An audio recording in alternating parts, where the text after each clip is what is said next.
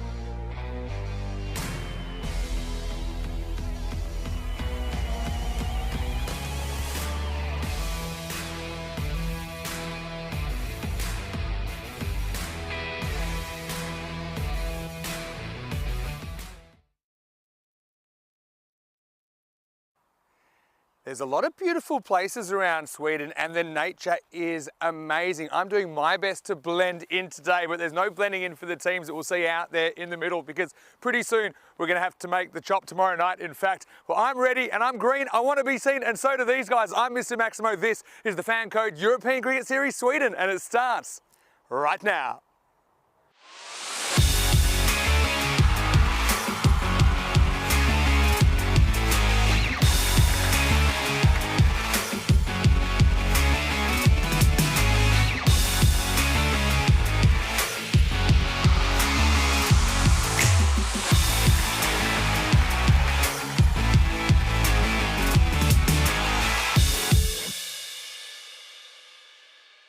The European Cricket Series is proudly brought to you by HCL Software, FanCode, and Grizzly Bear Sports. Good morning to you wherever you're watching from around the world. Welcome to another huge day in European cricket. It is day 10 here. We have 5 matches coming your way. And Kristianstad, will their run continue towards the 4 or will they be halted? That's the big story on everyone's lips at the moment. I did say it before, I'm green, I want to be seen and I want to see some cricket. We will, starting with match number 46 where we'll see Kristianstad taking on Shista CC. Let's see what happens at the toss. We've got Nilkesh Patel doing the honours today. He's got the 2 captains out in the middle. Your call? Head. Head is call. It is tail. Who won the toss?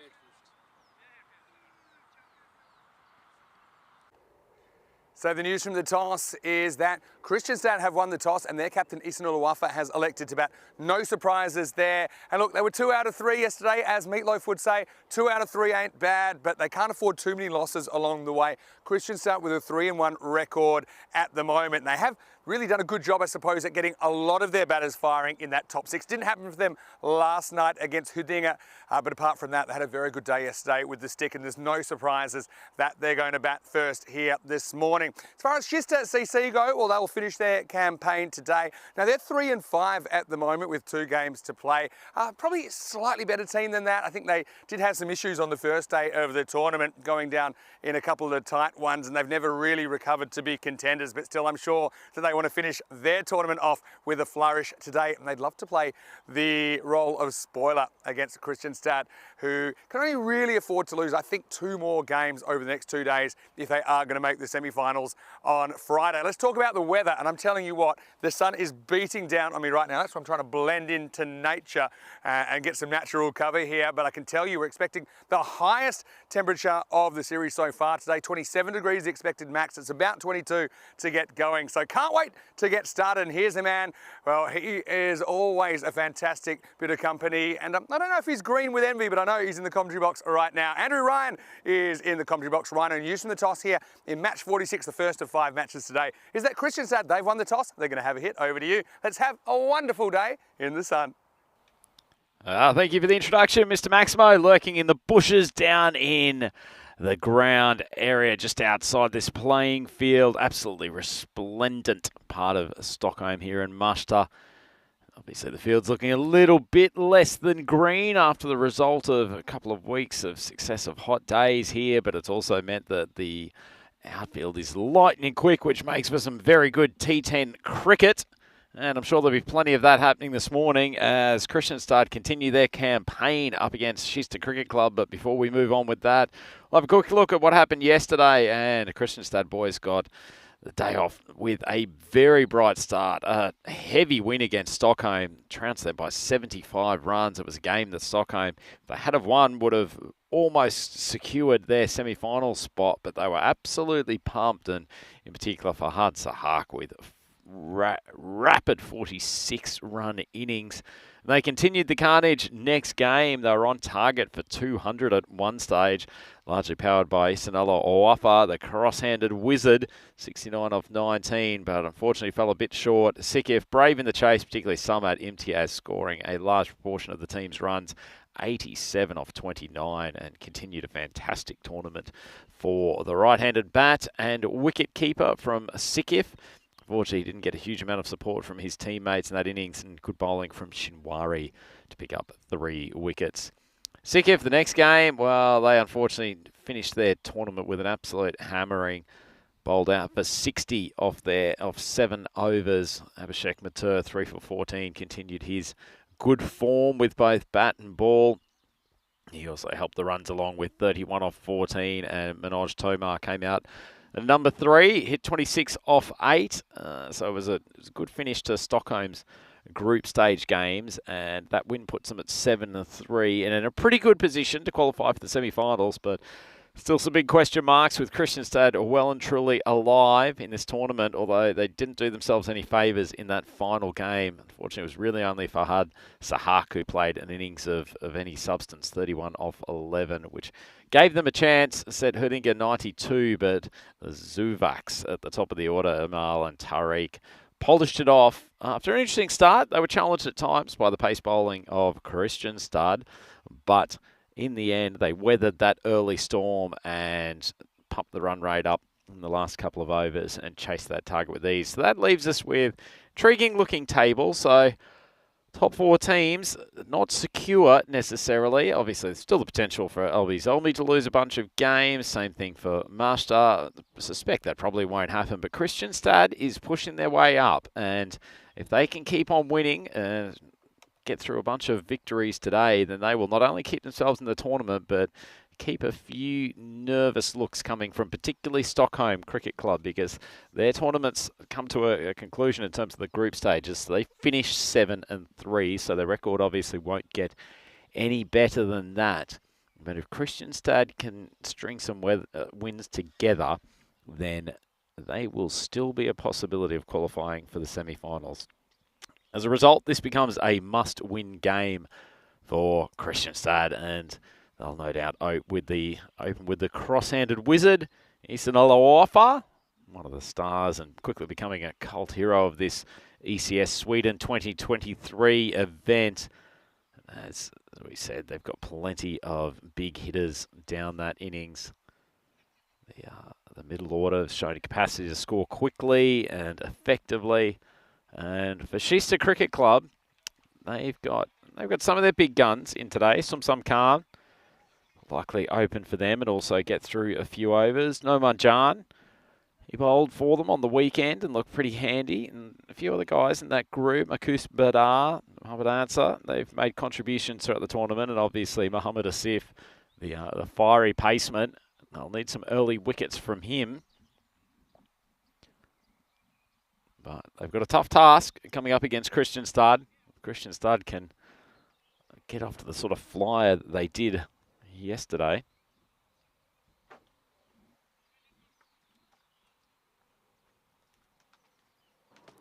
So, good conditions here for cricket. Very, very still. Once again, a reasonably warm day in Stockholm. Temperature, I think, is supposed to get up to 27, 28 later in the day. Nice conditions now, though. And it is that man, Mohammad Asif, who is going to take the new pill. Been very good throughout the tournament, along with Sumsum Khan, been the best of the Shista group, who started the tournament brightly, have fallen away in their last couple of games. In fact, their form seems to have gone down since they switched to their new jerseys, which admittedly look fabulous, but unfortunately their cricket hasn't necessarily risen to the same level. So it looks like we're all good to go. First ball here on day 10 of ECS Sweden 2023. Good length from Asif. Can be a bit metronomic on that length when he wants to be. Very consistent action. Good athlete, hits the crease hard. Look at that field, fairly packed offside. Deep fielder here at long on, and also one down at third man for the outside edge. Saw a lot of balls from the Kristianstad batters go down there yesterday. It's a good fielding position. I guess their alternative is to have that on the 30 as a catching man. Balls are slightly more on the stumps, swung away to long on, and they'll just push through for the singles. So it's Sahil and Wafa who have gone out to open for Kristianstad.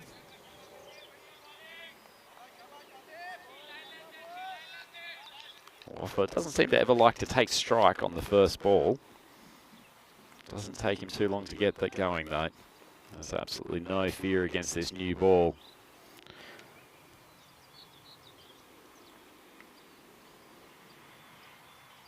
Good ball, Asif. Hitting a great length. It's a really uncomfortable length for Waffa. For those of you who haven't joined us in the last couple of days, yes, Waffa does bat with his hands round. I don't want to say the wrong way, just the alternative way. Left hand down the bottom, right hand at the top. It's a remarkable thing to watch, but it does not affect his ability to hit powerfully whatsoever. It's quite a remarkable specimen with a cricket bat. It's a pretty ordinary ball from Asif. Escapes the clutches of the wicketkeeper. And Kristianstad very alert with these opportunities to turn over the strike when balls go wide to the wicketkeeper.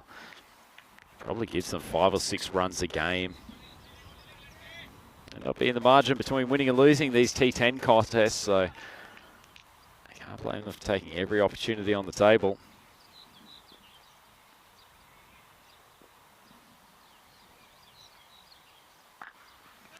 Well, it's just punched out to cover, cleanly fielded, and they'll push through for the 1. It's a good bowler, Mohammed Asif. Been consistent throughout the tournament for Shearster.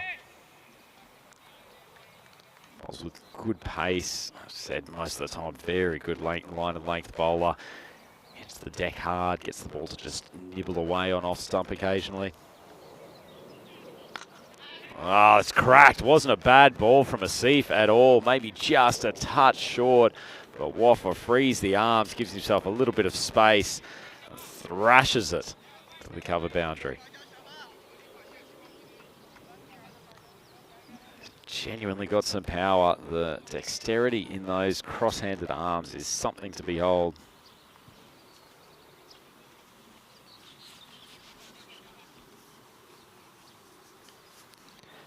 Desperately needed win here for Kristianstad.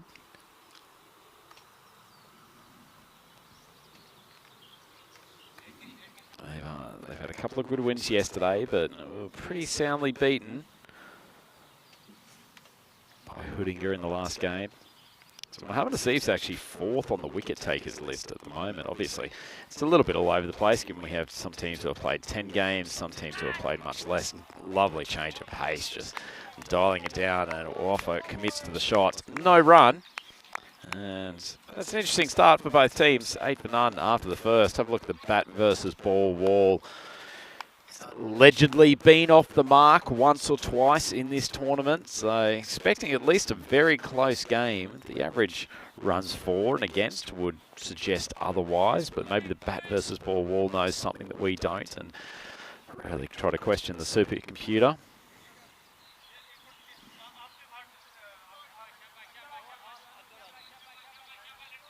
So good first over from Asif. As I said, he's 4th on the bowling table at the moment. 10 wickets in the tournament. Table's still led by Javid Dawodzai, who's still got a few games to play with Albi Zalmi. They've only played 6 games in the tournament, so great job from him to be leading the way. This is Dupar, who's come on to bowl, and he's welcomed to the crease with a lovely shot through the offside. A little bit short of a length, a little bit of a warm-up ball, you might say. Thrashed to the offside boundary by Sahil to get his score rolling.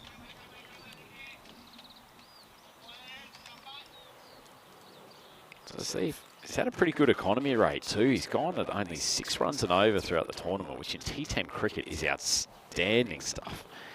If you can keep your economy rate to a run a ball, particularly over massive overs, it was just pushed on the leg stump.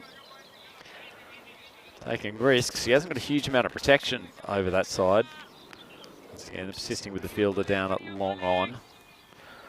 Square leg next to the umpire, another mid-wicket. So reasonably traditional T10 setup in the early overs there.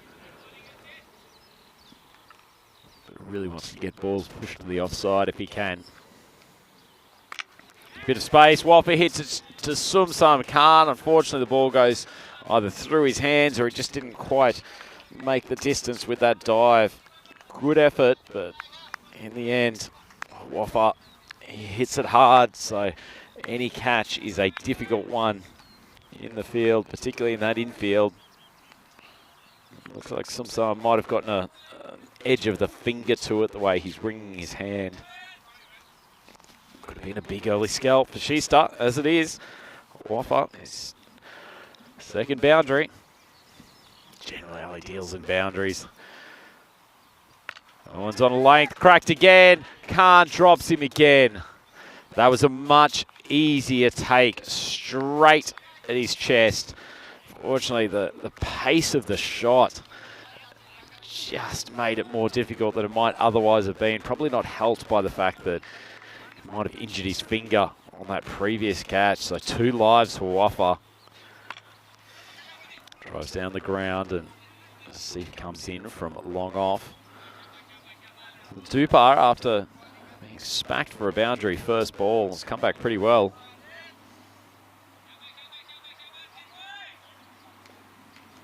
Disappointed.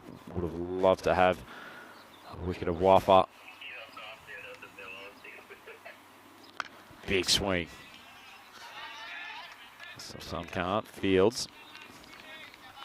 Been in the action in this over. That's the end of an interesting over from Dupar. He goes for 12. Kristianstad 20 for none after 2. Have a quick look at the table. Well, these teams all tied up on the table, although Kristianstad's still got 3 games in hand over Shista. Shista, as I said, started brightly in the tournament, but things went a bit pear-shaped in the middle stages. Big succession of losses, and they've only won 3 games so far. Had some very bright moments in the tournament, though. Basra Ali was a great inclusion for them over the weekend. Brought some fire to the crease. A couple of good short balls dug at the batters. It's great to see. 2 overs gone. Waffa there, 10 on 6. He's got strike for the start of this third. And Hassan is coming on to bowl the third. Ball swinging away, tails away late, so umpire calls wide. Not a bad tactic to Waffa though, trying to take it outside his hitting arc on a good length. A little bit of cloud cover today, which is a nice respite from the bright sunshine. No one swung, but started wide to begin with.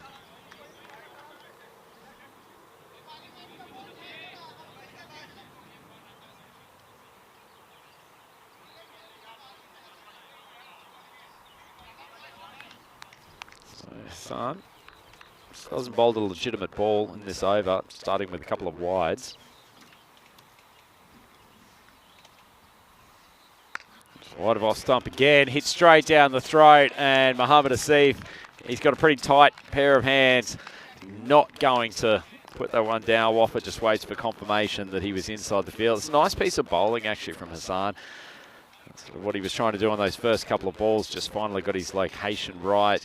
Waffa hits the end of his bat, doesn't get full power, and straight down the throat. Asif in the outfield, it's a nice catch. And he's eventually going to have to walk off. 10 runs, 7 balls. Not his most fluent innings. Feels like Shista bowled a pretty good line and bowled with a plan to him, which is always good to see. Well, Shista certainly look up for this game. Good team unit. Seems like they stay together, give each other some support, which is great to see. Hassan's certainly going to be buoyed by that dismissal. And brings Guja to the crease, who certainly showed some capability yesterday. In fact, this entire middle order from Kristianstad feels like each of them got at least one good innings across the course of the games on Tuesday.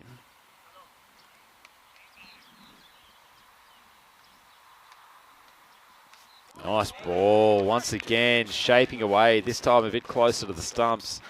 Hassan angled that in like he was travelling towards off stump, but some late movement, and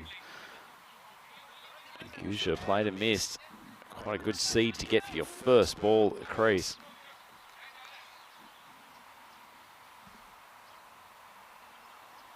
Oh, he's hit him. Yeah, and the umpire's finger goes up. Big wicket for Shista. 2 in the space of 3 balls. And Hassan, one looked like it was starting to spear down the leg stump, but probably just tailed back with a little bit of outswing, just enough. Probably hitting leg stump. I think that's a good decision from the umpire. Batsman was probably right to turn it to leg, but he consistently moved the ball away from the right-hander and got it to straighten. And in the end, Gusha, he's on his way back to the pavilion for a duck-off too. Great to see Derek in form this morning. He had a fairly early night and is looking bright as a daisy. Had a quick chat to Derek at breakfast. He's enjoying his time out here in Stockholm, flapping with some of the ducks outside the hotel. That one's struck to cover. He's fielded, but in the end, a pretty good stop from Muhammad Ansar. Good piece of his hand to it. Kept it to a 1. May have been a 4 otherwise. Sometimes the best you can do in the infield. Just get some body behind the ball. Short ball, swung hard, and swung far enough. That's the first Maximo of the day. Feels like it's taken a while for Kristianstad, but slightly awkward looking shot, to be honest. But much needed Maximo for them. More balls still remaining. Hill played a couple of nice shots. Like he tried to get on the front foot there, and length caused him to take a step back. Not the most powerful shot he's hit, but got enough elevation to take it for a Maximo. This one has plenty of elevation and plenty of distance. It's cracked the top of the filming tower up behind us. Fortunately, all equipment and humans are still in one piece up there. But that's a great finish to the end of the over. Sahil, after 2 wickets from Hassan, he has hit back, and Kristianstad after the end of the power play, 35 for 2.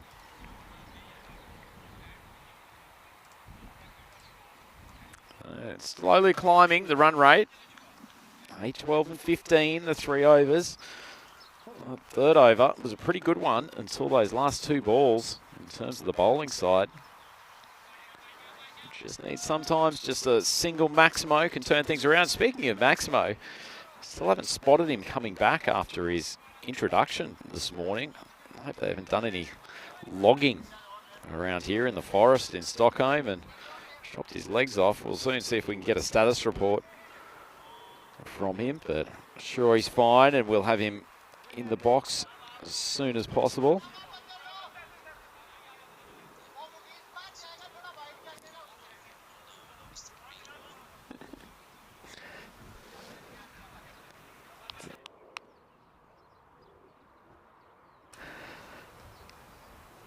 Yes, nice shot.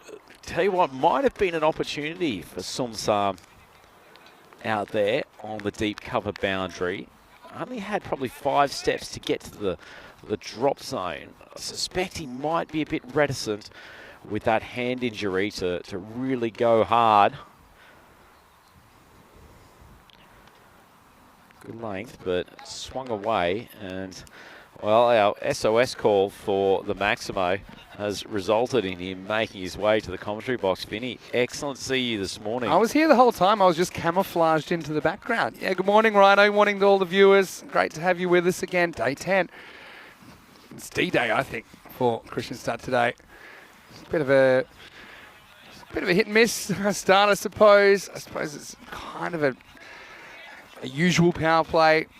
Look at kind of 2 for late 30s. Pretty even match so far. Shista had an interesting start to the tournament. Lost a couple of games early, then won their 3rd game on day 1. But yeah, they've only won 2 more games since then. Find themselves with a 3-5 record. That's a very Christian Stad approach to batting that last shot that you saw from Zahil. He's very clear with what he's trying to do. I want to know how everyone has been enjoying their morning or your day so far, depending on where you're watching from. Just about to log into the chat the first time. So let's see how people are interacting on there. Here's Dupar. It's a good Yorker. You mentioned Rhino. It's the ball that's probably been underutilised or ill-executed maybe throughout the first 9 days or so of this tournament. I think it's going to be super important as we get to the business end. Yeah, certainly. And he's reset well, Dupar, after going for a couple of boundaries in the early stages of his first over. He's bowled well since then. Well, just as I say that, he sets down a wide outside off stump. I think for the most part, you can see that the fielding team, the bowling team, trying that outside off stump line, saying, okay, we know what you guys want to do. You want to swing the leg, so we're going to make it difficult for you. And that's fine, but I think sometimes Stockholm CC, they tried that yesterday and raced to the sideline. You can try and knock the stumps over a bit more. That's a really good pickup. And I wouldn't say that Samsung Khan's had a great time in the field, but that was a pretty good stump. Yeah, certainly was. Samsung Khan, he's been in the action so far today. A couple of dropped catches, one far tougher than the other, but does well there. A little bit of the splits on the boundary. Was lucky not to make contact with that boundary line. Lucky also to not rip himself in half. Well, it looks like Dupar's tried to rip Zahir in half with a full toss on the waist. It's already called no ball. It hasn't been called. Let's have a look at it. I'm pretty sure that is, in fact, it was called straight away, wasn't it, Rhino? You can see that's waist tight coming in. And the only bad thing for Zahir, he gets a single, so he hands the free hit over to Zahir. And I'm going to go out on a limb here, and I'm going to go for an all-time great swing and miss, and perhaps his bat speed will break the sound barrier. Oh, Maximo on the money. I'm not from the future. I could just see the future on that occasion. To be fair, that was actually quite nice shape on that shot for him. Generally, the Christian Stad It was one of his technically better shots, Zahil, but they love a good swipe to the wicket, don't they? It's great to watch. I suppose he can be pretty selective and only remember the times you're right. But yeah, he felt that Zahil was going to give himself the license. This is a tight one. Umpire thinks it sneaks just inside. It'll be the end of the over, 42 for 2. Yeah, I suppose umpire's call on that one. You could argue perhaps the very outside edge of the ball got the inside edge of the line. But anyway, they get away with it. And Christian Stad, F42 for 2. Or Kristianstad, as they say in Swedish. For all of our Swedish viewers, and I know I haven't said that quite right either, but I'm just paying a little bit of respect to the native tongue here. Sounds like you've been practicing, Vinny. Sounds like you've been practicing. Well, I've been doing a lot of vocal exercises, Rhino, and you know exactly why that is, because we were discussing it late last night in the broadcast, but it's karaoke night tonight. We keep the requests coming in today, because Rhino and I, we're going to go to karaoke. It's a bit of a tradition when we're here in Sweden working together. What is it, K minus 11 hours now? Yeah. And so starting at 8 p.m. We should actually have a timer in maybe the top right of the screen. Sponsored countdown clock to karaoke. The best one so far, the one I'm most excited about, is Shallow by Bradley Cooper and Lady Gaga. Yeah. And just for the audience, we have determined who will do the Cooper and who will do the Gaga Let's not give it away, but I think you'd probably pick it. But anyway. Samsung Khan under bowl. Yeah. Something a bit slower. And he knocks him over straight away. Doesn't waste any time, does he? And Zahir swings for the fences, comes up with fresh air. Christian Stad loses a third wicket at the start of the fifth. That's 42 for 3. Yeah, it's just losing wickets with enough regularity to keep this target down from where it might otherwise have been. Like he made his mind up halfway through that was going to be heaved down to the square leg boundary and shot through a touch, as this pitch has tended to do. But the bowlers who have managed to keep a good length and keep the ball on the stumps have generally been the most successful in this tournament. Just go back to the weather. Really feeling it because there's no breeze at the moment, and it's not often we've had it so calm. Nothing calm about the reactions to here after he swings all across that one. He doesn't get across to kind of open up that leg side, finds himself flat-footed and just trying to whack across the line, misjudges it and loses his wicket.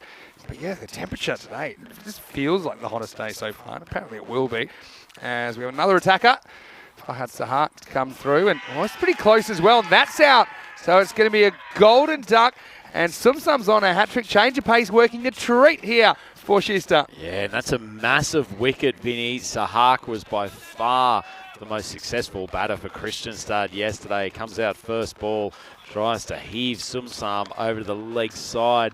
Come on, pitches in line, goes on reasonably straight. I think that's a justifiable decision from the umpire. It's a fairly good call, I think. I couldn't see that missing leg. I couldn't see it going over the top.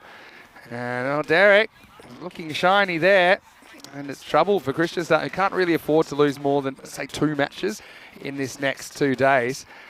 But right now, Shista, this is one they probably would have had in the book. One thing we haven't had so far in Sweden is a hat-trick. Murad Ozbek, the big Turkish left armour, was the last man to take a hat-trick, and that was back in the Bulgarian series, playing for Istanbul KSK, the eventual champions of that series.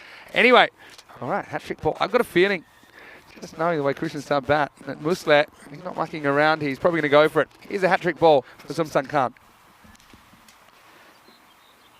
Comes in, drops on a length. Very gentle play from Muslet, whether or not he was concerned about the hat-trick or not. He's just tickled it. It's a square leg for a single. Oh, wrong again. Muslet puts the sensible hat on, but what a good over. Feels like this is at the moment. We may not have had a hat-trick. It feels like we've had a plethora of potential hat-tricks, though. We have poor conversion rate. But you can see that just bowling straighter and hoping for mistakes or waiting for mistakes, I think. For me, pound for pound, that's a better option against this Kristianstad lineup, because I do think you can go through them a little bit. If you keep taking wickets, that'll slow the rate as well. So you think of that as a slightly risky proposition to get straighter, but I also think it pays off, especially in the first half of the innings, to attack the stumps and try and wreck the innings. This is in the air, and fielder comes in. He won't be able to hold it, plus he headbutts it. Muneeb, unfortunately, he misses the catch. He narrowly avoids a trip to the dentist, Rhino. This one was miles in the air. Yeah, at least he fully committed to the catch. Khan was going in the opposite direction at one stage, but sensibly left it for the outfielder. He actually made good ground. Got inside the 30 quite comfortably. But once again, you look at the line of that ball. That ball is straightened down the line. Down and knocked into the leg side. All the 4s there. And so there's one more ball left in the first half of this innings.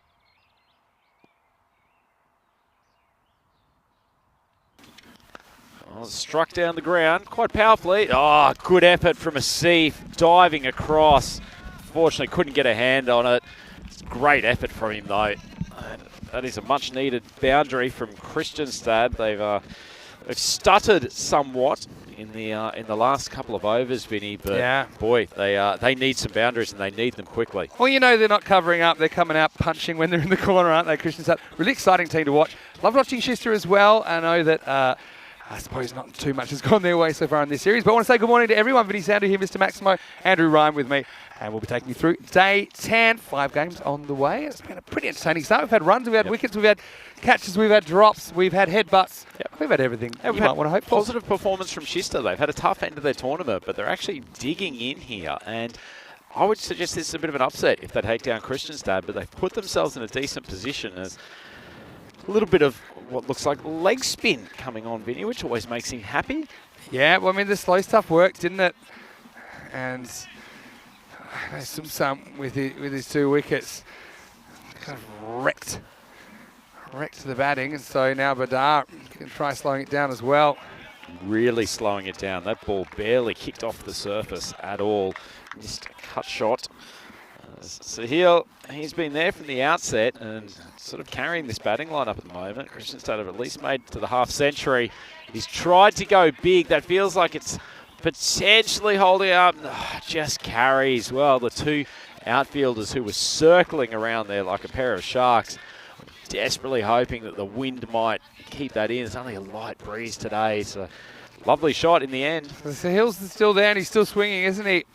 If this works for Badar, we might see kind of 4 overs of spin in a row, I get a feeling. That's wide. Keeper takes it. I think the back foot was planted. It's a bit super close. I feel like he does just get back. But it's also clever bowling. We called it wide, but you almost take the wicket here. Let's have a look. Yeah, again, he shows his hand early. And then he has to... Oh, yeah. And yeah, just back. Big stretch from him, wasn't it, Vinny? He did well to get the leg back and get it grounded. Yeah, so yeah, it won't be out. Again, let's just see if he reaches here. I can't really tell from that. I'll tell you what, the remarkable thing is too, that's his front leg that he's gotten back into the crease as well. He was literally on the walk. That's why.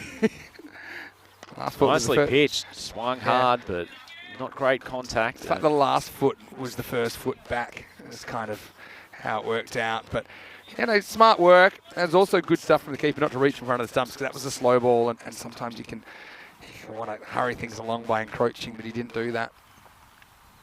Pitch outside, off stump, nicely bowled. A little bit of jump off the deck for Bedard. Yeah, he's okay. Did get hit for a 6, but even that shot carried some risk, didn't it? I think it's been a pretty good over. Last ball of it coming up.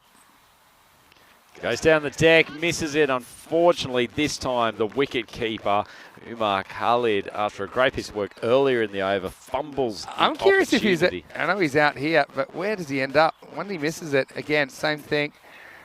Ooh, I think that if you take that cleanly, it's probably out. But he still had some work to do. It might have been another one of those ones where it was a race back to safety anyway. It's the end of the 6th over. It's 58 for 4. How is everyone in the chat this morning? Finally opening it up.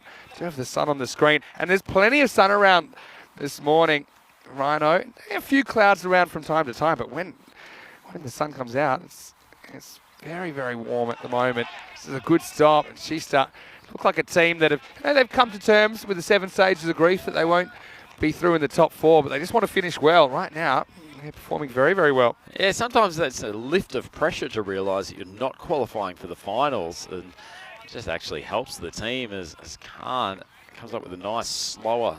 He's a slow bowler to begin with, but just gave that one a little bit more air. He's got figures of 2 for 7 at the moment. It's been particularly hard to get away.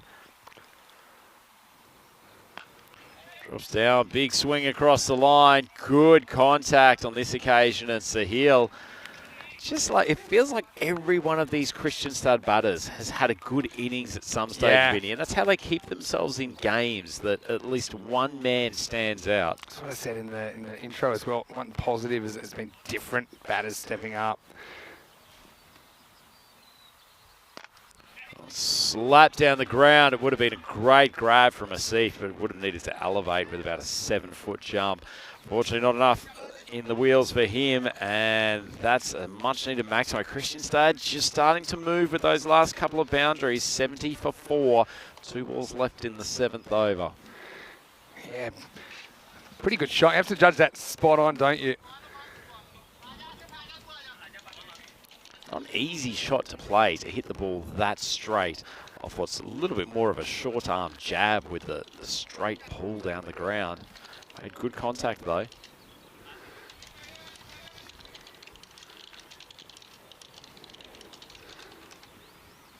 Oh, he's made better contact with this one. Sends it flying 20 metres over the square leg boundary. That's a great shot. And Sahil has brought up his half century with a flurry of boundaries. He's now 51 of only 23 balls. Yeah, well, when he's hit him, they've gone a long way. And yeah, he acknowledges the applause for his 51 of 23 balls. He's been the main instigator. 2/3 of the runs in this inning so far. And there's more runs, because that's going to be 1 bounce and 4. Yeah, it wasn't the prettiest shot, but there's no outfielder over the head of extra cover there. And it rolls away to the boundary, and that's 4 consecutive boundaries. Yeah, how about that? As we get to the end of the 7th over, the score is 80 for 4. Just a reminder about what's coming up across the next couple of months on the European Cricket Network. And we've got cricket all across the continent, and that I'm looking forward to starting you off in Romania, which is next week. It's a bit of a funny one, Romania, because we're having to juggle our commentator box a little bit because of the big program coming up with the Bulgaria T20 Nationals, and as well as the men's and women's T20 Nationals we're showing in the middle of July. But I'll take you through the start of Romania. Rico will take you through the rest of that, and Charlie will join him once he's done in Bulgaria. That's coming up on Monday. Right now, let's go back to Mohamed Asif. Ah, Asif, stump to stump bowling. Excellent stuff. Musley caught at sea, didn't know whether to go forward, didn't know whether to go back. He ended up going nowhere aside from walking off to the batting dugout, and another wicket in the hatch. 5 wickets down now, Vinny. We're really starting to get into the Kristianstad lower order. 80 runs on the board. Yeah, once again, we see stumps getting knocked over. I think teams might be watching this because you know they can't help themselves trying to hit boundaries of everything, including balls that are endangering their wicket. And so I just think it's pound for pound your best strategy. If you go offside, you can induce some swings and misses. They're dots, and that's fine. But it's actually even better to try and take wickets and to put pressure on the batting line at the middle and the lower order. At the moment, they've taken 5 of them in this innings. And you look at the methods of dismissal. We've had 2 bowls and 2 LBWs out of the 5 wickets. Asif impresses me a lot with his bowling. Yeah, big over this one, actually, Vinny. If Asif can take another wicket or even maybe a third, then they'll probably really hold Kristianstad in check. On the other hand, he's a pacey bowler, and Kristianstad boys are not afraid of speed, and a couple of flying outside edges, despite the fact they've now got almost the deep first slip in. We've been asking for that position during the week. Yeah, well, unfortunately, that meant they didn't have a fine leg, and this is just tapped away, essentially. Gets a bit of the inside half of the bat, and it flies to the vacant fine leg area. There's 4 runs. So what they are doing, though, credit to Kristianstad as well here, they're on 115 pace, and they have lost only half their wickets. I'll say only, with a quarter of the innings to go. So if they could still go even at this rate, that's a good start for Zahir, then they put that 115, 120. We've seen that they're a difficult team to chase against because they'll throw the proverbial pantry at you in the first couple of overs as well, and they will attack. And so Zahir gets off the mark quickly. The slip does go back to the deep fine leg now. Oh, see, good ball. Tails back in. He'll have a shot at the stumps. Misses. And there's a back up there, fortunately, but this is excellent later overs bowling, isn't it, Vinny? Just starting it on off, tailing it back into the hips. Good running, though, also from Sahil. He wants that strike. He wants to take responsibility. Just want to say hello to Helix in the chat. How are you? Just reminding everyone to give the video a thumbs up if you're watching on YouTube. And hello to Santosh as well. He liked my prediction of a big swing and a miss. Well, I won't say I'm quite Nostradamus with that one. But, yeah, always nice to be right, especially early in the day. Hello to you, Santosh. Hopefully you're well. Hello to Sadhu Ratnaka as well in the chat. Oh, in the slot, swung over and signalled 4. Very sporting gesture from the outfield. I'm sure the cameras would have picked it up eventually, but this is a pretty good shot, tailing back in. Well, the just batting slot team weight. signalled 6, and it was given 6. Let's have a look. Yeah, that's 6. That's bang, that's hit the line, hasn't it? It's good umpiring from him. Yeah. You can see the little chalk explosion on the line. Great camera work as well from our crew at Spring Productions. Absolute guns. Spring Productions, production group, aren't they? It does hit the line, it'll be 6. And, flags in the way as well, but you can see from that it was level with the line when it bounced.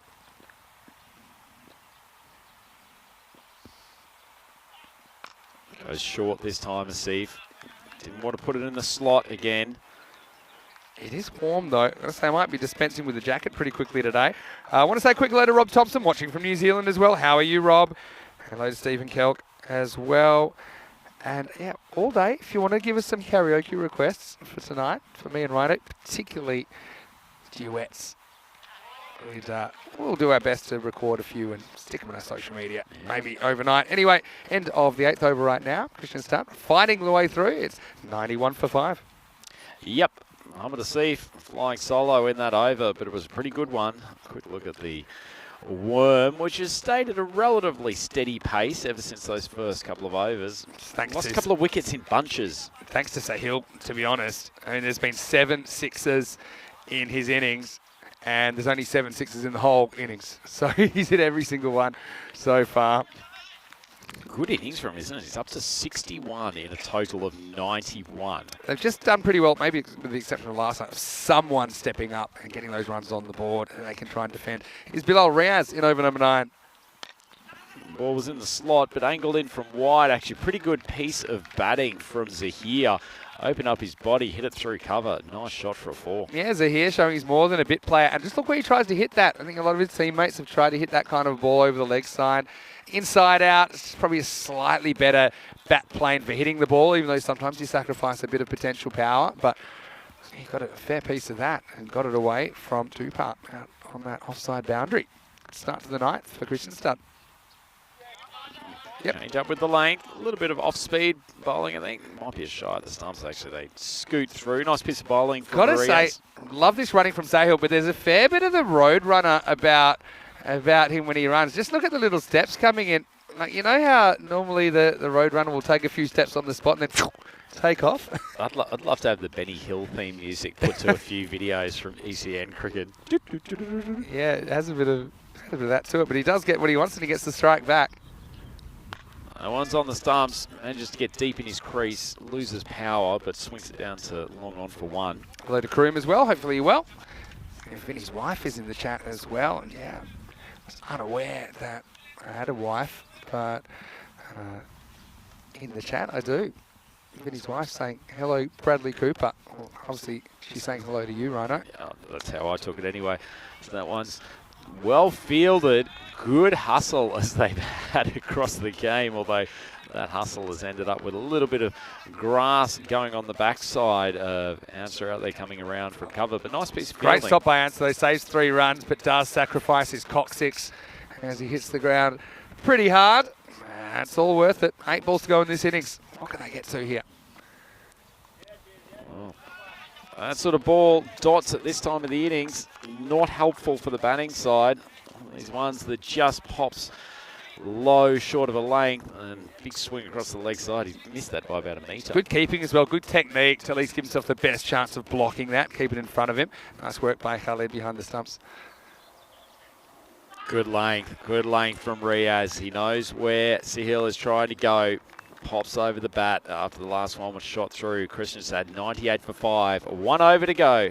Yeah, shout out to Khalid behind the stumps as well. I think he's been pretty good. Okay, there's a stumping that you could argue if he took it cleanly, he probably would have been out. But I think he's been pretty tidy. And the fact that it's just the 1 bye in this innings, and he's sorting that over, I think. But he's dealt with a couple of the double bounces decently. And I think a good keeper, it's hard to say. I think a good keeper's worth about 20 runs. I think they can save you on average 2 runs and over.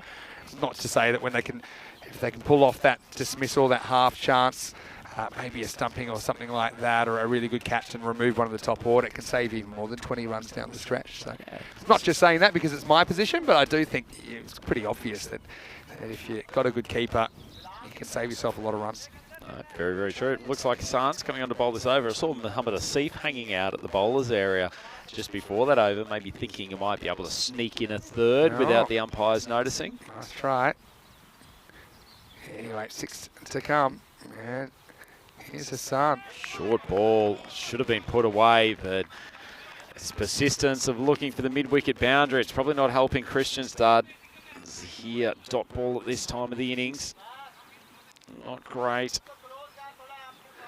I want to say hello to Simon, who's watching from Germany, using a new account because his old one got hacked. Well, bad luck, Simon. Hopefully they didn't take all your cash. Good to have you with us.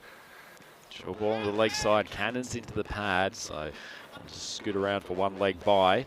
Simon's a great guy. Actually did a slight guest stint with us in Krefeld last year in Dusseldorf. And he's a medic, does very, very important work, saving lives all the time. So hello, Simon. It's just commentary for ECN count as very important work? Or You're a key worker under COVID requirements? Well, in a way, I guess we were. But I will say we provide a service.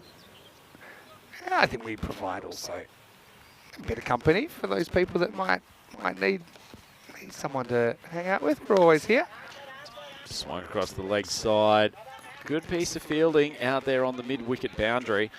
They've charged through for a couple. Good running. There's still good fielding though. Tricky balls out there, particularly going at that pace. Yeah. I wonder if that was your nickname in high school, actually. Some of your little variations. Tricky Tricky balls. Yeah. Neither confirmed nor denied. You had some tricky ones yesterday when you're bowling them in the net. As Hassan continues in the slot, and as Tyrone says, in the arc, out of the park, and the signal of the horns goes. Great shot, much needed Maximo for Christian Stud. What a shot. I mean, what an innings this is from Sahil. 70 out of 107. And look, if you take out the extras, there's been 11 extras. So he's got 70 out of 96 off the bat, which is just a ridiculous amount of work. 2 balls to go for Christian Stud. They'd love at least another Maximo. 73% of the run so far. Short ball. Oh, wasn't a great ball in the overall scheme of things, but it's worked out well here. Yeah, so they don't take a run there because Sahil wants to control the strike. I mean, the irony being they probably would have got 2. But I can understand that. There's only 1 ball to go now, so if he'd run himself out, that's no good. He probably feels like he wants 1 more chance to advance the score. I don't think we can begrudge him that. So he's up to 70 off 33. Final ball from Hassan. Short of a length. He didn't put away a couple of opportunities in that over. That one spears into his thigh. Comes off and shoots away for 1. But Kristianstad feel like they're a little bit under par here. 108 for 5 off their 10 overs. Especially if you had have told them that their opener was going to score 70 off 34. They probably would have been thinking a total more in the 130, 140 range. But as it is, he hasn't had a huge amount of support from the rest of the batting innings.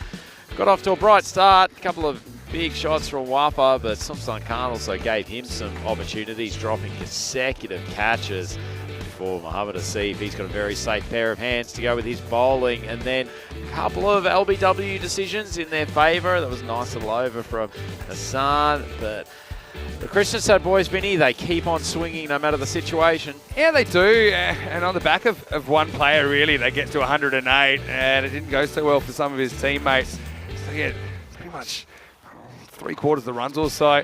But yeah, I like this tactic. Problem was Sahil, he was the one guy that got his iron. Good old-fashioned getting your iron. Those same balls, instead of knocking the stumps over, were getting knocked out of the park when Sahil was on strike. And he certainly got better once he got through that initial period. And we know that he's a guy that swings from ball 1, but he hasn't too often made it out of the power play. But he's one guy, yeah, for sure. He's certainly got better and better, looked more comfortable, lost some partners along the way. But they've got something to bowl at. And this is the kind of game Kristianstad, if they want to make it through to the 4, I feel like this is the kind of game they need to win. Yeah, very true, Vinny, very true. And if they go on to win this contest, then they've got a lot to thank the wicketkeeper Sahil for. That was an excellent opening innings from him.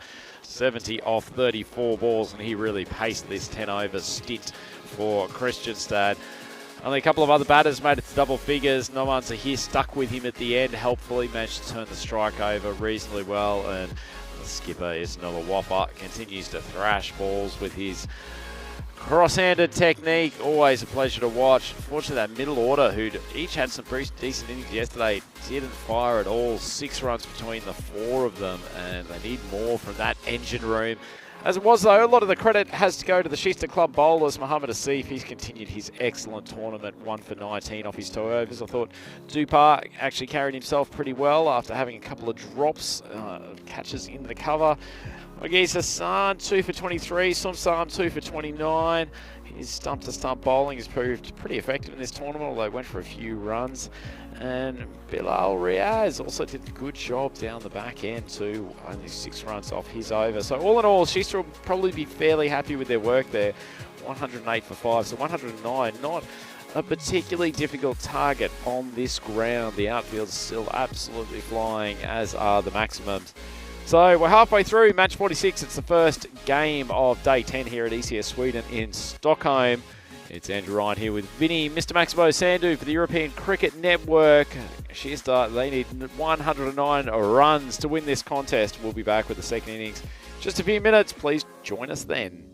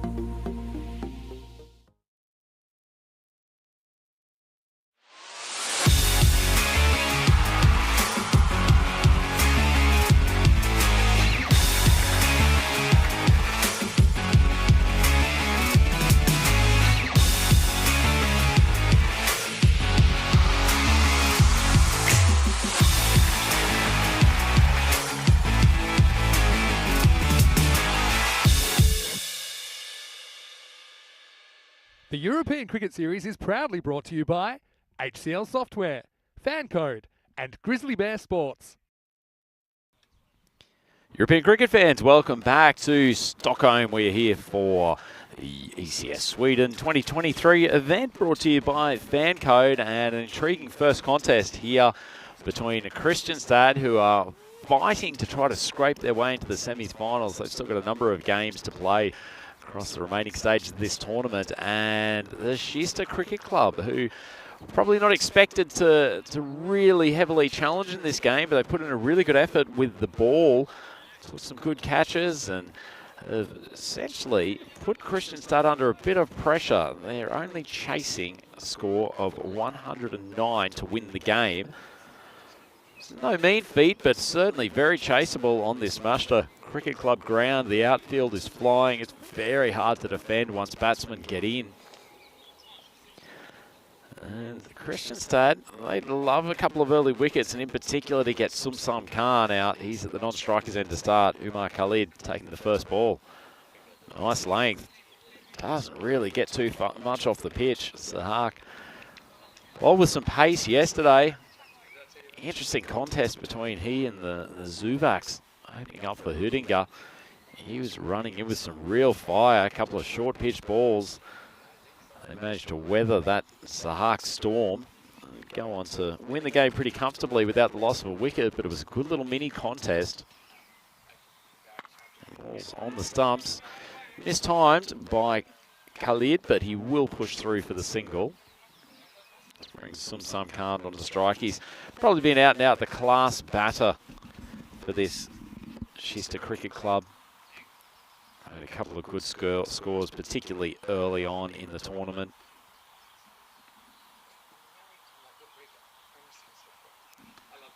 Wide ball outside off stump, and Khan has carved it over point from Maximo. What a start from him. It's a good timer of the cricket ball. So before this game, he'd scored 154 runs in the tournament and going at a strike rate of 192. He's had a good tournament all round in the top 20 run scorers, which, given some of the struggles of his team, is actually a pretty good performance.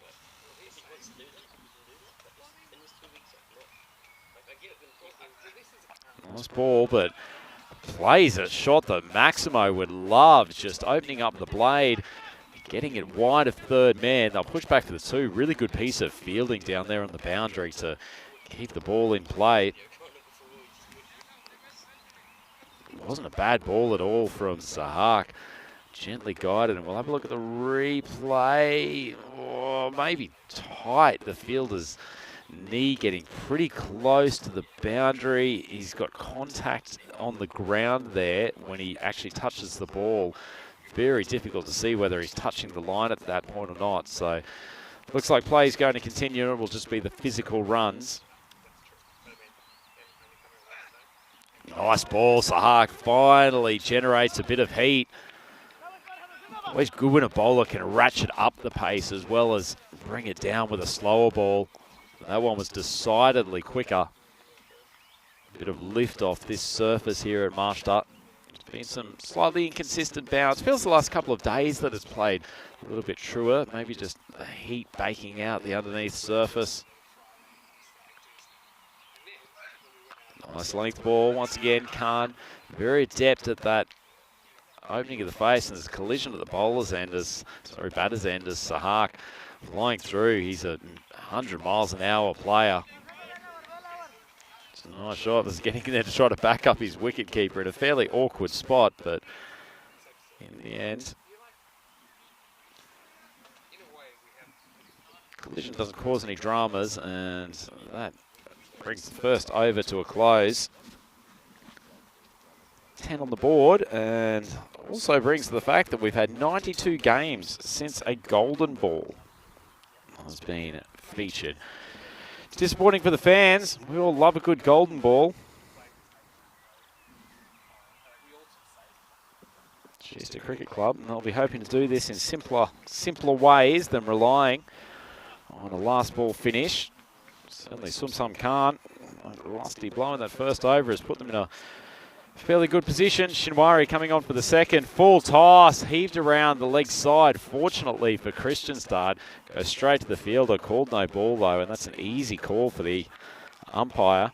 So it'll be a free hit. Probably the only upside for Kristianstad is that Khan is now off strike, so it'll be his opening partner Khalid who will have the opportunity to take the free hit. Oh, great start from Shinwari. He was pretty accurate yesterday. Bowled some good overs, bowled some overs that went for a few runs, but it's useful in the back end of the innings as well. Short ball way down the leg side. Good job from the wicket keeper.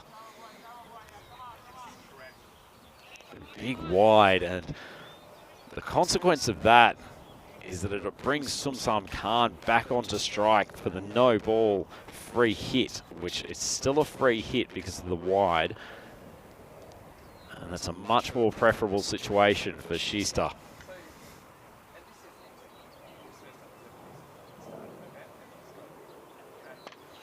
Shinwari gets the ball at the base of the stumps. Pretty good piece of bowling. It was a dropped catch, but it was a free hit, so no relevance whatsoever. And that was actually a pretty good ball in the end. Sumsam Khan got his weight moving out to mid-wicket. Off-speed ball. Couldn't really recover in time.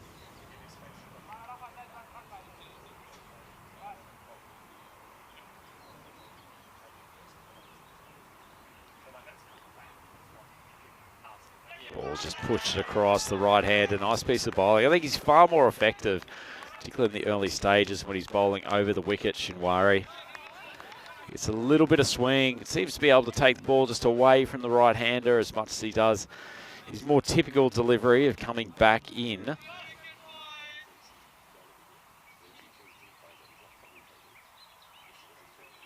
Only 2 balls in the over so far after a few wides to no balls to get started. That one's popped off the pitch. He's actually gotten the outside edge. Nice delivery. And after a shaky start, he bowled a couple of good balls, Shinwari. That was the off-cutter. Tried to swing away to the leg side, but manages to extract the outside edge. That's the first wicket, 15 for 1. And the wicket keeper, Khalid, he goes. Caught behind by his fellow keeper, Sahil. 1 off 4. Lovely piece of bowling. Not incredibly disguised. It was very obviously one that looked like an orthodox spinner coming out of the hand, but got it to drop on a good length. Kicked off the deck, moved away. Good piece of bowling, full stop.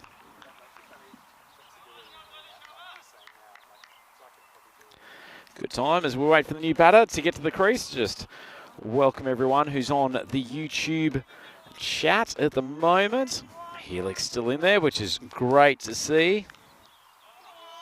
One of our long-term fans of the European Cricket League. I'm sure he's enjoying what Shinwari's bringing to the crease. Also, Medic Warrior in there. It seems to be enjoying the contest this morning. Full ball on the toes. Just worked out to the leg side. This is Badar, who's come in at the number 3 position.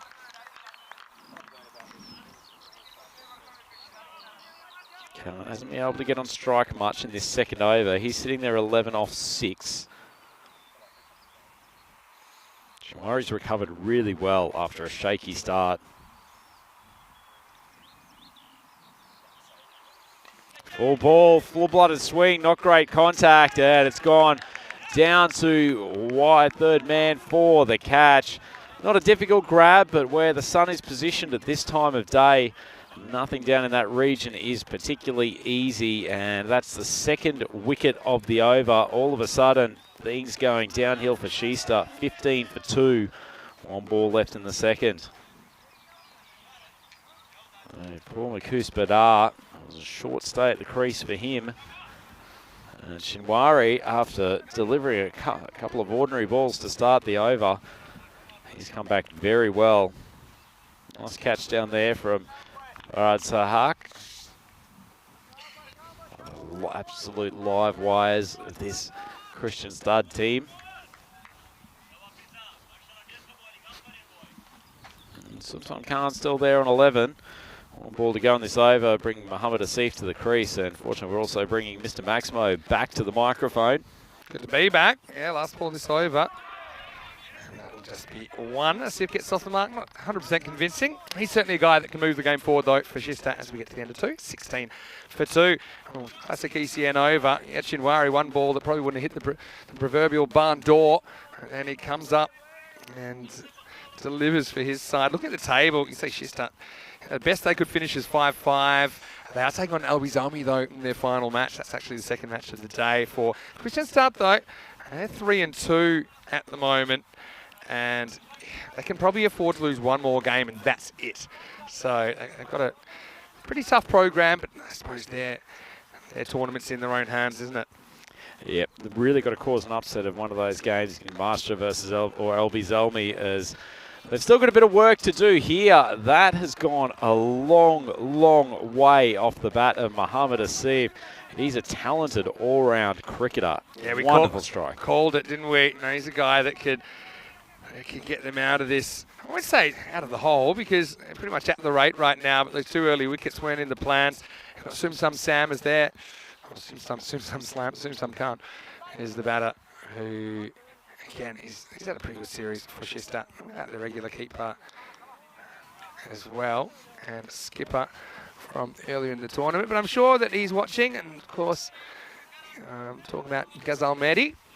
I think he said he was going to the US, didn't he? Righto. Maybe trying to get into the Major League Cricket draft out there as one flies through to the keeper. Nice piece of bowling from Wafa. He generates a reasonable bit of pace from a short run-up. Yeah, he does, doesn't he? Fun player to watch. Yeah, uncharacteristic drop, though. You got Deuces Wild, 22 for 2 off 2.2.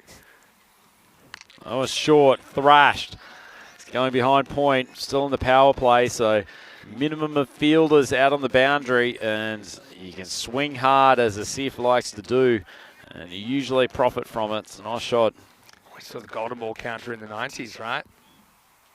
I don't know. This one? Chance. Yeah, I I snip it. I don't think it's out of the realms of possibility at all. I mean, we have waited now 90-odd matches. That one's short, and it's pumped, absolutely pumped over the square leg boundary. Yeah, what a shot that is. This one does get up a bit. We've seen these shooting through sometimes causing problems to the batters. Not a lot of footwork from Asif, but he judges it perfectly.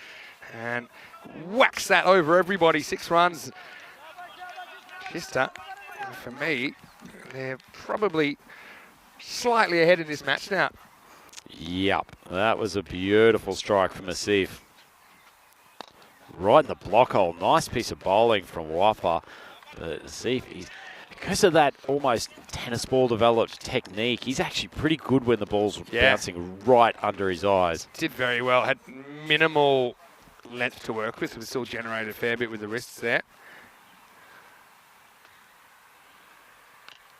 Just cut into the pitch, and it will push away for 1. That's the end of the over. Shista, 34 for 2 after the power play. Vinny, precariously poised game. Sure is. It's a 2 for 30-something power play, which we saw in the first innings as well. I suppose you look at the first innings, and it really was Sahil. It didn't have a lot of help at all, but he got them to that 108. The question is, can Shista find someone similar and maybe have a bit more by the supporting acts to get them over the line? So I think partnerships are key here. One thing that Shista did well in the first innings, they continued to take wickets and kind of roll the batting order over, so that you never felt there was a lot of momentum through the innings. There was just the odd 6 against the play or against the run of play, it seemed like, but they got enough to get them to that 100+ score. Okay, time for a change in bowling, and it's a guy that took a 5 yesterday, known as Zahir.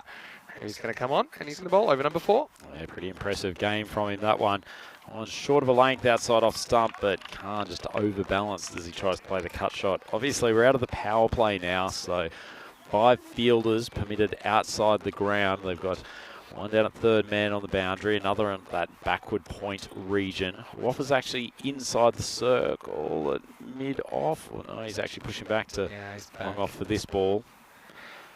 Square and long on. Almost like the 5-pointed star, to be honest, the outfielders. Short ball goes to that backward point region. Good yeah. fielding from Shinwari down there. Helps having a left-hander scooting around to that side. That makes such a big difference. Stops like that. It was to his preferred side for sure, but there's nothing easy about this stop. As he picks it up cleanly, hurls it in. It wasn't the best throw, but it was a quick throw. And made sure it was just one. He's also grappling with the sun down there. For anything that comes to him in the air. Well, Stephen Kelk from the Netherlands saying, anyone want a coffee? That's very kind of you, Stephen. I'll talk through my day so far, food drink wise. Oh, wow, how's that miss? Scooted through everything. It shot through. Didn't look like it took any pad and somehow missed leg stump as well. He's lucky to survive that. That bites back off the pitch. Look at this. Just misses leg. Well, because yesterday we had the sleep in, I decided to set my alarm about 30, 40 minutes earlier this morning just to get the most out of breakfast because it wasn't a rush job. I was there and I had a few coffees. Probably don't need another one, but thanks, Stephen. Short ball, just cut into the turf and we'll push away for one. What's the normal coffee procedure for Maximo of a morning? Normally I'll just kind of have one and I'll gamble and I'll probably have it in the car on the way here in a takeaway cup. But with the more longer time, just kind of have one cup. I don't think you want to overdo it. Haven't quite gone for what we call a Carsima breakfast, which is an energy drink to go with it, but haven't required it so far. No run steaming in. Short ball tries a big swat. I think it's originally meant to be a cut, and then he kind of changes his mind and tries to turn it into a pull. It was a real swipe, wasn't it? Maybe a bit of tennis ball style bounce there. Yeah. Just interestingly, on the coffee topic, Vinny, it's one of the parts of the world where filter coffee still dominates Sweden and the rest of Scandinavia, and they are massive coffee drinkers in this part of the world. As that one outside off stump in the slot, and a beautiful shot from Khan. Just when it felt like Shista was starting to get behind the 8 ball. It's a much needed Maximo from him. They reached 42 for 2 after 3 overs, and which leads me to a tiny bit of trivia. 4 overs, but yeah. The highest coffee consumption per person in the world. Which country do you think it is? Oh, really? Per person. So I think somewhere that doesn't have a huge population. The obvious one is say Italy. That's what Art is saying, but I'm going to say it's not Italy. Correct? Well, you're right. You haven't. You've managed to nominate which country go, of 200 odd that it's not. You know, something with a small population, fairly affluent. How about Australia? Nope. No, okay. I've referenced this because we're in the vicinity of this part of the world. So are we talking like, is it Sweden? It's not Sweden. They're there or thereabouts. Norway. Be cheaper. Keep Finland. rolling through your Nordics. Finland, Denmark. It is Finland. Right. Oh, I should know that with your partner being Finnish. Yeah, remarkable stat though. I mean, from being up in Finland so many times, you can literally get almost coffee poisoning up there of every time you stop for a little break at someone's house. I suppose cooler climate as well. You know, people reaching for the hot drinks. Yeah, interesting. It's a trivia from Rhino. Very common thing to have. That's actually not a bad stop. He's come in on the half volley and the ball's popped up off his foot. I've never seen a stop quite like this. I mean, imagine if this is on the full, but it just bounces before. Look, bounces up off the body, knows where it is the whole time. Disappointed he didn't appeal, to be honest. A little bit of the solo from Gaelic football about that, wasn't there? That's a great niche reference. Oh, nothing niche about this strike. It's carried the fielder. It's a Maximo, and Asif and Khan are just keeping Shista in touch. This is a 50-50 game now. Yeah, I'd say it's even weighted slightly towards Shista as long as this partnership continues to flourish. 50 for 2. It wasn't an egregious error or anything that from the bowler. Just a challenge ball that was sent out of here. Full ball in the leg stump. Swung across to the leg side, and that's consecutive Maximos. Shista starting to roll, and this over from Khan is starting to get out of control. 14 off the 4 balls. As a bowler, you can kind of swallow the one down the ground. It wasn't the worst ball, but this one was an error from the bowler, Sajid Khan. Desperately need to break this partnership because this game's getting away pretty quickly from Kristianstad, and we know that's, they can only afford to lose, let's say, one more game, like I said. And if it's here, then they're going to have to be perfect. They still got to play teams like Mashta, like Holby's Army as well. Short ball thrashed across the leg side. It will beat the fielder. Coming from square leg. Asif, he's on fire. He races along to 36 off 12. And Christian Starter under the pump. Asif has just looked it, hasn't he, since he's come to the crease. He's been bossing it, and they just can't find a way through these two at the moment. This over's gone for 18. They've got that run rate required down below 9.5. Here's the last ball of the 5th over. Oh, Sajid Khan needs a dot ball to get out of this over. Puts it in the slot, swung away to the leg side. Stunning batting from Muhammad Asif. Umpire signals 4, and that's a huge over for Shista. They race along to 64 for 2, and they are now on top in this chase. Yeah, it's a ball straight at the kneecaps, and not that quick from Khan. Batter gets his hands through it. Yeah, that goes magical. And halfway through, they're well on top now. I think Shista 64 for 2. Let's have a look at the squads for the ECIs this week. Yeah, looking forward to seeing Germany and Estonia touring starting Saturday and, of course, Sunday with 9 matches. Sweden will be led by Shazeb Chowdhury. I'll never forget that huge game in the ECC where he hit a 6 off the second last ball to win the game for Sweden in the night match. That the ball ended up in the commentary box with myself and Corey. That was a dramatic one. Resulted in a broken fence as well in the celebrations. But also plenty of players from this series, as well as a few that aren't. Germany and Estonia, though, they can provide some pretty good competition. First time we've seen Estonia in a T10 International. Anyway, change of pace. It worked in the first innings, and it's Farid Khoury that's coming in. Well, not going to work if you're dropping that short outside off stump. Sultan Khan loves that area over cover. And this has just been a boundary feast the last 6 balls. And the other thing to note is it's not just as if it's doing the damage there. You've got Sultan Khan as well. And this is kind of what was lacking in the first half, where it was dominated by Sahil, but nobody else really got going for a decent length of time. Nobody else came up with that 20-plus score. And yeah, they're going to have to play very well to get out of this mess. Tough call bringing on the off spinner here when you've got 2 batsmen who are set and are rampaging. There's a part of me that wonders whether or not Sahak might have been the better option. Khoury puts that one on a decent length. Ultimately, he's got to execute now. He's got a huge responsibility for his team.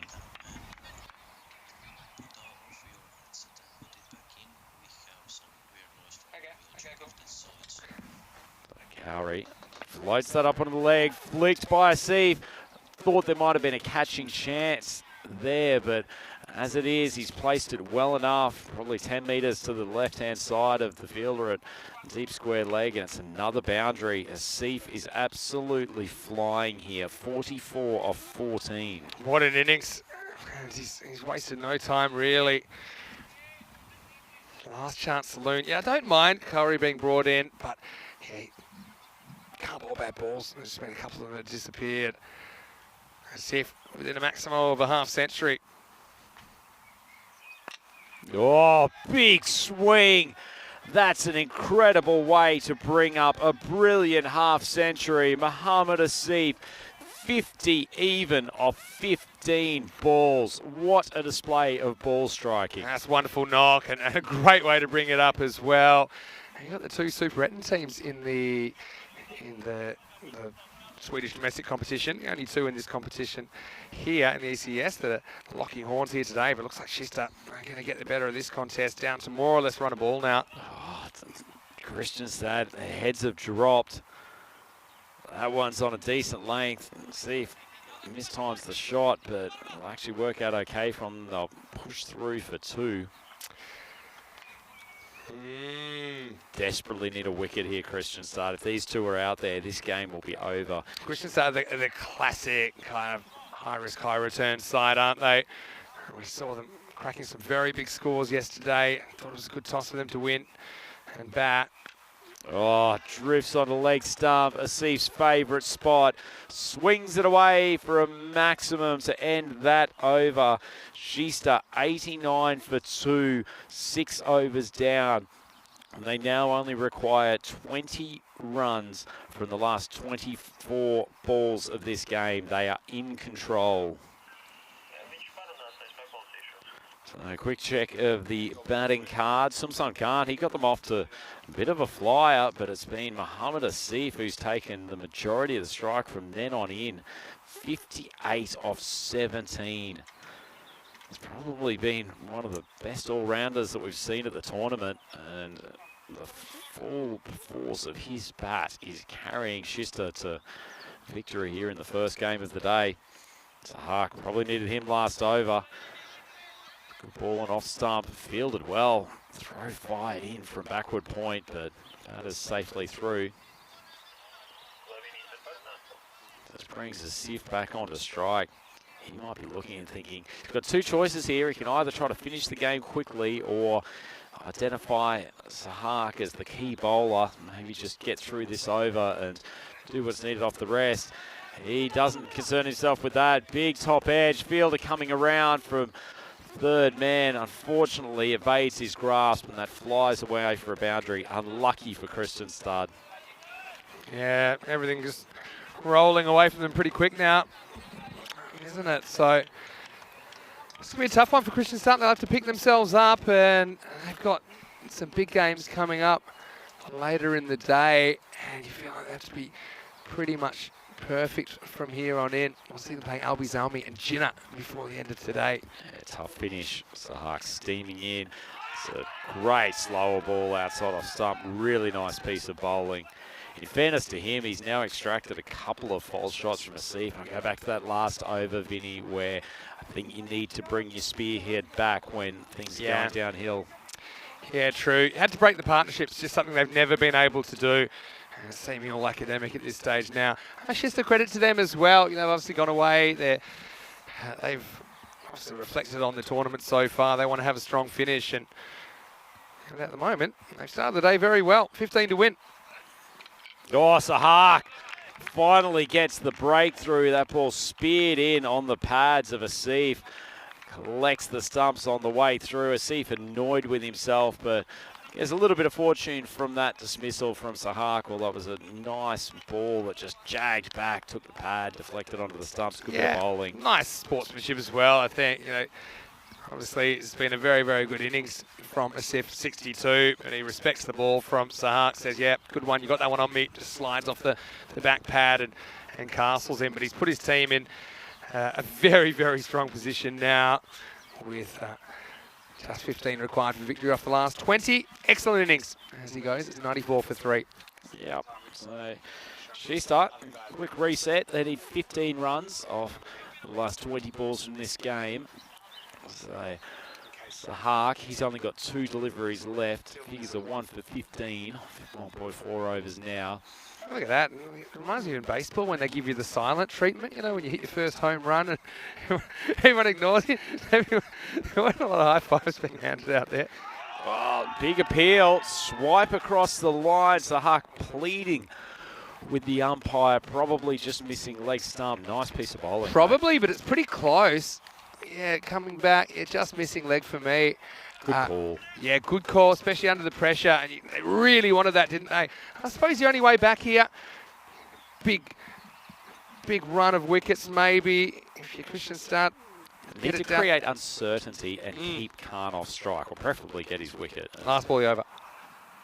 Well, big swing across the line. And that's the danger, that there's so many wickets left that Shista can have these batters just take a swing and then get carried home by Khan. It was an off-speed ball, but he's picked it out of the hand. And that takes Shista Cricket Club to 98 for 3, only 11 runs required. Yeah, he kind of had a free shot at that, didn't he? Because even if you got out, then you got Khan on strike. Coming up next, we've got more cricket, and I can tell you that we will have Albi Zalmi versus Shista. And so that game's coming up. Because we do start 15 minutes early, that means there's a slightly longer gap before the next game. So we're about 50 minutes away from the next game. But I can tell you, Albi Zalmi, they won the toss, and they're going to bat first.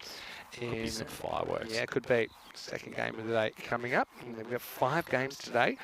Last time we'll see 5 games in a day in this ECS, because tomorrow we'll just have the 4 to finish off the round robin stage, and of course the 4 finals on Friday. Shumari coming in to take up the attack. A miracle over here.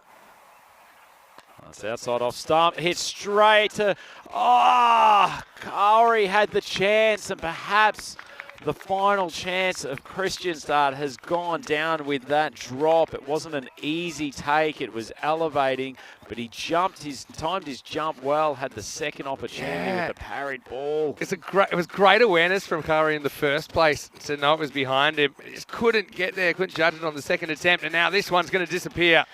Yeah, smoked over the mid-wicket boundary. Riaz, he's now on 10 after a couple of deliveries. Takes the long handle, and that shows how important that catch was. Riaz come out and bossed it, hasn't he? On a 4 and a 6. Yeah, I think you can write this one in the book now. Just 4 required. Any boundary will do it. Is my audio better now? Shumari steaming in. One's on to leg, and it's been heaved long over the square leg boundary. The two batters of Shista embrace in the middle of the pitch, and Riaz, hasn't he come to party today? Where's he been throughout the rest of the tournament? It's a stunning couple of shots from him. He ends up not out off 16, and that is a really good chase from Shista Cricket Club. Yeah, it really is, and you can see, I love the big hug here as well. You know, Shista means a lot to them to get wins in this European Cricket Series competition. Team we haven't seen on ECN since 2020. They have their 4th win of the series, so they're 4 and 5, and yeah, they can hold their heads high. Kristianstad, just a tough one for them. I just don't think enough batters contributed to get them that extra 20 runs that I think would have pushed Shista in the second half. But look, credit to the men in the sky blue. They had the better of this second innings, and they weren't afraid to attack from the get-go. They did lose a couple of wickets, but then a good partnership took the game away. No lack of intent, though, and no lack of effort from Kristianstad. That was a little edge through to the keeper. And then we had this one held as well. So at this stage, you kind of felt, all right, we're in a 50-50 contest. But then Asif came out and he really took the game away with some very attacking batting. Yeah, Mohamed Asif, he absolutely bossed the Kristianstad bowling attack in this innings. Ended up hitting 62 off 20. 6 maximums complemented by 5 boundaries. It was a stunning display of power striking. He particularly likes going over the square leg and mid-wicket region. Got a bit lucky on this one, big top edge. Fielder from third man took it in preference to the fielder on the 30 at fine leg, but eventually Sahak came back in his second over. He got a Asif clean bowl, but Sumsam Khan, this was probably the moment of the game, at least in these later stages, and as it was, the single there brought Bilal Riaz onto strike, and he was having no more of it. Wanted to get off the field as quickly as possible, but in the end, that is a pretty comprehensive win from Shista. They have chased that down in 7.3 overs. Yeah. Really good batting performance. Really is. It was just the fact that there was a second fiddle that was doing more than nothing in his second innings, with Sumsam Khan 29 off 16, providing a good foil for Asif. 62 off 20, came out and absolutely smacked them, and then Riaz put the finishing touches on, much like the Isa and a good cake shop. Anyway, just the 2 wides and 1 no ball from Kristianstad. So it's not like they handed them on a platter, but some good batting and a few loose balls, to be fair.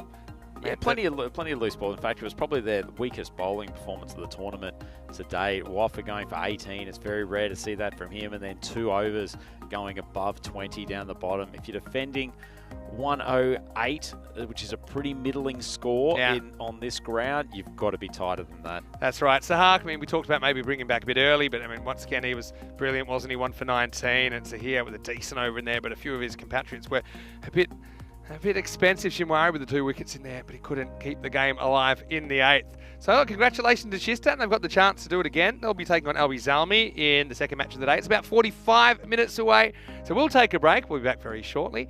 And just a reminder with the toss news in that next game, the Albi Zalmi have won the toss and are batting first. Vinny Sander here, Mr. Maximo, with Andrew Ryan. Hope the sun's shining in your part of the world. We'll see you very, very shortly from Sweden for more FanCode European Cricket Series.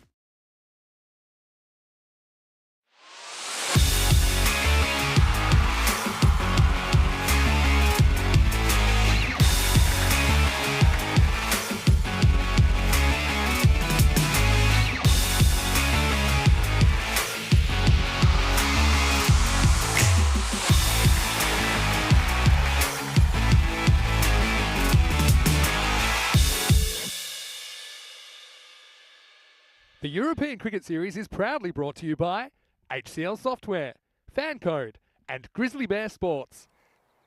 Hello and welcome back to Stockholm. Probably the hottest day we've had yet in the action. Really hotting up out here in the middle with just today and tomorrow before we have to say goodbye to 7 teams. And of course, the top 4 will make it through to finals on Friday. Then of course, international action through the weekend. So plenty more still coming your way from the Mashta Cricket Ground. Right now, it's time for the second match of day 10, and it's going to be Shista, who are backing up this time. They're going to take on the defending champions, Albi Zalmi. Let's see what happens at the coin toss. Nilkesh Patel, he's got the coin in his hand. He's got the 2 captains. Let's see who wins the coin toss. Your call. Heads. It is heads. We go for bat first.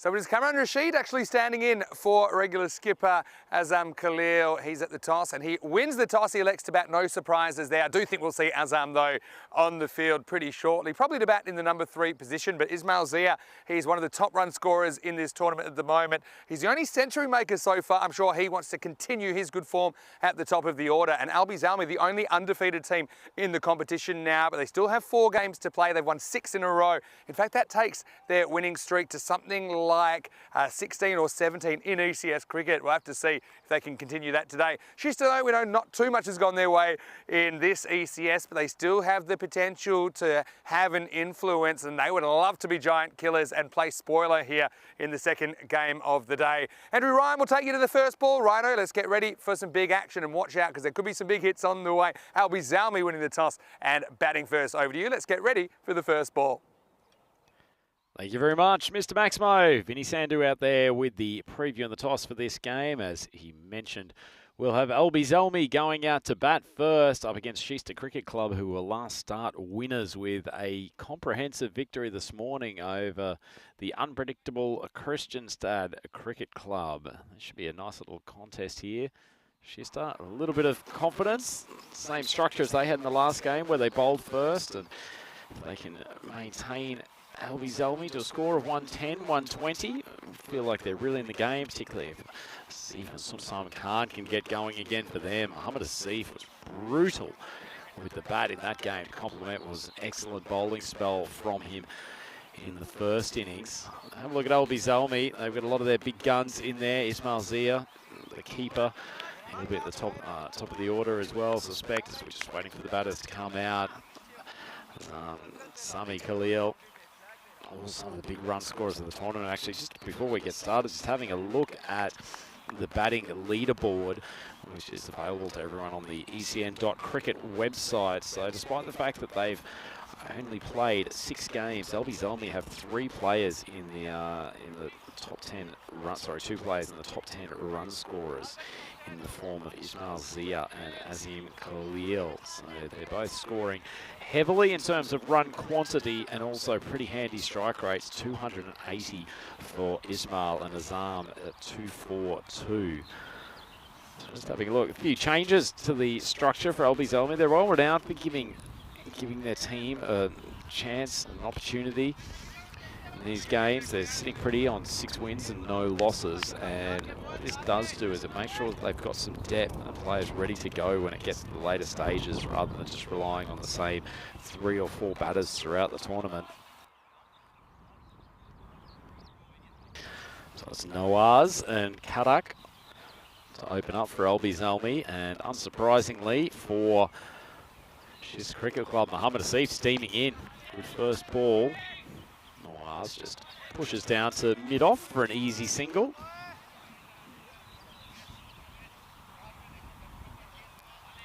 So Nawaz and Bilal Katak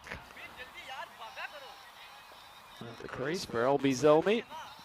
Nice opportunity for them to press their case for inclusion and selection when we get to the latter stages of this tournament. They've got good sized playing group, Albi Zalmi, and a lot of good players to try to fit into the 11 when it comes to those big knockout games.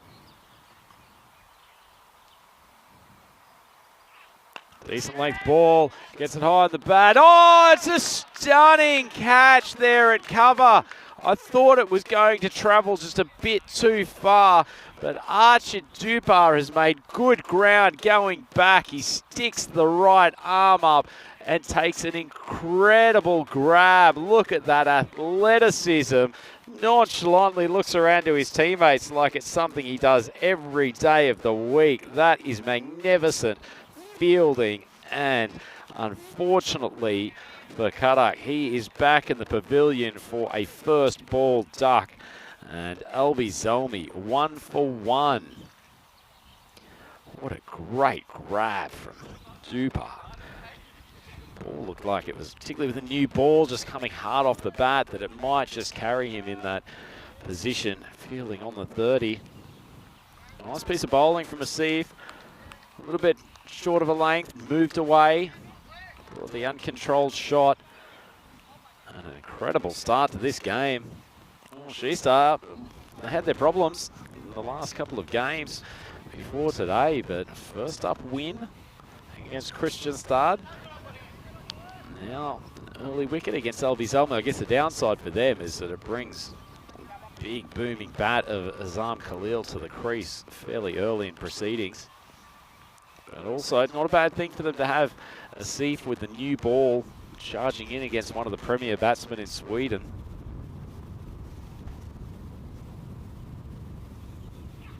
Nice delivery, good heat from Asif. There was an appeal. Didn't sound like there was an obvious edge. He's hurried through, good laying once again. A little bit of genuine outswing on that delivery.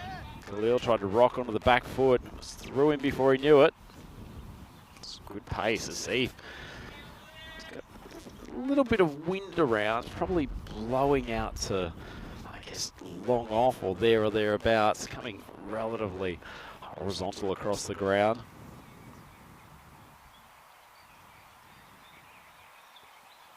Full ball, big swing from Khalil. The ball travelling down to fine leg, unlucky for the bowler, but you'll feel it's a minor moral victory. Well, it didn't move, it was half a foot outside off stump, but big swing across the line from Khalil. Being rushed a bit by the pace of Asif.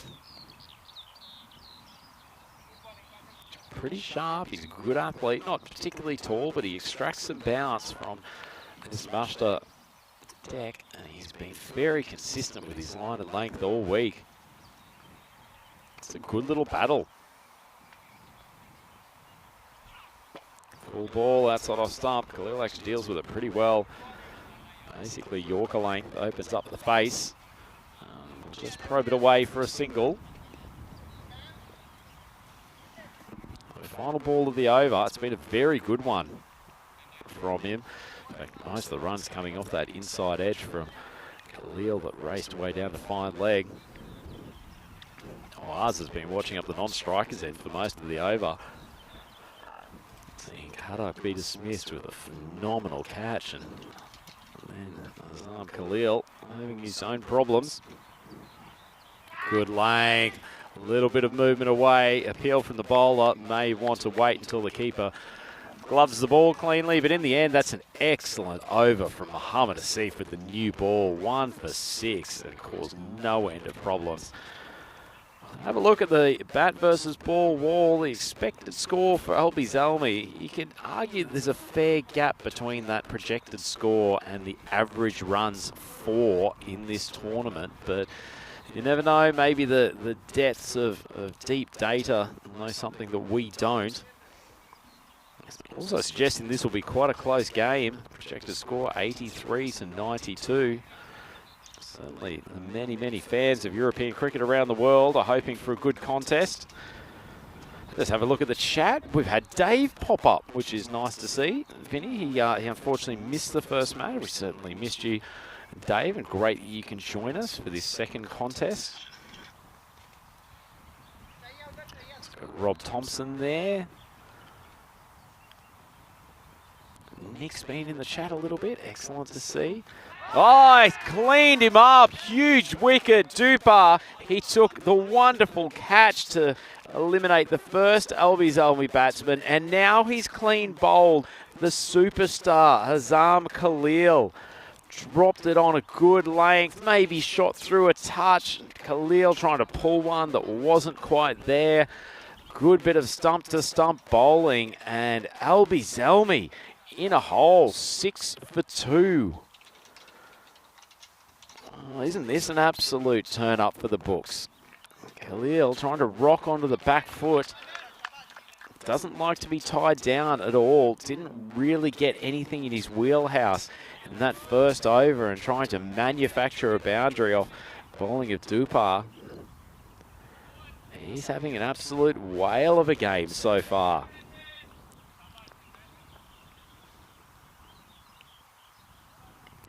Zelmi will continue to go hard, but good test for them here. Zia, a wicket keeper and a century maker from last week, comes to the crease. Let's see if they not back off the pace a little bit, but it'll be interesting to see it goes all guns blazing. I mean, he's a technically very capable batsman to start with, not someone who needs to engage in lusty swinging to score quickly.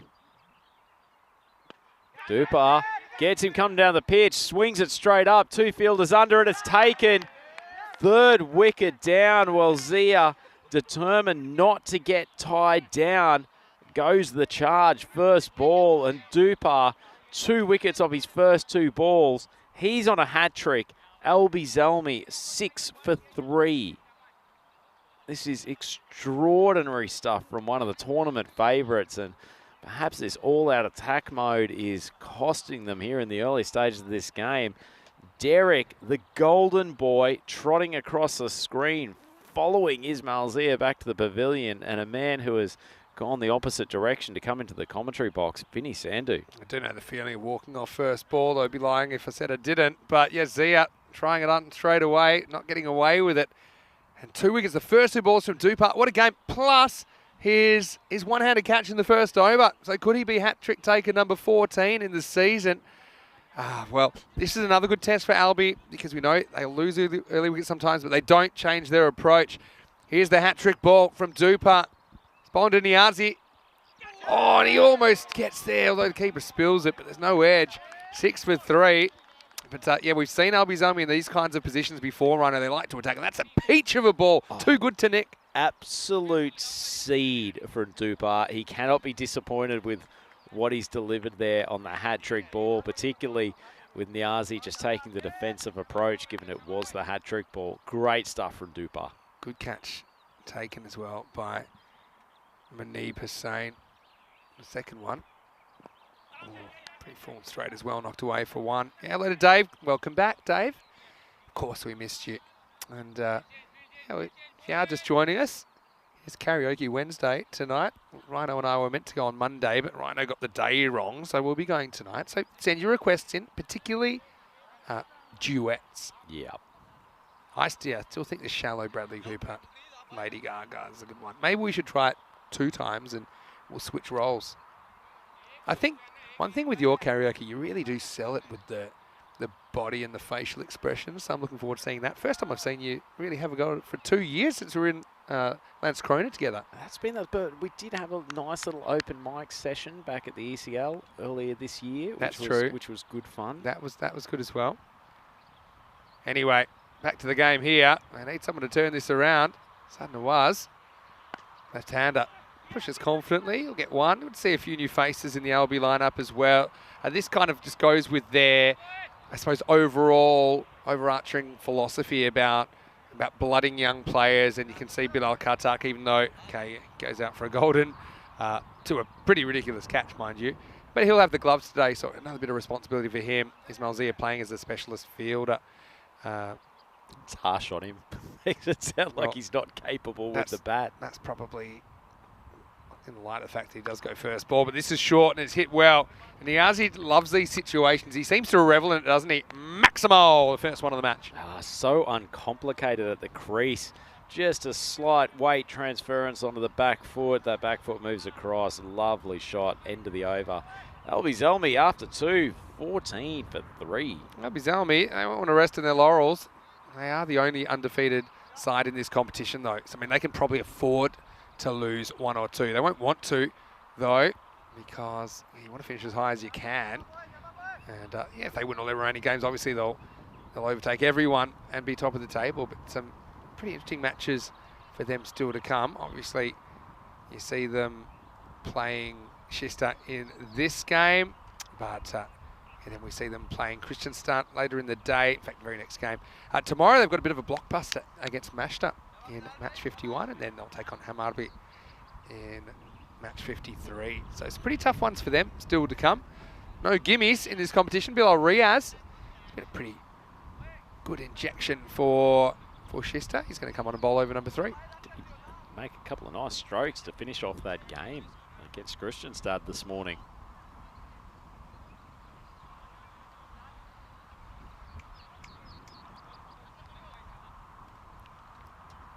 It's Bilal Riaz at the crease, drops it full. Most ridiculous LBW appeal seen this morning. Yeah, you do say most ridiculous. I've probably seen it's in my top 10% ridiculous. At least that one hit the pad, so it's got that going in its favour. That's about it. Not sure there was much else. In fact, no, it's been given a run, so even that wasn't almost every aspect. Yeah, pitched outside by a foot. I like the optimism. Short, Niazi tries the pull and it's a bit late on this one. That's a shot that I think, why pull when you can cut? Because there's risk to that pull shot. If you're late, it goes straight up in the air. If you can cut, you've got no one in the outfield, and there's probably more value in that. But I mean, some batters prefer one or the other. There's certain balls you can probably do both too. But yeah, it's easier to be late on the pull and get it wrong. Anyway, this time he goes straight bat. Now this is a chance. Outfielder comes around and takes the catch. And that's a brilliant bit of fielding by Marcus Badar. Niazi, the next man to go. That was low on the bat, Rhino. And Albia lost 4 in the power play, 15 for 4. Yeah, the Shista bowlers keep on hitting this really good length. So even when the batters from Albie Zelmi are trying to attack, they've either got to play a pull shot to a ball that's too full, or trying to hit down the ground or something like that, which is getting a little bit of jump off the surface, particularly given the ball is still new. It's inducing some risk, and everything's going to hand. Every one of the Albie Zelmi batters just feels like they're back to the pavilion. This is 4 wickets down. Incredible stuff. I like the shot from Niazi, to be honest. He doesn't do a lot wrong. It's a pretty correct shot. The only thing is it hits low on the bat. So that's why it goes higher than it goes long, and it was a very good catch. I think, the infielder was kind of circling back. That's Manib Hussain there. But I think, if there's an outfielder, they should get right of way. They're normally coming in. They've got a better look and a better angle on the ball. And he didn't make any mistake there, Marcus. He's a pretty good fielder. Look, here's Kudratullah Mirafsal, though, and he has really come good with the bat recently. They need him to here. And this is just a great test for the Albie philosophy, which is attack no matter what, attack no matter the situation. Without being silly, they have lost 4 wickets, but still 2 very capable bats at the crease. Riaz with his first wicket. Time to bowl to Mirafsal. He's fairly careful with this first one. He's slightly quicker than he looks. Bilal Riaz, isn't he? A short little shuffling run up, but decent high action, and gets a bit of lift off the pitch. Going back to these dismissals, though, I think Azam Khalil, he'll be a bit annoyed, particularly with his dismissal. I think it was the wrong shot selection again, not the first time he's been undone by a ball. Keeping slightly low, but they're just trying to pull a ball. That's a bit too full to pull. This one is worked away, straight at the fielder. Does stop it cleanly, but can't keep his feet, loses his shoelace. I don't know if this is the classic stepping on your own shoelace that takes the fielder to the ground, but I suppose he does the main thing. Keeps ball in the infield. Here we go, look. I actually genuinely think he has stepped on his shoelace there. He has got it undone. That's a great spot, Maximo. Yeah, and now he's going to have to quickly scramble to try and get the double knot done before the next ball. I was about to say, it looked like me on a pair of ice skates. Yeah, it was a bit of self-inflicted drama. Disney on ice there. Oh, wow, oh, gee, that's a nasty one. It'll be a no ball, but he's worn this. I can't believe they're checking this, because it's hit him in the ribs. So there's no question about this one. Ow. It's about shoulder high. Yeah, I don't know if we've got I mean, that's so obvious that, yeah, you got to... you can just look at the bruise there. And okay, yes, he charges a bit, but that's miles too high. And it gets him on the back shoulder, almost the armpit. Ouch. But anyway, Nawaz does get something in his favour. Gets free hit now. And a chance for Albie to break away. Oh, this would have been a wide. Instead, he smacks it for 4. Good shot. I did say this earlier in the week. If you're going to hit a wide, make sure you hit to the boundary. That's exactly what Sud Nawaz does here. Certainly does. There's a lot to like about Nawaz's technique, actually. Presents the full face of the bat to the offside. And lovely pull shot there. And much needed boundary for Albie Zalmi. This innings is stuttering a little bit. 21 for 4 after 3. In fact, a little bit's a massive understatement. There's 4 wickets back in the hatch, putting them in a difficult position. But they've got plenty of hitters down the order. And the way Quadratula batted the other day, Vinny, if he unleashes, they will still have a pretty decent target on the board. Definitely. That's the thing, okay. They need to make it up. But they've done it all series, haven't they? They've got out of tight spots. Yeah, 6-8-7, not a bad blackjack hand, but not a great power play, to be honest. And the question is, can Schister keep Albie quiet? You just feel like 2 wickets now, you've really wrecked the innings. But if you let a partnership develop, then Albie can quite easily kind of sneak back into an ascendant position in the game. Some discussions about who's going to have this over. I suppose Schister, they do have a few options. Yeah, for me, I'd be going back to Dupart. He took 2 for 8, and I think, yeah, get him while he's hot. If he can grab another couple of wickets, you're super happy about that, like I said. And he is going to bowl over number 4. Just positioning his backstop right. And always a crucial fielding yeah, position. exactly. They've got that very fine third man, almost like a second man. Anyway, gets it on target. And Quadratula has shown he's willing to kind of have a couple of balls to have a look, but he was fantastic the other day. He's a player that probably had a slightly disappointing start to the tournament, but he's very, very capable of turning this around. Certainly is. Great first over from Dupar, though. He produced almost one of the best 2-over spells in terms of fielding and bowling that we've seen in ECN history. Great opportunity for Nawaz as well to lock his position down. Yeah, not bad bowling, seeing a charging batter as Nawaz trying to lift the run rate. And this one just escaped inside the wide line. He couldn't quite decide what he was doing with his footwork there. He kind of sneaks across and sneaks back. I mean, he would have been better just standing still. And he wasn't in a great position to hit that. Well bowled, though, by Dupart. Hello to Nick as well. Hello to Simon. Welcome back. Oh, wow. Well, that's going to be buys. How many? I can't tell you. It's going to be 4 buys. Well, they didn't quite get the backstop right in the end, did they? Nawaz is super lucky to survive, but the result will be an unhit boundary as Dupart goes pretty close to knocking over the timber, but no one would touch the ball again. Yeah, Dupar's come up with an absolute seed. That ball swinging back into Nawaz, who charged down the pitch. Doesn't look quite as comfortable when he's on the move, Nawaz, as he does when he just stays in the crease and relies on his technique. And this time he does get some, and he gets enough. Maximo! Similar ball, different result, though. This one goes over the ropes. Yeah, this one just stayed up at a better height for him. Took 1 step down the wicket. Lovely shot. Ball cracks off his bat.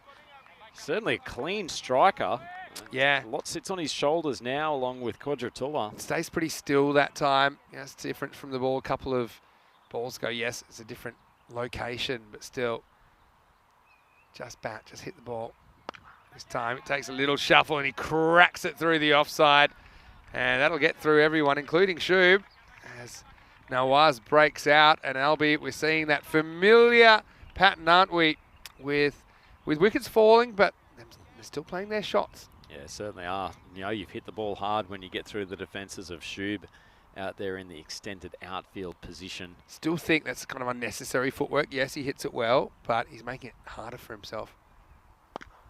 That's a nice looking shot. This will be 4 more. Well, it was just timed too well. Nawaz having a breakout over, even though he's maybe a little bit lucky to survive it, but he makes the most of his opportunities. And at the end of 4, it's 42 for 4. Oh, Vidi, that was a gorgeous strike through the covers. Look at the full face of the bat being presented. It's absolutely cannoned off his stick, and he's brought Albie Zalmi's innings alive. They're 42 for 4, so Or at least it's they're about 10 run and over. It's more the concern of the 4 wickets that they've lost. I mean, it's a brilliant shot. I'm not saying it isn't, but if you look at his footwork, he's shuffling outside off and then coming back. It actually means that he's taking the weight away from where he's hitting the ball. So it's kind of a very good shot in spite of his footwork, not because of his footwork. If you are obviously moving your feet, you want it to at least be helping your shot. You'd be better off actually not having any footwork at all, probably, and playing that shot. Just a little thing that he might pick up from the video. One of my favourite sayings of something being in spite of it, because rather than because of it. It's good pick, and especially for young players of just not looking at the outcome. Anyway, start of a new over. That's Sum Khan. That's going to provide some variety in the attack. So I think Sum's overs could be really important as to whether Albi sink further into a bit of a collapse or whether they can break their way out. And also, I don't think it's a bad thing that there's a left-hand, right-hand combination out there at the moment for Albi's Army.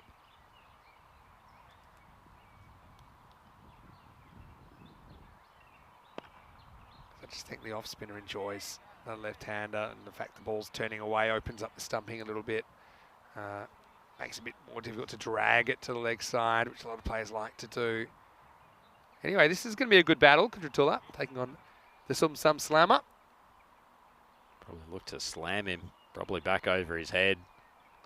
Does exactly that, but it's good location from Sum. Made Kudratullah go and fetch it, beats him outside the off stump. It's one of the main weapons of a slow bowler, isn't it? That because the batter has to generate their own pace, you can overhit or at least attempt to overhit the ball. Nice piece of bowling from him. Good bowling again, yeah, just pulls length back a touch, and so Kudratullah is in two minds about whether to come forward or whether to go back and work it.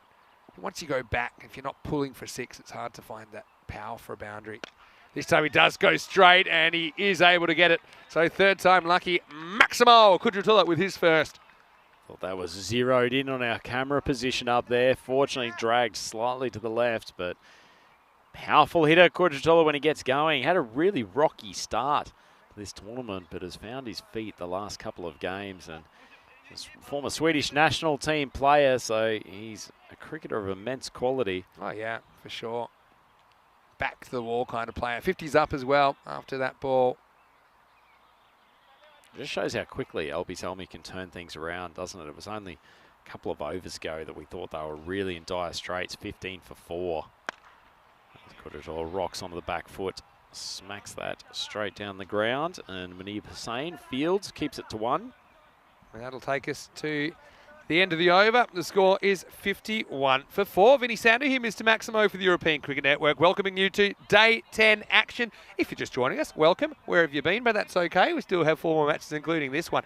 Beautiful weather today. We're getting a slight breeze now, but it's 25 degrees, which in Sweden feels like 35, expecting a maximum of 27. And right now we're seeing Schuster playing some great cricket. This is their last game in this series. Yep, they've been big contributors to this tournament. Played some really interesting cricket. We've seen a couple of players like Sum Khan and Muhammad Asif, who would probably be sort of in the top 15 players of the tournament, I suspect, as this one's been lofted by Kudratullah. But they've contributed a lot and performed pretty well. Just needed 1 or 2 games to go their way, and they could have been in and around a final spot. Yeah, it's another 6 from Kudratullah. And he's broken out of that little mini slump. But, he's got a ball turning the other way from Badar, who I love watching the bowl. Again, he's one of these spinners that isn't afraid to slow it down. Yeah, I think he's a really, really good person to put at this stage of the innings as well. Need to buy a wicket. Kudratullah might have given him the gift. It's just travelled so far off his bat for what was probably an uncontrolled mistimed shot, but that is the immense power of this man. Speaking of power, James Counter there from ECN, kneeling in front of the scorer's tent. Yeah, willing to put his body on the line. When you're trying to hit across a leg spin like that, well, this one's, I feel like this is too high, But I was going to say, sometimes it spins on the middle of your bat. So if you do nail it, it goes even further, but it is easy to get it wrong and miss it. Yeah, pretty unlucky from it. I'd actually drawn what I'd still call a false shot there. And yes, the short boundary here at Master Cricket Club, as we have a look at this. It's touch and go, maybe. He's okay. half a metre down the pitch as well. Yeah, gets away with it. Anyway, won't get away with this because Nawaz leans on it, and it's Shub, and he spills a sitter. Oh, well, Yeah, down go the papers. And Shub, yeah, when he turns sideways, you can barely see him. They're about as thick as a credit card, but unfortunately, that one's gone down, and Noah's has a life from off the field. Is there any chance that Shub is going to get dropped from the squad? Because he's shelled a bunch of very gettable opportunities. Catching at about 10%, isn't he? But now Noah's, no one's catching this. He goes with this spin and goes miles. Maximo, as this over's gone magical. 25 have come off it. Albi's Army. Yeah, punching their way out off the ropes, and after 6, it's 76 for 4. Oh, Vinny, the life of a leg spinner in this form of the game. I think he'd actually rightly say that he beat Nawaz in flight on that occasion, but Nawaz was good enough to just hold the shot, swing through the line. He's 36 off 14. Quadratula, 23 off 12. So these two are going along at a rapid rate. You just can never work out, I think, when you're fielding against Albi's Army, how this is happening. Because now they're on 126 pace. Suddenly, with 6 or 7 overs down, the 4 wickets aren't as much of a concern. It's the value of having depth in the order. And I think that, okay, you can get 1 or 2 players to win you 1 or 2 matches, but if you across a whole tournament, you need 6, 7, 8 players that can all contribute with the bat and basically be showstoppers in their own right. Nawaz comes good at the right time, doesn't he? 36 off 14 now for him. It's going to be Hassan to bowl. Possibly time to bring Asif back, even maybe if it's a bit earlier than they want. I agree. First one, though, called a wide. Yeah, I think we saw this with Christian Sard yesterday, not wanting to bring back Sahak. This one, comfortably a wide. Nice take on the second bounce. Got to say, I liked Umair Khalid's keeping this morning. He's been doing more watching than catching recently. Had a pretty good view. Some of this ball striking. Short and worked around the corner just for one. So, yeah, left hand, right hand has proved to be a good partnership. And remember, these two came together with their team in all kinds of trouble. It was 15 for 4, halfway through the 3rd over at that stage. And so they've been together more or less 3 overs. So think of that as like a power play. And they've put on 60... Well, actually, just over. So 3.5 over 63. Very good run rate. Anyway, it could all be over because the keeper... Oh, no, it's the... Oh, no. Oh, my goodness. Well, it's the double leave. I said it was the keeper's ball straight away, but then I saw the bowler who was shaping up. And in the end, they leave it. It falls right in between them. Really should have been the keeper's catch. I think the bowler calls it, but then, to be honest, the batter gets in his way, and then he kind of silently withdraws from the race. And look at this. In the end, nobody gets it. That really should have been the end of this partnership. And the next one gets the keeper leg before boundary, and I'll scramble through for a bite. Not a couple of good balls for your mate with the gloves. True. Probably because he heard my praise. To be honest, I don't know if that one was completely his fault, because my feeling is the bowler's called it, and you might not agree with it, but you don't really have time to argue the toss sometimes with the ball in the air. But then the bowler has an obstruction, not an illegal obstruction, because I think Nawaz is just running out the way. Just miscommunication. As this is hit up in the air, back to the wall and out of here. Maximo! Nawaz into the 40s, and Albi Zalmi, they are lifting this score now. 4 down and making the most of another short delivery. Yeah, certainly is the case. It goes into the bucket of stuff that you can't blame on anyone but yourself. Magis Hassan. Yeah. They had the opportunity to dismiss Nawaz only a mere couple of balls ago. Just like life, sometimes you're hot, sometimes you're not. I had a very similar high ball like that happen at the Wacker in a first grade final many years ago. I'll share my experience. Of course, I was keeping in that. As this is a bad ball. It's Gundy really. It's short, and it's going to have to be found. Send out the search party. Nawaz to 47. Basically where you were lurking earlier today during the toss, wasn't it, Vinny? It's my new office down there. Yeah, so what happened in this game, and we're probably lucky that the wicket didn't matter so much, but it was late and they needed about 12 and over. The ball went probably about as high as I've ever seen a ball go, and I called it straight away as the keeper. It was off up Jason Berendorf, who's the bowler. Miles in the air. And I was, it was an awkward one because it was pretty much straight up. And the last moment, I kind of felt it blow away from me and go towards him. So I've silently just thought, okay, it's yours now, but never actually said anything. So he left it, and then the ball bounced, and they took, I think, 3 because it bounced so high from the middle of the whacker. Anyway, enough of that for now because Nawaz has brought up his 50. And he's played a really good shot there to get to 50-51 off just 18 balls. And yeah, Nawaz, a good breakout innings from him. And it's also the end of the 7th over. It's 94 for 4. He brings up his 50 off 18 balls. Been very strong through that cover point region, hasn't he? Also, a couple of good kind of hooks away to short balls. And a very good strike rate for Saad Nawaz. This is what's coming up on the European Cricket Network over the next few weeks. We've got a few days left here in Sweden before Romania for a couple of weeks. We've got the Hungarian ECS and ECI after that, and then the Czech Republic. Then we'll be off to Switzerland, where we'll see Andrew Ryan in action on the field, hopefully. Also some bonus content with T20 International Men's Series in Bulgaria and Malta for the Vleda Cup, and we'll also have some T20 International Women's Series over July and August. So yeah, looking forward to a busy time over the next few weeks right here on the European Cricket Network. Okay, they do bring back Asif just in time, or maybe a bit after time, to be honest. But I suppose what I'm trying to say with that mix-up between the bowler and the keeper, that as a keeper, you want to call yours for anything that you can reach comfortably. But let's say you get out-called. At some point, you've got to say, okay, I don't agree with the call, but if you're going to call it, then I'll leave it for you. And then it's on them if they drop it. And in the end, the fact is the bowler just couldn't access the ball. Now they're up at 133 pace. Once again, the decision to keep attacking paying off for Albi. Now, Saad gets knocked over, and they do bring back Asif, who's a wicket taker. And this doesn't get up at all. He doesn't get inside the line of the ball. Asif probably should have come back 2 overs ago, as this partnership has hurt them. And yeah, okay, maybe it's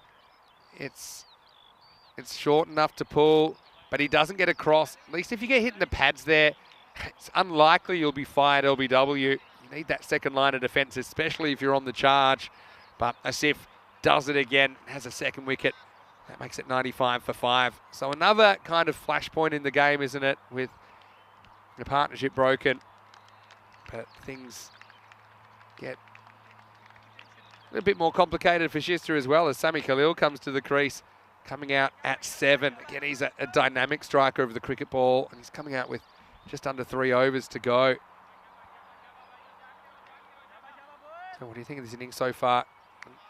Something I identified a while ago. Even if you lose early wickets, you're kind of better to keep attacking within reason. You don't have to be crazy and throw your wicket away, but play shots that you'd play even if you were none down or just 1 down.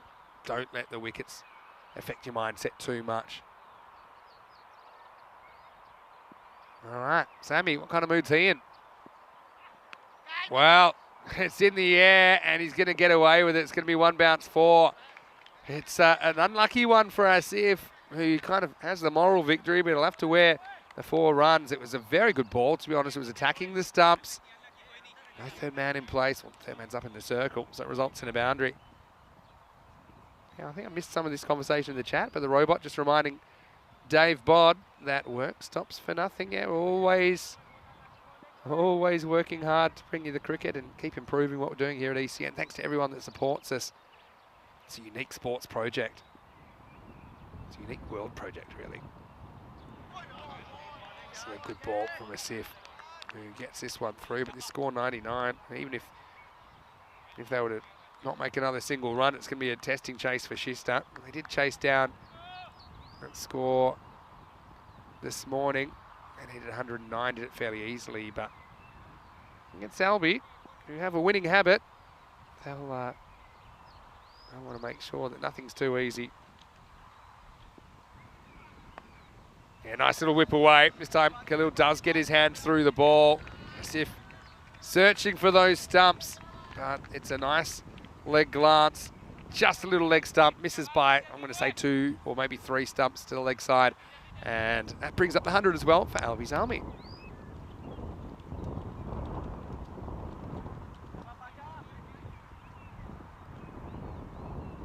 Sami Khalil.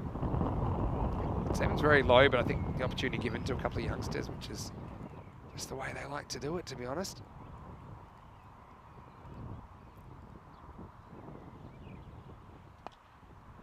This is hit leg side and gets there. So it's a thick inside edge really from Khalil, but he swings so hard. Still goes to the boundary. So well, 3 boundaries, a wicket, pretty much everything happening in that over. It takes us to the end of 8. The score 107 for 5. Yeah, Albi Zalmi are a really interesting story here in ECN cricket. I know that last year they had a flawless series. Yeah, they were tested at times, that's for sure. But they went through undefeated in the end. Had an unbeaten streak of 10 matches. I think there was a no result in their semi last year, as I recall. But let's just say there were 10 wins out of the 10 that they played last year. And then, if you look the year before, actually started pretty badly in that tournament, but recovered and the last team standing. This is well bowled by Riaz, gets a bit of extra bounce. Yeah. So if you look at last year, if you just write off the semi-final that was abandoned, you've got 10 wins in a row there. They finished the 2021 series with 1, 2, 3 wins in a row. So that's 13, plus they've got 6 in a row here. So this will be their 20th consecutive win. As this is whipped away, it's not a good ball from Riaz. It's full and it's help yourself stuff for Kudratullah. It's kind of overshadowed a little bit by Nawaz for a while, but he hasn't done too much wrong. So yeah, I would make this a potentially record-setting win for Albi Zalmi, because I know that I think it's the Catalonia Tigers won 19 ECS matches in a row. So I think if Albi Zalmi can win this, then it'll be a 20th consecutive win. They haven't won it yet. Oh, bangs it in. Oh no. I was worried about Kudratullah getting hit in the face, but actually it's the keeper that wears this one. Check out this. Yeah, this second bounce. Look at it. Nasty one. That's right in the chin. Point of the chin. Ouch. But keepers are tough. And I've got to say, he hasn't been perfect, Khalid, but I think he's done a very good job smothering those second bounces, willing to do whatever's necessary. And he gets up and continues. Now, not a good ball. Gets a friendlier bounce, but that one will be called a wide. Yeah, so 20 wins in a row. Potentially. I think they've tied the Catalonia Tigers.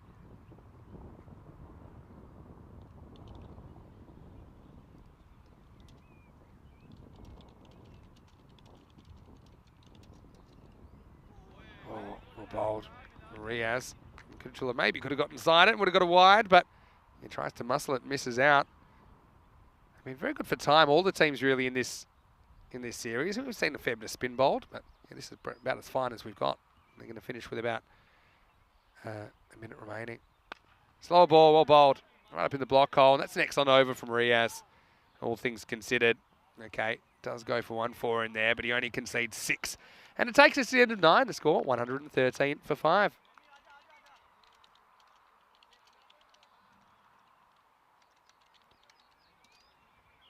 So having a look at the bowling scorecards. Well, yeah, Badar didn't really work out this time, did he? Went for 25. Wickets for Dupa. Dramatic start to the game, but once again, Albi Zalmi, they come out punching, don't they? They continue to counter-attack, and they're just so confident that at some point, somebody will stick around and have a good day.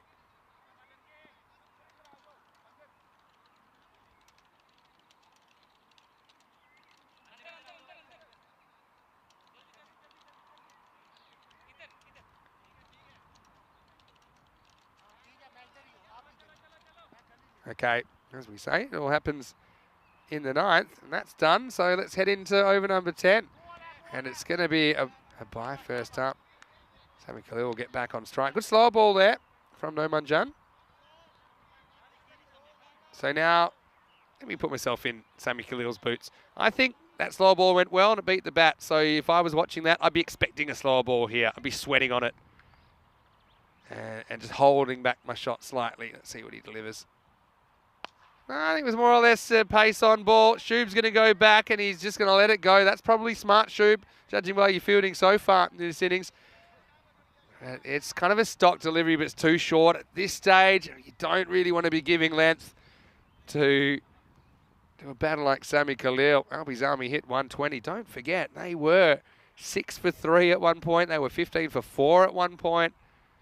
80-run partnership getting him to 95, and this one has climbed to 25 in only a couple of overs. Same kind of issue. Too much length, and Sammy cashes in. Maximo! Back-to-back for the defending champions. Just very confident about the bounce of the ball. Very little to lose at this stage as well. Albi's Army. He played that shot with immunity. And Sammy Khalil's come out at 7 and gone 24 off just 6 balls. Magical start to his innings. And well, who knows what would have happened if they hadn't got that bye, but would have meant Sammy Khalil would have spent a bit more time at the other end at least. 3 to come. Full toss. Good adjustment. Still sets a bit of a task for the fielder. It's just a single. Now they're going to take on the 2. Should be run out. Will be. So Sammy Khalil, he was itching to get the strike back. I can kind of understand that, to be honest. If there's a bad throw or if it's mishandled by the keeper. Sammy wanted it straight away. He knows he's hot, and he's so hot. He doesn't want to spend any time with the non-strikers, and he's willing to risk his wicket to get back. So I know hindsight's 20/20, and you say that's unnecessary, but I think with wickets to play with in the last over, and I suppose having the confidence that someone else can replace you, looks like Javed Dawodsai is going to come out. But yeah, Sammy Khalil, good impact innings from him. He'll end up going for 25 off just 7 balls, and it'll be 127 for 6. Yeah, sometimes I think you make the right decision and have a negative outcome. That's how I would describe that run out. Maybe if you're arguing against the semi-suicidal second, you'd say, well, Kudratulla's there and he's established. I think Sammy was too hot to refuse taking that one on. Dawodsai now gets the ball that's going to loop away and it's going to be caught. How about that for a catch? I'm not quite sure how Riaz has pulled that off, but it's going to be a wicket for Noman Jan. I don't know who's more surprised here, because Riaz goes back. I think he's happy just for it to not go to the boundary. He looks down and he finds it in his fingertips. So Bilal with a bit of a showstopper. And Javed, he's going to have to go back and he's going to get a bit of a ribbing saying, hey, what happened there? We thought you had a boundary. Instead, he gets caught by a hanger. And a good mini comeback. I say mini comeback because don't forget, there were back-to-back 6s in this over as well. And already there's 14 off it, plus whatever they get off this ball. So it has kind of backfired spectacularly now, as we're going to see Sanuk Kepetiawa to have the last ball. And it means that Kudratulla will never get back unless we get an extra or something here that they can scramble a single on. Last ball, 127 plus this.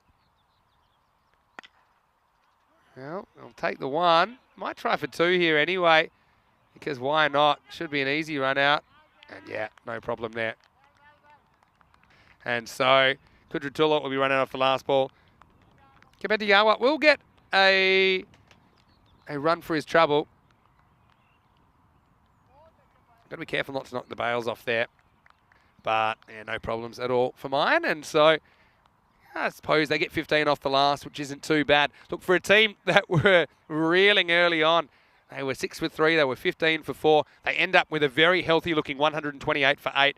It's a handful above par on this field and in these conditions. And Albi's Almi, like I said, trying to stay undefeated in this series. Haven't lost a game since 2021, but it wasn't going their way early. How about that? It's a go-go gadget catch from Dupar that got the youngster Bilal Khatak early. And there was more trouble to come. Azam playing across one that maybe keeps a bit low, but it's probably too full to play that shot. Opens himself up for that kind of dismissal. Then Ismail Zia, who's coming off 100 in this series, he got out for a golden duck. So it was 3 in a row and 6 for 3. We know Albi, they're going to keep attacking. This one looked pretty from Niazi, but it wasn't a pretty result, as good communication on that occasion from the fielding side meant Badart took the catch. But then it was the rear guard action, and it came from couple of players that I think are very good cricketers, left-hand, right-hand combination. Sad Nawaz with a bit of a breakout half-century, had Kudratullah, Mir Afzal at the other end. So, yeah, luxury of riches, really, in that middle order. Shub, he's a bit of a butterfingers. That's no secret to most of us on the tour. This is the one where I think the bowler calls it, and that's why the keeper's saying, hey, well, you called it. And then he asks for help from a neutral observer.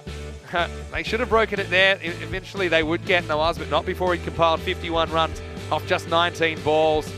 And Sami Khalil, he cracked a quarter century in pretty quick time as well. Hit back-to-back Maximos in the 10th off Jan, then got run out attempting another run. And I suppose that's where the bleeding stopped, because they would only get one more run in the innings. That was a brilliant catch by Riaz. Get some applause from his teammate Hassan.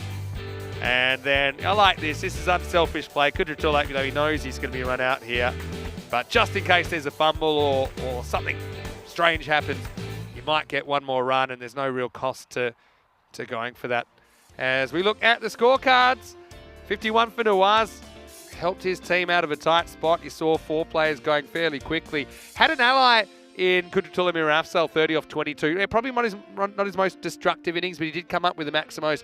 Kind of helped them along when they needed them in those middle overs, and he was pretty good against spin as well. Khalil with 25, he was important, wasn't he? Showing 7 genuine batters, and that's how they can afford to keep attacking. As far as the bowlers went, well, it's tale of the haves and have-nots, really. 2 wickets for Asif. I think he bowled brilliantly. They probably should have brought him back 1 over or 2 earlier. 2 wickets also for Dupa and a sensational catch. 1 for 13. Bilal Riaz, I liked his spell. He was the most economical of the bowlers. The other wicket went to Noman Jan very late in the piece. We'll take a break and back in a few minutes, and we'll see if Shistart can finish their tournament with a win. 129 won't be easy, Zalmi. As they do so often, they find a way to get the runs on the board. Can they make it a magical 20 wins in a row in ECS cricket, which would be a new record? We'll find out after the break. Vinny Sandu here, Mr. Maximo, for ECN. Andrew Ryan not too far away as well. We'll see you after this for more FanCode European Cricket Series.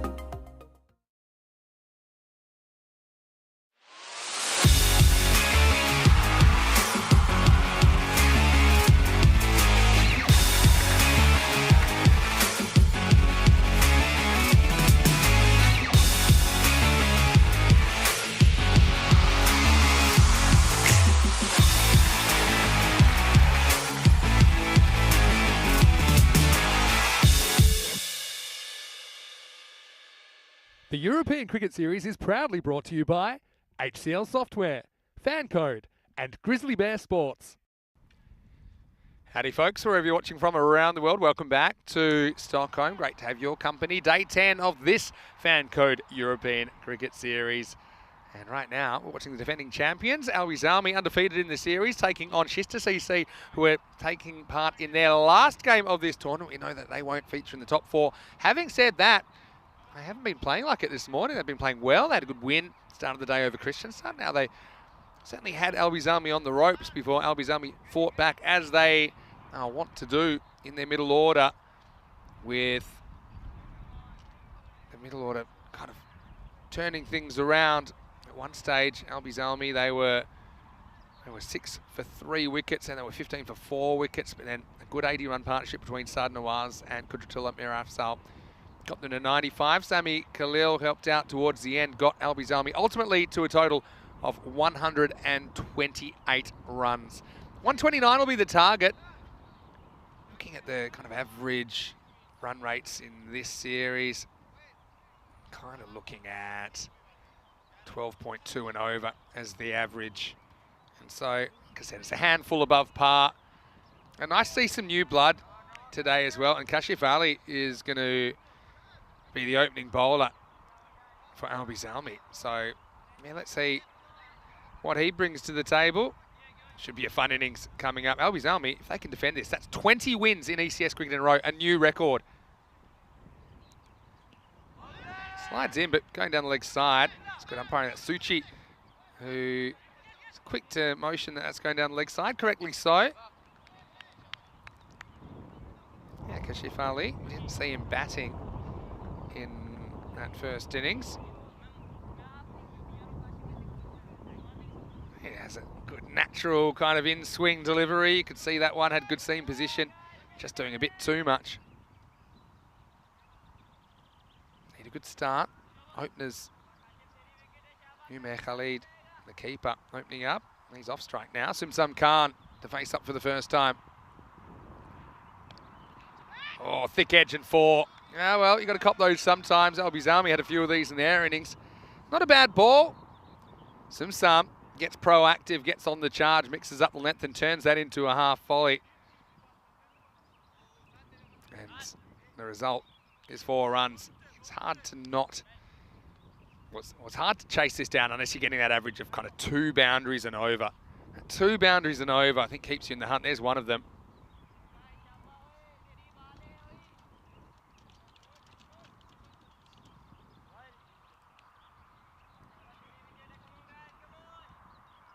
Shista Cricket Club, like I said, bowing out of the series after this game. But you always want to win your last game of the series, that's for sure.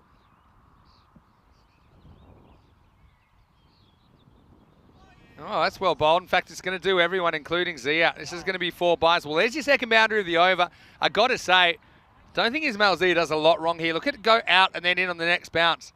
You see? Maybe he can make himself a bit bigger. I mean, I know he's pretty skinny.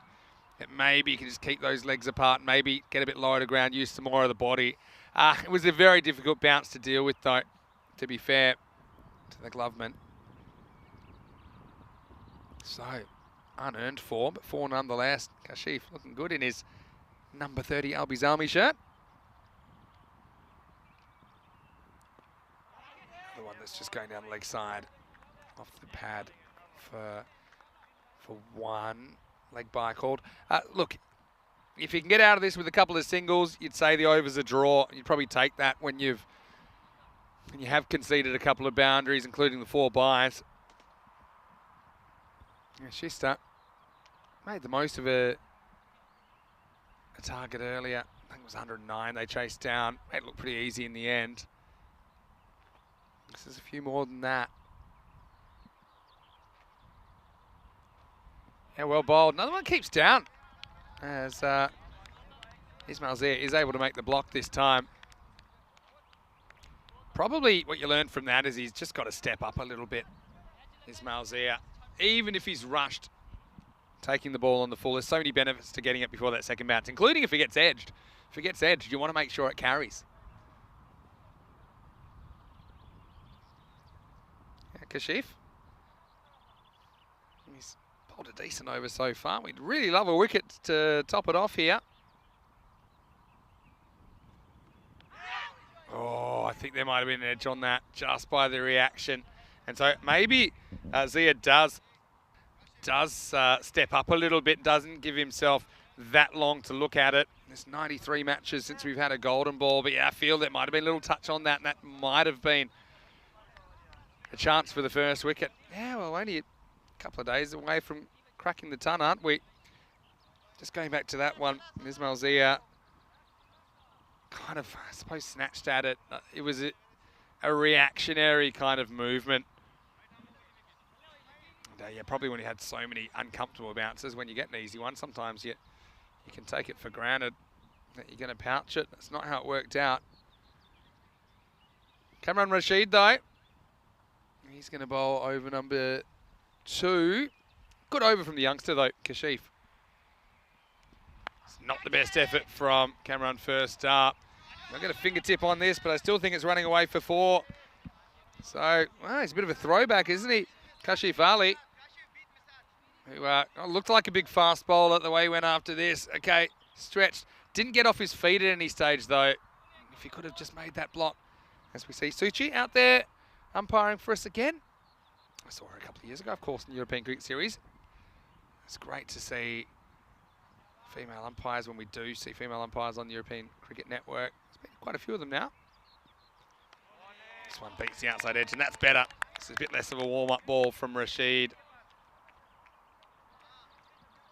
So Shista, like I said, 2 boundaries and over. Keep you where you need to be. Have a look at the field. What do we got here? Looks like we got 5 on the offside, 4 on the leg. Fairly orthodox split. Third man and deep point back. So don't want to be leg side, which is where Rashid is here, but he gets away with it. That's good fielding.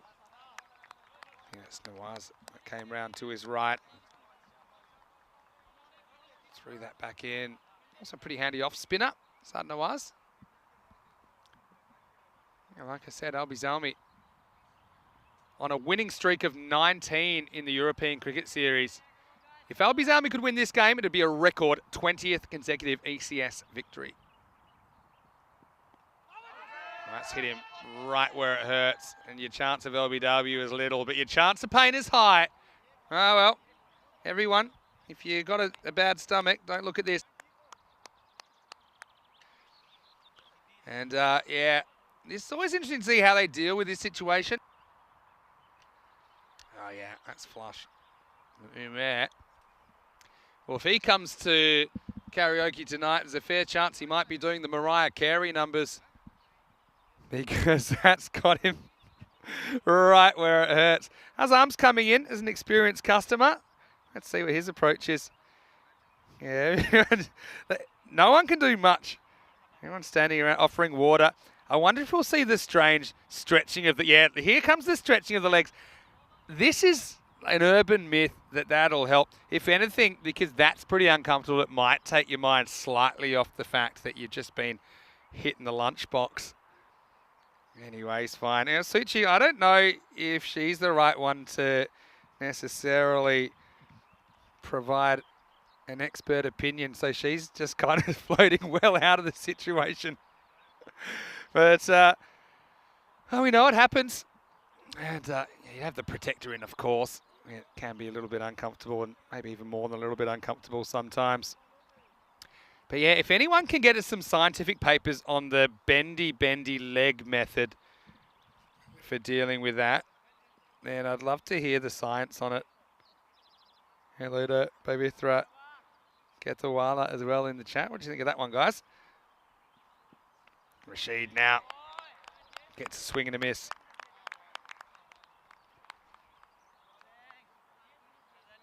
And yeah, well, Simon's in the chat. I know Simon's a qualified medic. Simon, tell us, what is the right thing to do in that situation, or is it just offering them a little bit of sympathy?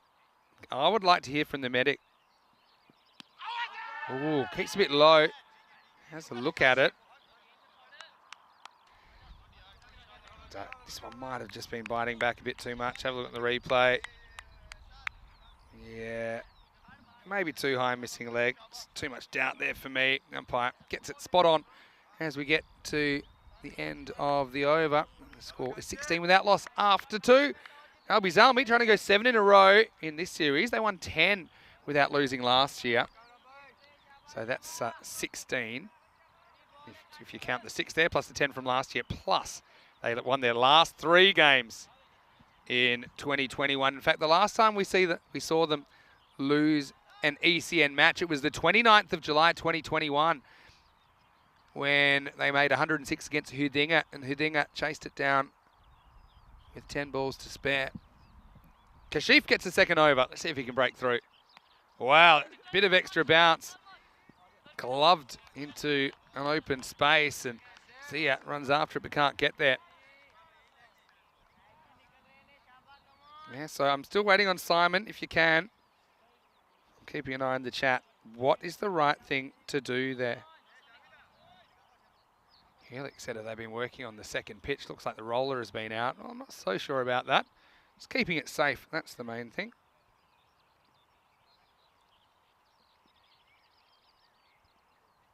Kashif searching for his first ECM wicket.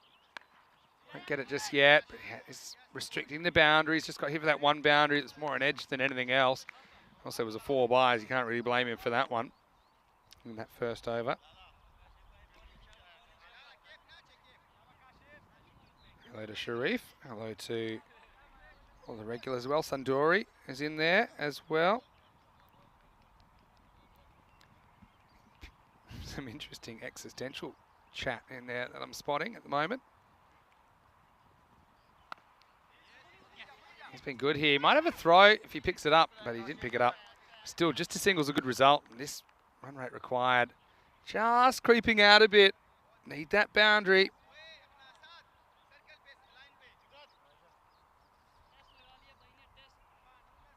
Scrolling through, trying to catch up.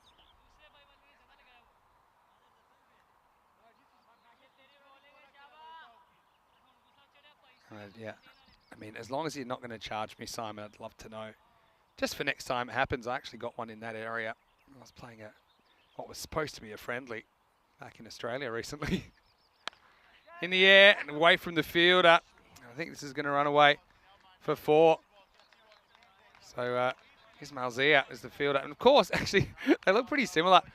I kept calling Ismail as the keeper, but of course, just been reminded, it's Bilal Katak behind the stumps. And they're wearing very similar shirt numbers because Ismail Zia is 313 and Bilal is 333. So apologies to Ismail. He couldn't do too much about that one. Nice to see that position being thrown around as well.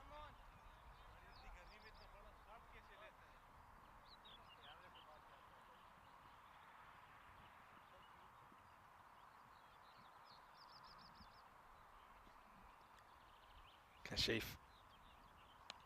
I'm pushed a bit too far, according to the umpire, Suchi.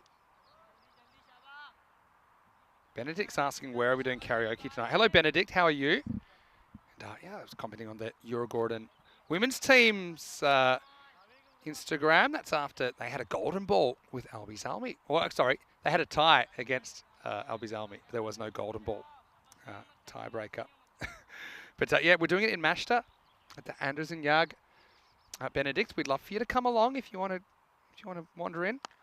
This has worked off the hip. They go on the hit. And they're going to get one. That's fine. Okay, here we go. Finally got to it. You can offer gentle cooling. Sympathy most. Just hope you wore a box. Agree. All right. And he had to quickly go back to see it. Well, sometimes you have to treat the eye watering from the surrounding fielders. Helix had another answer, which I'm not going to read out on the air. Oh, in the air, this is going to be into the gap as well. 4 more.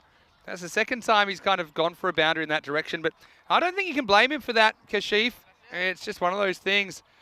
Gets squeezed away. I was impressed with what he delivered, though. He didn't take a wicket in that spell. We'll finish none for 17. It's 29 for no loss after 3. So they don't break through, but they do restrict, don't they? And you can see the Manhattans, the middle overs where the damage was done. That was with 4 out. Now that required rate's gone out to about 14.3 and over.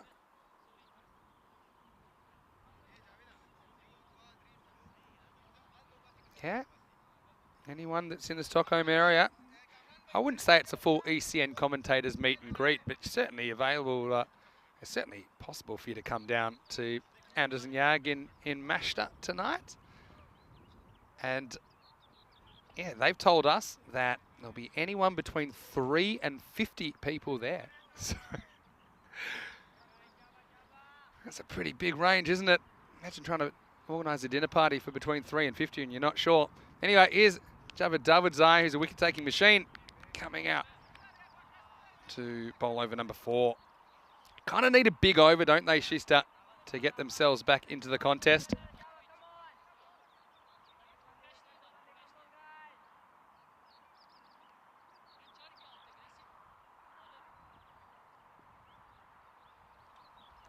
Davidzai needs to get it on target. He does. Driven down the ground, so yeah, Khalid with 6 and a sore pair out there, and yeah, Sumsum Khan not really hitting his straps either. Need to find a way through. It's kind of hit out or get out time, I think, for these openers. This kind of ball, okay, taking one, respecting the ball, I get that, but at some point, you're going to have to try and make something out of nothing if the runs aren't handed to you. And I've got to say, it's been good discipline from the LB Zalmi bowlers. Okay, there's been the occasional one that's gotten away. There's been a lot of balls kind of attacking the stumps. So they don't really want to take that risk to hit across the line. There's a time for it. Now he throws his hands at it, and this will get away from one fielder. But it's well done out there. This is Ismail Zia. Mentioned that he's not behind the stumps in today's proceedings. He's a very good fielder. We've seen him, particularly for Sweden in the ECC, playing as an outfielder and doing a very good job. Has a good range, good lateral movement there. Davidzai full and straight. He's bowled well this series, hasn't he? There's not too much you can do with that. Just a single, and every time it's just a single or even a 2 now, that rate's gonna go up. The only way to really bring it down is boundaries or extras. If it's not one of those, you can see that 15 creep out pretty quickly. Wow, that'll help. There's the boundary. It's short this time, offers a bit of length and disappears. Abracadabra, that one's in the long grass. Maximo!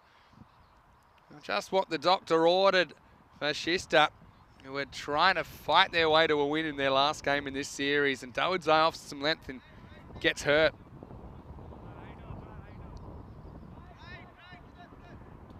They have a bit of a look for it, but I don't think they're going to find it in the end. What a good shot that was, though, up and under from Sumsum Khan. It's hard, you've got to find the balance of taking acceptable risks.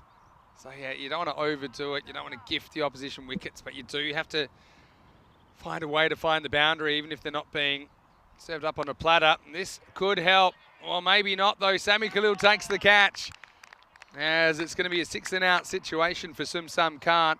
Yeah, Sami's a pretty good fielder. He doesn't really get behind the line of this, so it's a bit of a risky way to take the catch. Takes it slightly sideways. Probably didn't know exactly where his feet were, so he didn't want to take a step back and get fully behind the ball. It is the first wicket, and it's the end of the 4th over. It's 40 for 1. Looking at the run rate graph, you can see they haven't quite gotten the rate required. One thing I will say, though, is we're going to see Mohammad Asif coming out to the crease, and wasn't he brilliant in the player of the match performance in the last game? The only thing is they've kind of ramped up the pressure on him by not scoring at a quick enough rate so far. He comes out facing pretty much 15 and over, which is not going to be easy at all. But he's the man that could probably do it. And yeah, another one of the youngsters making their debut is going to bowl now. Sanu Kapetiawa. He's going to bowl for the first time. Saw him just face the one ball, looked okay. Now he's going to come on. So yeah, another vote of confidence in the youngsters from Azam Khalil, who still has some overs up his sleeve. Let's see what the youngster can deliver here. Oh, pretty good start. So they've got a bit of a factory Albies over, don't they? Keep rolling out these young players. They don't seem overawed by the situation. Here's a man who walks into every room with confidence, and I'm sure he will tonight as well. It's Andrew Ryan joining me back, and I suppose it's a slightly underwhelming start when you don't lose a wicket to only be going at 10s when you've got someone like a Sif to come in. But now, and we'll see him shortly, and we'll see if Shista can finish with a bang. Yeah, they really recovered well late in their innings. LB Zelmi, and have given them a little bit more of a stretch target than they may have thought at one stage. Nice start from the LB Zelmi bowlers, though, keeping it tight despite not taking too many wickets. Ooh. It certainly wasn't a run on there. He kind of chopped it into his foot. Surprised he didn't have a crack at the stumps there, the bowler in his follow through. I think it might have been on. Kipetiawa hasn't conceded a run as yet. It'll just be a nerve settler for him. Nice little bit of tailing back in. The bowler's got a very chest-on action. This one is worked away to the fine leg, and they'll only get one. Yep, getting the ball to move appreciably. Sort of starting a lot of these balls on middle stump, tailing into the toes. Batters from Shista haven't dealt with it particularly well so far. Yeah, tall guy. You know, he's got all the attributes, doesn't he? Just get nice and high in that action. You know, always nice to see more talent trotted out here in Sweden. Oh, this one comes through with a fair bit of pace and spice, Rhino. Yeah, I like it. You see, I've talked a bit during this tournament, Vinny, about bowlers who have the capacity to ratchet up their pace. So they're bowling in controlled fashion most of the time, but one ball and over, two balls and over, they've got the ability to really pull the gauge up and send one down with some heat. That was the one from Kipetiawa. While you're away, you missed a very good one for the eye-watering fans out there that hit the opener.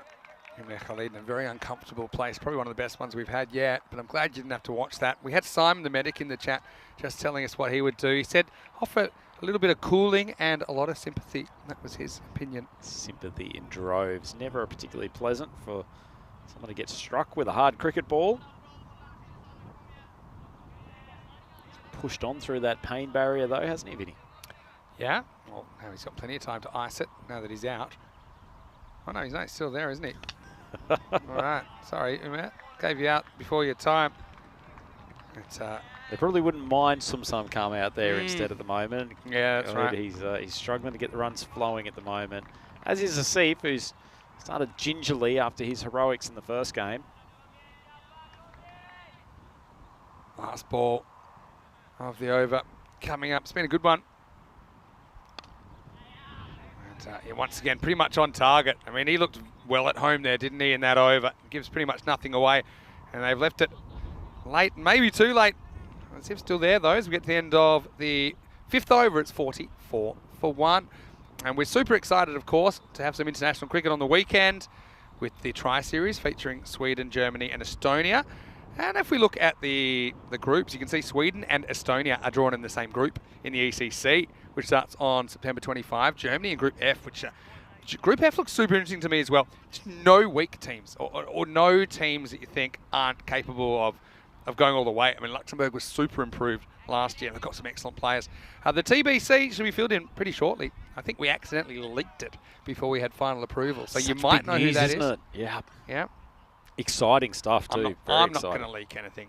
Well, the wickets column's going to be in effect again as Kujatullah is having a very good game, comes on, and well, this one doesn't hurt anything but Khalid's pride as he gets castled.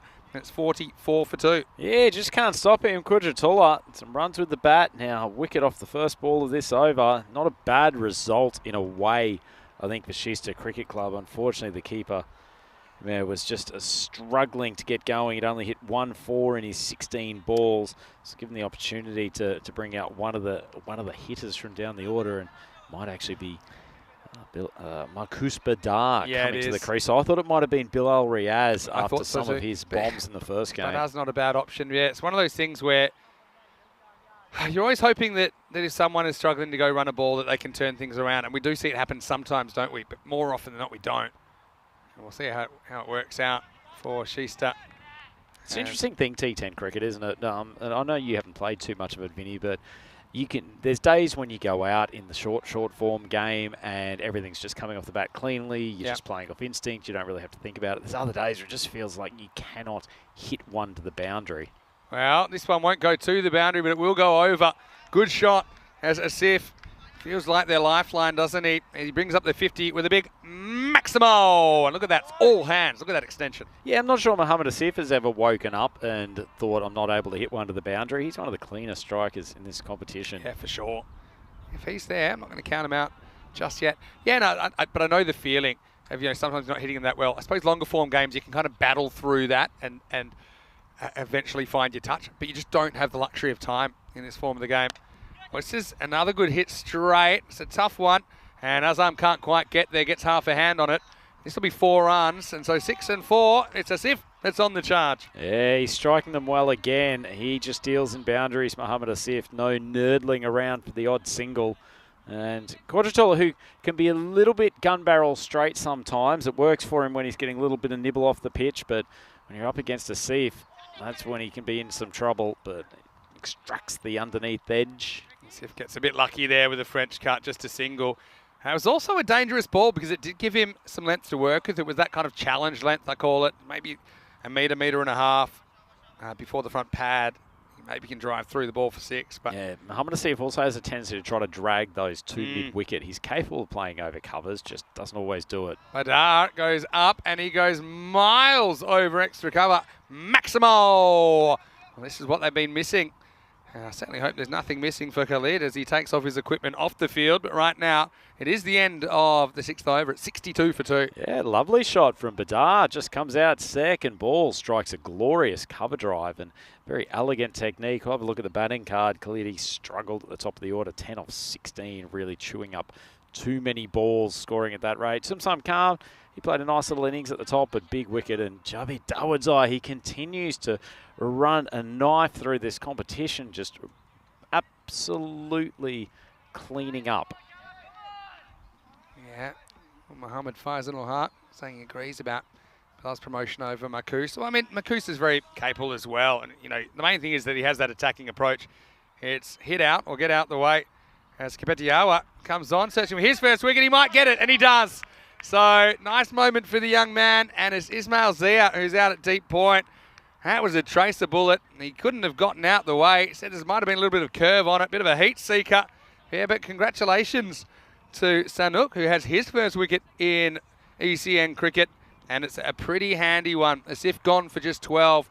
And she's 62 for 3. Handy one indeed, Vinny. I think with the contact that Asif made with that ball, his heart would have been in his mouth and probably expecting a Maximo to go onto his bowling figures. But good catch out in the boundary. Look at this. He's absolutely smashed that, but just happens to have picked out the only fielder on the boundary out there.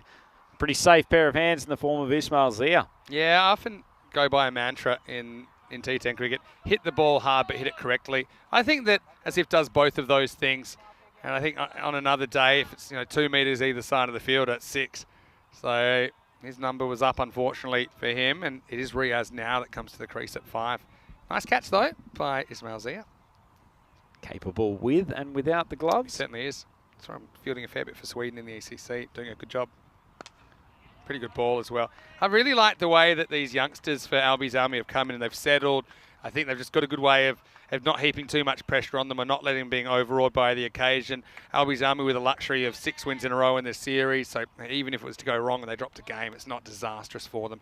And mentioning also, if you just joined us, that Albies Army have 19 consecutive wins in ECS cricket. That's tied the record of the Catalonia Tigers in Barcelona. If they win this game, it's 20 in a row, a new record. Creating history. Yeah. ECS Sweden 2023. In the air, but this is falling nowhere unless the umpire's allowed to catch it. It'll just be 1. And it has a nice ring to it because they did get the magical 200 earlier in the series. That's 200 in 1 innings. And now they're hoping to go 20 consecutive wins. Tell you what, Vinny, when they were 15 for 4, that history-making win must have felt a long way away. You're exactly right there, but that's their modus operandi, isn't it? This is the ball that kind of rushes the The batter just gets one on it. Riaz. Yeah, but you look at how many of those games, it's hard to do a stat on this because it's quite subjective, but how many of these games were they in trouble in their batting? And the answer is quite a few. I'd say 5 or 6 of them, maybe even more. But that attacking approach, they always back that someone will come good. And the bigger crime is to waste balls. And I think we see a very different approach in this innings. And look, I'm not saying that Khalid was not trying to score, but we did see a few balls that they took a safe option. And I suppose they essentially let this run rate required get out of control off the back of some of those decisions. Yeah, 13 and over against a pretty good bowling attack. That's still a difficult rate, notwithstanding that scoring is pretty straightforward on this super quick Master Cricket Club outfield, but a little bit of a sluggish start, and it's an uphill battle from there. Short. This one whistles through to Bilal Khatak, who has the gloves for Albizami. This will be the end of the over. 65 for 3. And for you Kristianstad fans out there, you get to see them coming up with some important games to come, because I think they need to be almost perfect. Kristianstad will take on Albizami in match number 48, which is coming your way in approximately 35 minutes. News from the toss. Albizami winning the toss and batting first. Kristianstad, well, they have been batting first. Have been a bit hit and miss. Maybe not a bad thing they have to chase. First thing they have to do is get through that top order and middle order. And they have the bowling to kind of do it. And Kristianstad, like I said, I don't think they can afford another loss if they want to make it all the way up to the top 4. Yeah, certainly can't. I can't wait to see the battle between Sahak and the openers of Albizami. This will be some cracking contest. Very much worthwhile tuning in and staying with us on the European Cricket Network. This upcoming game. It's still a contest here. Yeah, still possible for Shista. Need to get moving, and that will help. Yeah, well, Azam Khalil, the luxury of not bowling so far, but this isn't his best effort first up. Just a little bit too full. Turns into a full toss, and Riaz puts it away through the leg side. Could have done with Riaz a little bit earlier in this innings. We saw in the last game that he's pretty capable of finding the boundary. Hits a very sweet ball. Lovely shot, just taking advantage of the over-pitch delivery from Khalil. Dave's got a question, and we've had this one before, but I'll have another stab at it, about why is it called a French cut when you accidentally inside edge down the fine leg. Oh, a bold. Khatak likes it. And, they may want to have a little look at this. I think that looked like a soft signal from the umpire going up that she thinks it's actually stumped. Oh, yeah, well, he has dragged that foot. Oh, this is, for me, it's out at this stage. He's gone. What a great, I mean, are you agreeing with me? Oh, it's tight. I can definitely see. For me, I can see the white line behind his foot. So for me, I think it's out. And to be honest, I think it was given out on the field because the umpire has a very good view of that. And I think he's walking. So what a nice bit of work from Bilal Khatak, the young keeper, as he turns nothing into something. And yeah, I think it's confirmed that Bilal Riaz has his marching orders. Yeah, sharp bit of work from the keeper. He was pretty excited from the moment that he took the bails off. Nice little bit of bowling from Azam Khalil too. Just floated that one about a foot outside off stump. Juiced the sweep again, and batsman overbalanced, and he's on his way back. As a keeper there, you actually know, because if you can see the line, if you can see the back edge of that white line, you know it's out. He's suggesting we should trust the wicket keeper at all times? Yeah, well, I wouldn't say that. But I will say that from side on, you don't have as good of a view of that. It is hard with those ones where you're almost getting the sole of the foot pressed down at some stage and just working out where the contact point is. Wicket for Khalil, but another full toss. This time he won't be hurt, assuming, well, I think he stayed in there. Sardan was, but let's have a look at it. Like a little hot move down on the dance floor. I think this is 4. He's looking guilty. Yeah, look at this. I think, that last foot is over the line. So it is signalled 4. So Khalil doesn't get away with it. Just going back to the French cut, I think it's to do with the fact that the French traditionally don't play cricket and they're pretty close geographically to England. So they were an easy target. Is sometimes called a Chinese cut as well, probably for the same reasons. Same reason that you sometimes call a left arm wrist spinner a Chinaman. I was going to say, for a country that has very limited cricket participation, haven't the Chinese managed to infiltrate the lexicon of cricket? From what I know about Chinese cricket, which isn't admittedly not that much, but if you go to Far East Asia, they will say, the guys that play, they say, what do we love about it? The hard ball. They say, this is a sport. You have to be tough to play this sport. That's the reputation it's got. Anyway, right now, Khalil will get another one. And he's liking it, marching through this middle order as well. as she start falling apart in the second half of this chase. They've left it a little bit too late, and I think they'll be going home without a win in this last game, although they did perform well in their second last. And this time it's Badar that has to go. That makes the score 74 for 5. Yeah, lovely little moment between Azam Khalil and Marcus Badar. It looks like they both enjoyed that moment on pitch, probably Azam enjoying it a little bit more than the batter. But a nice little piece of bowling. Just scooted through, slightly short of a length, and celebration for Azam. He's happy to win that little battle, and love a little embrace between the two combatants after the ball. And Badar's back on his way, bringing Muhammad Answer to the crease. 8 overs gone. Shista 74 for 5. Yeah, nice over from Azam Khalil. Gets a bit of help from his young keeper as well. And a couple of mystery balls in there. No mystery about the full tosses getting smacked away for 4, though. As we'll head into the next over, and it's Dawood to close out his spell.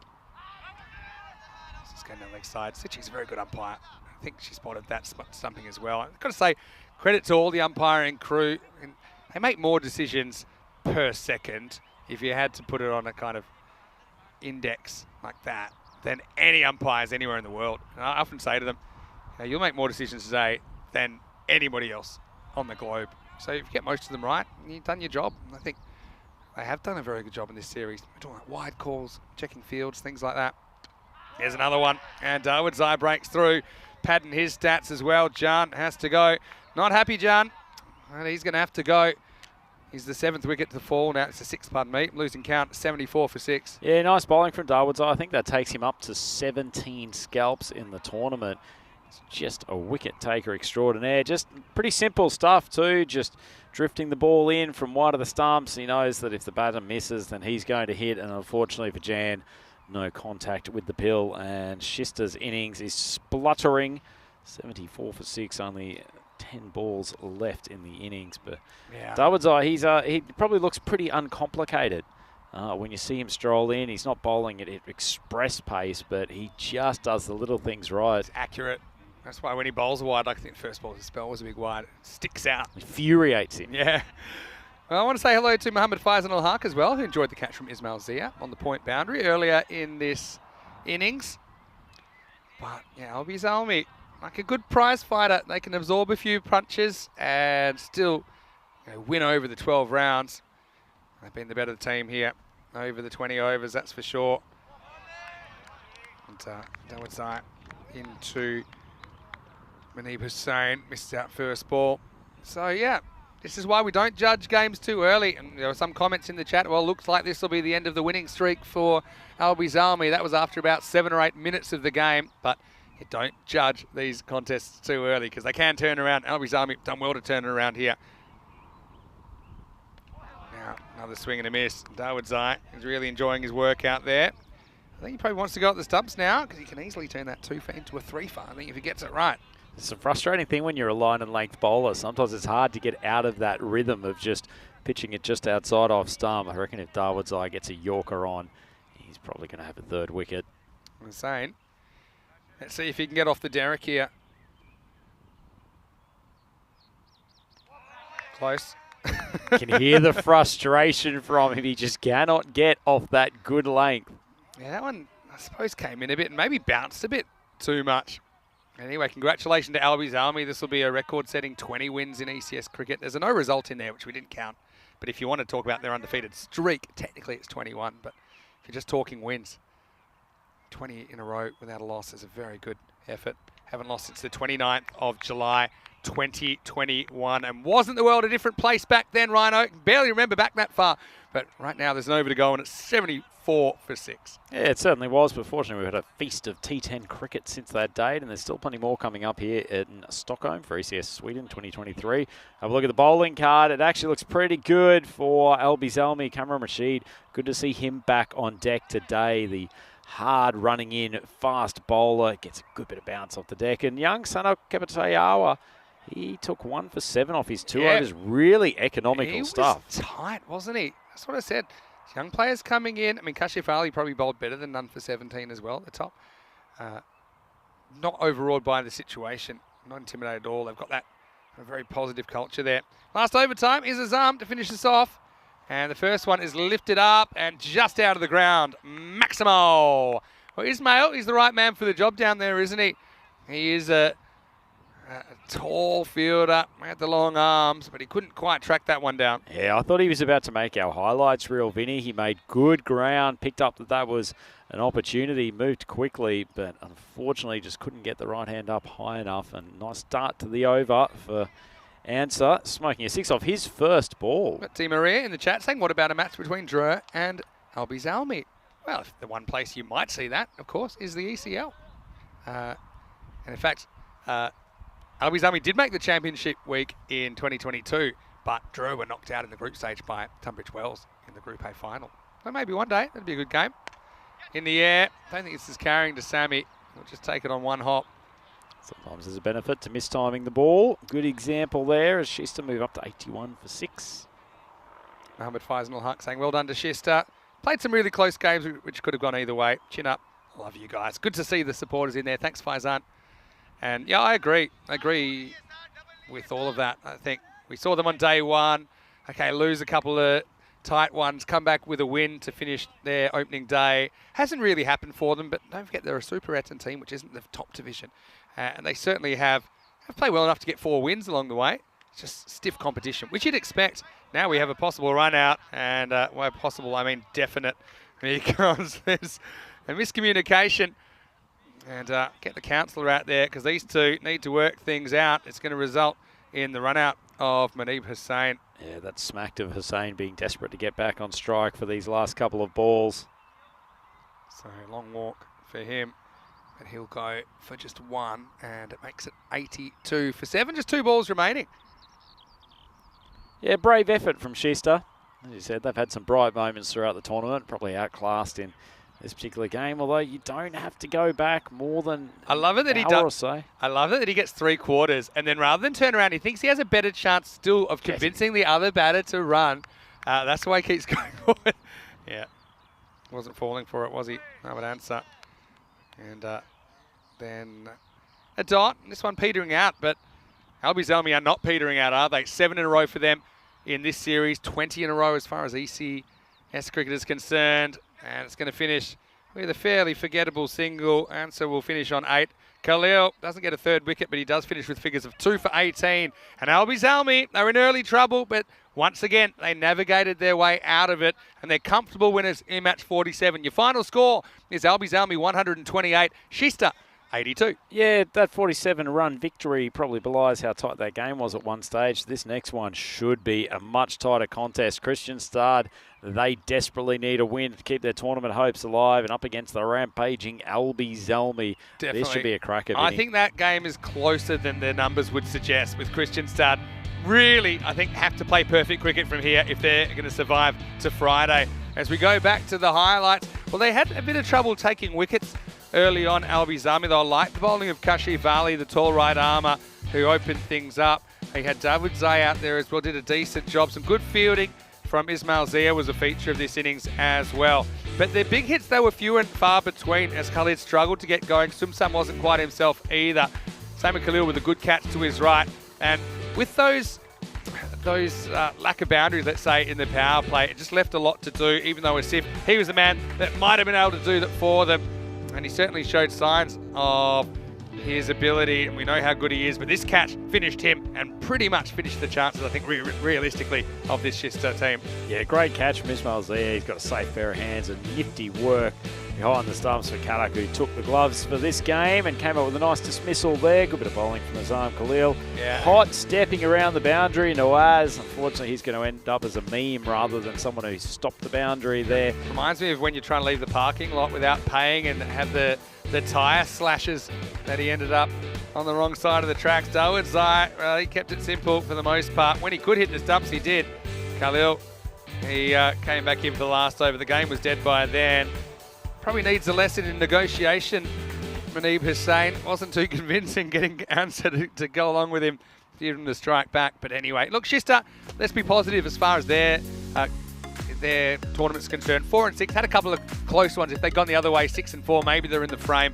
But as it is, they weren't good enough to get over Albi's Army here in match 47. They will finish with a loss, but they can have their heads held high. 23 for Sumsum Khan, the top scorer. Also, Mohamed Asif had a good day with the bat, but could only manage a dozen in this one. And Khalid chewing up 16 balls for 10, and he had more than a couple of concerns out there. As far as the bowling went, Davidzai had a maiden in there as he scored 2 for 11 with the ball. So nice work from him. 2 wickets also for Azam Khalil. Wickets for Kabetiyawa and Quintrilla Mira Afsal.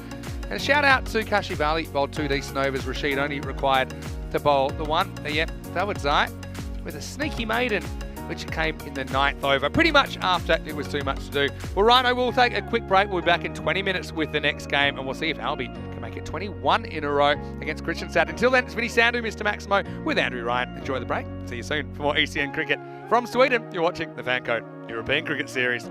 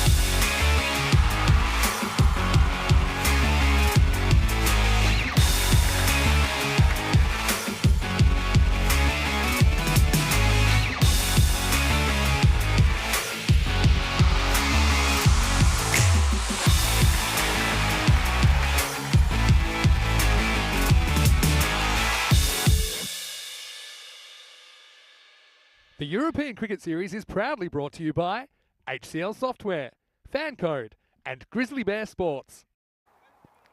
Hello and welcome back to Stockholm. Great to have your company for day 10 of this FanCode European Cricket Series. Now we have the third match of today and it's going to be match 48. This should be a real interesting one between Kristianstad, the men who have come a long way from the Skåne region in the south of Sweden, and they're taking on the city dwellers, Alby Salmi. And Alby Salmi, we know that they are defending champions. They've won this series in 2022 and going back to 2021. Had a big streak of wins as well. Firstly, let's see what happens at the coin toss. Nilkesh has the two captains for the coin toss for match 48. Your ball. Tails. It is tails. You can bat first. So the news from the toss is that Alby Salmi win the toss. Kudratullah doing the honours on this occasion, and he's elected to bat. No surprises there. Look, the question for Kristianstad, who kind of have to be perfect from here, I think, if they're going to qualify for the semi-finals, can you get wickets and keep taking wickets in this Alby Salmi innings? And it's just not easy to do. We saw them back themselves out of a tight spot in that last game in their batting innings. And Kudratullah, it's been really important the way that he's batted in some of these rearguard actions, hasn't he? Sad Nawaz was very good, cracking a 50 in their previous game as well. But Kristianstad, like I said, they do have some fiery options. I think they will be attacking first up. Let's see if they can do that. As far as Kristianstad's batting's gone, well, they had Sahil make runs for them this morning, but didn't have a lot of help, and they will have to chase on this occasion. So I do think they would have liked to have batted first, but I suppose this way they'll know exactly what they have to do. Should be a good game. Let's get over to Andrew Ryan, who'll take you through the opening stages. The news from the toss in match 48 is that Alby Salmi, they've won the toss and they're going to have a hit. Over to you, Rhino.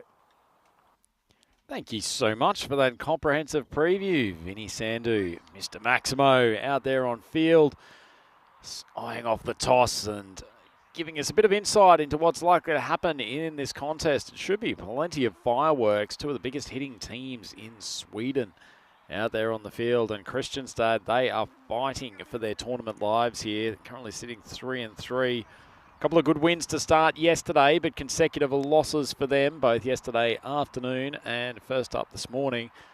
And they come up against an Alby Salmi side who have won 7 on the trot in this tournament and certainly dug themselves out of a pretty big hole in that last game against Kista Cricket Club. They were 4 for 15 at one stage and managed to still put on a significant total, largely thanks to Nawaz and Kudratullah with their efforts in the middle order. Very, very nice to see Nawaz, a young player with plenty of ability, get a solid innings in. He scored 51 off 19, and Kudratullah a little bit more pedestrian, 30 off 22, but it was an important innings in the context of that game and certainly gave Nawaz the support when he needed it after he'd seen plenty of partners come and go. And taking the first over, Farad Sahak for Kristianstad, and a bit of an anti-climax, bails out of the run-up. Got Ismail Zia and that Mansard Nawaz. They're at the top of the order, so it gives them a left-hand, right-hand combination. Such a catalyst for this team, Sahak. How he goes can sometimes be determinant as to how Kristianstad goes. Nice ball on the stumps. A little bit of a mix-up. May have been a chance at the bowler's end. And have to take every chance possible against this Alby Salmi group.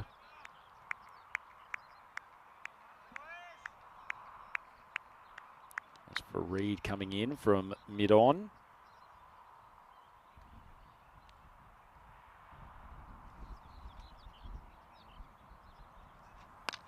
Sahak steaming in, it's dragged out to mid-wicket. So Zia just struggling a little bit with his timing. Ball coming on pretty sharply. Sahak really lets it go. Not a particularly tall man, but sharp and extracts some good bounce.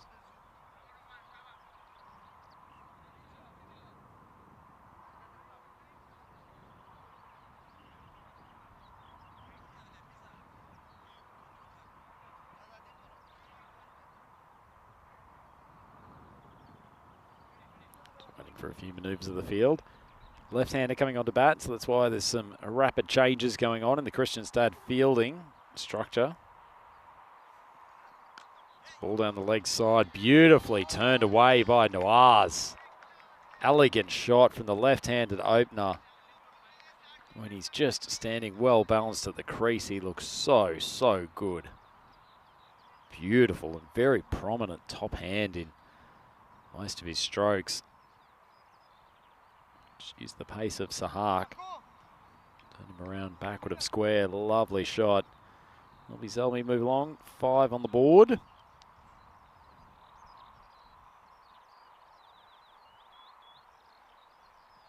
Short ball way down the leg side.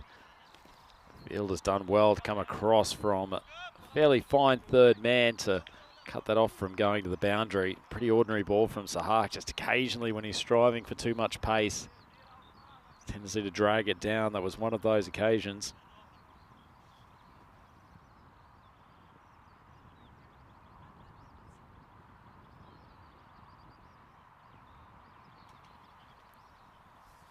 Needs to relocate his line. Can't make errors against a batsman of Zia's class. Takes a couple of steps down the wicket. This ball is wide again. See what he's trying to do. Just losing his shape at the bowling crease, possibly once again just trying to bowl a little bit too quick.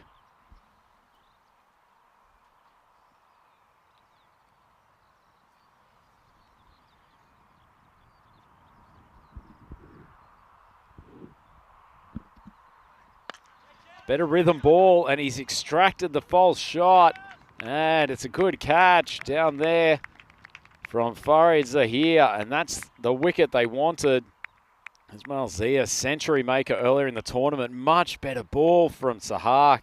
Just came in, let it go with rhythm, didn't try to bowl too quickly. Hits a length, and Zia trying to hit on the up. Just hits it straight down the throat of Farid Zahir, and the first wicket down for Elby Zelmi. 8 for 1. Such a good length to bowl in T10, particularly with a new ball. Comes off high off the deck, getting it more towards the throat of the bat. Just those blooped catches going out to mid-off and mid-on, particularly in the early overs when players spot that space straight down the ground, often uncovered. Christian start, they've got one at deep mid-wicket, one at third man on the boundary. Nice ball from Sahak. Once again, just seems to be bowling in, when he bowls in rhythm, he's such a better bowler.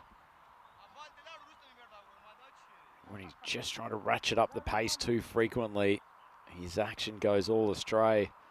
But when he's just letting speed and approach to the bowling crease take control, good things happen for him.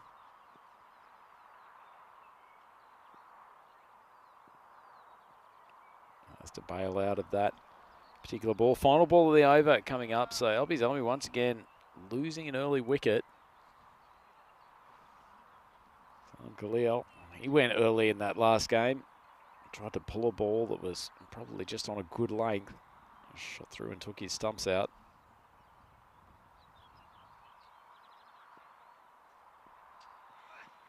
It's wide. Umpire thinking about it. And he lets it go in the end. Interesting. 50-50 call, but a helpful one for Sahak. And gets away with a pretty tight one there. Anyway, probably the fact that he's blocking the umpire's view didn't help. Anyway, let's have a look at the bat versus ball wall. Oh, what a prediction. Once again, Elby Zelmi projected to only score 88 runs. It's a pretty negative view from the supercomputer, their batting strength. Average runs for today starting at 154. So 88, that's almost half of 154. So there's certainly a bit of wiggle room in between those two scores. Anyway, back to real life, and Nawaz, he'll be on strike for the start of this second over. And Shinwari, bit of a shaky start to the last game. No ball on his first delivery. Wide, but ultimately wasn't punished too much as a result of that. Nicely ball, just a little bit off speed. Wafa, who's got a great set of hands, speeding in at mid-on, but he can't stop the single, so the left-hander rotates the strike. We've got Khalil back on. I don't think the left-hander swinging it back into Khalil is a bad thing whatsoever. See if he can just get him to open up his body a touch and then tail the ball back into his stumps. Yep, nicely bowled from Shinwari. Just nudged out backward of point, and Khalil collects the single. So Hark, the man coming in fielding that ball, he's an absolute live wire. Times it feels like there's more than one of him on the park.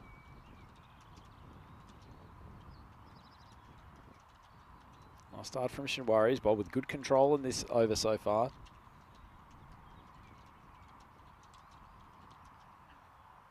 Oh, full outside off stump. Nawaz charges him, but genuine slower ball from Shinwari. In fact, he seems to be relying more and more on his off-speed deliveries. Batters finding it very hard to get their timing against him. Whereas once again, when he's on the move, he looks such a less reliable batsman than when he's just standing at the crease, stable, the eyes in the same position. Oh, he's cleaned him up. Shinwari, good work from the young fast bowler. And due reward for what was a good over up until that point. Nawaz tries to heave him across the leg side. And I think this deflects off his pad back onto the stumps. Have a look at the replay. Yep, so a touch unlucky for him, but nonetheless, nice piece of bowling from Shinwari. And that is the second wicket down for LB Zelmi. So once again, they have put themselves in a little bit of a hole. 10 for 2, 1.4 overs down. Really good over from Shinwari, this one so far. I like his variations. That one was probably the quicker or the normal on-speed ball. Was he's 2 or 3 steps down the crease. Just feels unnecessary for a batter like him who's got so many shots.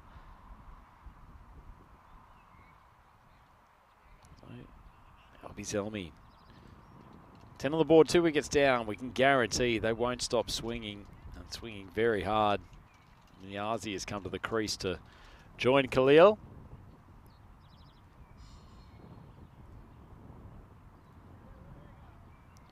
Just a late adjustment of the field. They've got that fine leg very fine at the moment. Another outfielder at deep mid. Another one of these off-speed balls. A little bit wide for Shinwari's liking. Just needs to be rolling the finger over almost a left arm orthodox spinner most of the time, but he's got a couple of different approaches. Just really focusing on not giving the batter the same thing twice. That was a quicker one. Well, hasn't given a wide down the leg side before in the over, so at least that's some sort of variation, not the one he was looking for.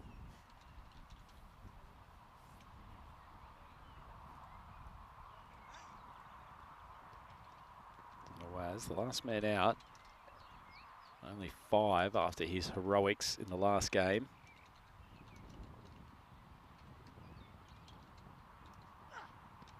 Under the pads, big appeal, no chance. But they will scoot through for 1. And that's the end of the over.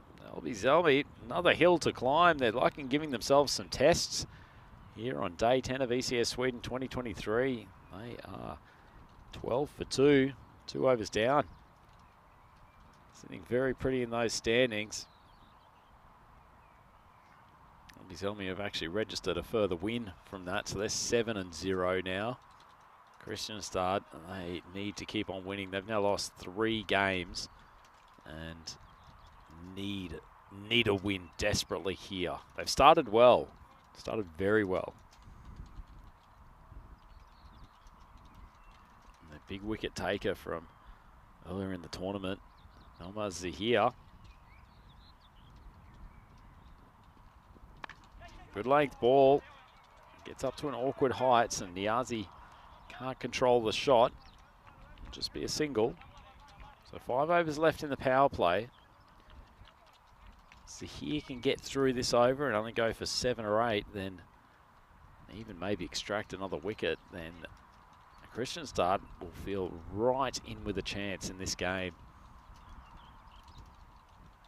And LB Selmy's got a good bowling lineup, so if they can restrict the total to 105, 110, put themselves in with an excellent chance.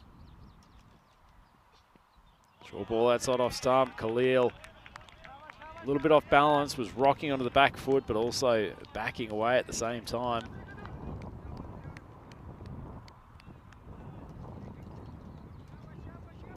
It's a good ball. So Zahir keeping that line outside off stump. Gets it through with enough speed. Won't want to go much wider than that and just give Khalil the opportunity to completely free the arms. Shorter length again. It's frustrating. The LB Selmy superstar. He's now 1 off 5. It only takes one shot to rectify that strike rate, but the question is, can they take advantage of these dot balls and frustrate Khalil into a rash shot?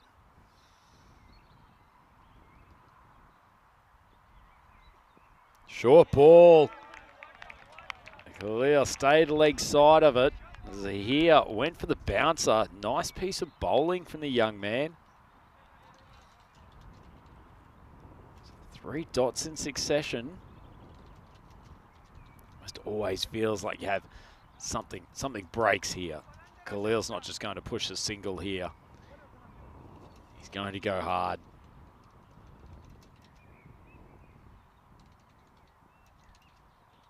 Slower ball, nicely bowled. Good time to use the variation from Zahir. He knew that Khalil was setting for a big shot. Rocked his weight, back in the crease.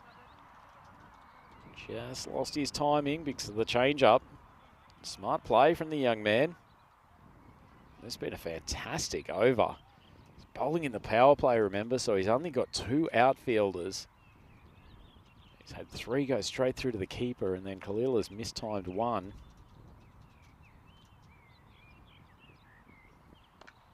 And he mistimes another, just cutting it out to point, and they'll scoot through for the 1. But that is an excellent power play from Kristianstad, keeping LB Selmy to under a run a ball, and them losing 2 wickets as well. They're 14 for 2, 3 overs gone. Quick look at the worm, or the Manhattan, I should say. So a few runs off that first over, but the last 2 going for 4 and 2. It's exceptional bowling from Kristianstad. And they're going to keep the heat on. LB Selmy. Skipper Waffa bringing himself on. Suspect there should be some pretty good content with Waffa and Maximo having a bit of a slog off. Middle of the pitch. Keep an eye out on the social media feeds for that one. Morpher with this intriguing technique where he holds the bat with his hands the opposite way than you'd typically expect for a right-hander.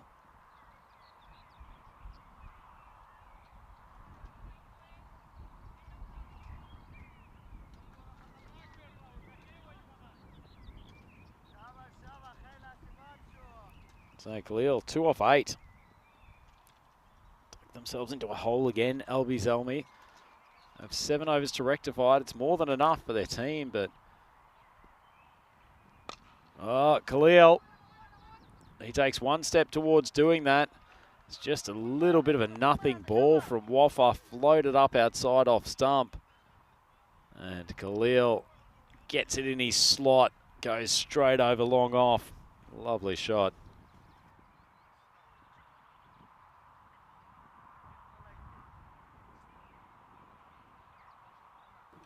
Could this be the over that breaks things open a touch for this LB Selmy lineup?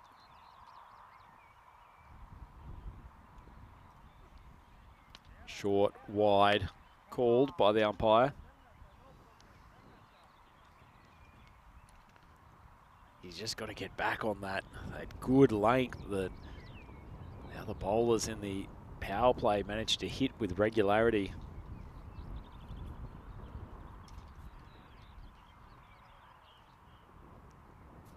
Patient player, Khalil. Not going to go. Pretty good at picking the right ball to go after. That one's just nibbled off the outside edge. Flies away to third man for the one. Brings Niazi back on the strike. He hasn't started particularly quickly either. Still got plenty of balls to go though. Don't count out this LB Zelmi side from anywhere. Short ball pumped. Absolutely mullered over the leg side. And Niazi all of a sudden goes from 1 off 3 to 7 off 4.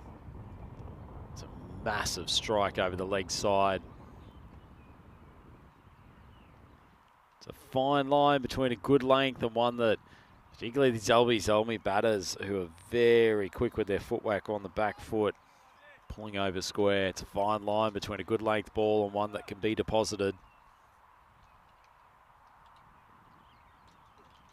That's a better length. Inside edge. Bit of width outside off stump, so taking it out of their hitting arc. It's a good response from Waffa. Just won't want to let this go in 1 over, so this one's already gone for 15. Needs to knuckle down and try to get dot or 2 to finish this. Short ball, just tucked around to fine leg. Terrible throw coming in. But fortunately plenty of fielders to back it up, but just one, so they move along to 30 for 2.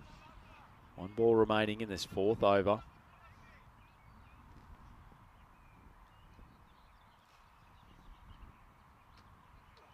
Full ball, nicely done from Wafi in the block hole. It's a good finish to him. So at least he restricts the damage somewhat. Only goes for 17. LB Zelmi, 31 for 2. 4 overs down.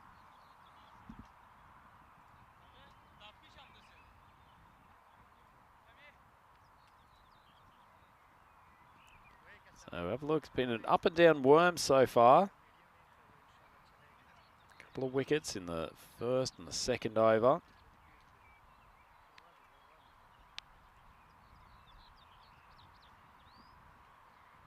Niazi just having some running repairs during the break between overs.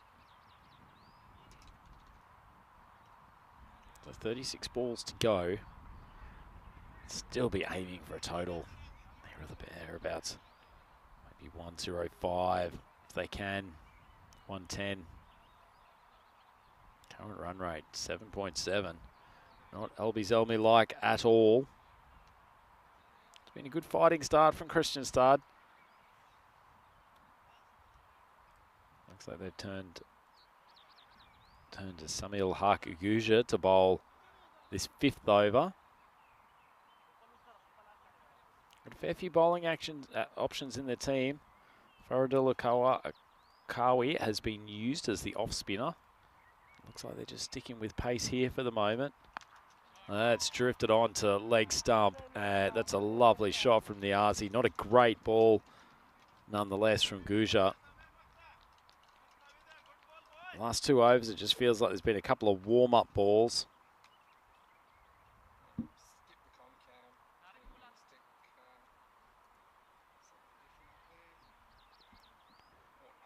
So, Niazi starting to make his way. 15 off 7. Khalil just going at a run of ball.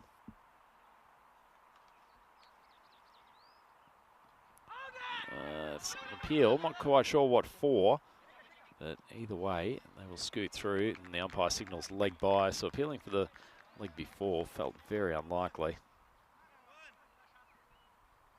Brings Khalil onto strike. 38 for 2. Just a bit of a lull in the game here. LB Zelmi have started a minor fight back. Khalil charges, gets cleaned up. Well, that might have been the breaking point moment. He was 10 off 11 at that stage. Felt like he needed to make something happen. Charges down the pitch. Big swing, lost all of his shape. And Gula has taken out his off stump. Nice piece of bowling, hitting the right line of length, hitting the top of off. Definitely the line and length to bowl on this pitch. And a nice execution from Guja. Really, really good stuff, just shaving the outside edge of off stump. Khalil, not his most fluent innings. You can see that the frustration was building up. Now 38 for 3.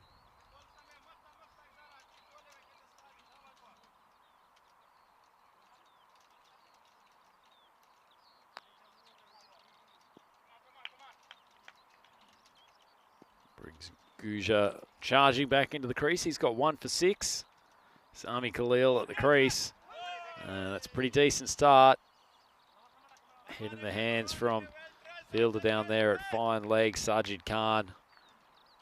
Probably, actually, it might have even been a catch. Sami Khalil hit it very hard, but looked like he was running past and the ball's just gone straight through his hands. Look at this again. He's pulled it very fine. And he stuck the hands out and it's just, it may not have made contact at all. There's a chance. Oh, Guja may have another one. This one's flown high. Fielder down there at third man. Shinwari takes a very good catch. Never easy with those balls that fly off the top of the bat down to third man. And 2 wickets in this over for Guja after he was pumped for a Maximo first ball. Excellent catch from Shinwari. We've seen him do some very good things as the boundary rider out on that offside. And Sami Khalil, he goes after a 4 off his first ball. Albie Zelmi 42 for 4. Well, just when we thought they were getting the noses back in the game. 4 wickets down now, almost at the end of the 5th over. We'll be able to rectify this run rate somewhat. Key for Kristianstad, keep on bringing fresh players to the crease. So Quadratula faced plenty of balls in the first game that Albie Zelmi played today. He's back in there. He's got some work to do.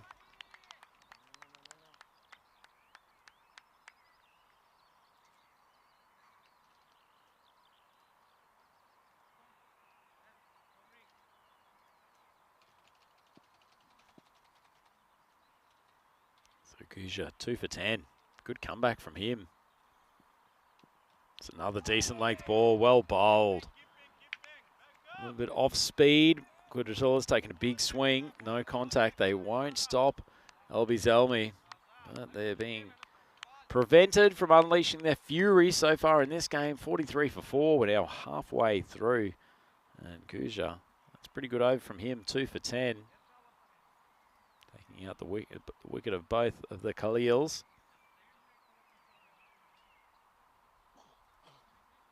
Few boundaries from Niazi. Certainly helped things along for Albie Zelmi. Not a bad move though from the skipper Wafa, bringing himself back on. This is time to keep your foot on the pedal. Maybe even get a second over from Sahak. Did go for 17 his first Wafa, but he's one of their most reliable bowlers. Full toss. Hit high, hit long enough. Much like the start of his first over, Wafa just spears one up. This time a full toss on middle stump, and in fairness to him, it was probably off stump, but Quadratula just gets enough bat on it. Easy enough to put over the boundary. Another big swing. Oh, he might get away with this. It's a dirty slog, but it's worked out well from him, and 10 runs off the first 2 balls. It's a much better ball from Wafa, but unfortunately it's flown away, and despite the best efforts of Sajid Khan, Quadratula's raced along to 10 off 3. Good ball. Extracts a defensive shot out of him, not something you see every day in ECN T10 cricket.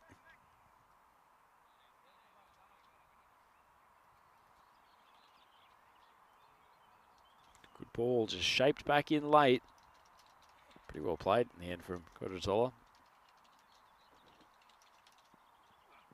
Full toss, probably going to be called a no ball. We'll have a look. So the catch is taken, so it becomes a big call. We'll wait. I haven't seen a signal from the umpires yet. So this one will be reviewed. Big call in the context of this game, because if it's called no ball, they'll end up with a free hit. If it's not, then it's a wicket. So he's taken a fair step down the pitch. Definitely above there. Probably no ball is the right call, the way it will travel through. A little bit of a question mark given the given where the batter was down the pitch. But it has been signalled no ball, and there's the free hit call coming in. So this is a big moment in the game. Niazi on strike. Huge swing. Flown down there to third man, but a nice bit of bowling from Waffa.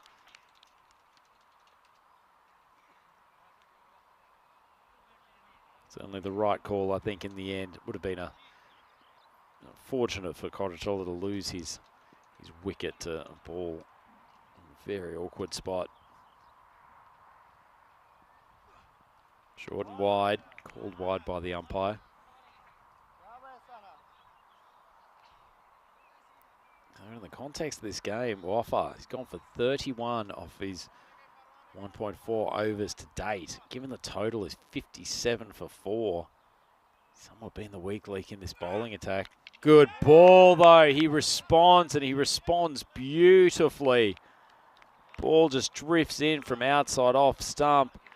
Fair gap between bat and pad from Quadratella, playing away from his body. Big heave. And the stumps go flying. Excellent bit of bowling from Waffa and Albi Zelmi. Just when you think they're starting to mount a fight back, they lose another wicket. 57 for 5.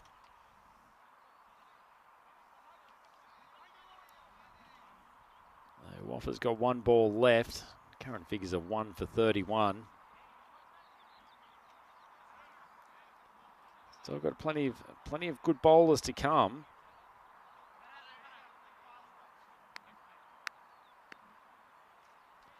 Wonder if Guja will be brought back for his second over.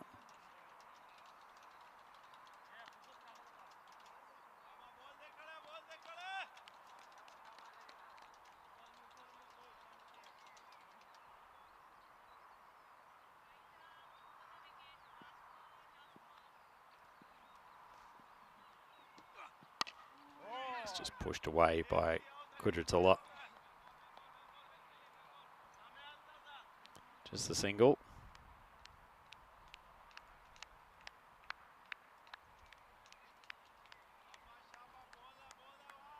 That's the end of the over. Albi Zelmi, 58 for 5. So still in a difficult position. But enough overs to come. 24 balls to go. Well, Niazi's there. They've still got one batter, but they're really down into the bowlers now. Woodside doesn't get to the batting crease that often. Same thing with Kamran Rashid.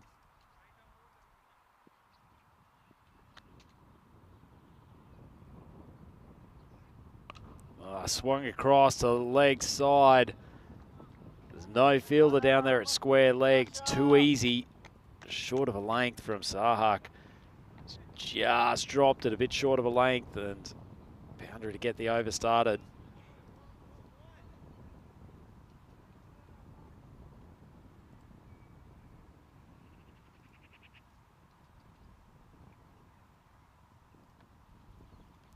So I think it's the right decision to bring Sahak back, but he's got to get back on his length. No one's pushed down the leg side. Fumble from the keeper.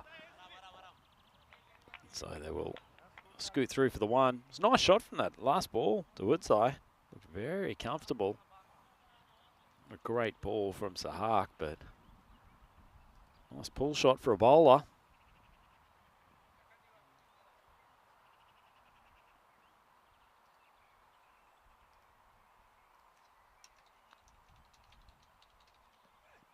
Steps away.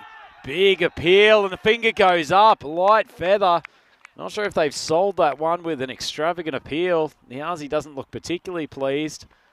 But either way, he's walking back to the pavilion. Not a bad ball, was just angled in towards his leg stump.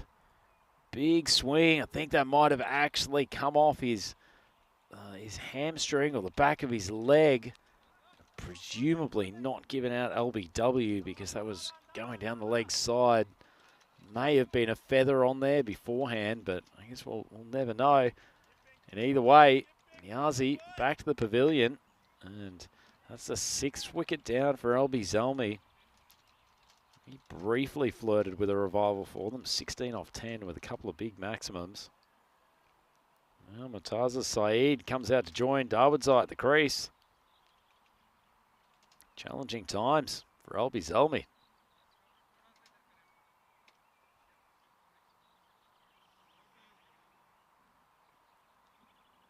Sahak 2 for 14.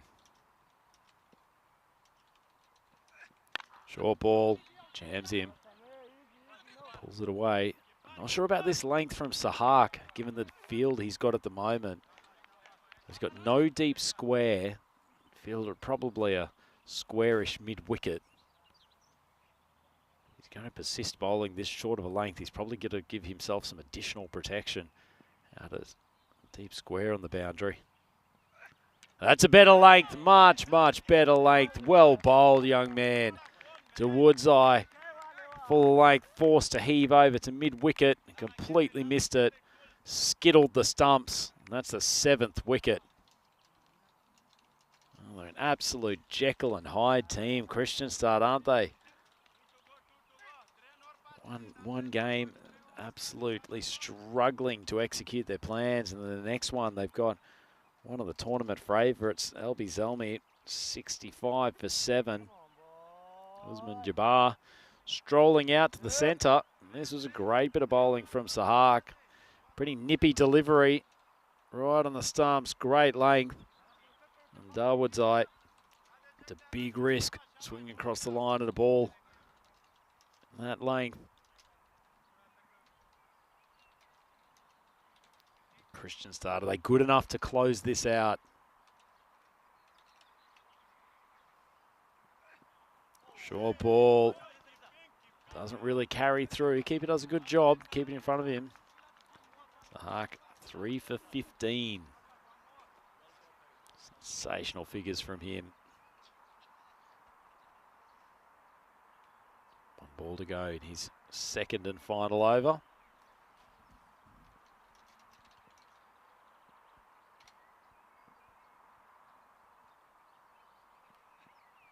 Angled into the leg side once again. The keeper does very well. That was an awkward ball. And Niazwali Sahil has done a great job on consecutive balls behind the stumps. It's a super little spell from Farhad Sahak. He goes with 3 for 15. LB Zelmi 65 for 7. Looking forward in the ECN calendar, an absolute buffet of quality cricket coming up. So we're into the later stages here in Sweden. Don't forget we've got the T10 internationals, the ECIs, coming up this weekend with Estonia and Germany travelling here. And then the crowd rolls on to Romania. It's not just the European Cricket Series there, the T10 club competition, but there'll also be internationals out there as well. Even some T20 international cricket coming from Bulgaria on the weekend, late June. Nice ball from Zahir, coming in for his first delivery. Well taken. I'll scoot through, prepare. Very tight first over from him. Was part of that excellent group bowling in the power play.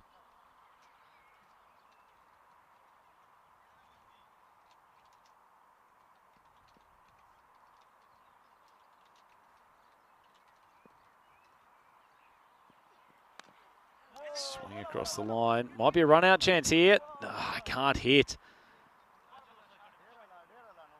Oh, Jabbar was struggling to make his ground. Side edge onto the back pad. Bowler needed to scoop and throw in one motion. Can't hit the stumps. Singles aren't going to hurt them greatly here, though.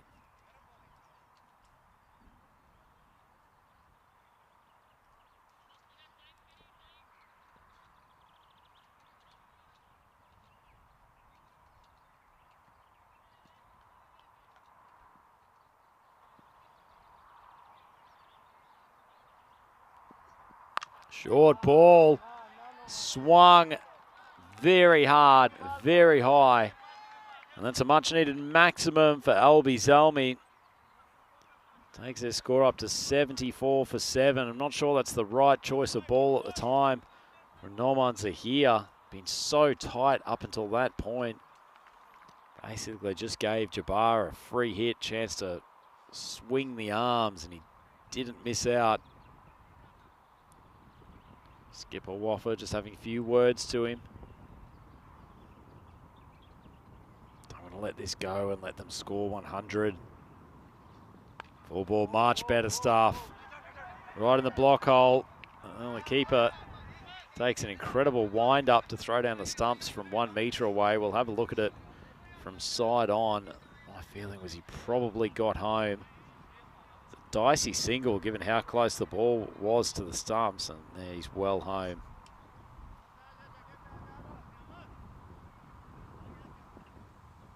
Good ball from the Zahir.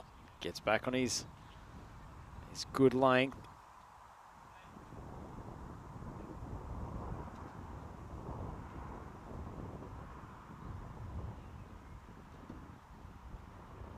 Slowly on strike. Here, 2 balls left in this over. Good length, that's much better bowling. Just hitting that spot just outside off stump. Ball carries through nicely to the keeper. Pretty difficult ball for a top order batsman to deal with, let alone some of these guys who are coming in from a rare time at the crease and 10 over cricket.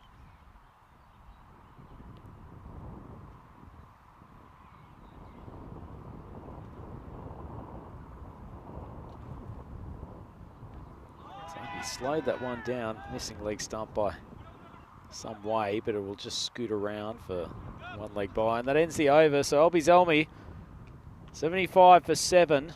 They're still alive, still 3 wickets in hand, 12 balls to go.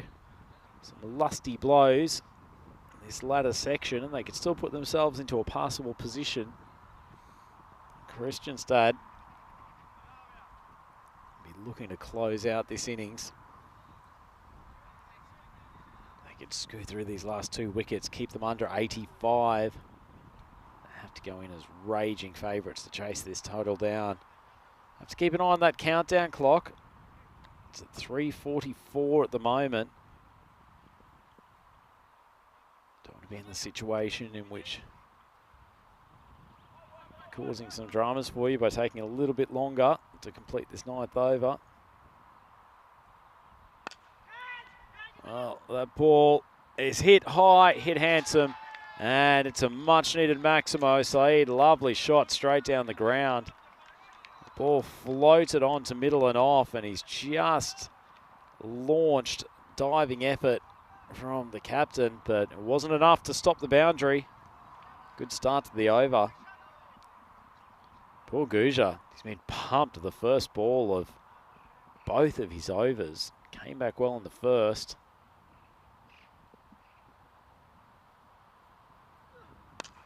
Hit hard, and it's going to carry the fielder. Coming around at just wide of mid-off. Nice shot. Wasn't a bad ball wide of off stump, but fielder Waffers pretty straight on the boundary there. Murtaza Saeed is giving some elevation to this score. 10 runs off the last 2 balls.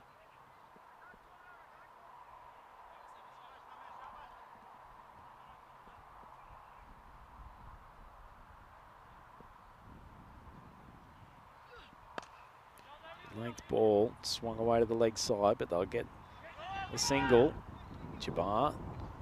Oh, geez, that's nasty. But he's thrown one full throttle at Guja, and it's cracked him just below the knee. Gee, that's not helpful fielding from your teammate. He's got the hands up to stay, settle down, and then look at this. Comes and, oh, that's painful to watch. Trainer coming out.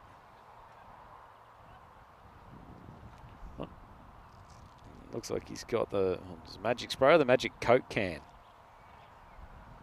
Putting something cold on his knee anyway. It is the magic spray. Not for human consumption. Issue here too is usually what 3 balls into this over. Let's hope he can continue, because otherwise you're throwing a fresh bowler into the fray for the last 3 balls of this 9.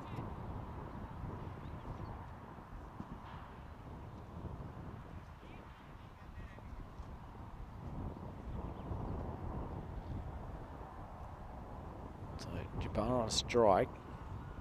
He's on 7 off 4. Looks like Gooch is okay to continue, which is good. Probably won't be saying too many thank yous to Eid after that throw. Good ball. Right up in the block hole. That's the place to bowl to lower order batters. Spearing in the Yorker to leg stump.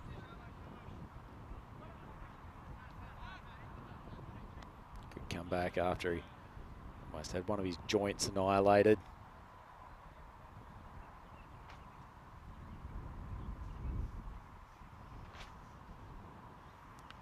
Big swing outside off stump. Keeper does a full spin, sort of half appeal. Nothing there though. 1 ball to go in this 9th over. Obviously just creeping up to, I wouldn't say it's a passable score, but at least give them something to defend. Bit of a lower order rear guard action, particularly from Saeed. Full ball.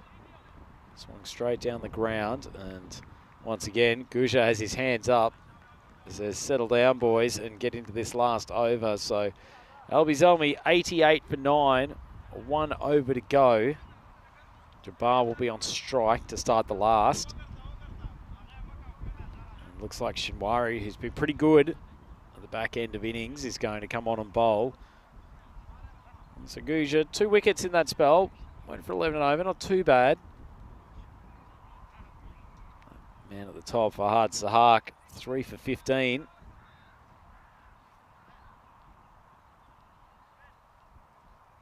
Ones are here. No wickets again in this innings, but very tight. Went for 12 runs in his 2 overs. Shinwari striding in the last over. Nice ball, wide of the crease, only just gets it inside the wide line. Probably looked a bit worse than it was because Jabbar gave himself a fair bit of space outside leg stump.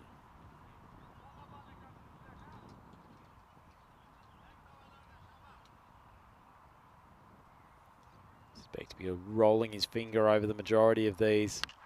That's another slower ball, dragged around, fielder coming in from mid-wicket. That's a good catch. Nice piece of bowling. Shinwari just off speed the whole way. Farhad Sasak cannot keep him out of the game. I swear there's one of him on the leg side and one of them on the offside. Takes a very good catch. Nice piece of bowling from Shinwari. He's got great figures, 2 for 3. 4 balls left in the innings, and Kamran Rashid comes to the crease. Strong man. He hits one. I suspect it'll fly, but not often you see him at the batting crease. 88 for 8, the score. So Albi Zelmi need a couple of lusty blows to finish this innings.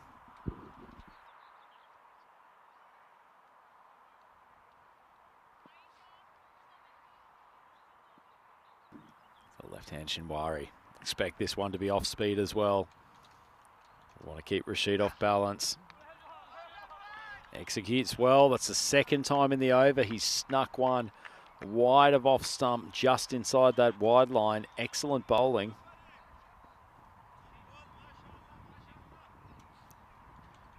Rashid's pads. Looks like he's worn them while he's painting his house. Start referring to them as tradesmen's pads. Big step away, outside edge. Unlucky for Shinwari, but they'll take a single at this time of the innings. Albi Zelmi score, 89 for 8. Little acknowledgement from a fellow quick. Getting the fist bump from Cameron. Shinwari wants to be able to close without going for a boundary. 2 balls left. Nicely bowled, really slow one. So slow, there wasn't even the possibility for the batters to run through for a bye.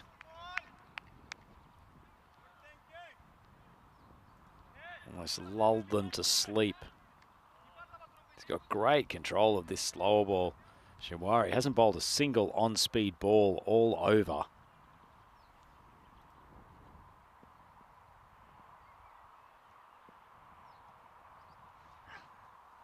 Come down the track, and the keeper affects the run out, so they don't even get the one off the last ball. Nice effort, fantastic last over from the left armer Shinwari. He ends up with great figures of 2 for 4 off his 2 overs. That's match-winning stuff. And despite the best efforts of Murtaza Saeed, LB Zalmi can't get near the 3 figures. Well, they're certainly in a better position than they might have been without his contribution at the end. Started off very, very well for Kristianstad. Early wickets, including Nawaz, big heave across the line, and Shinwari took his stumps out.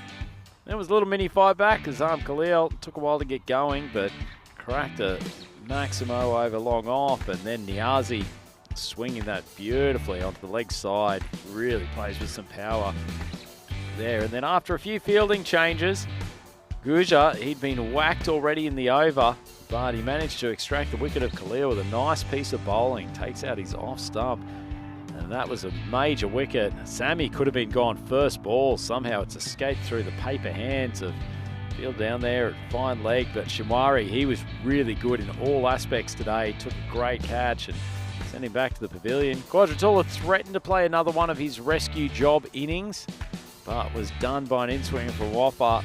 Niazi, this was probably the controversial moment of the innings. Judged caught behind before Sahak came back and blew a couple away in his second over, including the Wood's Eye, who's blown away a few players in his time in this tournament. This was a lovely, lovely shot from Murtaza Saeed straight down the ground, and some important runs for him towards the back end. Unfortunately, Jabbar and the like couldn't stick around long enough with him to push the total towards a century, and a nice little run out on the end. Great work from the wicket keeper to affect that. And so LB Zalmi really below par score for them, 89 for 9. Almost bowled out in the 10 overs. Pretty ordinary looking card, although surprisingly 4 players made it into double figures. The top scorer was Niazi with 16 off 10. Said he was probably a touch unlucky to be judged out, but no one really got into a great flow, and an excellent bowling performance from the Kristianstad Cricket Club. Have a look at their bowling card. 3 for 15 for Sahak up the top, but the pick of the bowlers, Hafizullah Shinwari. Left armour took the second over and the 10th. Tough spots to bowl, but he's ended up with 2 for 4 and showed exquisite control of his off-speed balls and really bamboozled the LB Zalmi batters. Probably something to take notice of for a lot of the other teams in this competition as to how to deal with that rampaging top order. No rampage from them today. They ended up 89 for 9. So Kristianstad, they require 90 runs in 60 balls to win this contest. So an even 9 runs per over for them. We will be back here in a few minutes for the chase. It's Andrew Ryan on the European Cricket Network here with Vinny, Mr. Maximo, Sandu. We'll be back for the second innings in a few minutes. Please join us then.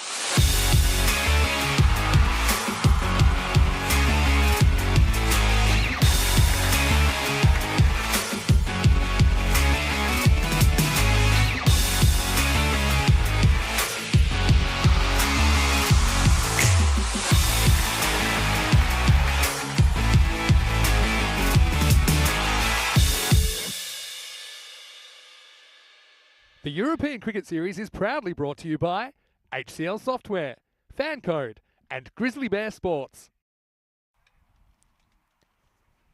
European cricket fans, welcome back to the Mushtar Cricket Ground here in the north of Stockholm. It is time for the second innings of this game between Kristianstad and LB Zalmi. It is match 48 of ECS Sweden 2023, brought to you by FanCode. It's Andrew Ryan here with you. I'm joined all day here by Vinny Mr. Maximo Sandu, who will be back on deck shortly, and we'll be here to take you through the second half of this game, which is set up very nicely and in the position for Kristianstad to cause an absolute boil-over against LB Zalmi, who were undefeated up to this point of the competition. But an excellent bowling effort from Kristianstad has kept LB Zalmi to a score of 89 for 9, severely below par, certainly for their previous form, and definitely based on what's happened to this Mushtar Cricket Ground.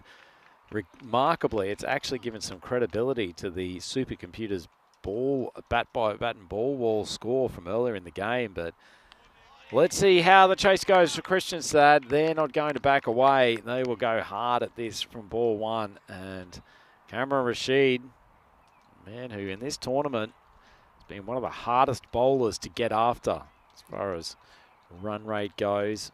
Very good with his economy rate. Not necessarily the biggest wicket taker by any stretch, but he's still managed to take 8 across the tournament. But good ball, just popped up off a length. So he's gone at about 8.5 runs and over, which in the overall scheme of this tournament, outside Muhammad Asif, is pretty good going. Doesn't give too many easy boundaries away. If you hit him, you're usually taking a little bit of risk. A man whose middle name is Risk. Isnula Owafa here at the top of the order. Short ball, just forced to play over the offside. I think most of the teams have now discovered that Waffa seems a little bit less certain against the short ball, as he does when things are in his driving arc.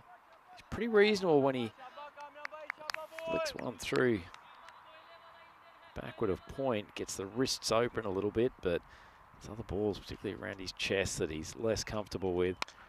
Oh, that's been slapped over the long off boundary. I was about to say, I thought Sahil got in bad position to play that shot, opened up his body immediately. The bat's turned in his hand, and yet somehow he still mashed it for a 6. So much wrong with that shot, yet so much right with the result. Probably a good time as we wait for the ball to come in to turn to the chat, the YouTube comments. Dave is with us again today. He's enjoying this performance from Kristianstad. Full ball outside off stump. Looks like it's just snuck inside the wide line. Nick's still there. Good to see. Dory and Helix floating around, lurking, as Vinny would like to say. It's great to have all of you with us. Great to get your thoughts on the game. Tell us what you think. Do you think Kristianstad is on track to win this? Do you think LB Zalmi will pull one out of nowhere? Love to hear your thoughts.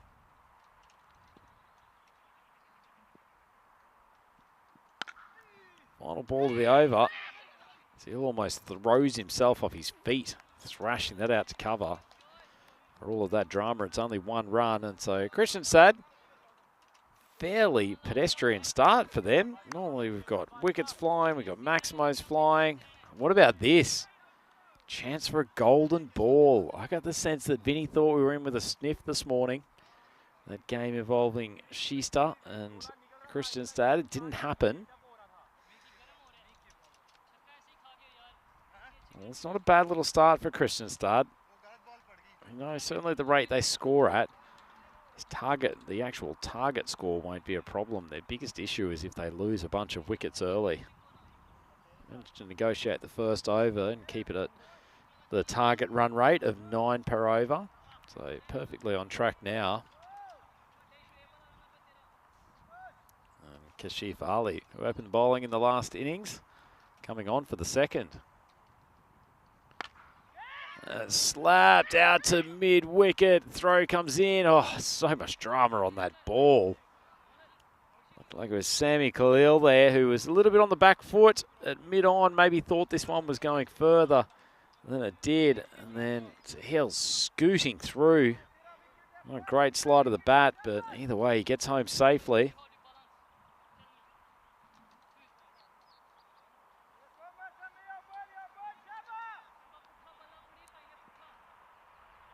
So Dave's just asked if the Sahak attack is playing for Sweden. We'll come back to that in a moment. As that one's drilled over cover before. Well, if it didn't get a full piece of it.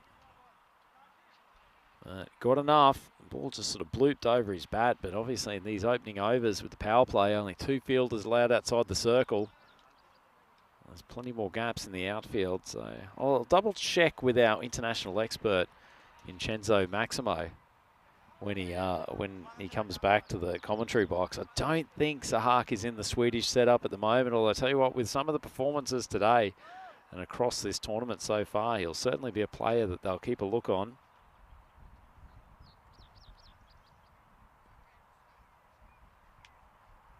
Oh, beats him outside off start Waffa. A little bit off balance. Doesn't need to premeditate. He's got such quick hands.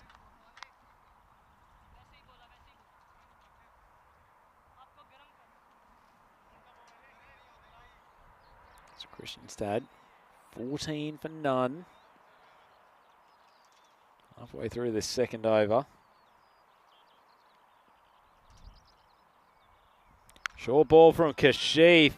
That's sat up in the pitch, and it is slaughtered by Awapa. Great shot. Said he's had his issues against the short ball, against some of the quicker bowlers. Unfortunately for Ishmael, he's just dragged that down. It's really come off the pitch with no pace. It's absolutely spanked. Beautiful timing. For a normal batter, he hits the ball so sweetly in such a long way. For someone using the completely unorthodox technique that he does in the way that he holds the bat, it's extraordinary. Another example of it there. He's almost hit it to the long grass. I don't know if you'd call it a cut shot, whatever it was over the offside boundary. Just another extraordinary stroke. Cross-handed slap out to covers. It's a nice start for Kristianstad. Only needing 64 off 49 balls now. So this opening pair, any jitters, any nerves they had of chasing this score, they've gotten over them pretty quickly. 26 for none.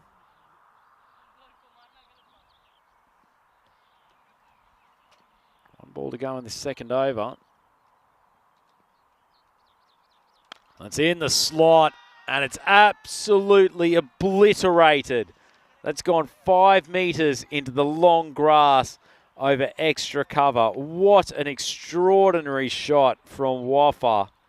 He's gone to 23 off 6, and that is magical batting. Speaking of magical, Kashif Ali's gone for 23 after he bowled pretty tightly in that first game. All of a sudden, he was put on the back foot, laying down on the canvas at the moment. That's a fantastic exhibition of strike hitting from Awaffa. A quick look at that table. Said Kristianstad, essentially they're the main focus of other teams at the moment. Still got a bunch of games to play. Already lost a couple, but they've put themselves into a pretty decent position to at least have a crack at getting one of those finals performances. The Elby Zelmi boys, they're in prime position to qualify, but as it is, this would be a huge turnaround win for Kristianstad. Certainly keep their dream alive of a semi-final spot. And a man who keeps the dream alive of people who love listening to sultry voice, Mr. Maximo, who's just come into the booth just as Azam Khalil has taken a wicket off his first ball. Oh, you need a game changer, don't you? And well, if you do want to break a partnership. Me stepping into the box is normally a good thing. Azam gets this right, and we've talked about the fact that at Kristianstad they have struggled against straight bowling. I mean, it's not rocket surgery, is it? He just kind of puts it up there. He tries to slam it across the line, doesn't he, Sahil? He's having a pretty good day, but that one gets nothing but fresh air. And so Albi's Elmi trying to work their way into this contest. Yeah, it's been interesting to watch. Albi, I suppose, have to fight their way through a first innings. We have seen these scores hold up, not often, but I suppose when you're undefeated and you're used to winning, you often find a way, and Azam finds a way through there. Yeah, bit of Azam magic needed to get Albi Zelmi back on track in this game. See if he's got the golden arm, shifting his field around a little bit, going dominant leg side, or maybe he wants the height of Ishmael Zia out there at long on, and looks like he's putting in a very straight mid-off. So this is Musleh, who's generally batted a couple more spots down the order. Had a very good innings yesterday in amongst a couple of lower scores, as that one's just speared down the leg side. It's good keeping. We've got Zabiul and Niazi behind the stumps now for Albi Zam. We've had a few options there. We saw some of the youngsters giving a run in the previous game. Albi trying to make it 8 in a row in this series, trying to make it 21 in a row in their ECS. Field wasn't quite set then, so Musleh backs away. Kristianstad. This would kind of counteract their quote-unquote unexpected loss to Shista this morning. Big swipe across the line from Musleh. They're a long way to go, aren't they? And they're the sort of team, they're not kind of pushing for 7 or 8 and over. They're still pumping up the volume. Yeah. It's one of the moments, Vinny, and you've got Waffa who's taken 23 off 6. Just a bit of game management needed here of you don't want him to lose his rhythm. That's a much better shot. Just push it away. There's times and places to go for the big shot, but you don't want him, who is a player who thrives on having momentum, standing down at the non-striker's end for a couple of minutes. Exactly. You got to read the room, don't you, sometimes?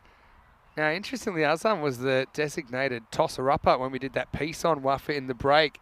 He tossed him 3 full tosses that we never actually found where they ended up. But, yeah, Waffa with his cross-handed technique, going to take on the veteran here. Oh, that's gone high. Very long. I thought it was mistimed slightly to start with, but Waffa does not know how to spell the word mistime. Beautiful shot in the end. How did he do that? How did he do that? It seemed like he hit it straight up in the air. And so, yeah, spoiler alert, when we were doing that piece, I had to go at batting cross-handed, and mine pretty much went straight up in the air, which is what I thought that one did. The only thing is that landed about 57 metres from the bat, probably even further, to be honest, on that straight boundary. Quite some strike. That one just dropped down enough to not be in the slot. Big swing across the line, and it looks like Nawaz fielding down there to keep it to 1. And I know this word has negative connotations, but it doesn't have to. He's a freak. He's a freak. He's doing freakish things. He is. I'm saying that in the best way possible. The definition of doing freakish things is essentially doing something that virtually no one else can do. That's right. That's right. It's hard to get away. Wow, it's great to watch. Anyway, now for some orthodox grip. Boring. From Musleh. But as you said, he's got a role to play, and he plays it smart. Maybe your voice carries, Rhino. He's happy just to give the strike back to Waffa at the moment. Yeah, maybe a bit of advice from Uncle Rhino. He's been heated out the front. I guess the downside of him taking the single there is it's the end of the over, so he'll be back on strike. Counting 101. Yeah, pretty good power play, chasing 90. And if you're Albi, you've got to find a way to take wickets as we have a look at the comparative kind of Manhattan graph, as we call it. Just one off the last over and a couple of wickets falling. It was a great finish from Kristianstad, wasn't it? Magical second puts Kristianstad ahead in the game, but like we were saying, Albi Zomi, they need wickets, so they're turning to a wicket taker, and it's going to be Javed Dawodsai who's going to bowl over number 4. He's been so good at picking up those wickets, hasn't he? Yeah, spectacular in this tournament, Dawodsai, sitting on 17 wickets from memory for the moment. Just does the basics right, continually hits that top of off stump. Oh, does the complete opposite there, sprays one down the leg side. Something you don't see from him often. His first ball sometimes seems to be a bit off, but he normally finds that rhythm pretty quickly.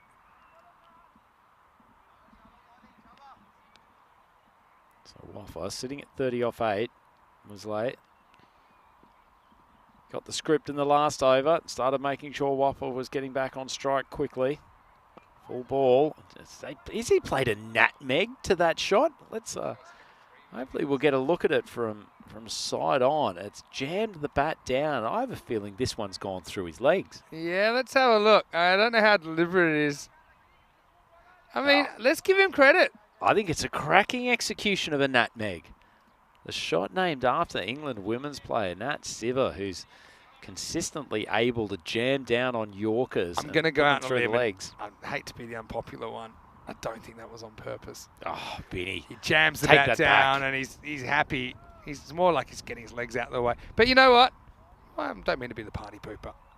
Just saying. 95% of those are accidental. Hopefully the social media team cut it before Vinny poops up with that. Oh, it's a terrible ball from Darwoodside. Oh, Darwoodsai's just lost the handle a bit here, hasn't he? And yeah, he better sort it out quickly because there's a free hit coming up. And Christians start well ahead in this cricket match. Yeah, certainly are. About the only upside for them is that they took the extra run there, so it's brought Musley onto strike rather than the rampaging Waffa to take the free hit. Musley just quite rightly standing his ground, not ready as Woodside tried to rush him a little bit on the free hit.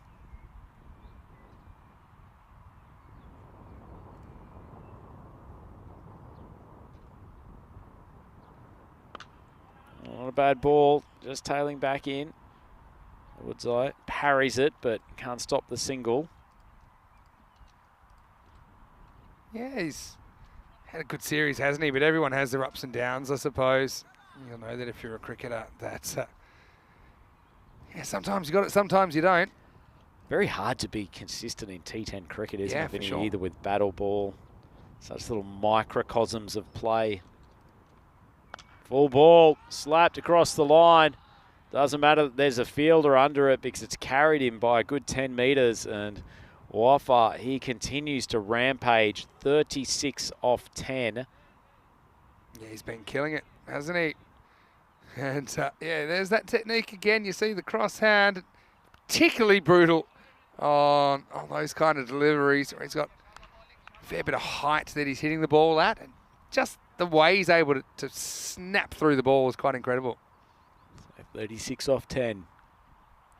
Oh, it takes a big swing. This one hasn't got quite the same distance, but it is going to roll away for a boundary there over point. Waffa, this big bat swing as well. He races along to 40, and Kristianstad, they look like they're going to reel in this total pretty quickly. Yeah, they're flying, aren't they, at the moment? Don't see any way back for Albie, to be honest. It's in the slot, but he swings across the line. Darwoodside finally gets him, gives him a hug of appreciation. He's got so much love here. Waffa just signals to his fan club as he walks off, but Darwoodside, after taking a bit of a hammering in that over, finally picks up a wicket. Yeah, I mean, we saw him try this earlier in the tournament with less of a friendly response. I suppose you got to pick your target. And Waffa, well, he actually, to be fair to him, he gives Jarvid a pat and says, yeah, well bowled, you got me there, but not before. Fair bit of damage has been done, Rhino. Yep, 57 for 2. So Kristianstad only requiring 33 runs. They've got one ball left in this fourth over. So scoring rate required is under a run a ball. There's probably just that slightly fuller length from Darwoodside, wasn't it? Took it out of the slot, and Waffa was through the shot a little bit quickly. A lot of admiration from him. Players just loving watching his unorthodox style. It's pretty well bowled from Darwoodside. Gets it up in the block hole and pulled across. With a bit of a heave from Zahir out to deep mid-wicket. That's the end of the over. And Kristianstad 58 for 1, 4 overs down. Yeah, I mean, there is a way through here. I mean, they still need, 32 or so? Got to run through them. That's what you got to do. And they have shown they can take wickets in clumps, Albies Almy. We know that champion teams, they often do find a way, don't they? 20 wins in a row in ECS cricket. and they want to make that 21. Well, Di Marie is asking, is this the end of Albi's supremacy? Is it the end of the, what do you call it, the golden run, the streak? There's a famous treasurer in Australia where we grew up, said in the early 90s, is this the recession we had to have? Is this the loss that Albi's Army have to have? Well, they didn't need one last year. They won 10 and didn't lose a game on the way to sweeping the trophy. Azam Khalil coming back. So I'd say, yeah, this game, probably 4 wickets away from getting interesting. Anyway, this is in the air, and it's a chance for Zia, and he'll catch it. Well, he drops it. It comes up. It comes off the peak of his hat, and that gave him a good idea where it was. And I said they need 4 wickets. Well, there's one of them. Azam strikes yet again, first ball. Yeah, off the bat, this went so high. It was up there for a long, long time. So he did a good job, gets his hands up in front of his face, and then just creates a little bit of theatrical catching, a couple of bobbles, and eventually pouches it. And, well, just that 1 or 2 wickets, Vinny, just keeping them in this contest for Eid Zahir. Would have thrown off the bat. That was maybe a Maximo. Yeah, it's just too much height, isn't it? Yeah, I said 4 wickets from getting interesting. Now, I mean, I'm already interested, don't get me wrong. Maybe 3 wickets now. So just one at a time. Now, this is interesting. It's probably some sort of lecture about being sensible and not taking any unnecessary risks. And I'm pretty sure I saw those words go in one ear and out the other of Sahak, who's probably thinking about finishing this in about 5 balls. Anyway, let's see what approach he's got to Azam Khalil. Short ball, wow. It's played a defensive shot, Vinny. We haven't seen that in his repertoire Maybe today. some of it stuck. I don't know. To be honest, I'd play as ego a bit, and I'd probably toss one up here. I know it's a risk, but you're going to have to take some risks if you're going to pull this off, Albi's Army. Oh, what is this? Well, excuse me. I think I might have just tuned into the World Test Championship here as Sahak. Is it legal to play 3 consecutive defensive shots I'm a bit in surprised. ECM cricket? Surprised he hasn't already called for a change of gloves. Oh, goes for the sweep. That one's just gone down the leg side. I suspect it's brushed the pad on the way through. Yeah, it has. Yep, called by the umpire. Oh, well, you know, much like, you know, at school, you've got the kid that plays up a bit and they get a stern talking to and their behaviour will temporarily change before they kind of regress to their natural instincts. Sahak has gone 3 balls without trying to smack a 6. Yep. That's speared in just wide of leg stump. Actually pretty neatly played by Musleh. They turn and they push for the second. Flying throw, but it's pretty good action. Well, dare I say, is this not the full Sahak, but baby Sahak? That's a bit of a stretch. But anyway, they will grab a 2 there. Still think they're in control here. They just need a partnership. And, well, counterpoint, Albi's Army need to prevent a partnership from taking place. Yeah, certainly do. You just know that it's probably only just a couple of boundaries away from them being able to feel like they're in a comfortable situation. Otherwise, this last 29 runs, a couple more wickets could feel like a mountain to climb. Hasn't been a bad little spell by Khalil here. 2 for 12. Short ball. He's got to step back and pump that. That's not a great delivery. End of the over. Krishnastad 61 for 3. You can definitely back yourself into trouble here as well. But I kind of get that they're trying to be sensible, and I get that, but there's a balance, right? Just quickly, let's have a look at the squads for the ECIs this week. There's a question about Sahak. Is he in there? Unfortunately for him, he's not, but if he keeps making runs, you never know your luck in the big city. But I'll tell you who is there from this series. Obviously, we've got Sher Ali, who's playing for Mashta, who's going to be there. Imal Zuvak, who's captaining Hudinga, is there. Samuel Rahmani, also from Hudinga. A couple of interesting omissions there. I mean, no Ismail Zia, no Azam Khalil in the lineup. Obviously, playing around with some players as well. Plenty travelling as well from other parts of the country, and lots of kind of Stockholm-based players whose clubs didn't qualify for this ECS, or they're taking the Swedish Cup route. They're going to be present on the weekend. Great chance to see them. And of course, Germany and Estonia will be here as well. Certainly will. All right. Quadratilla coming off the short run. Spears one into the block hole. Pretty decent ball, but it's dragged across for a single. So I have this theory that anytime there's more runs required than balls remaining, the fielding side have a chance, because you're just 1 or 2 wickets and a few dot balls away from, I suppose, making things tough for the batting team. And so now they've got it back to 28 off 28. I mean, this would be a miracle win if they could pull it off from here, but they just got to do it a step at a time. Yeah, they do. I'm normally all for just playing sensible cricket, and particularly when you just need to run a ball. But the Kristianstad boys look so much more comfortable going for the big hits, as that one's just pushed, albeit taking an aerial route through the covers for a single. One thing you can't afford here is a big fielding blooper. You know, so turning a 1 into a 4, something like that. You really got to take your chances. All right, Sahak. Sooner or later, he's going to go for it. There it is. Oh, that's the ball. Oh, keeper's ball. Niazi.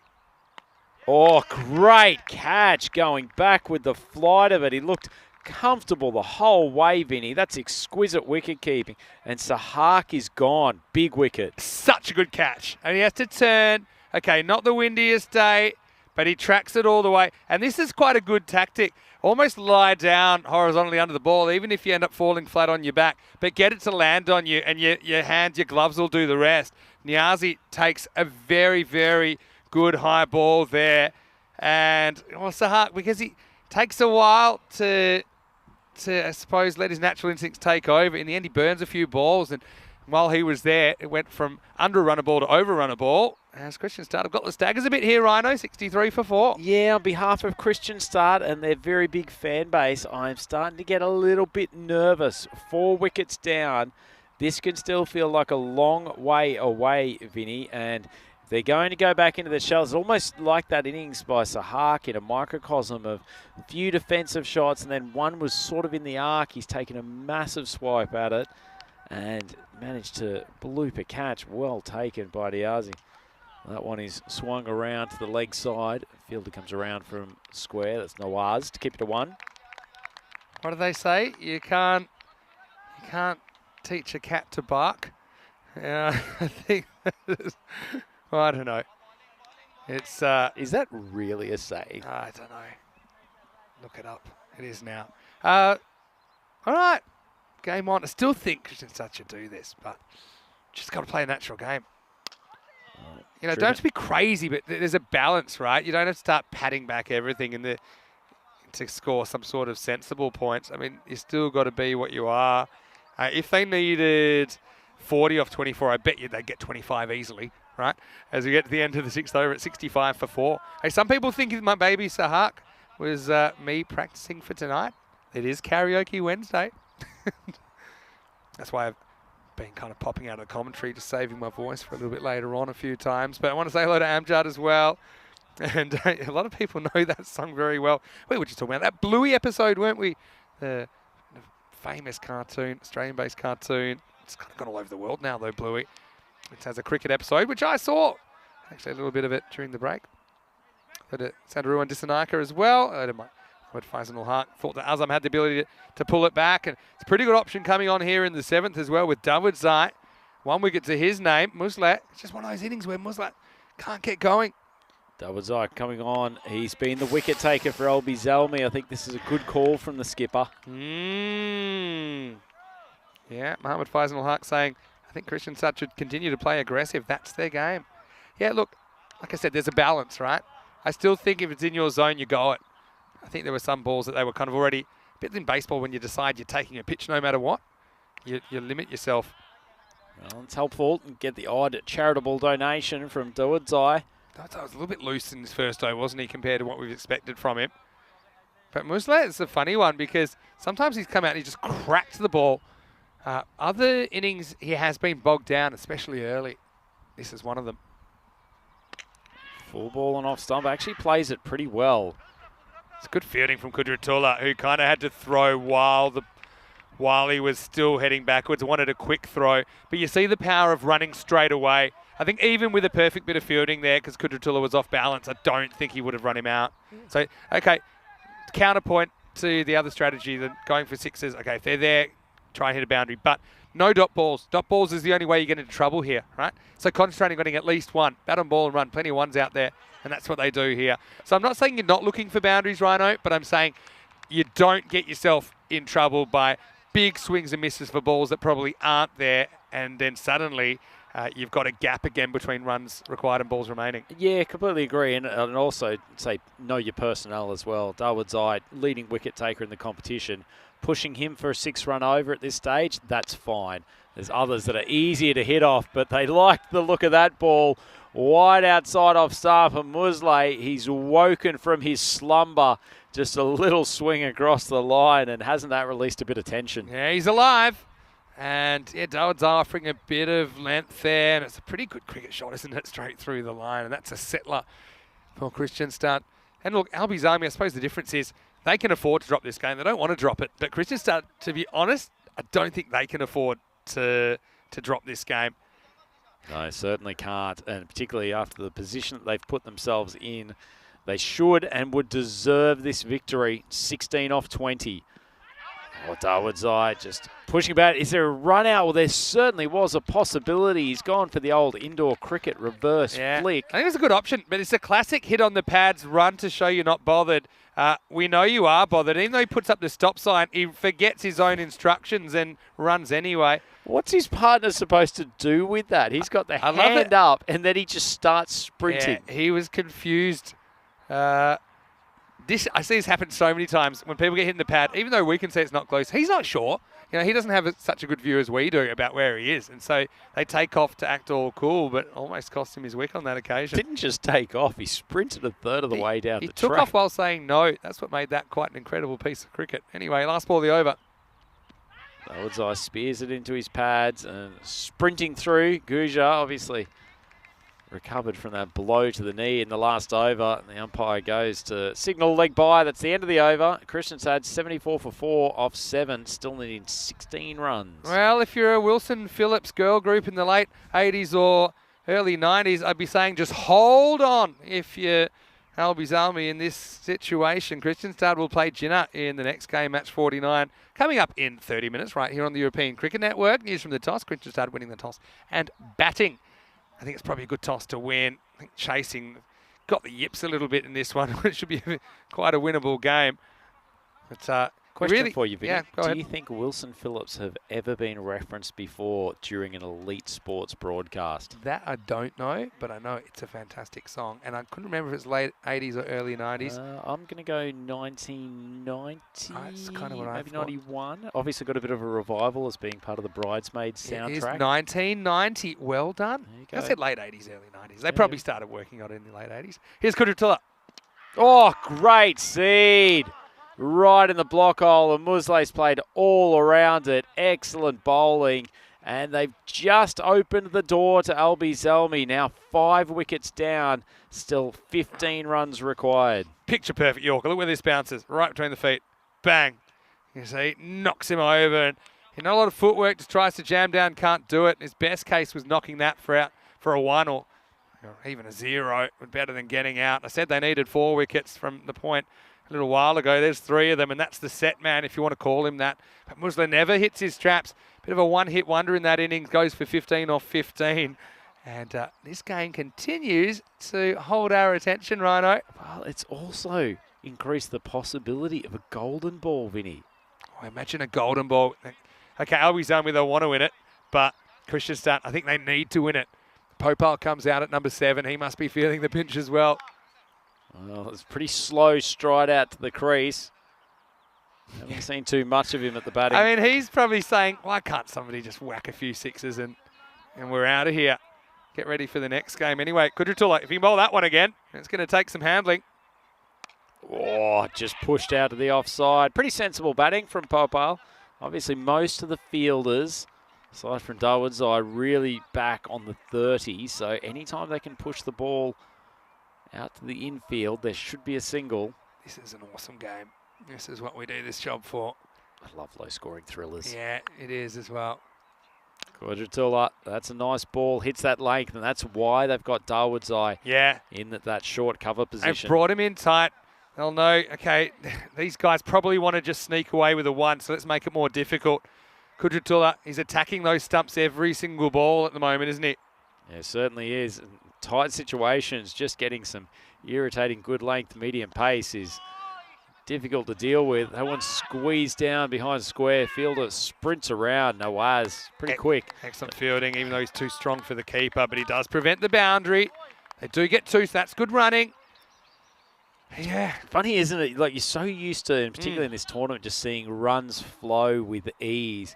And then you add a bit of pressure and a bit of tension, the muscles tighten up. I still think they'll probably do this, right? But it's tense. And it comes down to the fact that they need the win, Kristianstad. They need it. Now, this is an interesting switch as well because they put Ismail Zia, one of their better fielders, into that short cover position, really trying to block it up. And the man that replaced Tim, Javad Davidzai, finds himself in pretty unfamiliar territory down at long on, but keeps it a 1. Yeah, just the single. So 12 runs required off 14 balls. Guja's there. He's generally top order bat for them, so he's not a bad man to have at the crease. Do you think we go hold on at karaoke tonight? Maybe. Tough one for us. Let's discuss it during the... Oh, that's going to be plumb. Swung across the line. Popal, second victim of Quadratula this over, and it's just full. It's straight. Can't get a much more easier LBW call than that. Yeah, I mean, that's definitely hitting. I know that there's some discussion. They need to get off the field here because he's been talked into it by his partner that's going down the leg side, but it's not. You know, it's going to crash into the leg stump. And Suchi, you know, she's pretty good at LBWs. And sometimes you can try and convince yourself of something. We can see it straight on. Rhino, there's no way that's missing the stump, so it's a good decision. And there's that 4th wicket. Since I mentioned it, it's the 6th overall, and it's also the end of the over, 79 for 6. Oh, Vinny, that would have hit middle on leg stump even if the wickets were standing another 5 metres behind where they're placed at the moment. It was bullet straight for Quadratilla. Have a look at the worm. Those 2 worms are getting very intimate with each other on that chart. That is as tight as you can be. Kristianstad, their run rate is 9.8. They're chasing 11 further runs in 12 balls. This is tense stuff. And remember, Albies only got 1 off their last over. Remember that? Interesting play here, Vinny. So brought the paceman Rashid on, which is definitely one of your better bowlers. On the flip side, the speed that he bowls at, that flying outside edge or the inside edge could easily go past fine leg, whereas they've generally had sort of medium or slow bowlers for quite a few overs. Yeah, true. Well, you know, Quadratilla is kind of a paceman that's not trying to bowl too fast. You can see that what he was trying to do. He was just really concentrating on accuracy, and he gets it right in that over. All right, well, we got tension here because Kristianstad, I think if they can't score these 11 runs in the last 2 overs, I just think they're toast as far as semi-final qualification goes. And it is Rashid to bowl the 9th. Gujia in the hot seat. Outside off stump, pretty nicely played. Driven out there to cover. They sprint through for the first, but there's only 1, so equation down, 10 off 11. Now we're getting down to the bottom. You're also a little bit nervous taking on second runs and things like that, aren't you? So, well, especially if you bring a new man to the crease, he's likely to be facing the ball on the assumption the run out happens at the keeper's end. yeah. 9th overtime. Decent length ball, cut hard, and Sammy Khalil does well there at backward point because that ball was travelling. Really well. It goes into the turf and it rears up, doesn't it? He gets hands on it, makes sure it's only 1 and not 4, which it would have been. Yeah, Rashid, his pace can sometimes work against him, I suppose. Seen a couple of balls cracked to the offside. Good old low-scoring thriller. It reminds me of the magnificent 7 match in Malta in the year where Mataday beat the defending champions despite only having 7 fielders, and they needed about 7 off the last 2 overs. Oh, big swing. I was going to say this could be a moment. Unfortunately, Dawood's was a little bit sluggish coming off the outfield. May have thought that ball was carrying further, so he's taken a conservative approach. Yeah, give him credit though, Dawood's. I think, you know, he doesn't want to rush in and cause a boundary, but then he spots that he might get there on the full, but he's willing to put his body on the line to make the block. So even though it didn't work out quite as he hoped, still made sure there were no extras in there. 8 off 9. What are you thinking, guys? I can't say I've got a huge tingle, but it is certainly on the cards, isn't it? Well, everyone in the chat telling us that everything happens in the 9th. Cameron. Oh, tell you what, that ball looked like it was pinging for the off stump. Nice strike from Zahir. He's come up with a couple of good shots in this over. Yeah, and Azam's been pretty careful to try and get his best fielders in the positions that he thinks the balls are most likely to be hit. So you don't often see so many changes mid-over of personnel, but he's got Ismail Zia down the ground. Azam is now at long on. All singles so far. Short ball. Not a bad change-up from Rashid. He's got a good short ball. Finally get the dot they need. It's a bit of a risk because the top edge flies for 4. Certainly is a risk. It's a risk to the bowler. He might go for 4. It's a risk to the batter that he might have a broken nose. He was late on that, wasn't he? Samuel Hunt-Gajat. 7 off 7. Big ball here. If it was Zahir on strike, you'd say take a big swing, final ball of the over, but Guja needs to be there. Short ball. He's swung it hard. He's swung it very nicely. That is the much-needed boundary for this over. Guja, he could be the hero here. Swung a slightly short of a length ball. It wasn't a bad delivery from Rashid at all, but he's timed it to perfection. And Kristianstad now only need 3 runs off this final over. Yeah, well, if they just get 2 off this, which I wouldn't put it past them. Remember, Albies Army only got 1 in their last over. Then we'll have a golden ball tiebreaker. Haven't seen one in Sweden so far this year. I've had a couple in the past, but, well, at the moment, you wouldn't think so. It's been a while since our last golden ball, 26th of May. You make a good point. That last over from Shinwari in the innings of LB Zelmi was an absolute corker. Yeah. It's such a low-scoring game. If they were chasing 95 or thereabouts, this would be a very different equation. Obviously, they may have approached it differently beforehand. But looks like they might be going Usman Jabbar here last over. You see options they've got. I think the field's super important. Azam's a pretty clever operator. They had Kashif, who was their bowler they already tried. He went for 23, so they're going for a 6 bowler. Jabbar, though, is pretty experienced. He was actually the hero. He hit the winning run in that crazy game against MSC Frankfurt that allowed them to qualify for the championship week. Okay, so here the field's super important. I'd have what I call an in-out field. So I'd certainly have a cover and a mid-wicket that are in, and they're not there for anything else except saving the 1. You've got to get dot balls. I guess the easiest way to get a dot ball is a swing and a miss. But Jabbar, he's got very little to play with here. He's tall though, Vinny. I suspect there'll be a bit of jump off the deck. Might be able to get a couple of dot balls. All right, 6 balls to go. Kristianstad trying to keep their tournament alive. 3 to win. Wide outside off stump. That will be safe, so it's not called wide. We'll have a look at the replay, but I think that's a pretty good line. It's perfectly placed from Jabbar. Look at that. And look at where the feet are. You got the back foot on leg stump and the front foot outside leg stump. I mean, if he can keep delivering those, that's great, but he doesn't want to fall foul of the wide line. And even with that ball, you know, I think he's moved. Azam's moving who he thinks are his best fielders to the offside. And one of those is Sad Nawaz. All right, Jabbar has another go. Oh, lovely ball. Jabbar coming in here under pressure. It's his first over of the day. Yeah. Gets one just on a length there. And the batter, Zahir, he's got to find a way to get off strike, even if it means actually. I wonder if Guja has gone down there and said, look, I'm running this ball regardless, because he's bowling enough pace that the keeper's back. Tell you what, the man count would be pretty interesting right now, because I think that's exactly what that conversation was about. I'm running no matter what. I'd be sneaking across in your guard, and you don't have to be Einstein to know it's going to be there again. Jabbar, 2 for 2. Can he go 3 for 3 with 3 runs required for Kristianstad? Oh, in the slot, he is running. They've just gone, wow. I don't think they've executed the run out there. Yeah, well, here's the thing. If you're smart, you don't appeal. I mean, let's have a look at it. I think they have appealed, and I don't think you can withdraw it. I mean, then you've got the option of retiring him out. We're getting quite...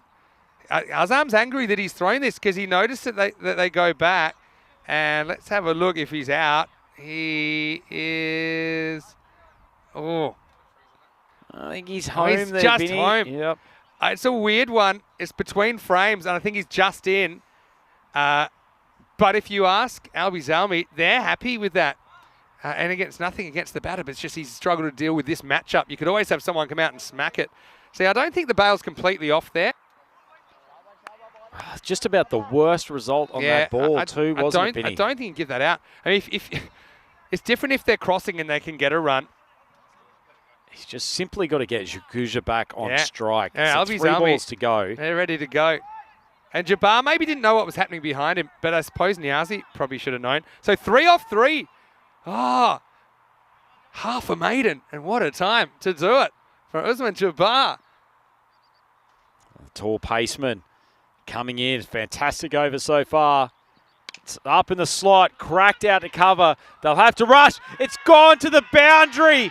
3 consecutive dot balls, and then Zahir unleashes all of his fury on a cover drive that has made it to the boundary, and Kristianstad have completed a massive upset here in Stockholm. They have beaten the previously undefeated Albi Zelmi by 4 wickets. Vinny, what an absolute cracker of a game. Oh, it really was. The tension, and that last one just gets a bit too close to the batter, so maybe they did want him run out in the end. And Dawadzar didn't seem to pick it up on the point boundary straight away. So Usman, you look, credit to him. I think he keeps his team alive for as long as he could, but there was to be no miracle finish this time. Albi's Army will have to cap their undefeated ECS streak at a pretty 20. They still, of course, want to make it through to the 4 and obviously qualify for the final, in which case they will make it through to the ECL qualifying day as well. This is what's coming up next. Kristianstad against Gina CC Stockholm. So they go in 4-3. Like I said, I don't think that Kristianstad can afford to lose another game. And so they'd have to win that one. They've got a tricky one against Mashta as well tomorrow. But that game is coming up in about 15 minutes with Gina CC losing the toss for the first time in a while. Kristianstad deciding they want to bat first, but right here, well, you know what you're going to get from Sahil. He's going to swing hard. Wafa, the cross-handed wizard, was casting a spell as well while he was there. And for a while, it seemed just business as usual, didn't it? It certainly was an innings of 2 halves. Yeah, certainly was. Wafa played an outstanding innings at the top of the order and really made life easy for the rest of the Kristianstad lineup. Unfortunately, he didn't have too many friends in the run-scoring department. He was obliterating the ball to all corners, but they actually really struggled, the rest of the Kristianstad order. Musleh was there for a while. He soaked up 16 balls for his 15. Eventually, they got Guja towards the end, scoring 11 off 9. This was a nice juggling effort from Ismail Zia, and it was just enough of a flow of wickets that you thought Albi Zelmi might be able to pull this out. Outstanding glove work from Niazi going back over his shoulder.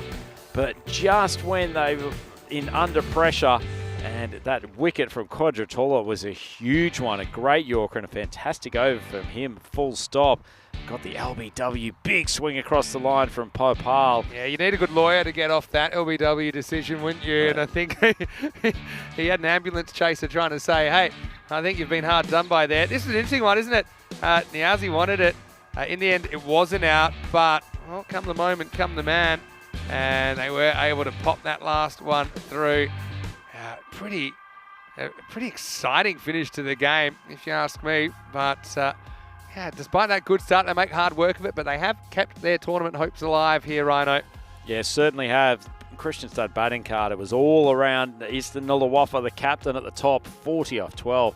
Outstanding innings in the context of where almost every other batter was struggling to go to run a ball. Sahil was there for a while to start before Azam Khalil bowled a good over and took him out in his first ball. Samuel Haq Gurje held things together at the end, and then the hero. He looked like being the villain at one stage, but Noman Zahir cracking that ball through the covers for 4. Have a look at the Albi Zelmi card. Well, Kashif Ali got pumped by Wafa on the second over. Kamran Rashid did his usual business at the top, and it was actually Khalil who came up with a critical breakthrough, but in the end it wasn't enough. For me, it was Khalil 2 for 12 and Kudratullah 3 for 8 with their spells. That's 4 overs, 5 for 20. So they really turned things around, didn't they? But well, Albi Zelmi, disappointing for them that their streak is broken, but Kristianstad, they've kept their hopes alive. But now the next hurdle is Gina CC Stockholm, and it is their 3rd match of the day, Kristianstad. So that's not going to be easy. Gina, we haven't seen them in a while. They'll be out to make a statement as they'll finish their campaign today. We'll be back in around about 10 minutes. Before then, hope you have a nice little break, but back soon. Vinny Sounder here, Mr. Maximo, with Andrew Ryan. We'll see you after this break with more FanCode European Cricket Series.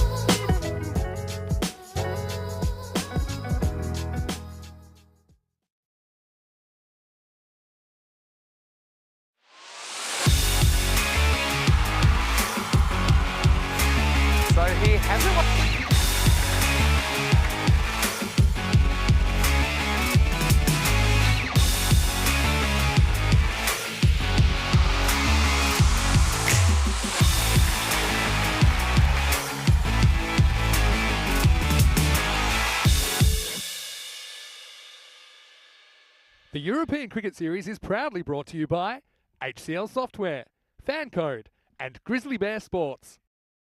Hello and welcome back to Sweden. Hottest day we've had so far. The action's going to be hotting up right here at Master as well. Don't forget, tomorrow is the last day of round robin matches. Then we roll into finals Friday in this domestic European Cricket Series. And we'll have international cricket across the weekend, featuring the Swedish national side as well as the national sides of Germany and Estonia. But right now, there's still 2 matches to go here on day 10. The next one, we'll see Kristianstad taking on Jina CC Stockholm. Let's see what happens at the coin toss. We know that Jina have their tossing specialist Farhan Chowdhury out there. Let's see if he can win another one for them. Let's get ready, because Nilkesh, he does have the 2 teams, and let's see who wins this coin toss. Your call.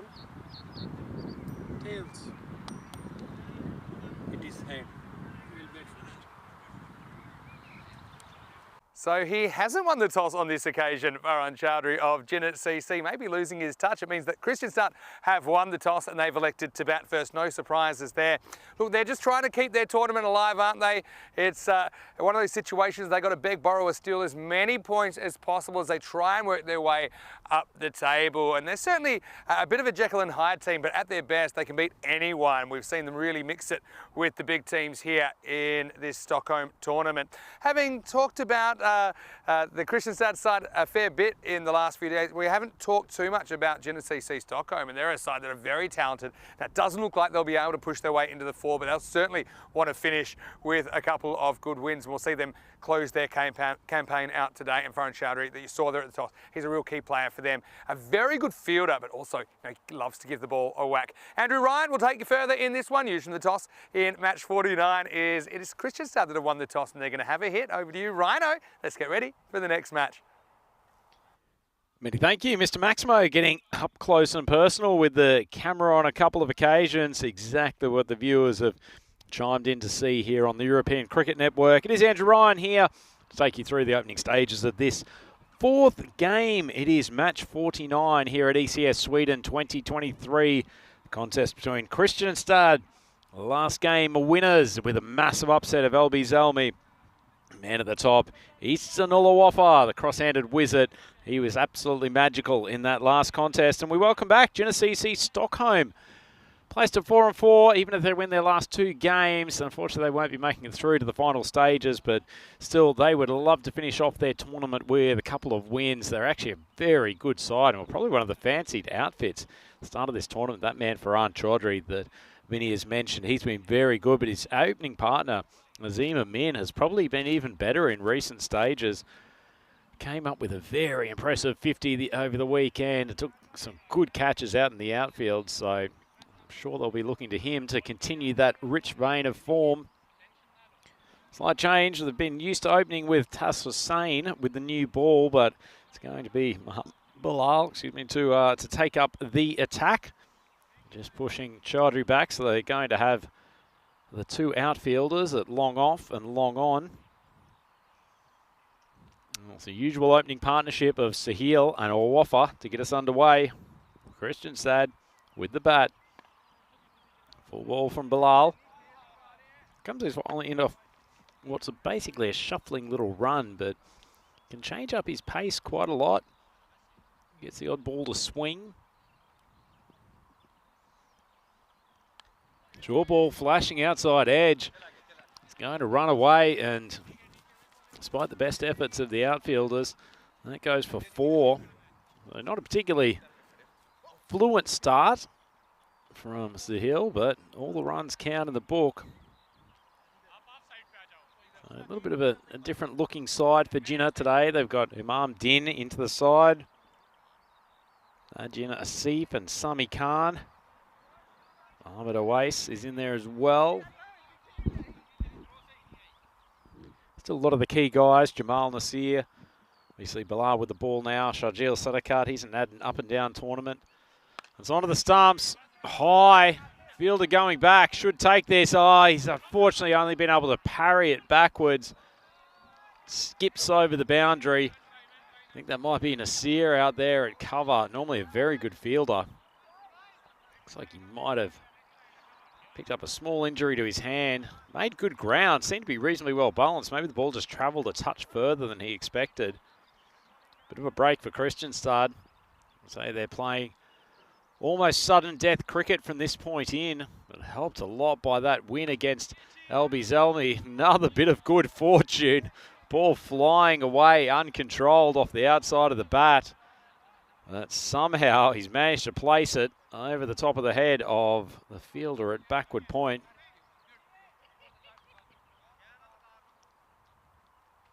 So 12 runs off the first 4 balls.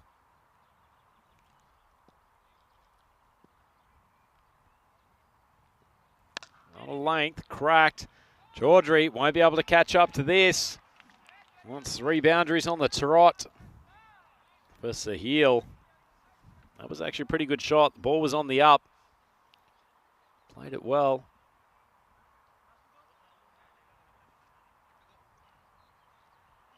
It's a bright start for Kristianstad. Still 1 ball to go.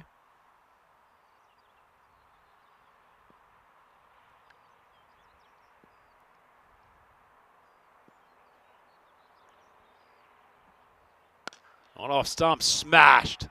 That's the best shot of the lot. Almost took the umpire's head off in the meantime. That is his 5th 4 of the over. Great striking from Sahil.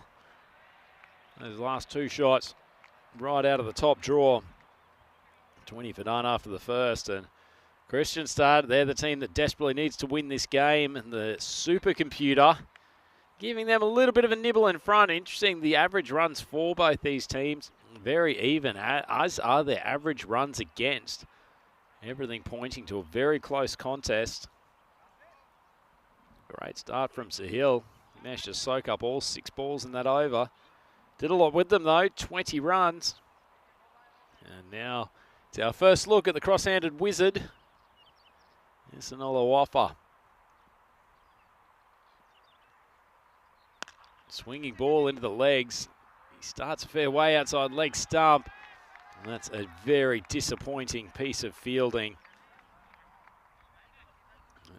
Wafa didn't get a great hold of it, but unfortunately it looks like he's been done by a fairly awkward bounce. See, you're trying to see the funny side of it.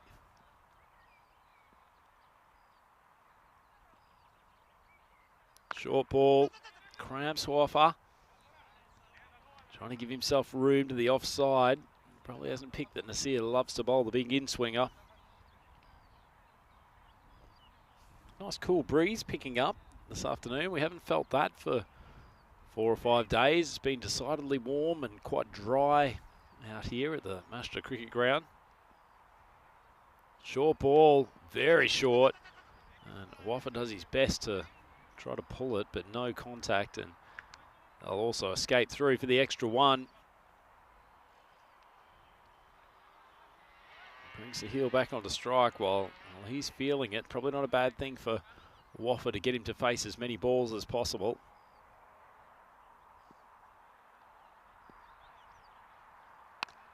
Oh, punched back.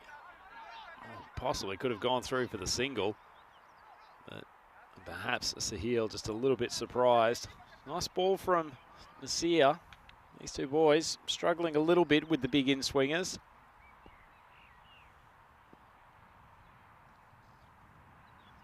Steps away again. Wow, they're being helped by some poor fielding here. Probably tough call on the wicket keeper, Cameron Zia. It hasn't been easy for any keeper down there, and that one died with the off-speed in-swinger. Races away for 4 byes. So Kristianstad up to 30 for none. 2 balls left in this second over. They've gotten used to these fast starts.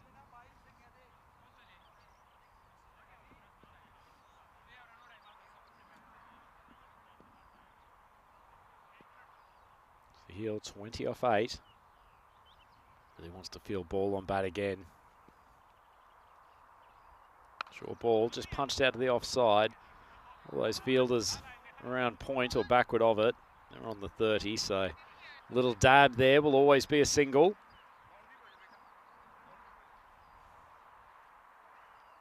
Brings Wafa back onto strike for the final ball.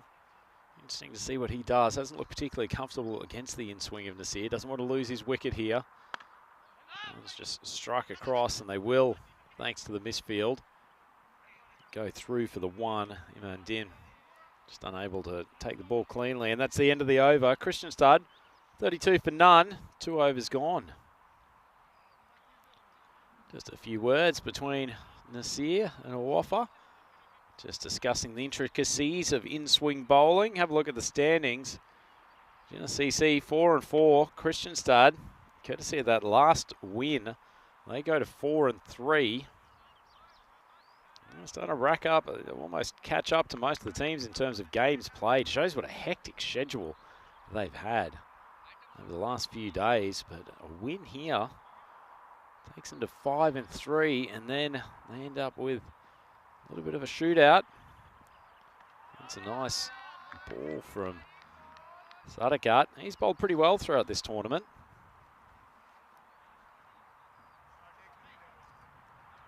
They once again need to get Sahil back on strike again after that flurry in the first over. He's only faced 3 balls.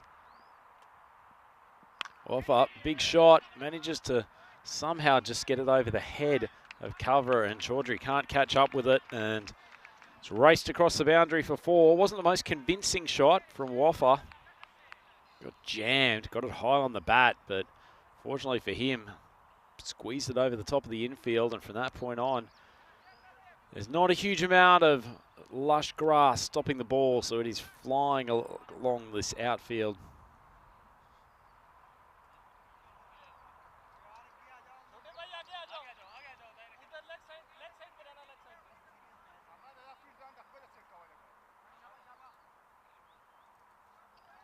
So Sadakat striding in. He's got Waffa on strike. Hasn't looked comfortable in this innings, particularly after how well he batted the last game. No one signalled wide. He absolutely tore apart the LB Zelmi bowlers. Hasn't really played a well-timed shot in this game to date. Still got himself up to 9 off 5 nonetheless. Sadakat short of a length. Waffa, they seem to be pinning him with balls moving in at his waistline. It's pretty clever bowling. Waffa not able to adjust at the moment. I think he's particularly enjoying the approach that Jinnah's taking. Short ball, that's scooted through the legs of Zia. Fiddled down there at fine leg, managed just to stop it going for the 4 byes.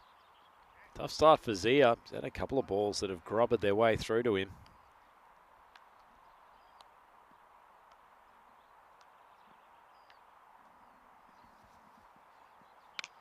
Sadakat off speed. Just sort of slapped to the offside by Waffa. Imam strides in off the boundary to keep it to a 1.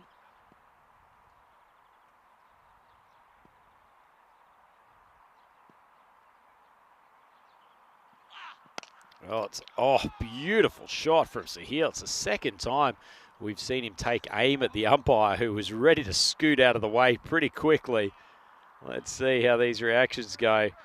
It took evasive action. It's almost a dance move that we'd expect to see in O'Leary's sometime on Friday night. But as it is, that's the end of the over and the end of the power play. Not a bad one for Kristianstad. 40 on the board and no wickets lost. So let's put them in a good platform, but not a bad over there from Sadakat, keeping things under control. So Jinnah CC will feel that a couple of wickets here will keep them in touch with the game.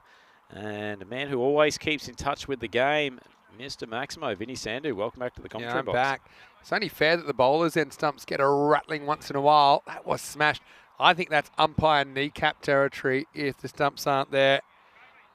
It's the 12th man. We don't talk about too much the bowlers end stumps. Fun fact, something I never thought of and something I never think I'll see. If that ball was to be hit so hard it came back and then hit the batter's stumps, they're actually out bowled under the laws of the game because it hasn't hit another player or umpire. So if somehow that was hit so hard, and that was about as hard as you can hit it. Anyway, right now, let's get on to the business of the 4th over. And Shachwal Sadakat does the fielding down there. Are you annoyed that it's taken almost a week and a half to be able to unleash that piece of cricket trivia? Did we talk about that already or not? No, we haven't. No, Yeah, we talked about it personally Apparently back it at the happened. start of the last week. Yeah, well, this is going to be worked away leg side. So Heel back doing what he loves to do, hitting boundaries at the top of the order, and he gets 4 here. Slightly ill-directed delivery, that one from Azim Amin. Yeah, it certainly was. Sahil, he's looking in pretty decent form, up to 21 off 11. They could just get Waffa going at the same speed. This would be getting up to a nice target, as it is. Sort of just being held in check a touch.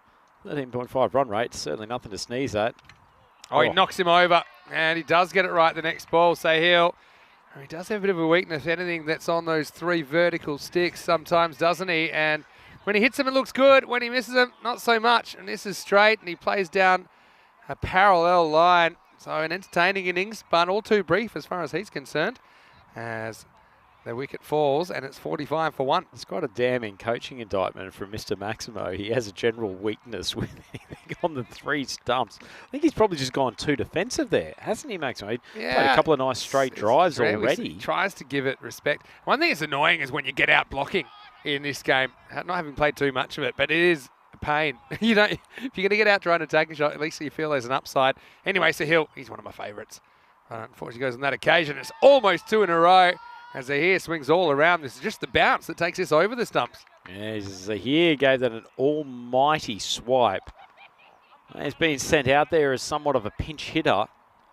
Just try to give the innings a little bit of a boost, given that they've only lost the 1 wicket today. Time for Waffa to take over here. Yeah, Azim got it wrong, then got it right, and got it right again. This is a pretty good one as well. Waffa knocks it off the stumps for 1. So yeah, question is for Waffa, can he go and make a big score? I know we saw him make, I think it was 69 earlier in the tournament, but you know, if they're going to challenge, they need to get some big runs on the board, and he goes for it here, but this is skied. Keeper's after it, bowler's after it, bowler wins the race, and bowler takes the wicket, and it's going to be a wicket that I think Jinnah are going to be pretty happy with.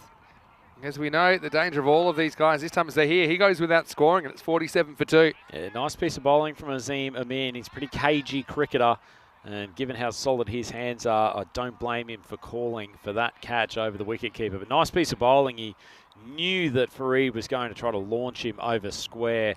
Just got that to drop on a decent length, and fairly common dismissal for a spinner against someone trying to whack them over the leg sides. A nice piece of bowling, and as you said, Vinny, 47 for 2 after 4. So they've just in these last 2 overs between Amin and Sadakar, they've reeled in the run rate somewhat. Those 2 overs going for 7 and now 6.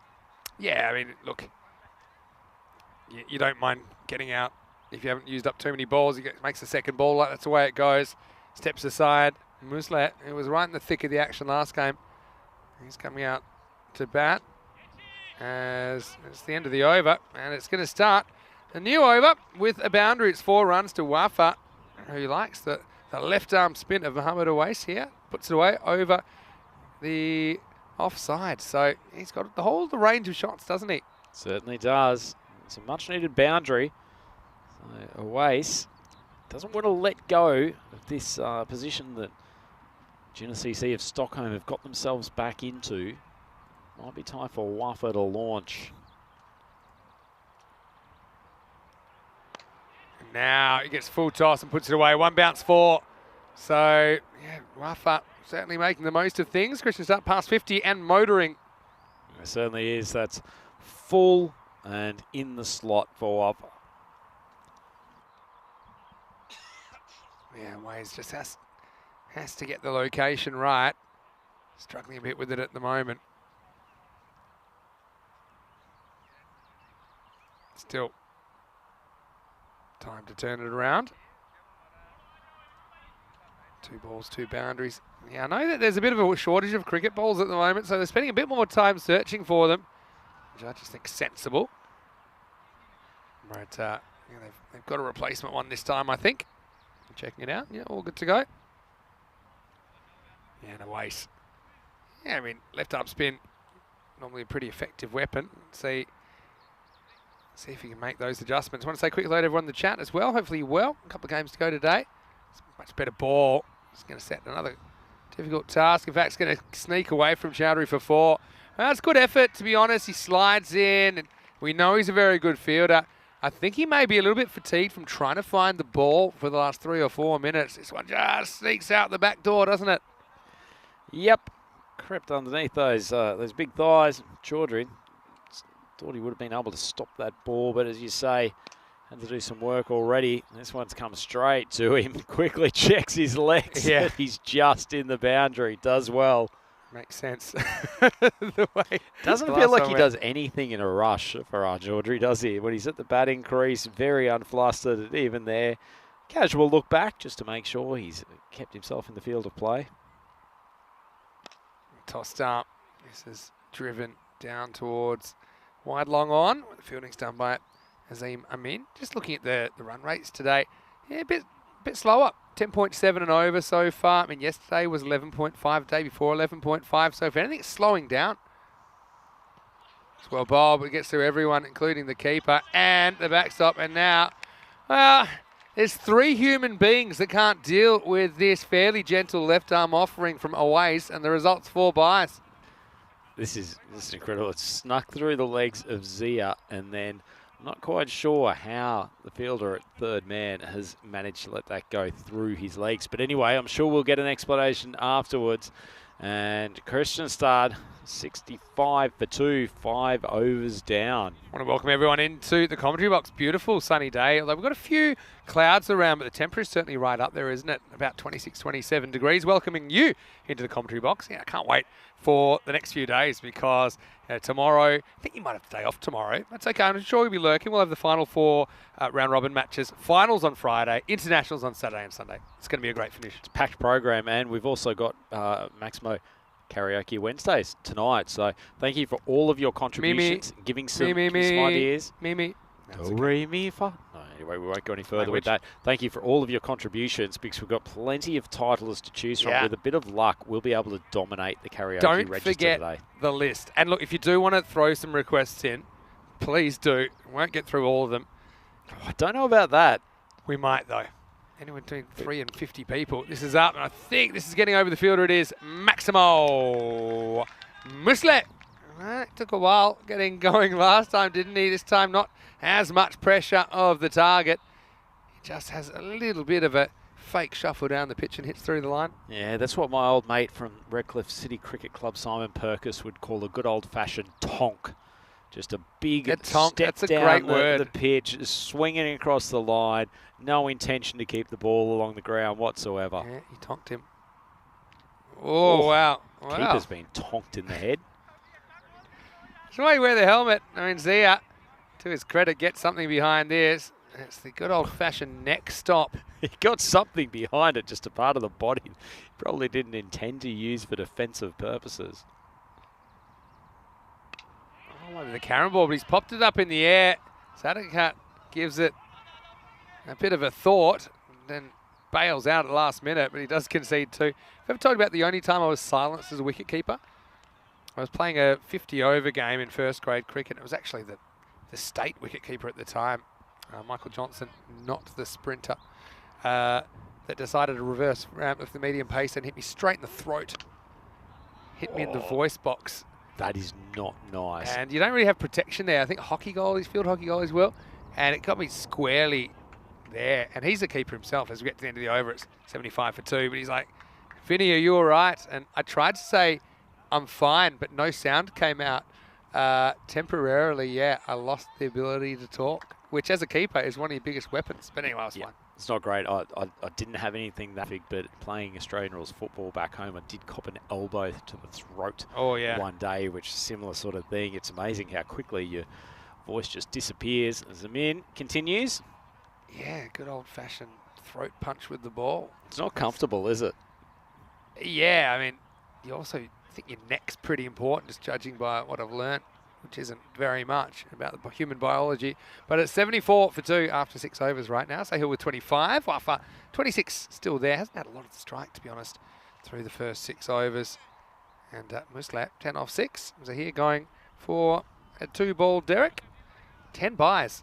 Probably not a great look, if we're completely honest. But let's get behind Cameron Zia, who's had a long series. Haven't seen Jinnah for a while, though, have we? And just trying to pick The last time we saw them was all the way back on Sunday in match 33. So it would have been a while since you've seen them personally in that case. I saw them on Saturday, actually, against Hidinget. I saw them virtually on Sunday, but what are we? We're into Wednesday now. Sadakat comes back for a second over. He'd love a good finish to his series. It's good batting, getting inside the line. We'll get the wide. Yeah, Jenna finish off their series today. So look, the best they can do is 6 and 4. Doesn't seem like 6 and 4's cutting it, although I think there's a mathematical chance for them, if I'm not mistaken. Because you've still got Mashta on 12 points, which is where they'd end up. But Mashta already on 12 points. Also, you've got Christianstad, who potentially could finish on more than that. But obviously, if Christianstad win this, then Jenna don't. That kind of sinks their chances anyway. Fairly straight, taken from fourth stump to the leg side for one. Hey, so when does the Ashes start? I think it's not too far away. I think it's Friday. Is it this week? It is. It's coming up. Obviously playing second fiddle to European Cricket Series here in I was Sweden. going to say, this is why I'm asking the question as a cricket professional. You lose track of time a little bit. Okay, slightly slower ball in the air. Good luck. Collision coming, but the catch is taken. Well, there's only one winner in that collision, and it was the man with the ball. And Sadakat breaks through with the slower delivery. Pretty nicely taken down there. You can see Waka was pretty good grab, yeah, actually, I mean, wasn't it? Considering what was coming, it was a very good catch. And that will be the third wicket fall. Yeah, check it out one more time. Yeah, you can see that's Adyan Asif who's coming round to the left.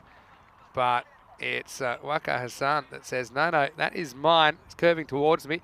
I often say you'd rather have two people going for the ball than none. And we saw that scenario earlier between the bowler and the keeper for Shista. But a nice bit of fielding, 76 for 3. And the meeting of number 55 and 155 coming together over there. But fortunately, one of them held on to the ball as Sadakat gets a victim. And it's a big wicket of Wafa as well, don't forget. Now, little French cut. Who wants to chase this? Nice chase, Sammy. Good to hear a loud call of ESL. They're not something that we've always heard from the Christianstad runners between the wickets. That's true. Yeah, so important. Yeah, it starts on Friday, so 2 days away from the start of the Ashes. We are somewhat shielded from the mainstream media here doing these long days. You understand that now? Essentially a rogue operation. Yeah. Oof, big swing. Fortunate not to have his off stump taken out. Slower ball's been good from Sadakat, but he won't get to bowl another one because that's it for him. 1 for 11. Good spell at the end of 7 overs. Christianstad, after winning the toss, electing to bat here in match 49. They are 78 for 3. Let's have a look at some of the exciting events that we've got coming up. I haven't done this in a while. So you've got those T20 internationals. They're kind of bonus ones coming up, and there's more to come in August as well. But I'm going to tell you all the locations of the European Cricket Series rest of the year that are planned. Okay, ready? Here we go. Sweden, Romania, Hungary, Czech Republic, Switzerland, Germany, Dresden, Germany, Krefeld, Rome, then 4 weeks with the ECC, then Croatia, Malta, then 4 weeks in Barcelona, and then maybe some more cricket after that, but we'll have to see, to be confirmed. Just an absolute feast, That isn't it, what I'd said just then takes us up to, I think, December 17.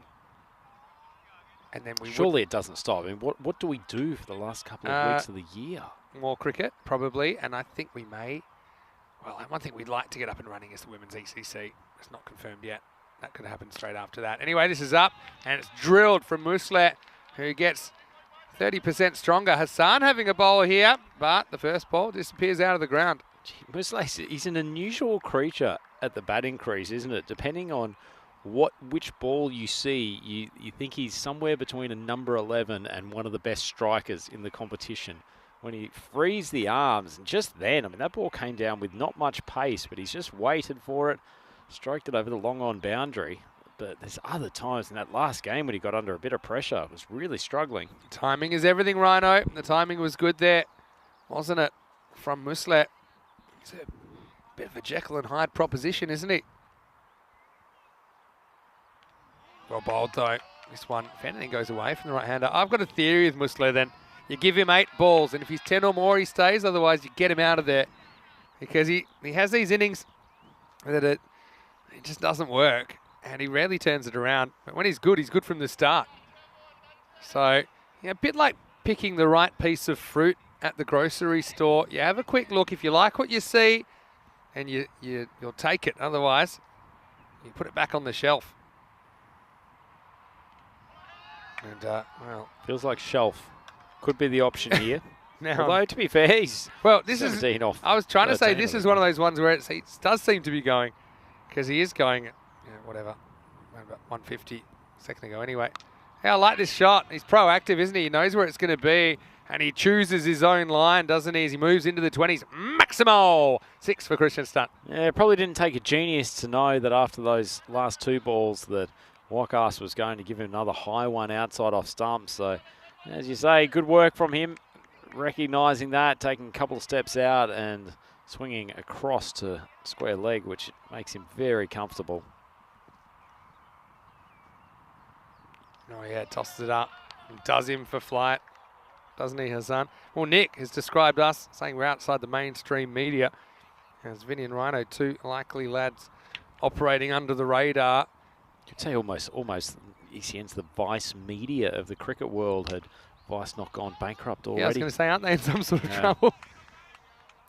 Thankfully, the ECN in rude health and ready to bring you a plethora of cricket in the coming months. So that's the end of the over. Christian started 92 for 3 after 8. We've successfully warded off the wolves at the door for about 3 years, and hopefully we continue to do so as we get into the last couple of overs. Christian started 92 for 3.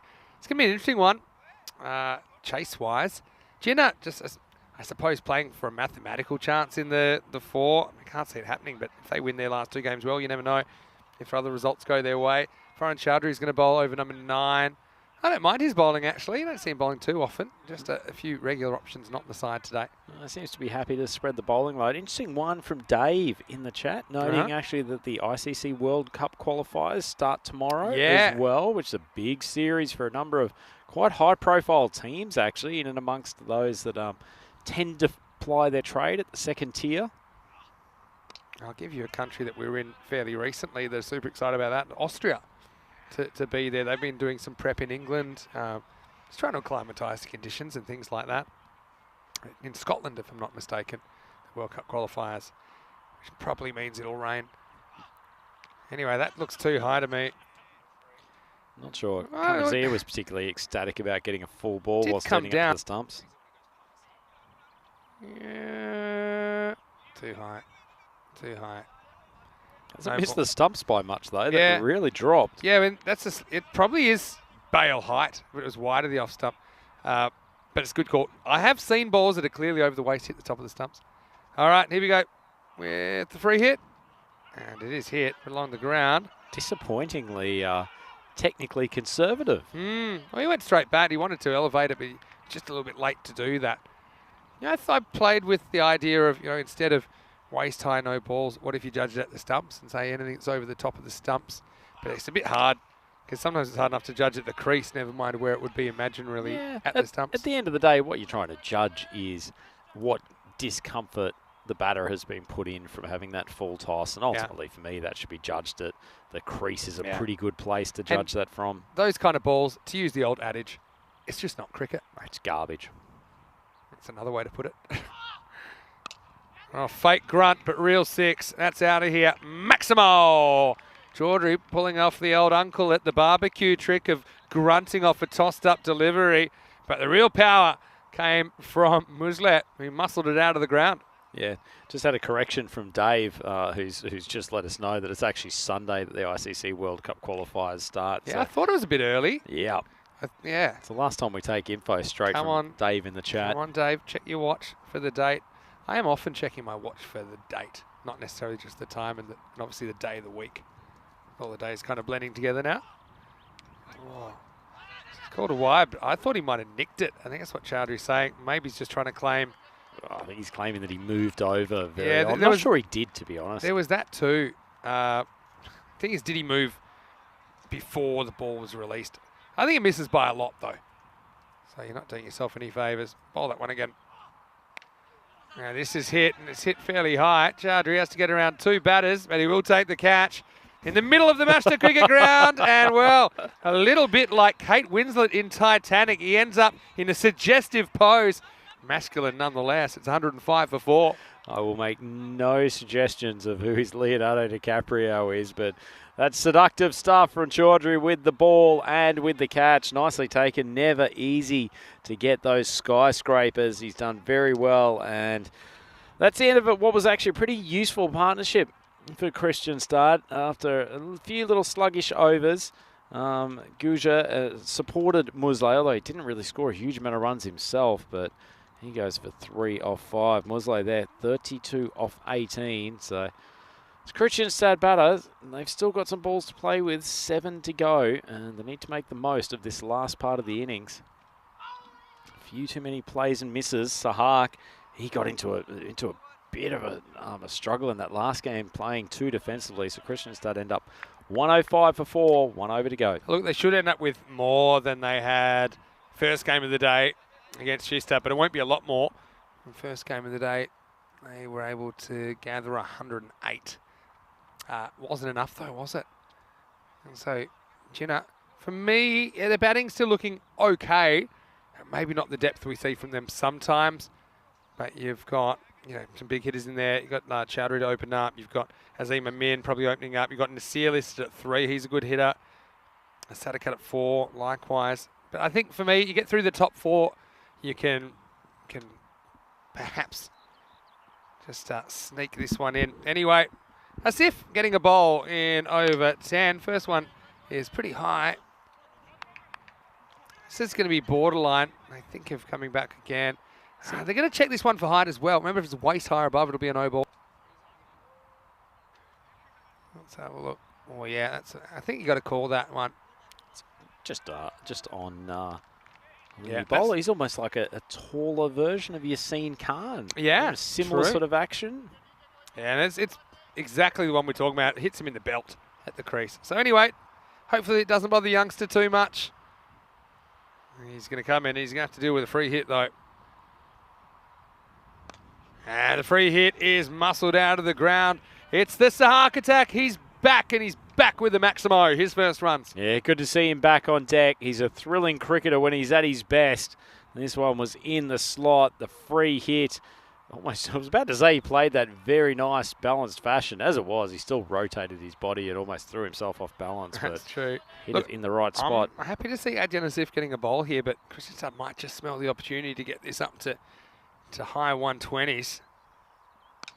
And this is going miles as well. Going, and gone. Maximo! As Asif disappears once again. It's that kind of challenge length, I think, in the 10th over. It's dangerous, and you can tell Sahak enjoyed that one. It's hard to believe that this was the guy that came out blocking in the last game. He's looked very good with those last 2 strikes. Extraordinary stuff, Vinny. Lovely hitting from him. Young man, Asif, under a little bit of pressure. They're not bad deliveries, to be honest, just at this time of the innings. Difference exactly what you want. Playing against the big boys, hey? Yeah, this is another attempt, although they might be caught. Waka's come in, won't get it. They should go for 2, and they'll get it. And that's all about Sahak keeping the strike. He likes this matchup. Mishits that, but still gets a couple of runs. It's like a broken bat fly ball that goes to the outfield, isn't it? Just bloops into that awkward nothing space. That's right. When baseball, they have what's called the infield fly rule, which is you basically assume a catch is taken. I don't know if you could really ever do that in ECS cricket. I actually called that in a softball game once, believe it or not. Well, that's showing you know your rules. Anyway, this is 6 more. He does get the strike back, and he uses it. Maximo! Sahak going for a ball pace, hits 20. Yeah, this is a great finish for an innings that's sputtered along at times. It doesn't really feel like they've had any huge acceleration points. The young man, unfortunately, getting taken to the crease. Still got a smile on his face. I will say he's no chance of a bald spot like you or me, Rhino. He's got a very thick head of hair. Good-looking young man. Let's see if he can get a wicket. Wicket makes up for all of it, though. Oh, yeah, try something different, but unfortunately hits the edge of the pitch and it runs away from the fielder. Does well. He wants to. Good throw will probably have him done, but throw takes keeper a little bit wide. And they'll get back for 3 wides And it means Sahak gets the strike back. Might need to scoop him up off the ground, Sahak. He's laid it all out in the line today for Kristianstad. Scoots back for the second. Good running. Yeah, it's a very good game awareness as well. He knew a good throw would probably be curtains for him, but he is thirsty for the strike. 2 to come, 25 have come off the 10th. Things getting a bit out of control for Jinnah. Short and hammered out of the ground. We can't touch this. 6 more, Maximo, as Asif goes supersonic in the last 136 and still a ball to play. Yeah, stunning striking from Sahak. That ball was the change-up. He went short of a length after he'd been hammered straight down the ground on a couple of occasions. Unfortunately for the young man, he's been pumped. 31 off the over. Well, if it was baseball, the manager probably would have come out for the ball by now, but he gets one more chance. Wide. Goes to 32. Could have a rare more than 36 run over here, you know. Absolutely no sympathy from the umpire there. That one tickled the wide line. Said, come on, son, you've got to finish the over properly. Yeah, we'll test Jinnah's batting, though. And again, Asif being given an opportunity. That's the name of the game. There's going to be overs where it doesn't really happen for you. Hasn't been the worst over I've ever seen. Here's the last ball. Full toss, mistimed. And, well, they'll definitely go for 2, and I think they'll get it because they forget to pick up the ball. I don't think this is too high, but they're going to have one look at it, I'm sure. And, yeah. Oh, yeah, nice. Okay. Yeah, I think it's going to be just okay. No, it's not. No, it's not okay. It is very un-okay. They've decided that's high. That was a tight call on the youngster, I think. But let me just get my calculator out. We could be on 40 here, or 41 here, Vinny, depending on how this last ball goes. I'll get back to you. Here's the last ball, and it's a free hit. Slow ball, and it's adios pelota. Well, they'll be counting this one up for a long time. It's a rare hypersonic over. 41 come off the last. It's the second most expensive over in ECN history. And it's the most expensive over to be bowled by one bowler exclusively. But anyway. Bit unlucky. It wasn't the worst over I've ever seen by a long stretch. But, well, when it is human versus Sahak, even on land, the Sahak coming up with the goods. And somehow, we were talking about maybe they can get to 120s. Well, they're going to end up, I make it 143. The auditors are still going through that last over, but take us through the highlights. Suddenly, Kristianstad have a very healthy total to defend. Oh, could have all started so well for Jinnah CC Stockholm, that catch being put down at cover. And it's not like they never recovered from that. Actually, a good over in swing bowling, not helped by some slightly less than stellar outfielding. But this lovely little off spinner from Amin took out the stumps of Sahil, the wicketkeeper, who had batted so well to that stage. They threw Fareed Zahir up to the number 3 spot. That failed miserably as he went for a duck off 2. But while Wafa was still there was still hope for a good total. He was a bit less, I guess, powerful than he's been in previous balls. That was another bit of fielding that they won't want to watch the highlights of. So Wafa, he ended up 26 off 16 before he was eventually dismissed off the bowling of Sadaka. This was a great catch from Waqar Hassan. They were trying to raffle it out there behind point. Nice little boost from Musleh, who ended up not out, 33 off 19. Took a little while to get going after an early flourish, but he managed to stick it out and play a really important innings. That was a good catch from Farhan Chowdhury to get rid of Guja, who was one of the heroes of the last game. But Farhad Sahak came out and absolutely annihilated the bowling of poor young Asif in that last innings and finished it with a Maximo over square leg.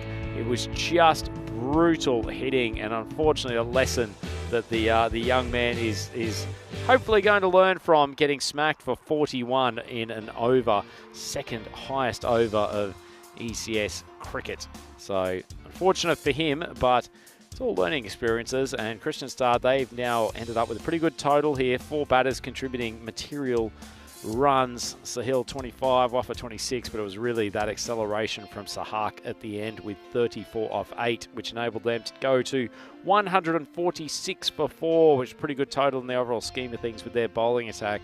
Have a look at the economy rate. Bilal went for quite a few early on, 5 consecutive boundaries from the opener, Sahil. Nasir, nice over of in-swing for the second, and he and Sadaka brought things back a bit along with Amin.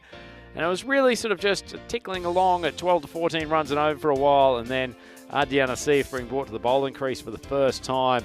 And he didn't bowl a bad over, but in the end it was smack for 41, and that's taken Kristianstad up to 146 for 4. Although Genesee Stockholm, they'll need 147 runs off their 10 overs. It's quite an ask. And if you come back and join us on the European Cricket Network in a couple of minutes, you'll get to see that chase. It's Andrew Ryan here with Vinny, Mr. Maximo Sandu, here all day at the Mush Cricket Ground in Stockholm for ECS Sweden 2023. Please come and join us for the resumption of this match in a few moments.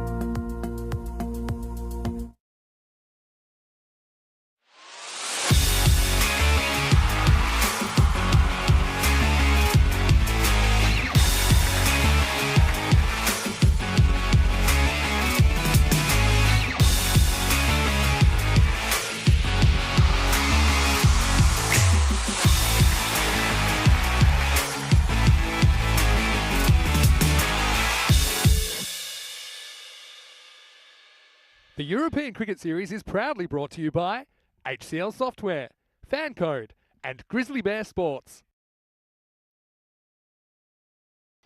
Welcome back, European cricket fans. It's Andrew Ryan here with Vinny, Mr. Maximo Sandu from the Master Cricket Ground in Stockholm. We are halfway through this contest between Jinnah CC Stockholm and Kristianstad. Both teams, well, certainly Kristianstad still fighting for their life in this tournament. They need to go pretty much undefeated throughout the rest of the tournament in all likelihood if they're to make the semi-finals, but they've put a good foot forward at the start of this game. It was an excellent batting innings from them, in particular powered by Faraz Sasak at the end of that innings, taking 41 runs off the 10th over, so they ended up 146 for 4. Pretty good batting effort all up, and that man Sahak ready to start the opening bowling. Well, whipped off his pads, and Chaudhry, this is the man they need to get rid of him and Amin when he comes to the crease. He can score rapidly and without a huge amount of risk. Just beautiful batting there. The ball just pitching on leg stump, steps inside it, just uses the wrists to flick it down to long fine leg, I should say. Just such a class player with the bat. Probably haven't seen consistently the best of him. Started the tournament very brightly.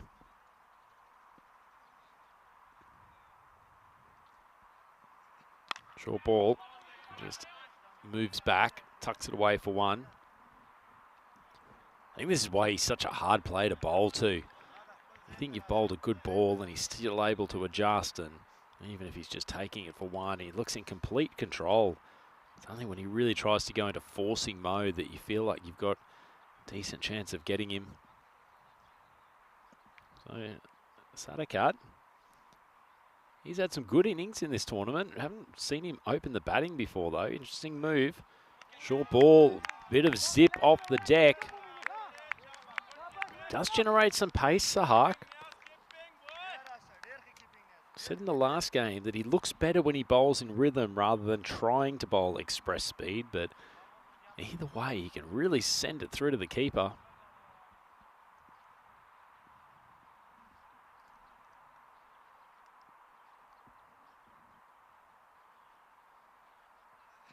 Nice ball. That's shaped away. That's an absolute peach of a delivery.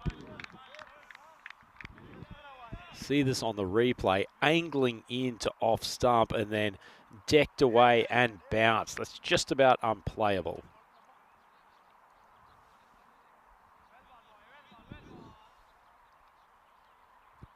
It's a good start for Kristianstad. They can get through this over in single figures. Feel like they're on their way. No one swung away late. It's called wide. Particularly when he's bowling to Sadakat. Just needs to keep those errors to a minimum. Sadakat's out there to force the pace. Got one fielder down here at probably cow corner really, and then another down at third man on the boundary. That's wide, poked away, and it actually beats the two fielders. They're behind point and goes away to it for a boundary. Pretty ordinary ball from Sahak, actually. It looks like he tried the change of pace. Started wide of off stump. Didn't take much for Sadakat to guide it through that gap backward of point. Well, I guess that turns the over into a brightish start for Jinnah. They still need 137, so it's a mountain to climb, but power play, probably make or break them. That's a better ball. Right in his channel. Good finish to the over, so that he goes for 10. No huge damage done though. One over down. And it's probably an excellent time to bring the knowledgeable voice of ECN Cricket, Mr. Maxwell, back to the commentary box. Howdy. 95 matches since the Golden Ball. This time tomorrow, pretty much there. Scary stuff. Will we lift the bat when we reach the top? We will, yeah. I actually think the counter tomorrow will be 96. So this is the 96th. And then 97th to finish, 98, 99. Yeah, but last game tomorrow, I think we'll see 100. Unless we get a Golden Ball. I'm just going to respond to a couple of comments. But first, I'm going to watch the left armer, Shinwari. steaming in for over number 2. This one probably would have been a wide, but instead they'll get a single at the end of the bat. They might get more if they're paying attention. No, just a single. Look, they're just about, bowling Gudyan in the last over. You got to understand, we're always patting teams on the back for throwing faith into the youngsters, and it wasn't the worst over I've ever seen. He just ran into a bad situation, I think, with Sahak just on a heater. And I think, you got the guys to come down. You don't necessarily want them just fielding. If there's an opportunity, and obviously, Jenna want to have a strong finish. But first, let's have a look at this. And Andrew Ryan is going to have to step aside and watch this one fly. Maximo! What a shot from Sadakat, who has been sent out to open. Got that one out of the screws, didn't he? Good batting. Yeah, certainly had. He can hit a decent ball, Sadakat. So anyway, this is the thing. Okay, it doesn't work on that occasion, but you got to give young guys opportunities, and they thought that was an opportunity to give him an over. Clearly, it didn't go well, but that's the thinking behind it. They're certainly not trying to give runs away. And I think on another day, those kind of challenge length balls, if it goes straight up in the air, it becomes a fairly regular over, maybe with 7 to 12 off it, and we're not really talking. But what we ran into was a storm of Maximos from Sahak. Also, I don't think, if I'm very honest, I'm not so sure that last one was a no ball for height, and then that cost him probably an extra 7 runs as well. So he didn't have too much go his way, the youngster. So let's go into the bat for the youngsters. Hopefully we see him again having a bit more success. This is lifted up by Chowdhury, and that's going to be 4. So fairly bright start. Chasing this kind of a score, I wouldn't put it past Ginny, especially if they have a good power play. Yeah, certainly. Shinwari on speed ball, just drifting on the pads, not where you want to bowl to Chowdhury at all. And CC motoring along at a decent rate. Just coming back to that over from a CF, I actually said he physically resembled Yassine Khan. In fact, a lot of the balls that he bowled were probably very similar to the ones that got Yassine a 5 for 100%. The other day. Yeah. Look, he's 17 years old, so he's a couple of years older than Yassine. Okay, here's a false shot. Don't think it's catchable though, or is it? Fielder goes back and holds it. And does he stay in the boundary? I think he does. So an incredible catch. Chowdhury tries to go leg side. They're going to wait and have a look at this. But, he seems very confident that he stayed in the field of play. Oh, that's an outstanding catch, Vinny, and a huge wicket. We'll have a look at the replay. Chowdhury tries to go across the line. Shinwari just brought it back from outside off.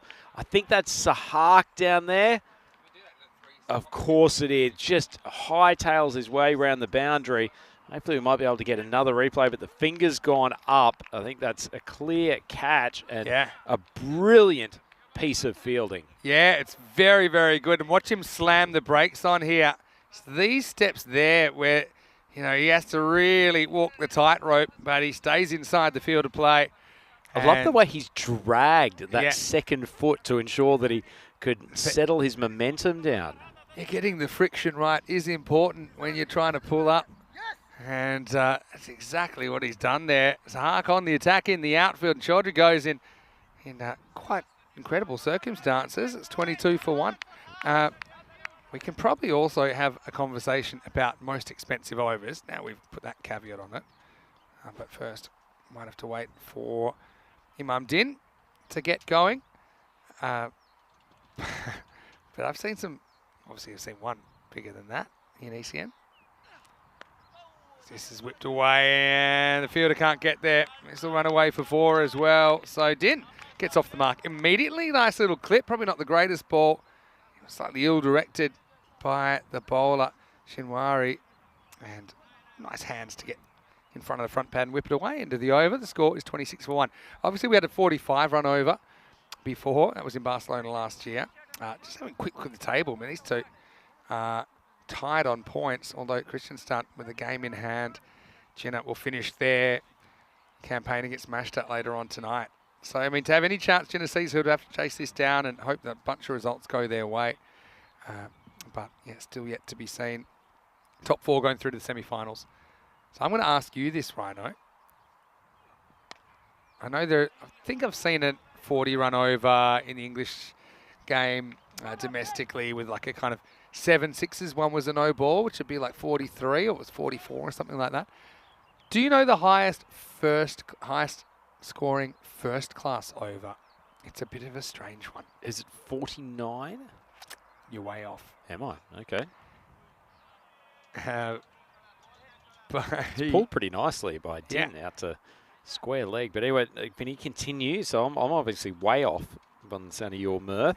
I'm going to ask anyone in the chat if they know this one before I throw one open. I might give you to the end of the over or so, and then we'll have a chat about it. But it's actually more than that. Okay. Don't want to be all cryptic, but you know, you've got to bring the viewers in a little bit. Oh, well, there you go. I don't have too much time to ponder that as Din misses one from Wafa, who looks a lot more on target this time around. And Jin, after a bright start, have lost 2. No real foot movement, just jags back in towards the target. And yeah, castles him. It's 31 for 2. Yeah, not much foot movement, but nice ball from Wafa. He hasn't been quite as effective today with the ball as he probably was in the early stages for Krishnastar, but that's a nice ball. As you said, jagged back, probably would have beaten plenty of good batsmen. Yeah, to get good players, you got to move the ball off the straight. And I think that's exactly what he does there. And you see the feet kind of not doing too much. I don't mind lack of footwork sometimes. I mean, sometimes the feet can be counterproductive to some stroke making, but you've got to play down the right line. And so Wafa does the trick. Feels like that's a little bit of cricket orthodoxy that's changed in the last 15 or 20 years, doesn't it, Vinny? That actually moving your hands towards the ball and getting some body momentum is more important than just the feet being in a particular place. Modern coaches talk about head position and what your head's doing rather than just your feet. Some players that are technically very good at that. Sean Marsh is one that comes to mind. It's very, very still and uncomplicated at the point of delivery. Well, I wonder what he's doing now. Probably fishing somewhere. Maybe he's giving it away. Maybe looking for an ECS contract from someone. I feel old. He was 2 years younger than me at school. This one's a little bit short. And they're going to whistle in the throw. Not a bad bit of fielding. I don't know. I think the keeper might have actually dislodged the bails as that throw came in. That's what I thought here originally, but sometimes you get misleading ones. Yeah, no, he never touches it. I would also put David Warner in that category. A man who a lot of the times feel like the front foot's not going anywhere, but as you say, the head's in very, very still, good position, and the hands are moving in the right direction, and ultimately it all works. Sometimes. Yeah, Wafa. Last ball of the power play. Oh, big thick edge. Should just be 1. Watch the bounce. Well handled. It is the end of 3. And the score is 33 for 2. I'll give you a little bit longer, but not too much longer, to try and work out the largest over, I'm pretty sure, in cricket history. Now, this is I'm not counting. I'll tell you one I'm not counting, okay? As we see that hypersonic over. It's not great. I mean, that magical over at the beginning looks fairly short, doesn't it, when you've got the Burj Khalifa there, 41 to finish off. Well, to be fair, they were on 105 for 4 after 9 overs, so it's not like that final over has transformed this into a total that it was never going to be challenging in the first place, but even so, it's pretty helpful. I'm not counting the story. I heard it was Victoria, New South Wales game back in like the 19th century where the ball was hit into a tree that was on the field and actually ran 286. They would try to appeal for lost ball. It used to be you could declare lost ball and it was just 6 runs in dead ball. Now we're going back a long way. And so here it comes out and he gets pulled away, but the fielder is standing there waiting for it and he catches it. Nice work by Zahir down the ground. Zahir strikes immediately. And, well, it looks like a bit of a Zahir combo to take the 3rd wicket for Krishnastar. Jinnah now 33 for 3. Yeah, the double Zahir burger. It's a tasty one for Krishnastar, and all the 3s up on the scoreboard. Not a particularly pretty one for Jinnah. They've had to go hard because of pretty hefty total, and Sadakat, it wasn't a bad little innings from him, but just didn't quite have his timing today. Just coming to that one about the tree, Vinny, it does remind me of... Have you heard that story before? I haven't, but it does remind me of a little bit more of a local Scandi sport here that probably isn't particularly well known. It's called Pesapallo, which is Finnish baseball. Okay. Played at the elite level, has television coverage in Finland. But a lot of these grounds are in rural areas, and so they're not necessarily surrounded by full stadium infrastructure. Sure. And it's not that uncommon for the ball to end up as a fair ball, but go out of the ground and into a local creek or river. Yeah, I actually have heard of this. I think I've seen some of this before, believe it or not. And I've seen players on TV going down into the reeds of a creek, fetching a ball while it is live. I think I've heard of that before, because, I like strange sports. There's also a similar kind of sport called Oina in Romania. It's kind of like a kind of baseball-y type, but you throw it to yourself, I think. It's kind of weird. Just for kids with no friends? Or? Well, now I feel like I have to start with the 286-run story. We'll come back to that in a second. That's the most runs off one ball. It's just a big swing and a miss. So it was the first ball of the match. It was hit into this tree, and it had like a fork in the tree, and it stays there. And the fielding team tried to declare lost ball because nobody could get it. But the umpire said that it can't be declared lost because it can be seen. Meanwhile, they're running, and they run 286. I don't know if he raised his bat for 100 and the 150 or the 200. I can't tell you that. What stopped them? I'll tell you, it's good. As we got all the threes, 33 for 3 off 3.3. You won't see the next one coming. It's very American, actually. As this is going to be 6. It's an uppercut, and it's a really good shot. Middle Anthems are here for the first time. He goes for runs, and he goes for 6 of them. Maximo! Gina trying to get back on track. Yeah, certainly are. Anyway, let's not worry about the cricket. Let's get to the end of the Maximo Got you hanging on my every word here.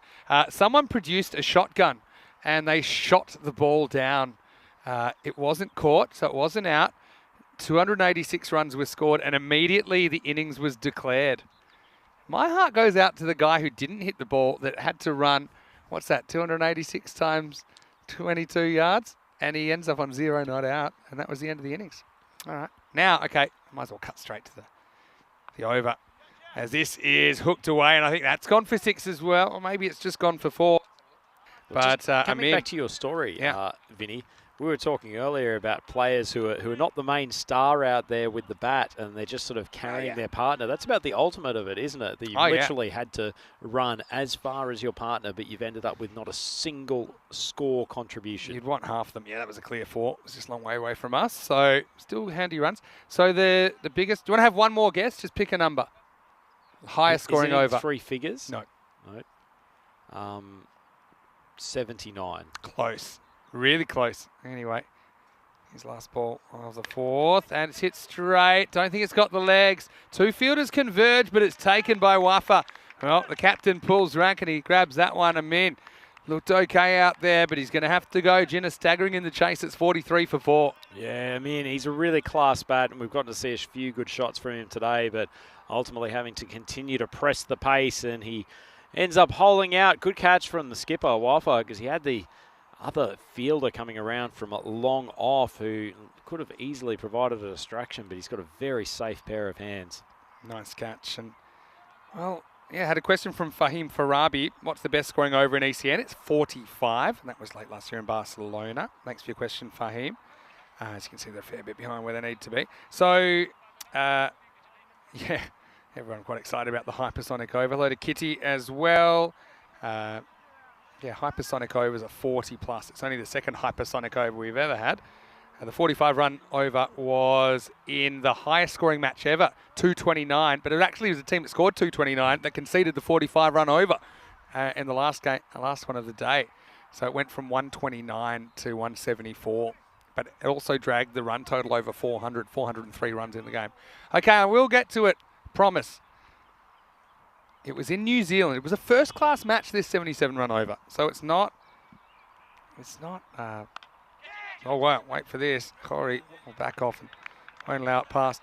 So it's not like a Mickey Mouse game, although it did kind of become that way. I think it was one of those situations where they're kind of bowling for a declaration, right? So this can happen in double innings cricket and long-form cricket. So it was a weird situation. It was, I think, Canterbury versus Wellington. A lot of this is off the top of my head. I've put up the article, but I'm not reading it. And Bert Vance, who actually played for New Zealand as an opening batter back in the day. As this one sneaks past the outside edge. He just basically rocked up and bowled a bunch of kind of no balls, long hops, full tosses, and just deliberately was trying to. Essentially, they'd agreed on a target that the fielding team wanted to chase. So they were going to basically bowling for a declaration. It happens even now in first-class cricket and county cricket, which I think is so funny that you train so hard to get to that level, and then you get gifted runs, and they all count as stats. So this over ended up going for 77. And the funny thing, in all the chaos, imagine trying to score this in like the old scorebook in the little little box. I don't know how many balls were in it. I might look it up. You can probably do that. I know most scorers love to have a bit of a whinge about the size of the boxes that they've got to work through. I wonder how many they went through with Bert's over. Yeah, I think a few. And this is going for a few. Clipped away off the pads for 4 runs. And yeah, it's nicely worked away. Slightly off-speed delivery that he clips through the leg side for 4. Okay, so it's a 22 ball over, it says. I won't go through every single run. The other thing is it was back in the days where if you scored off a no ball, you didn't get the 1 run for a no ball. Do you remember that? So it used to be that if you, say, hit a no ball for 6, then you just get 6. Just and it's a an delivery. idiotic rule. Yeah, it doesn't make sense.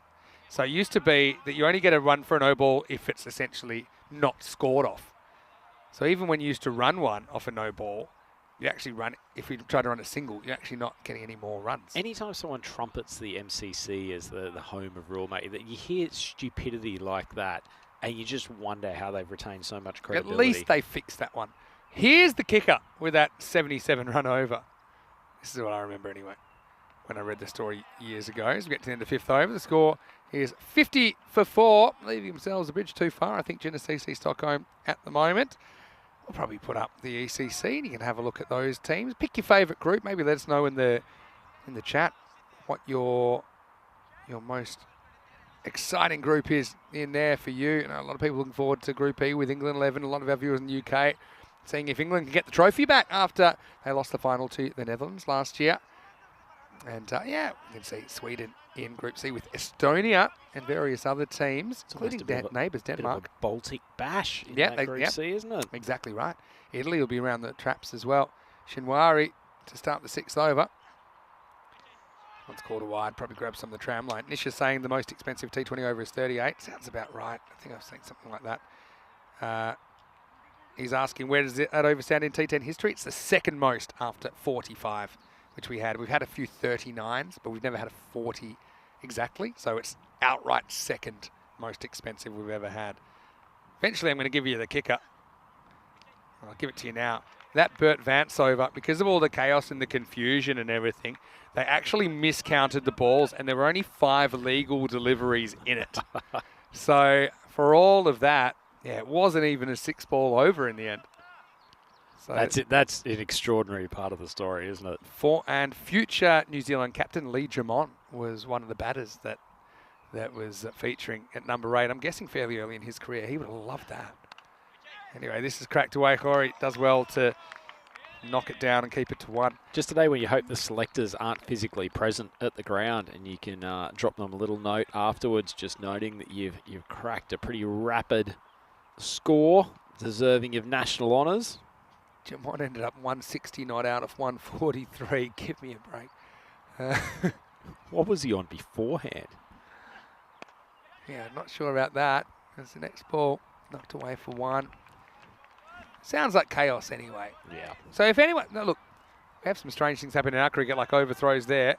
But one thing I will say is you get strange things happening in all cricket.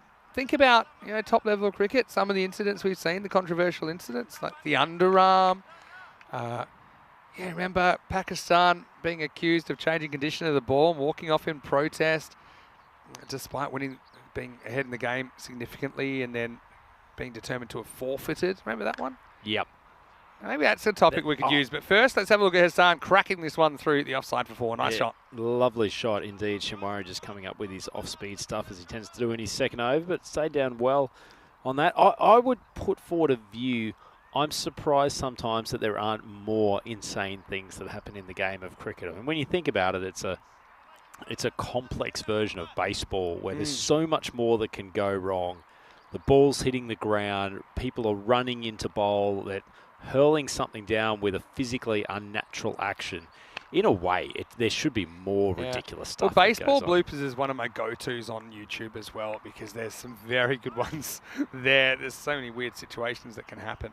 Let us know your biggest cricket controversies. I mean, it's not just ECN that's a lightning rod for those kinds of things, but I think it's a quantity thing. We have so many more games. It's just natural you're going to see more of everything. And I think, a lot of people talk about the fielding being inconsistent. I would say that more screamers of catches are taken in ECN than anywhere else in the world. I think One of those two yeah. compilations this week were fantastic This is one on week. social media. End of the over, 60 for 4. There was a video a while ago from one of the Malta games. I think it was Cedar Warriors versus Gozo. But it was a 2-minute 20 package from one game, and it went a bit viral. And a lot of the comments were, "Oh, I thought this was highlights from the whole season. I didn't realise this was all from one game." It was a game where all sorts of things were kicking off. But yeah, think about run out backing up as a good example. You might see that twice a year in all other cricket, and we'll probably see it 15 to 20 times a year. I'll ask you a question after we get through this first ball from Wafa, who's coming on for his second. Go for it. I'm asking the chat, biggest cricket controversies, name them. Well, I'll go for another Have one. another overthrow while you're there. Help yourself. Outside of the 41 run over, Yeah. what do you think is the most absurd thing to have happened over the last week and a half?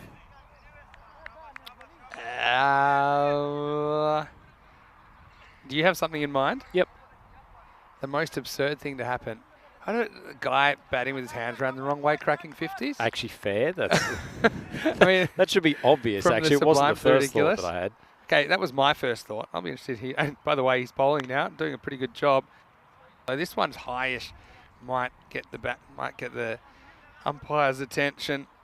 I'll have a look in there. They want to check the height of this one. Let's have a look. These pads are looking pretty weathered, aren't they? I'm going to go probably.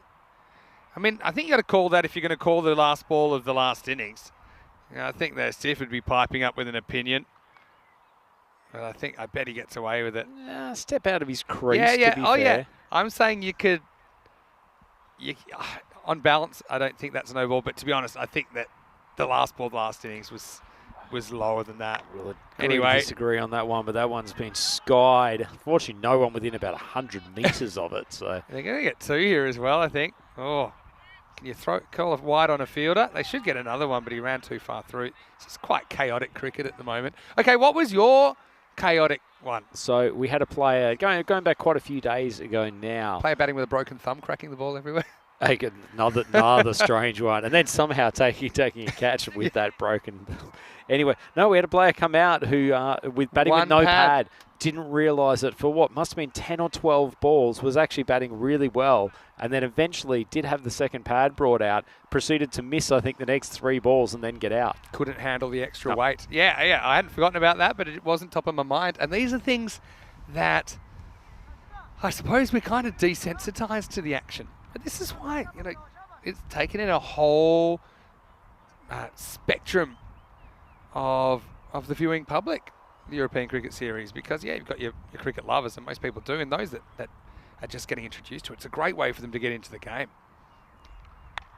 Another full toss. He's picked out the fielder, though, who takes the catch. Another outfield catch. This time Sajid Khan takes it. And Chinna short of a gallop here. I just feel once they lost the momentum in this game, they've never really regained it. That's 5 out now. It's 65 for 5. Yeah, it is, but let's focus on the positive of Kristianstad. They put together a pretty good first innings with the bat, and they're a nice bowling and fielding unit. Maybe just sitting a little bit below some of those top-tier teams. It'll be interesting to see how they go when they come up against Mashta later in this tournament. But they have shown, they've beaten LB Zelmi. This looks like it will put them 5-3 for the tournament. So they're in a pretty decent spot, and those last 2 games become very tasty indeed. Yeah, they do. Down to the wire here. Just want to say hello to everyone in the chat. I think Kitty is in there. And somebody said something, might be Dave S. Hello, Dave S. Nice to see you as well. Saying that he saw Kitty on TV a few weeks ago. Well, maybe more information required. Maybe a link is required in the chat. And Nish guessed 76 with the biggest over. Dave guessed 77. I bet that Dave looked it up, but that's okay, Dave. Hello to Kroom as well. James Stewart watching from Estonia. And, what's going on with... What's going on with your thoughts about biggest controversies? And some people saying, of course, the Murali episode. That was pretty controversial, wasn't it? Or episodes, I should say. Just general commentary on the biggest controversy that existed in cricket. Give us your controversies. What else have we got? Occasionally, teams forfeiting matches, not wanting to play certain places. Remember that during the World Cup a while ago? If anyone says sandpaper gate, Yeah, Just eliminate them from the Uh-oh, chat. uh-oh. Somebody's better going to run, and there's nobody home, and he's almost run out. Well, talk me through this one, Rhino. Yeah, it wasn't the most elegant piece of running I've ever seen. Obviously, a little bit of a fumble from the keeper, and Jameer had absolutely no interest in getting down to the striker's Nasir was end. holding their non-danger end safe. He wasn't going anywhere, was he? But I think that's just a long dot. And I think that's the end of the over as well, 66 for 5. It's a lot of ground covered to not have scored a single run. I'm still waiting to see what Kitty's TV was. I have to go back a little bit. Hey, do you know, this isn't cricket, but did you see in the Canadian Open, you're around most sports, the Canadian guy, his name escapes me, sunk this 75-foot putt to win it, and then another Canadian golfer who was in the tournament, he finished 12th, he ran on to spray him with champagne, and security absolutely owned him with one of the all-time great tackles on the green as well. Wow. Look that up.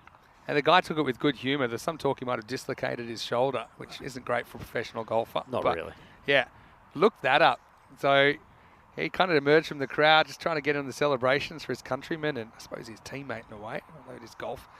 And he got taken out one of the all-time great spear tackles. It's not I suppose not a smart move, is it? there are worse things that can happen in America. Anyway, time for over number 8.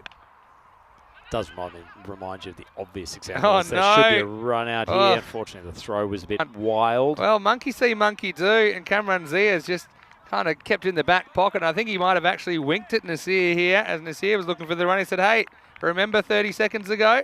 Well, now see how you like it.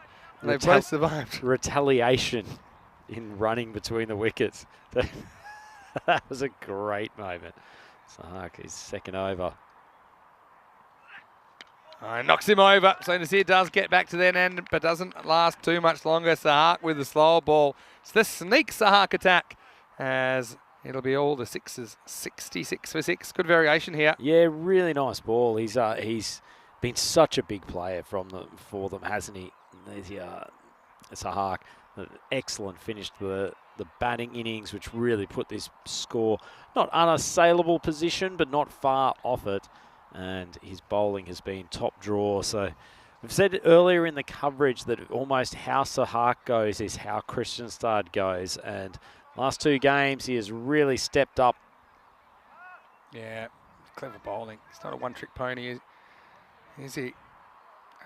Looks like Nish is looking forward to groups A and E. I thought he might be interested in group. Oh no, E is Cyprus. Yeah, that makes sense. That you'd be looking forward to them. And I'm looking forward to Group A as well with the Spain Isle of Man. Potentially to open the series. Last time they met in the T20, Spain bowled Isle of Man out for 10 and chased it in 2 balls, finishing on 13 off 2 deliveries because it went no ball 6-6. Only reason Corey was on time for the ECL actually because they finished 3 hours early. Oase gets a hit at 8. This will take some stopping. Wide down leg side. Tries the slower ball again, but it's so slow that the fielder can prevent it going to the boundary. Yeah. What other cricket controversies? You've got body line, obviously, going back a long way. It's funny that now with helmets, it's kind of body line's back in a way, although you can't set that field anymore. But it used to be kind of the bowler's union, right? You wouldn't bowl bounces to a fellow bowler or a lower order batter. That was because of the lack of protection available in those days. But now with helmets and the professionalisation of the game, it seems to be fine. Not to Try and knock 'em over out. Australianise our coverage, but I remember one of my earliest cricket watching memories back in the day of after Jeff Lawson was taken down with a broken jaw, getting smashed while batting at the tail end. Yeah, of with an the innings. old-fashioned helmet but no grill, right? Yep. And then an incredibly boisterous and fired up Merv Hughes coming out and actually completing a hat trick. Yeah. With a dismissal of, was it Gordon Desmond Greenidge. Haynes or Gordon Greenidge? Yep. Yeah, this is 4, I think, although they're probably going to check this one. Yeah, remember that? There was a hat trick taken over 3 separate overs because he actually took a wicket with the last ball of an over in the first innings, then the first of another over that was the 10th. Here comes the ball. Will we see it, or is Wuffer in the way? Oh, that's 6, I reckon. I reckon I saw white. Look, go forward a bit. I'm saying 4. Yep, the umpire's signalled 4, Vinny, so you can I lose that one. reckon, okay, I'm not saying it's definitely 6. I got my suspicion that's half on the line, half not. But it's only a suspicion. And I'll be honest with you, I don't really care. This is a good conversation. Anyway, we've got longer to talk about it. Always probably does care because he gets castled off another good slow ball for Sahak. You feel he's just sharpening his skills here, Sahak, with them well ahead in the game. That's the 7th wicket down now. It's 73 for 7. Yeah, that's not a particularly attractive piece of cricket from Owace. He goes for a wild swipe across the line and a lovely slower ball from Sahak. Continued to impress, yet another wicket down. And this is going to be not only just a good win, but a pretty healthy run rate boost for Christian Studd as well. Yeah, that's true. If it does come down to that, seems unlikely because I feel like it'll be 7 wins that gets you there. And I don't know if it'll be that important, but you never know. Big swing and a miss. This one does keep low. 73 for 7. Yeah, Kitty, thanks for sharing that with us. And so, well, we're really thrilled to have you as part of our community here, as we are all of our wonderful chatters. Now, where were we? I feel like we've gotten on a good tangent here. Cricket controversies. We're talking about the Murphy's hat-trick, which he didn't realise he'd taken. He remembered that he got the 10th wicket of the first innings and then of the first innings and the first of the second. So he thought he was on a hat-trick then, but he didn't realise. I think he had Curtly Ambrose caught off the last ball of the end of the over before he got the last wicket of the first innings, if you can follow me there. So it was a hat-trick he didn't realise. But, yeah, for sure, Jeff Lawson was eating out of a straw for a couple of months there. It's a great saying, isn't it? He was. Someone with a broken jaw. Yeah. I think he was using his back teeth as chewing candy. It's nice to see now with the grills and the modern helmets that they've got. It's less likely to happen. And obviously you learn now with the backside protection of your head, that is I'm talking about, not your backside protection. But that's also come into the game recently because of the other tragic event. Anyway, time for over number 9. More cricket controversies. Come on, there's got to be more. Tide Test is a good one. It's not really Is that a controversy? No, not really. It's just a moment. Just think of moments now. The whole touring South Africa back in the 80s when they were offering big money for Rebel tours. Things like the 2019 50 over World Cup debacle, where you might as well have awarded the World Cup on rock, paper, scissors. Rather, it would make as much sense as the method that they used. Now that's been changed, I think, acknowledgement. I have a theory. 2019? That's when England and New Zealand tied the final. Oh, sorry, sorry. And tied the Super over as well. I was actually thinking 2020 World Cup, which is absolute.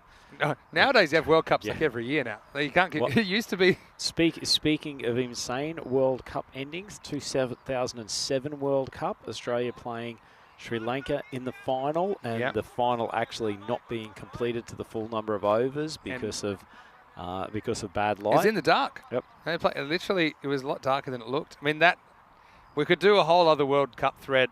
One of my personal interests is watching South Africa find comical ways to knock themselves out. That's right. The Sean Pollock there's plenty of them. Run rate debacle. Yeah.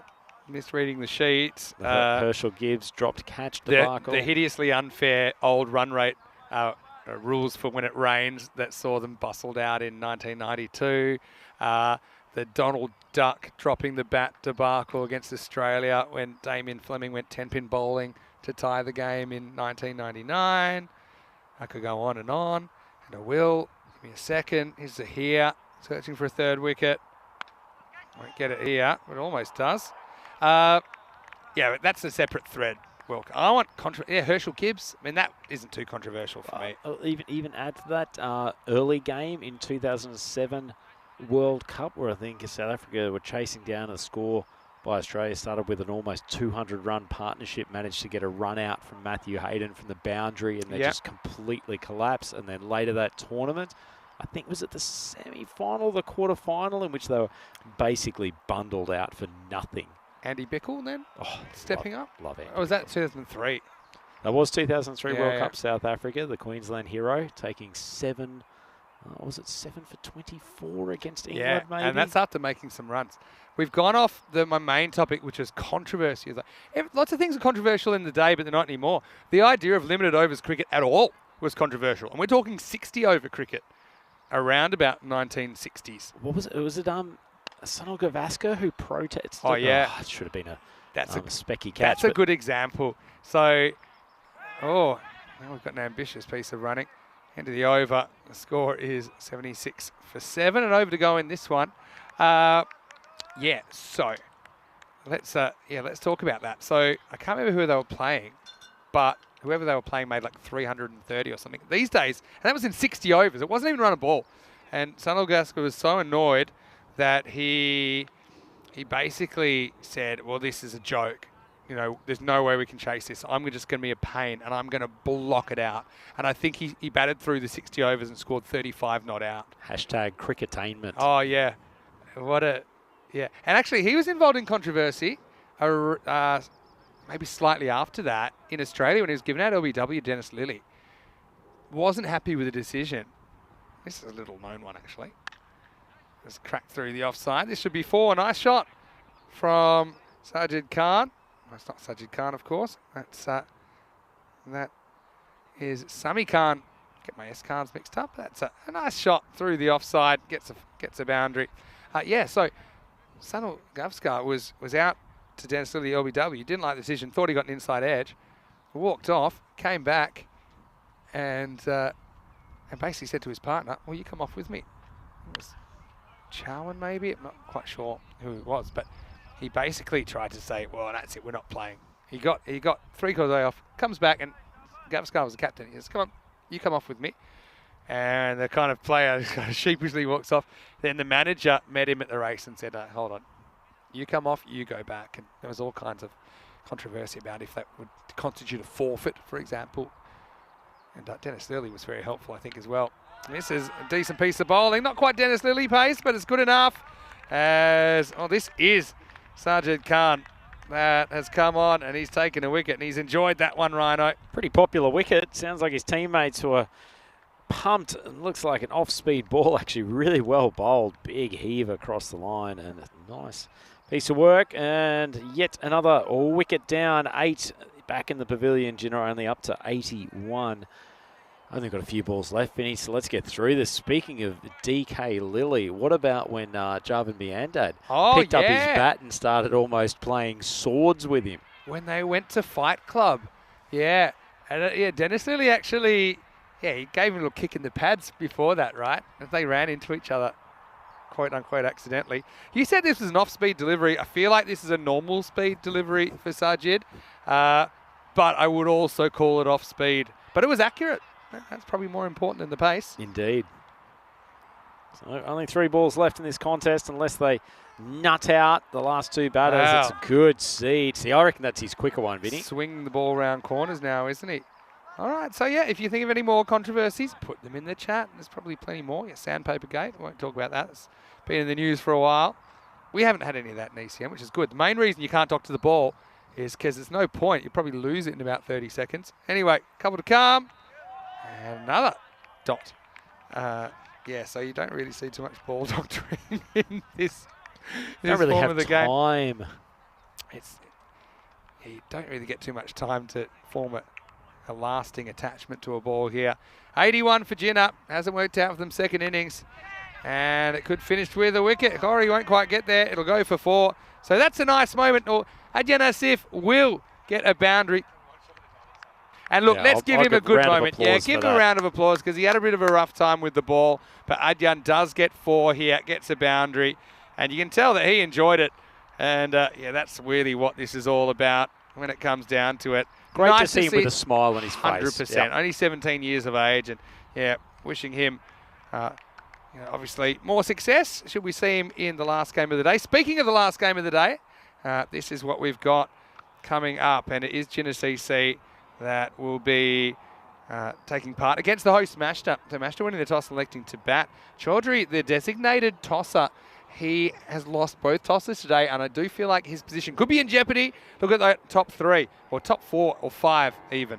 Wakashaida, Sher Ali, Soleri, Mustafa, Hussain, watch out, Joti's been hitting them decently as well. So Mashta back on the park. We feel like we haven't seen quite enough of them, but we'll see them in around about 25 minutes. Let's have a look at the highlights, and it started promisingly, didn't it, for Genesee Stockholm with Chowdhury and Sadakat going out there, but it was a brilliant catch that started things off for Kristianstad. Yeah, it certainly was. Sahaka's been the man with bat, ball, and in the field. A tremendous catch from him, and as soon as Charlie was sent back, you got the feeling that Genesee were really going to struggle here. It was some nice bowling. They got to spread the overs around a little bit more than in previous games.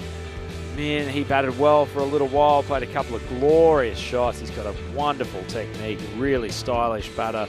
But unfortunately, even he couldn't help Genesee to try to reel in this total. Ended up holing out to Wappa down at mid-off. He's been exceptional in the field. Tell you what, their catching was good all round, wasn't it, Vinny? Yeah, it was. You know, it's another day where they go 2 out of 3. You're saying 2 out of 3 ain't bad, and that's kind of what they did yesterday as well. This one got fairly low, didn't it?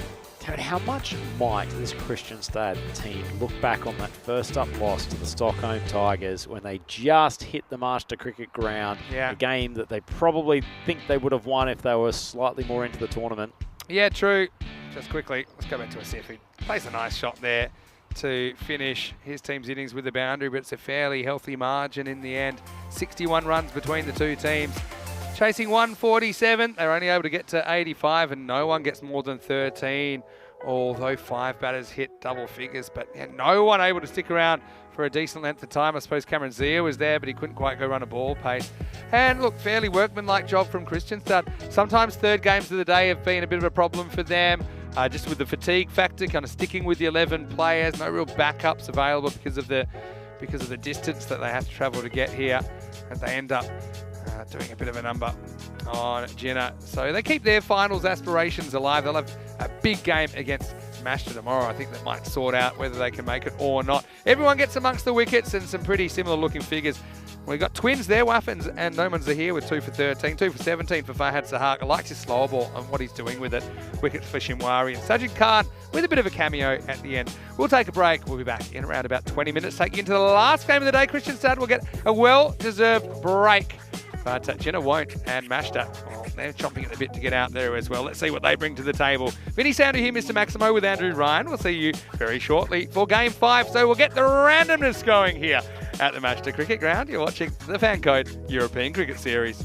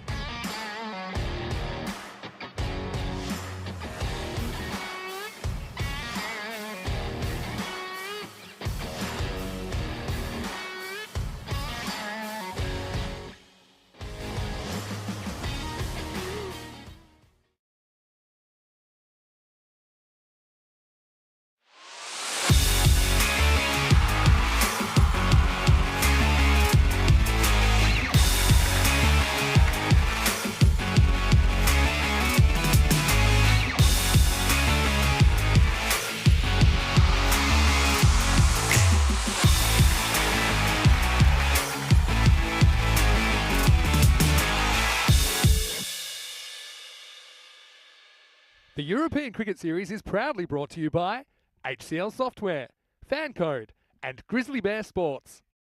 Hello and welcome back to Stockholm. Time to raise the bat because it is our 50th match of this FanCode European Cricket Series. Well, actually, with match 55 already being played, technically we've already hit 50. Regardless, we're going to see the hosts, Mashta Cricket Club. They're here and they're taking on GCC Stockholm. Let's see what happens at the coin toss. Nilkesh Patel has the two captains. Let's see who wins it. Is your call? Tails. It is head. We'll bat first. Well, Chowdhury sent out as the designated tosser once again for GCC, but he's gone ice cold, hasn't he? He's lost the toss again, calls incorrectly. That means Mashta have won the toss, and no surprises, Hamid Saleri decides that he wants to bat first. Well, Mashta, they've only lost the one game in this series so far, and they'll certainly want to win this one and put themselves in a great position to be right up there towards the top of the table. They could even top the table, you know, if they're perfect from here on in. They've got a very good batting lineup. Wakas Hyder's in there. You've got Sher Ali, of course, don't forget him. And wonder if we'll see him with that new ball again, because he was really making it talk earlier on in the tournament. You've got Saleri and his left armers and a very good batter in his own right. So, look, you've got lots of players to watch for them. For GCC Stockholm, we know that this is their last match of their campaign. So, they'll certainly want to finish strongly. I know things haven't really worked out for them, considering some of the other results not going their way, but still, they're a proud team and they'll want to knock off the hosts here in the last game of the day. Match 50 on the way. Here's a man, I'm sure he's passed 50 many times during his cricket career, hopefully with the bat, not the ball. It's Andrew Ryan. He'll take you to the first ball. Over to you, Ryan. News from the toss. From here in the middle is that Mashta. They've won the toss and they're going to have a bat. Thank you very much, Mr. Maximo. The introduction for this final clash today, it is the GCC boys up against Mashta, who will be looking to finish off their tournament. That's the Gina boys. It's their final game before we have to farewell them. Unfortunately, their record won't allow them to proceed through to the semi-finals, but they've put in some good performances, shown us some of the stars of Swedish cricket. Farhan Chaudhry, Azim Amin, both been very good at the top of the order. Probably just lacking a little bit of depth in their squad from time to time, but one team that has absolutely no issues with depth, Mashta, Wakas Hyder and Sher Ali at the top. They are big biffers. There's plenty of others around there. Saleri bowls good spin. Humayun Jyoti, he's an excellent keeper. And Zahri Baig, I really enjoyed watching his fast bowling over the last couple of days. He's got a bit of zip to what he does. He compliments Muhammad Rahman at the top of the bowling order very, very well. The man who's bowled occasionally pretty well for GCC Stockholm as well is the man with the ball at the moment, Mohammed Bilal. And he's going to get us underway just as soon as we get the all clear from the umpires. A little bit of a wind that's developed in the last 15 to 20 minutes. It's blowing across, so should probably help the outswing bowlers get a little bit more movement. We're just waiting for the all clear. And we're ready to go. Final game today, day 10. Nice ball from Bilal, but Wakas Hyder just rocks onto the back foot and cracks it through point for a boundary. Great start. It's only a tiny bit short of a length from Bilal, admittedly. He's not the quickest. But Hyder, excellent footwork. And cracked that ball. Beautiful timing. So he and Sher Ali, probably the premier opening combination, although I'm sure the Zuvak boys would have something to say about that. And big, big strike over deep square leg. He has beautiful timing. Wakas Hyder picked up the length very quickly. That one was much shorter from Bilal.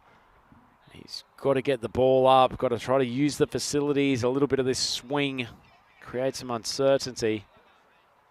But being cracked for 10 off his first two balls, not a great start.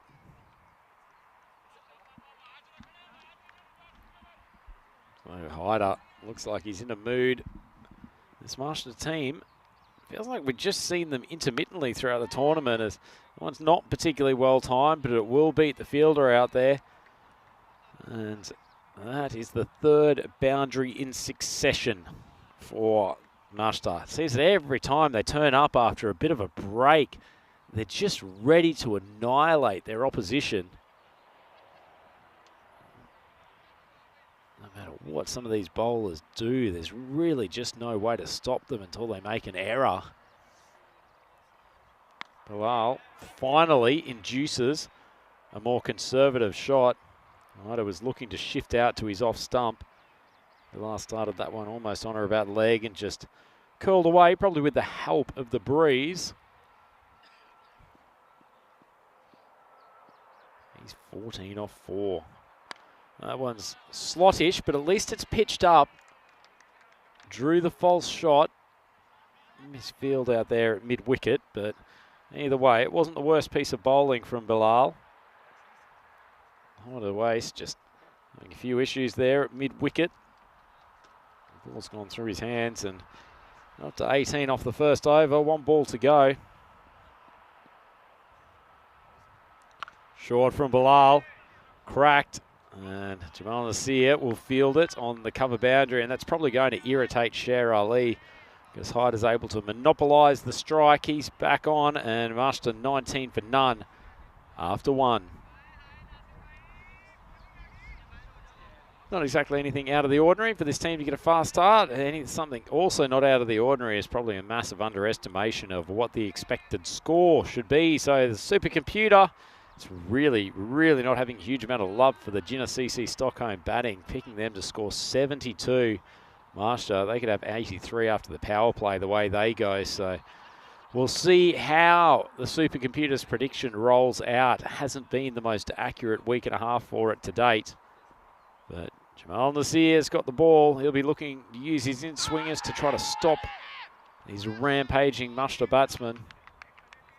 Getting some decent in-swing considering the wind is pushing across the other direction. Swung the ball appreciably in that last game. Gave a few problems to the top order bats from Kristianstad, who ended up winning the game comfortably. That's another full ball. Just struck down the ground, and Azim Amin will field safely. It'll just be the one. So nice start from Nazir. It's our first look at Sher Ali. Does have a tendency to smack his first ball to the boundary.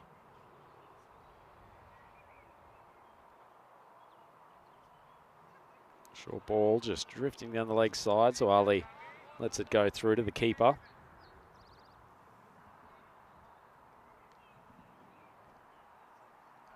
Score up to 21 for none.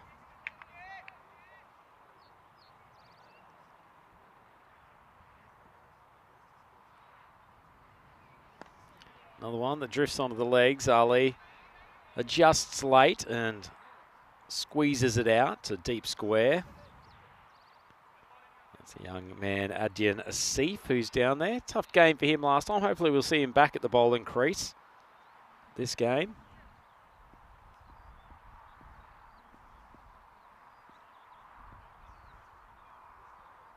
Nasir comes in, flying edge. Should have been an opportunity for third man. Well, it certainly would have been if he was a touch deeper.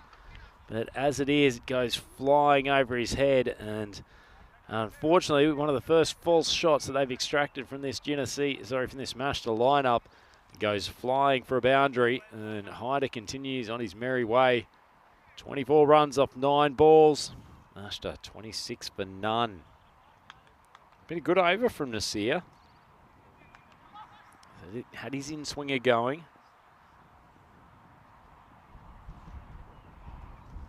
Decent ball in the block hole, but Hyder has absolutely no problems. Opens the face, drives it through cover. Beautiful shot, gets the wrist through. It creates such power from not a huge amount of backlift. As I said, wasn't a bad ball from Nasir. Really trying to pitch the ball up. Getting his in-swinger to help. Hyder counteracting the swing by taking a couple of steps down the track.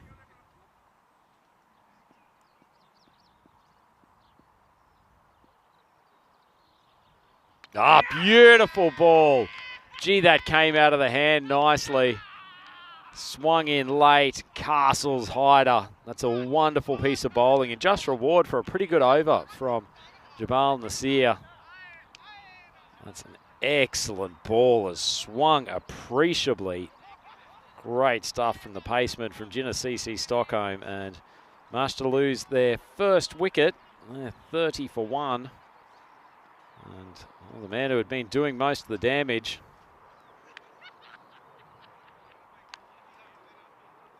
Casada, it's certainly losing him won't help them, although I guess Sher Ali will have no qualms in taking up the attack.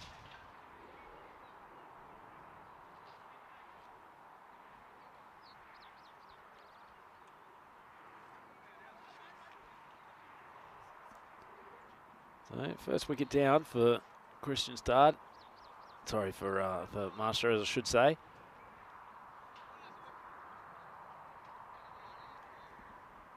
Looks like Azim Amin is coming in to bowl the next over. The standings, Kristianstad have been the big movers the last couple of games.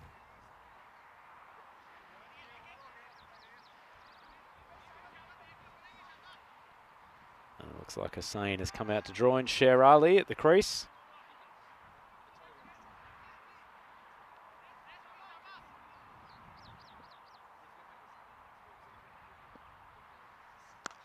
Nice ball, just tucked away to the leg side, and I'll just have a single. Pretty easy one.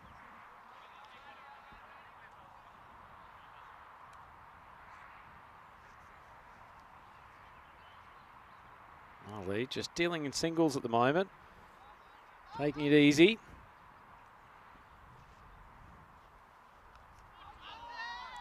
There's a bit of an appeal. Umpire not interested in the least. So just managed to slow things down, despite the fact that that ball's gone down to the boundary. Inside edge. Hasn't missed by too much. Could easily have cannoned back onto the stumps, but Sane survives, and he's opened up his account with the boundary.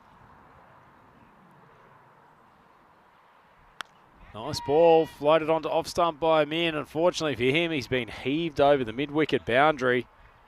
And Hussain, he's not letting up this attack at all. 10 off his first 2 balls. Unlucky for Amin, it hasn't been the worst over. That one's in the same slot, and it receives even heftier punishment. Launched over the mid-wicket boundary for a Maximo, and Hussain has come to play. 16 off his first 3 deliveries. Poor Sher Ali just nibbling 2 off 2, whereas the other end, runs have been flowing at plenty, and Hussain has picked up from where Wakas Hyder left off.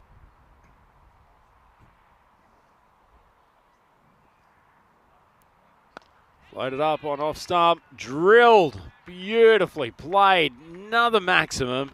Hussain, he's raced to 22 off 4.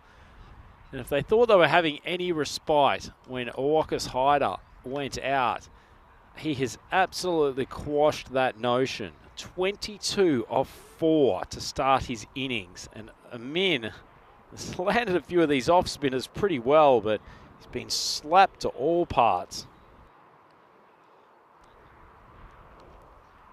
Final ball of his torturous over.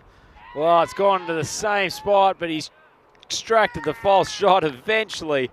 After a 23-run over, he finally claims a minor victory.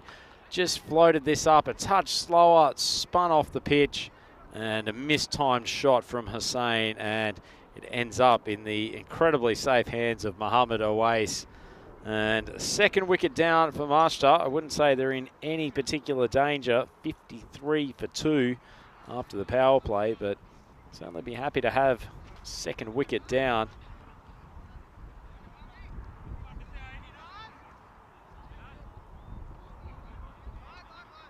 Nice bit of bowling from him at the end of the power play. Run rate 17.6. They're going along at a cracking rate.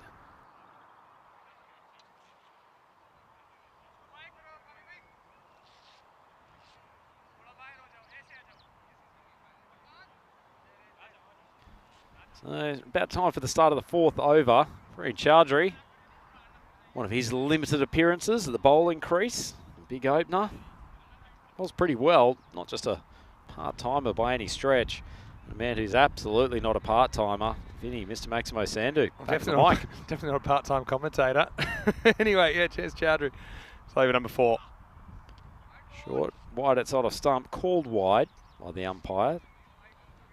Are you excited for now? Is that about T minus 3 hours to you know what? Can we not call it K minus 3 hours? K minus 3 hours. And do we go hard early with shallow or something like that, or maybe work our way up to it?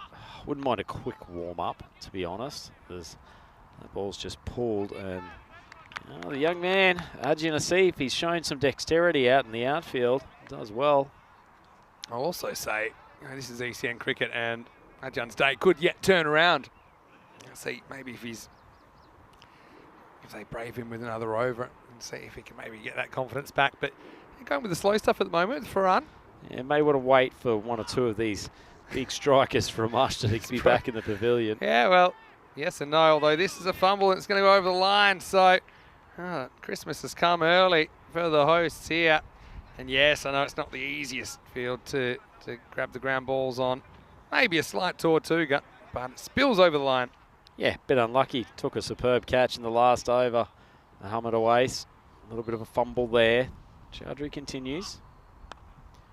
Big swing across the line. He's back in the game, and he's had an absolute Barry second time in a row. Ball scoots through his feet and his hands and any other part of his body. Goes for 4. Yeah, it's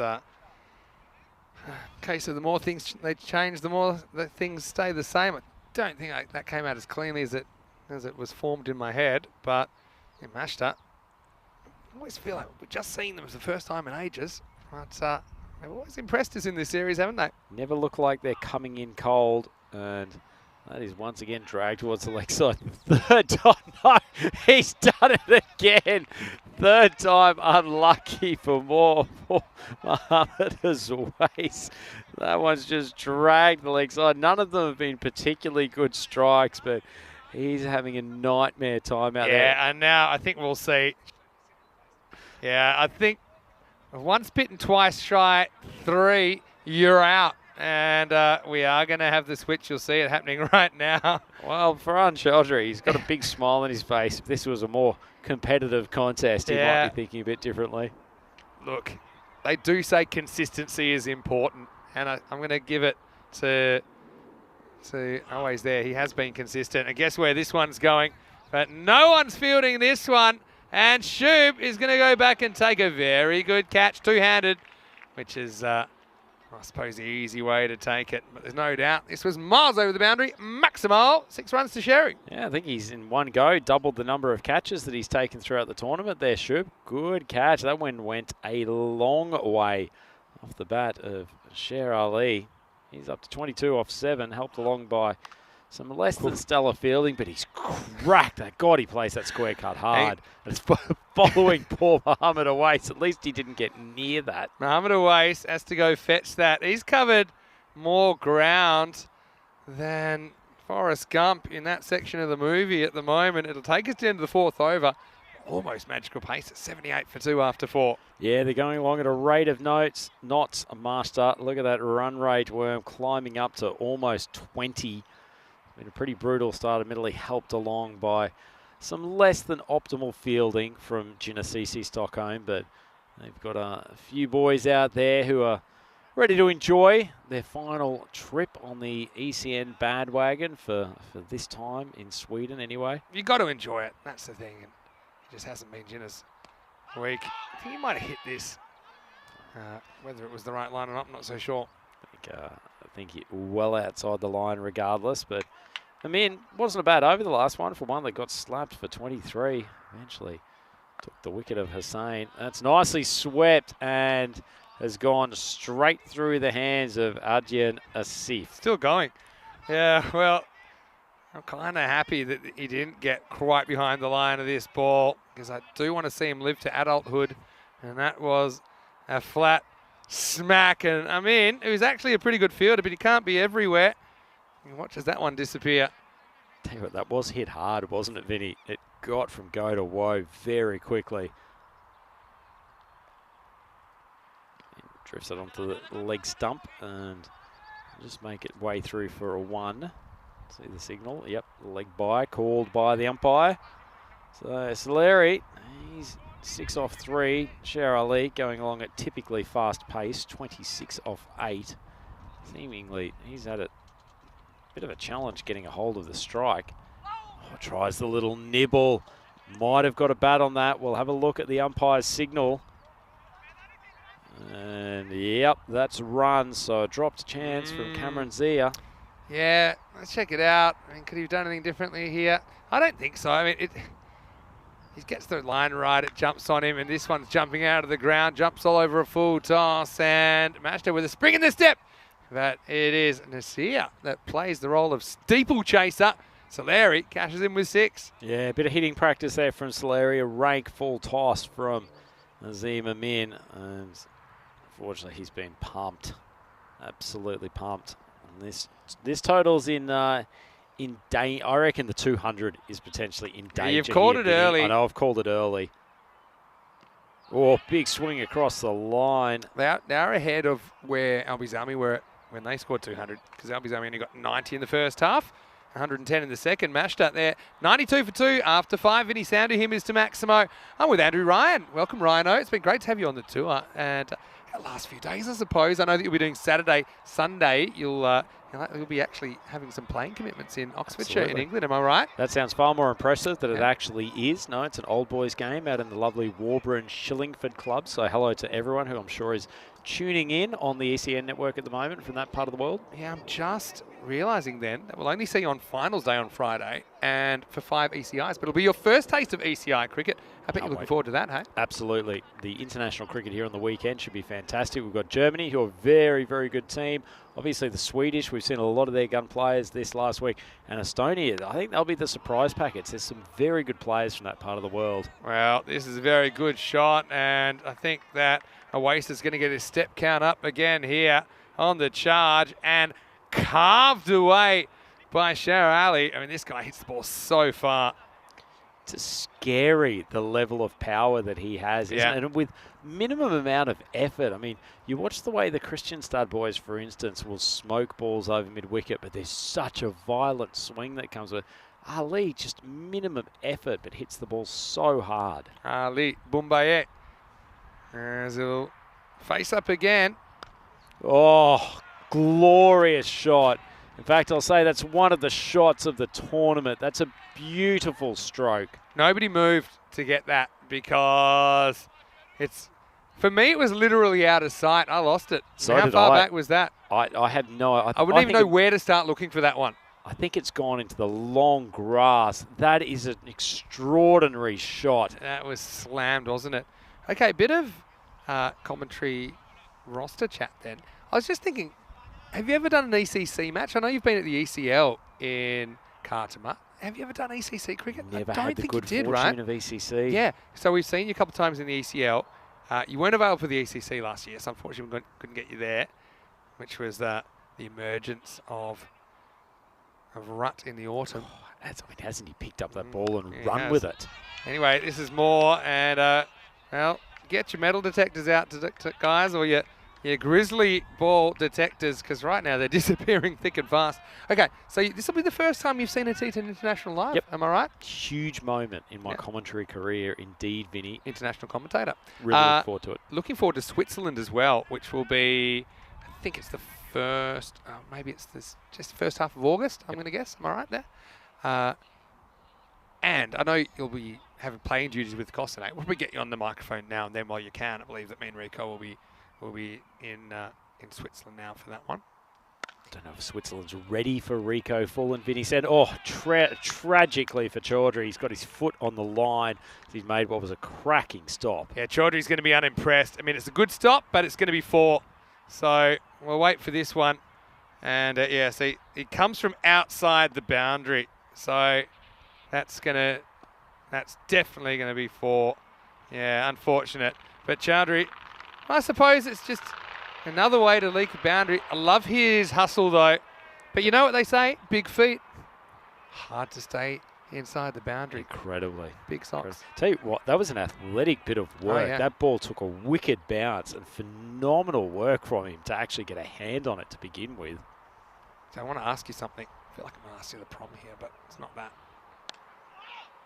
Anyone want to stop this? Kind of into the gap. Well, there we go.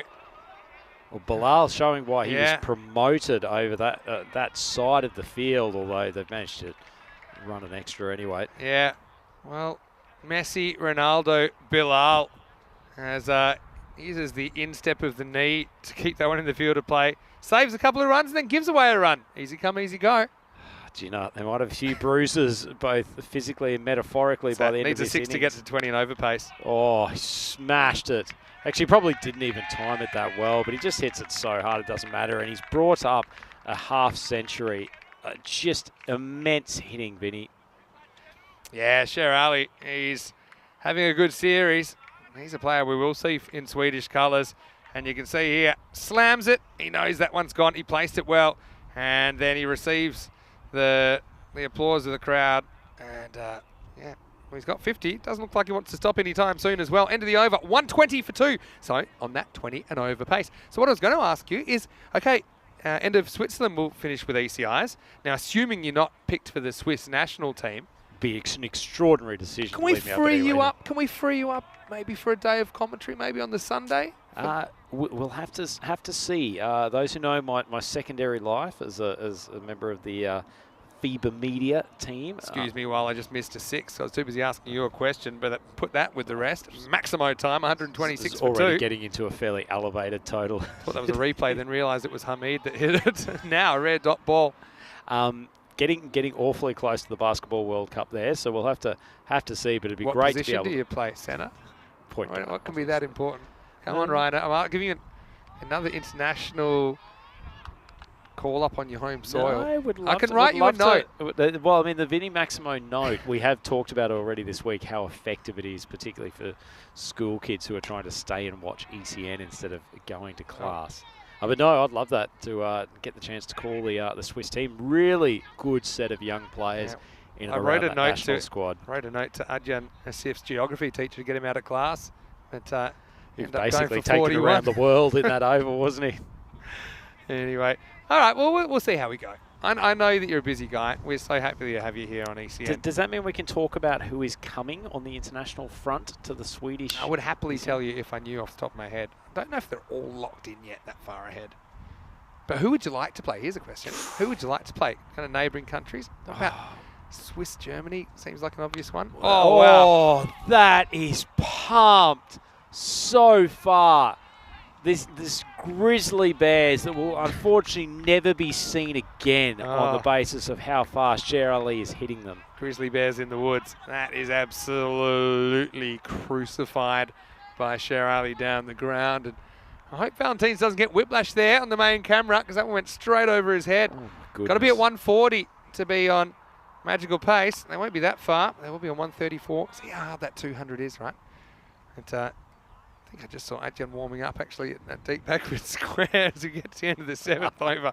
134 for 2. Harsh, Maximo, harsh. But anyway, they still have got 3 overs to go, and what is it, 66 required. Have a look at tomorrow, Maximo. Given I won't even be here, why don't you take the viewers through it? I'm very confident you'll be asleep when the first ball's bowled tomorrow. If karaoke goes away, I think it might. Albie's helped me mashed it, but don't sleep in too long. Tune in. Ryan, I know, will be lurking. Slightly earlier start, and I'm thankful for that. Starts 6:45 a.m. GMT, which is 8:45 in Central Europe, 12:15 in India. We'll see Albie Zalmi for the last time before finals, I suppose. Mashed it with their last 2 games. Christian start with 2, and Hamadby with 2. Hamadby might be able to play the role of spoiler. But at the end of tomorrow, we'll have to make the shop. Top 4 teams through to the finals on Friday. Isn't this a great development that Mohamed Awais is at the bowling crease? So he's finally been taken away from the boundary where he's had a torrid time. It's one over he won't have to find a ball in the grass. Well, actually, you could say that he's beaten Sher Ali in flight there. It's still flown away for a boundary at a backward point, but not nice piece of bowling. Yeah, it's not great, is it? Jenna, who I just caught in Cyclone Master at the moment. Hey, I want to say a quick hello to everyone in the YouTube chat. It is random question time. Why don't you throw some random questions? Nice to see Stuart in there. I've liked your contributions today. Stuart said that shot sounded really good. Which one is what I would say. But that one that went straight over the main camera's head was pretty good. Big swing. That ball spun wide and called by the umpire. You can see how tough the 200 is, right? Because you can be on target, but then I said there's one more or less normal over. Normal being, let's say, 13, 14, 15. Don't count this You've out, got to Vinny. make them up. Don't count this out. He's got enough of it to take it for a Maximo by a metre. Soleri, he's still sniffing that 200. Yeah, sure is. Again, this one slightly dragged, but still gets the journey just. If the fielder was in line with that, perhaps that's catchable. Hey, hello to Steve McVeigh. He's watching from Portugal. Steve, how are you? Great to have Steve in the chat. Steve, I've got some news for you. Oh, Larry's pumped that, the offside boundary. Well, Farhan Chowdhury, he's going to have to chase that one. It's probably a 50, 60 metre chase. And I'm going to make an early call that we will have, what is it? So we've got 2.5 overs left. We'll have 12 boundaries in the last 15 balls. 12 in the last 15 balls. All right.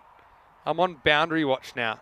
Someone else make the count as well, because I might do a Corey and lose concentration after a couple of balls. After one ball.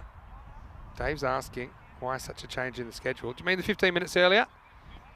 Let's just say, I think wasn't in that meeting, but I believe it's just to avoid a clash with some other cricket around the world. Waste. Well, not a great start for your prediction. They're ruining this. You need 12, so I'll call it, you need 12 out of 14. 14, now. yep. So the change in the schedule is the 15 minutes earlier. That's the only change. The reason also no match 55 is played on Monday. So that's the reason. If that's what you're talking about, that's why there's a change. Oh, well, with this one, you're fairly safe because that one is flying. A little bit of slice. It ends up in the grass, a bit like my golf. But the result, 6 more.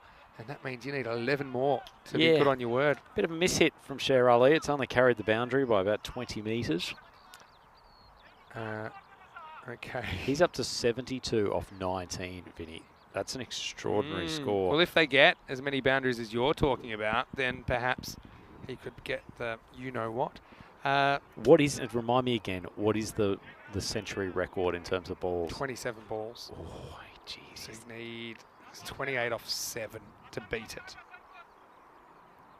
I'm not going to count him out. Aways is going to toss it up there. Oh, he squeezed it over the offside, and Bilal, safe as houses, over in the cover spot. He smacks his pad, but at least he's back on strike. Yeah, keeps the strike. 158 for 2. So Steve, there is the possibility, and it's only a possibility at the moment, but I'll have confirmation pretty shortly, we might have another Portugal night series coming up. Maybe in around about, let's say 5-6 weeks' time, potentially. So don't get your hopes up, but I know that you're in Portugal. Every chance we might have some more cricket coming from there in the summer, where it'll really be hotting up. 2 overs to go. Again, not quite that 20 and over pace, not far behind is Chowdhury. He's going to come on and try and slow things down because he has to chase these. Sher Ali on 73. Short. Chowdhury rocks back. He's got enough of that beast. Taking it for another Maximo. We're on century watch here, Vinny. 79 off 21. There we are. And that makes it, I think, 10 more required in 11. Am I right? Yeah, there or thereabouts. I'm still not giving up on Already this. lost count. No, I think 10 off 11 is correct. Yeah. 2 singles in between. Oh, Ali just preparing himself. Well, I mean, if he could possibly finish 140 here. 666 and then 1 off the last ball this over. Uh-oh. Gives it some air. It's smashed. He deserves 12 for that. There's Diana, but she was in no danger there. It was a kind of challenge ball. I mean, this is classical. It's a classical shot because he hits it exactly where he should. It's a very safe area to hit straight through the line of the ball, straight bat. And Sher Ali to 85. Could be watching another century. Yeah, we could be. And I'll tell you what, Vinny, that 200 is still very much under threat. 170 for 2, and there's 10 balls to go. So I'm guessing, is that 9 required off 10, boundaries-wise? Yep. All right. Still on for this. Oh, that's boy. another one. What a beautiful strike. laced it over long off. He's up to 91. I think I'm now considering, just to save time, 2 fielders off the field to get the ball back quicker. Where is one Shoop when you around need there. him? Where is he? Oh, let's have a look at the centuries. We already had one, don't forget, in match 7, Ismail Zia. That's over a week ago now, believe it or not. He's got Basically 102 not messing out. around in terms of balls, wasn't he? Had quite a few centuries compared to this time last year, you know.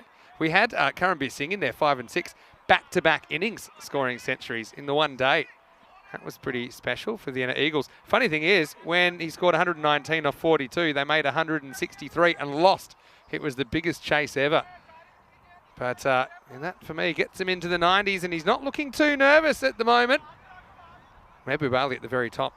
20 Maximos in his innings. That's a record. That was the second highest score we've ever seen on ECN. Only Govinda Singh Bajwa's 156 not out. Okay, so you're telling me Sher Ali is a really good chance of breaking the record here? Is it 20? Not saying anything, but yes.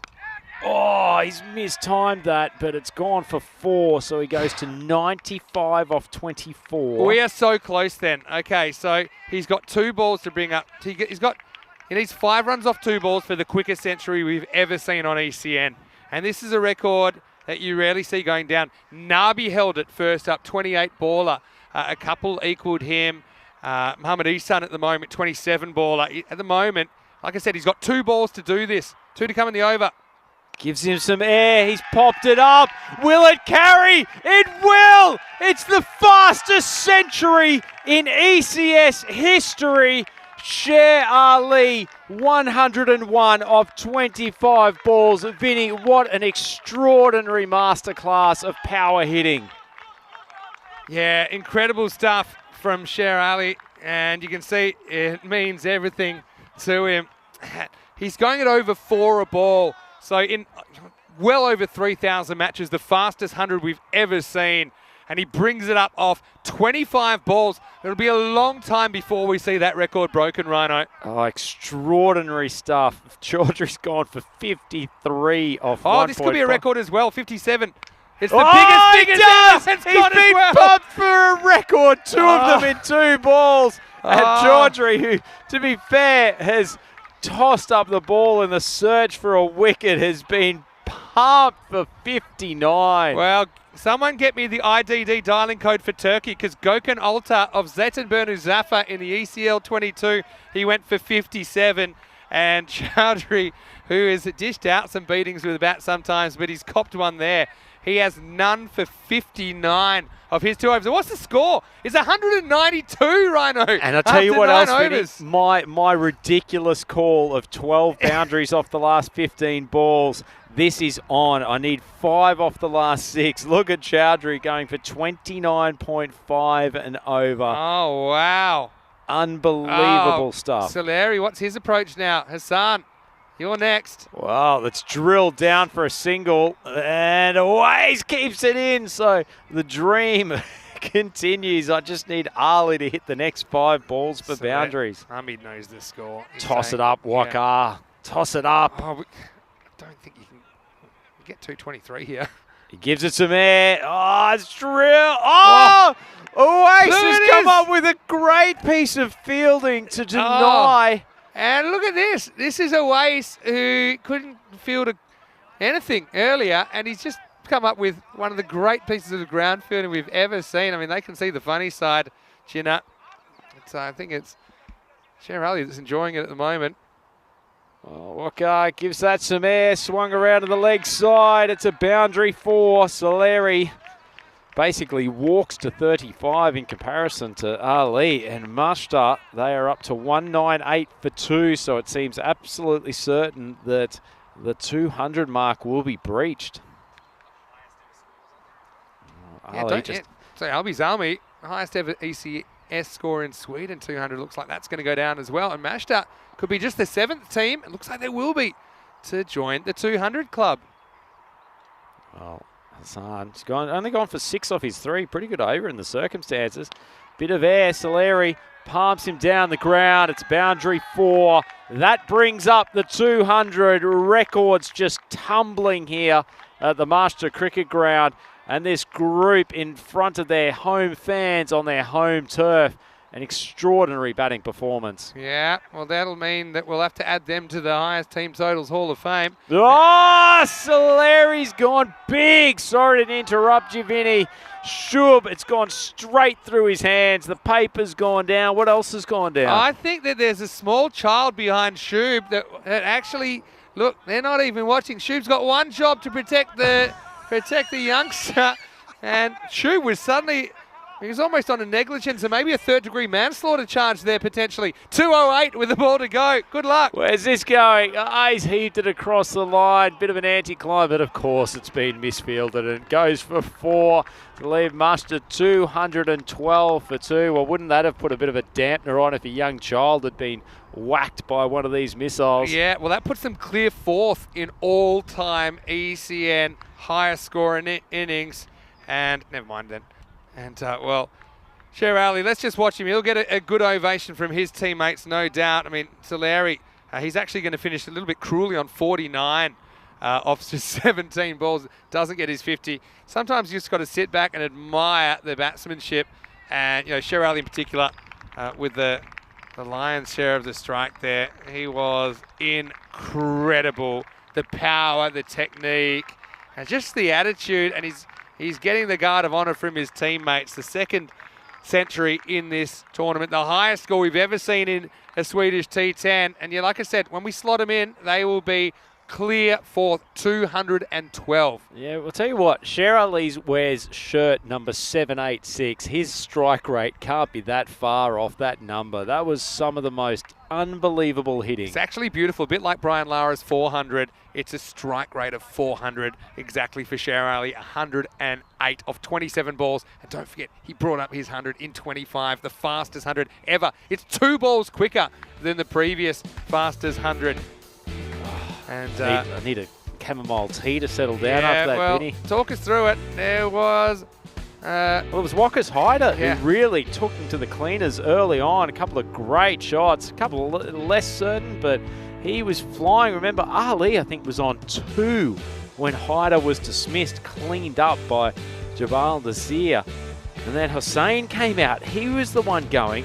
Keep in mind, Ali really didn't get that much of the strike early on. Hussain blasted a bunch of balls over the leg side. Finally caught by Oase, who had a torrid time in the field. Also came up with a couple of great plays. This was the first of 3 in succession, which unfortunately bumbled out of his hands. Certainly helped Ali get going. Well, there are a few gifts in here, but I mean, take nothing away from the stroke making. It was destructive at a level that you rarely see, even on ECN. No, incredible. And some of Ali's hitting straight down the ground and over cover was technically brilliant stuff, but brutal at the same time. He just could not be stopped, and it was an extraordinary display of power hitting. This shot off the back foot, hitting it so far over the boundary. It's just unbelievable, almost running out of superlatives to describe his hitting. It was just an extraordinary innings, and I had fears that this shot that took him to the century might just hold up in the breeze, but as it was, everything was going to the boundary, and he carried it by 10 metres for that triumphant shot. And then he took Muster to a Swedish record, and then up to the 4th highest total ever in ECN history. Spare thought for Chowdhury as well. He's the most expensive bowler, and for a guy who doesn't bowl too much, he'll probably hate that. About the only one who's happy about that is Arjun Asif, who can now forget about his over going for the second most in the previous game. Tough day at the office for Gino Cricket Club, but they've kept some smiles on their faces, which is good. And Vinny, that batting scorecard, that is a thing of beauty. Thing is, not a whole bunch of extras in there or anything, just the 4 wides in the innings. But it's Sher Ali with 11 Maximos, 8 4s in his 108 off 27. So out of the 27 balls, 19 of them went to the boundary or over. You mentioned Hyder was good early. I mean, so was Arif Hussain, who hit every ball to the boundary or over except the one that he got caught by Mohamed Awais. And Solari with a pretty chipper 49 off just 17. And that's the reason Mashta get to an unprecedented Swedish score of 212 for 2. And the bowling figures, well, Chowdhury, he makes history for all the wrong reasons, none for 59. Credit to him, though. I mean, someone had to step up and bowl to those guys. It's not an easy proposition. Wickets for Nasir and Azim Amin. There's some positives, but Fair bit of violence in those figures as well. Yeah, it certainly was. I like the fact that you've pulled out a positive, though, and I'm sure Captain Wakar Hassan will be going to the boys back in the dressing room that the fact that they've had the discipline to only give away 4 wides was something to hold their hat on. But Master, 212 for 2. What a brutal display, and congratulations to Sher Ali for breaking the ECN record for fastest century. This is in match 50 of ECS. Sweden 2023 will be back for the chase. Genesisi Stockholm, they need 213 runs to win this game of their 10 overs. Please join us in a few minutes to see whether they can chase down this monstrous total. Andrew Ryan here on the ECN and with Vinny Sandhu. Join us back in a few minutes.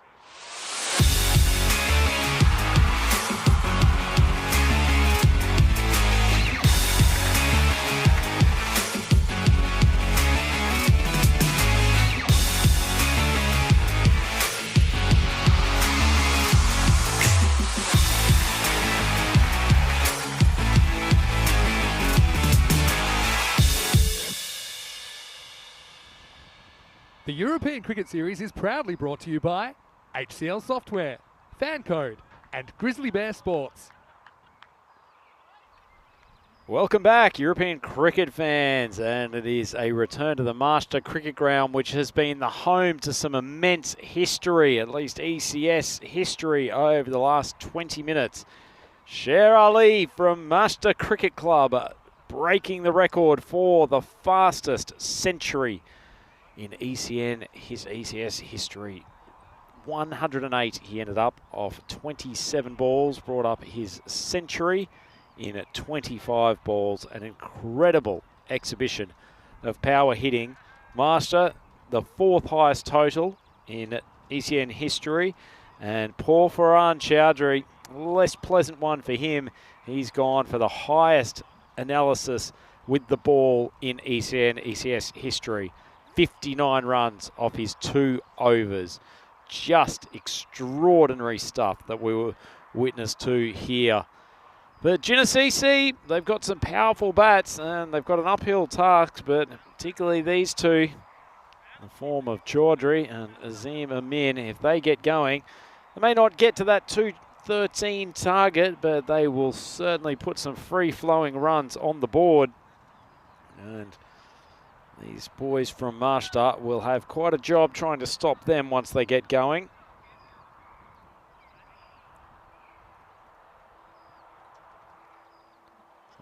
Just waiting for the umpires all clear to get started. Should be with us in a moment, and it's Rahman, who's been up and down a little bit this tournament. 1 or 2 games where he's copped a bit of tap, but has been very good otherwise.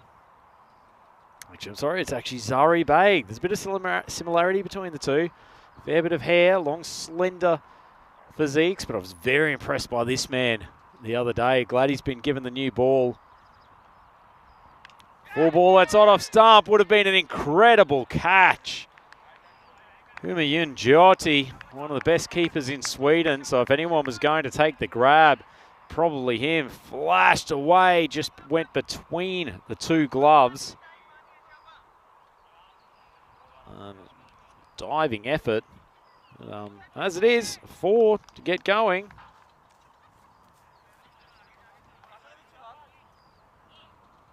So Genesee only needing 209 from 50 balls now. So amazingly, they're actually ahead of the run rate at the moment. Bag steaming in. That one flies down the leg side. Yeah, he generates a fair bit of pace, and he's a tall boy, showing the capacity to swing the ball both ways.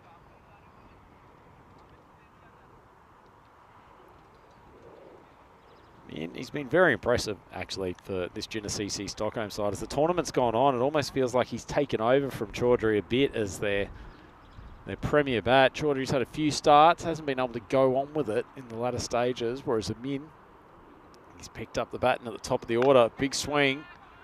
Bag just gets on him a little quickly. Swung away just for the single. Sher Ali fielding out there. Not sure he has to contribute too much more to end up with the man of the match honours for this game, but let's see what happens. There's some big hitters in this Genesee Stockholm lineup. Really one of the early favourites for this tournament. They were fancy. They've got a good history in this tournament.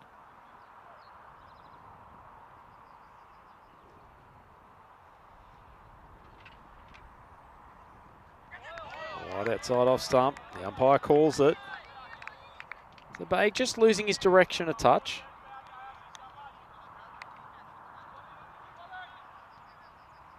Good to see him steaming in.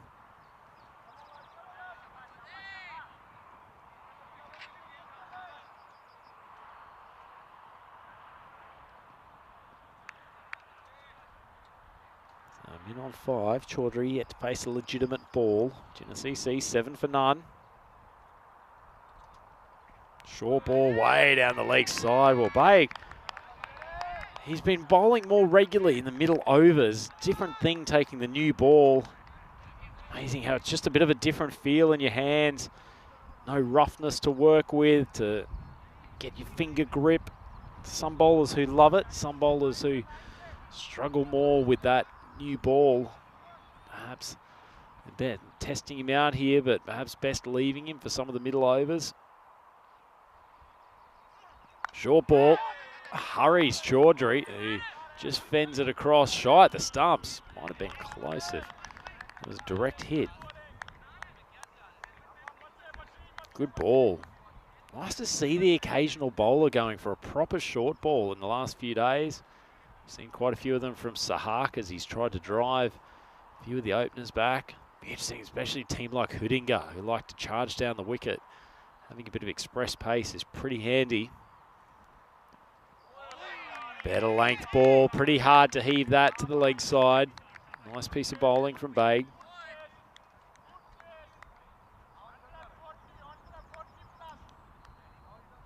The run rate, So still at 21.8.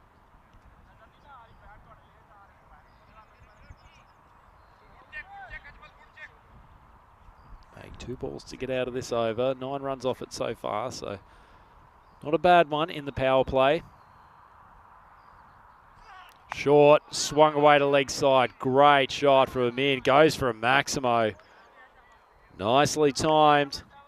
That's not great bowling. If you're going to bowl short, you've got to get it up at chest height. That one jagged back a bit off the seam, but swung away behind leg very easily. So a bright start from Azim Amin. 11 off 4 for him. Got shots all around the ground, hits down the ground nicely, plays through the covers well. Seen him play a couple of nice square cuts during the course of the tournament. So the Grizzly Bear gets fired in. Not sure how many Grizzly Bears we've got left in the kit bag after that ferocious onslaught in the first innings. A short ball, hurries up. Amin again. So the over goes 15, but a few moral victories in there for Baig, and Genesee 15 for none after 1. Gives us a good opportunity to bring Maximo back to the commentary booth. thanks, Rhino. In 96 matches since the Golden Ball. I think we can probably tick that one over. But how about that first innings? I mean, records getting smashed left, right and centre. It's the 4th highest team total ever in ECN cricket. So, yeah, Mashta taking that out and beating the 5th easily. The 200 looks paltry compared to that. Badalona Sheen, 229, still lead the way. And Sher Ali, the 13th 100 of the season, the fastest 100, not just this season, but ever on ECN, as he brought up that landmark with a massive 6. Took him to 101 off 25 balls. Incredible stuff. Congratulations to Sher. We'll definitely have a word with him after the game. Short ball, but shoots through a little bit. And Chaudhry just pops it out to mid-wicket just for the single. I was just perusing that innings as well, and 40 boundaries. So we had, funnily enough, a little bit light on 6s for a score at 200. I know it sounds ridiculous, but there were 20 6s in the innings. I mean, it's pretty good. Come back to that again. Amin tries to add one to the target there. The thing I still find extraordinary about the structure of that innings is that Ali had barely faced a ball in the first probably 3 overs of the contest. So I'm just doing a recount. So I've got 20 6s. Okay, I've got 18 4s. So 38 out of the 60 balls are basically hit for boundaries. I'm going to compare that to 229, to some scores above it. The 229 by Badalona Shaheen, they hit 25 6s and 12 4s. So actually there were more boundaries hit in that first innings, but Badalona Shaheen just hit a slightly greater proportion of 6s. If you go back to the ECL final in 2019, where VOC Rotterdam scored 222, which was also pretty crazy. That's the most 6s we've ever seen in an innings. 28 6s for VOC Rotterdam. Decent chunk of the only box. 6 Scott 4s Edwards though. Bat from memory. So only 34 boundary balls in there. And Sher Ali still throwing himself around. And you know he's serious because he's taken off the sleeveless vest today. He's showing us the playing kit, or the long sleeve shirt with the 786. I think you're about right about the strike rate. Wasn't far off that. Exactly 400 though. Shades of Brian Lara. Yeah. Back to the game. Hashan's bowling a pretty good over here. Goes that sort of stuff. Good catch. Really good grab. I think that might be Baig, the opening bowler. Out there at third man. Had to dive to his left. Made good ground. Well bowled from Hashan. And the first wicket down, and in goes Genesee C, 18 for 1. Yeah, great catch. Protects the ball well, doesn't he?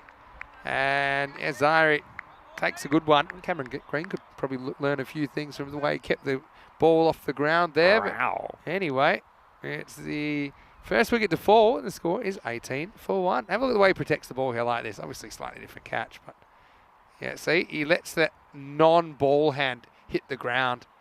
Did I see a quote of Cameron, who, by the way, plays for my club back in Australia, the club that I played for? Which I'm sure is how he introduces his club like, most times. Oh, I can't remember what the quote was exactly. Someone might be able to find the exact words, but it was something like, you know, that ball might have hit the ground or whatever, but they're not going to engrave that on the mace. Which is big chat for a young guy. It's I suppose when you're 3 metres tall, you can say what you like. The last ball of the over coming up. Ashad, well, after that wicket, gets absolutely smashed by Din. Comes out and whacks his first ball for 6. It's the end of the over, and Genesee C Stockholm 24-1. Just 1 point I'd like to pick up on Maximo. Just having a look at our scoreboard. Well, have a quick look at the standings first. Marshall's sitting pretty, 6-1. It looks like they will probably move to 7-1 after today. Seems like that safety, doesn't it? And pretty interesting matches coming up tomorrow. We'll see the schedule pretty shortly, but Kristianstad, again, they're the ones they've gotten to 5th, haven't they? Can they push up into the 4? That's a big question. We'll be keeping an eye on tomorrow, and they've got a huge match against Mashta. And look, this ECN cricket is unpredictable. Mashta, they're flying here, but equally they could falter tomorrow. I suppose if they're already feeling pretty confidently like they're in the 4 with 2 matches to play, they might take the foot off a little bit. Kristianstad, they'll be going 100% in the morning, no doubt about that. It's going to be Mohammed Rahman now to bowl over number 3. Nice ball, strikes Chowdhury, the finger goes up, head goes down, but he walks off the crease, and that is the end of probably a bit of a disappointing end to his tournament. Farhan Chowdhury's a much better batter than we've seen over the last couple of games, just moves across, probably trying to swing too hard to the leg side. Yeah, it's out, isn't it? And yeah, you've got to feel for Farhan. He's had his good moments in this series. He's a guy, I love the way he plays his cricket. You know, he throws himself around in the field. Now, obviously trying to do a job. He's a part-timer at best with the ball and got a bit of a pasting. Just gets a bit too far across there. I think that was the issue. I think it's a good decision by the umpire. Maybe retiring from bowling after that lashing that he took. Well, go out on a high, today, as they say. They don't get much higher than 59 off 2 overs. But Farhan, I'm going to wish him all the best for the season. He's a big player, and I know he'll be trying his hardest in the leagues. Plays with a smile on his face too. He's kept this Genesee C side. He's a cheeky, rocking and rolling. He's a cheeky character. Yeah, I like it. Yeah. I like it. You're a bit of a cheeky character as well. Unfortunately, can't bat as well as he does. But anyway, I've also never been hit for 59 off 2 overs as well. So we'll leave it at that. Azia comes out to join Din. So basically, I'm just going to give you another record in a second. Oh, that's hit the pads too. Oh, consecutive balls. Poor Zia gets done by a full toss. It wasn't a pretty looking shot, but a pretty easy decision, I think, for the umpire. It's the old Shane Watson special, isn't it? He plonks that front pad down the pitch and plays around it, and he's looking around, trying to triangulate exactly, doing his own home brew version of DRS. But yeah, I think for me, there's no doubt that was going on to hit. No, absolutely. Looks like a fair succession of my dismissals over the last 2 years, to be honest. Get that front leg out of the way. It's very old-fashioned. The way I was coached, and look, all the coaches did their best at the time, but we were told to basically thrust our front foot down the pitch no matter what. Maybe a recipe for success in Australia where you get a little bit more tolerance for balls going over the top of the stumps. Yeah, maybe, but this whole use your pad as a second line of defence, that's out the window now, the way the LBWs are determined. They're a lot broader now, LBWs. Ozbek, the last player to get a hat trick. There were 2 of them in Bulgaria. Dave Patel in his 4 for 7, and Ozbek and a big Istanbul KSK left armour. That's one thing we haven't had yet. It's the game where the records are falling. And Nasir, we certainly will play the role of party pooper here and try and block this out, I think. And then he might go for it. But let's see what happens. Rahman on a hat trick. Oh, full ball. Not a bad seed from Rahman.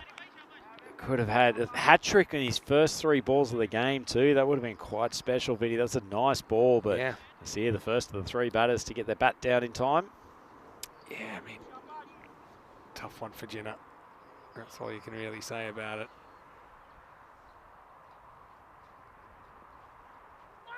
Keeps low. Keeper Jyoti does actually pretty well.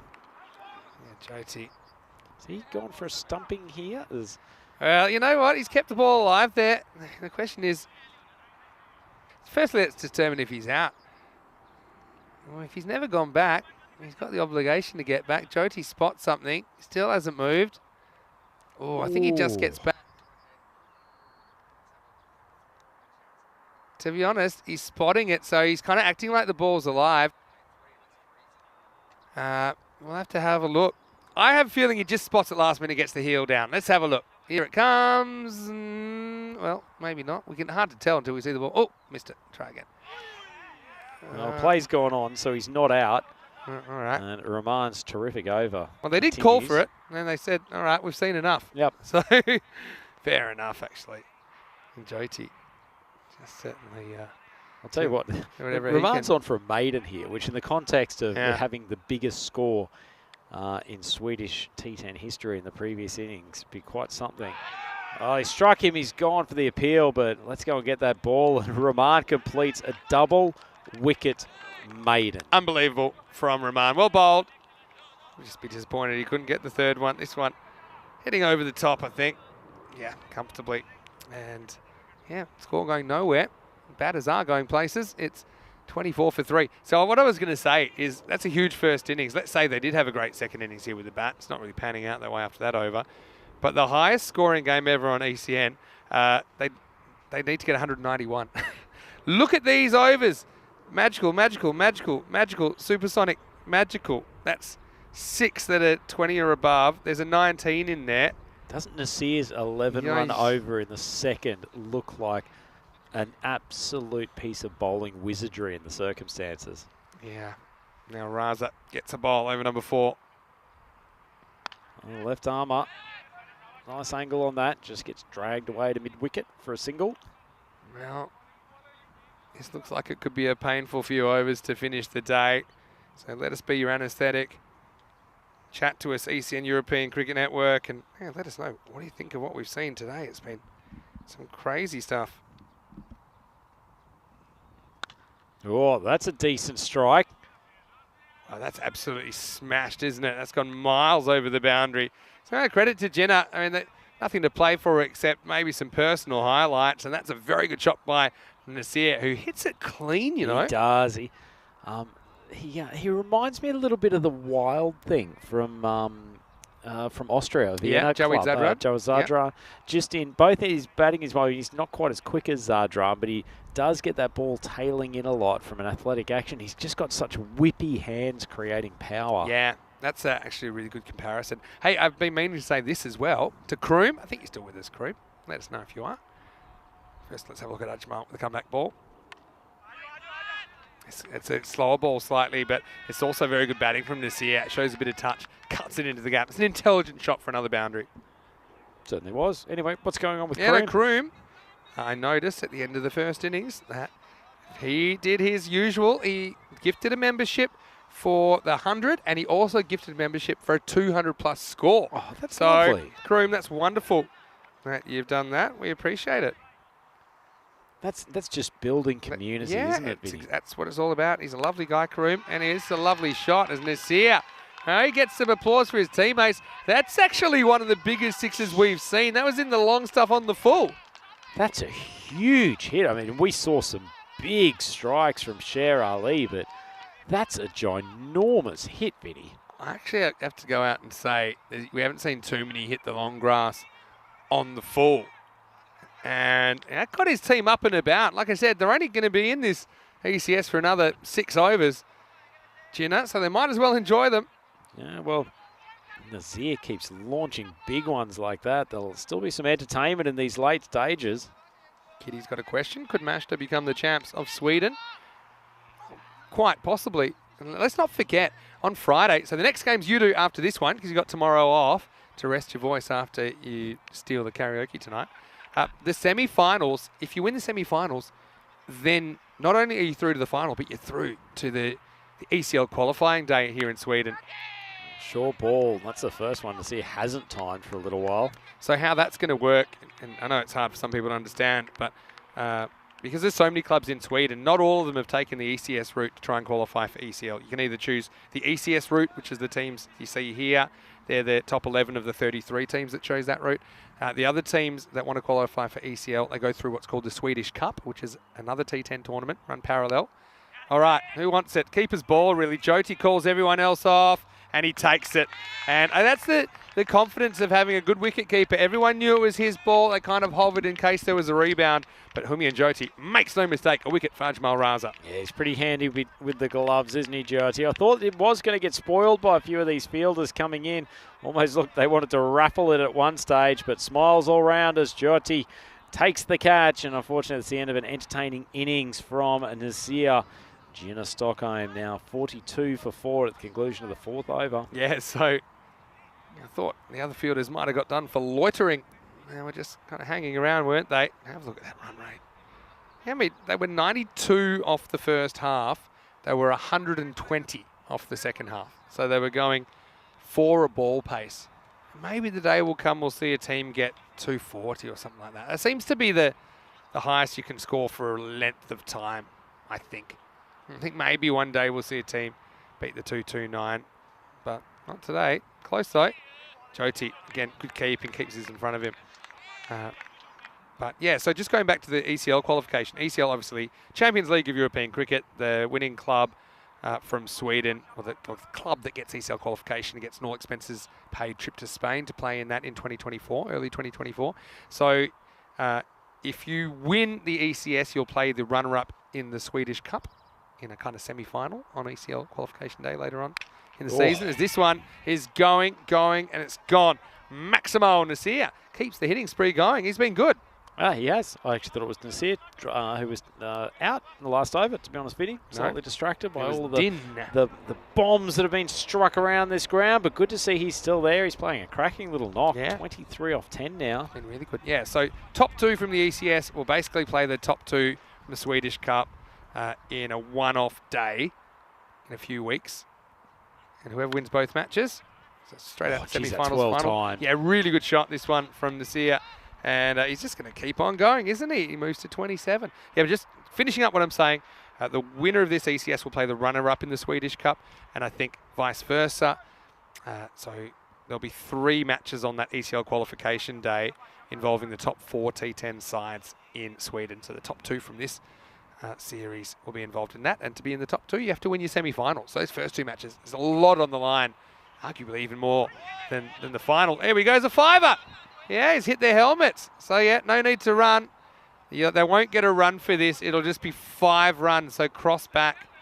And, the good news for Nasir is that he'll get to face up again.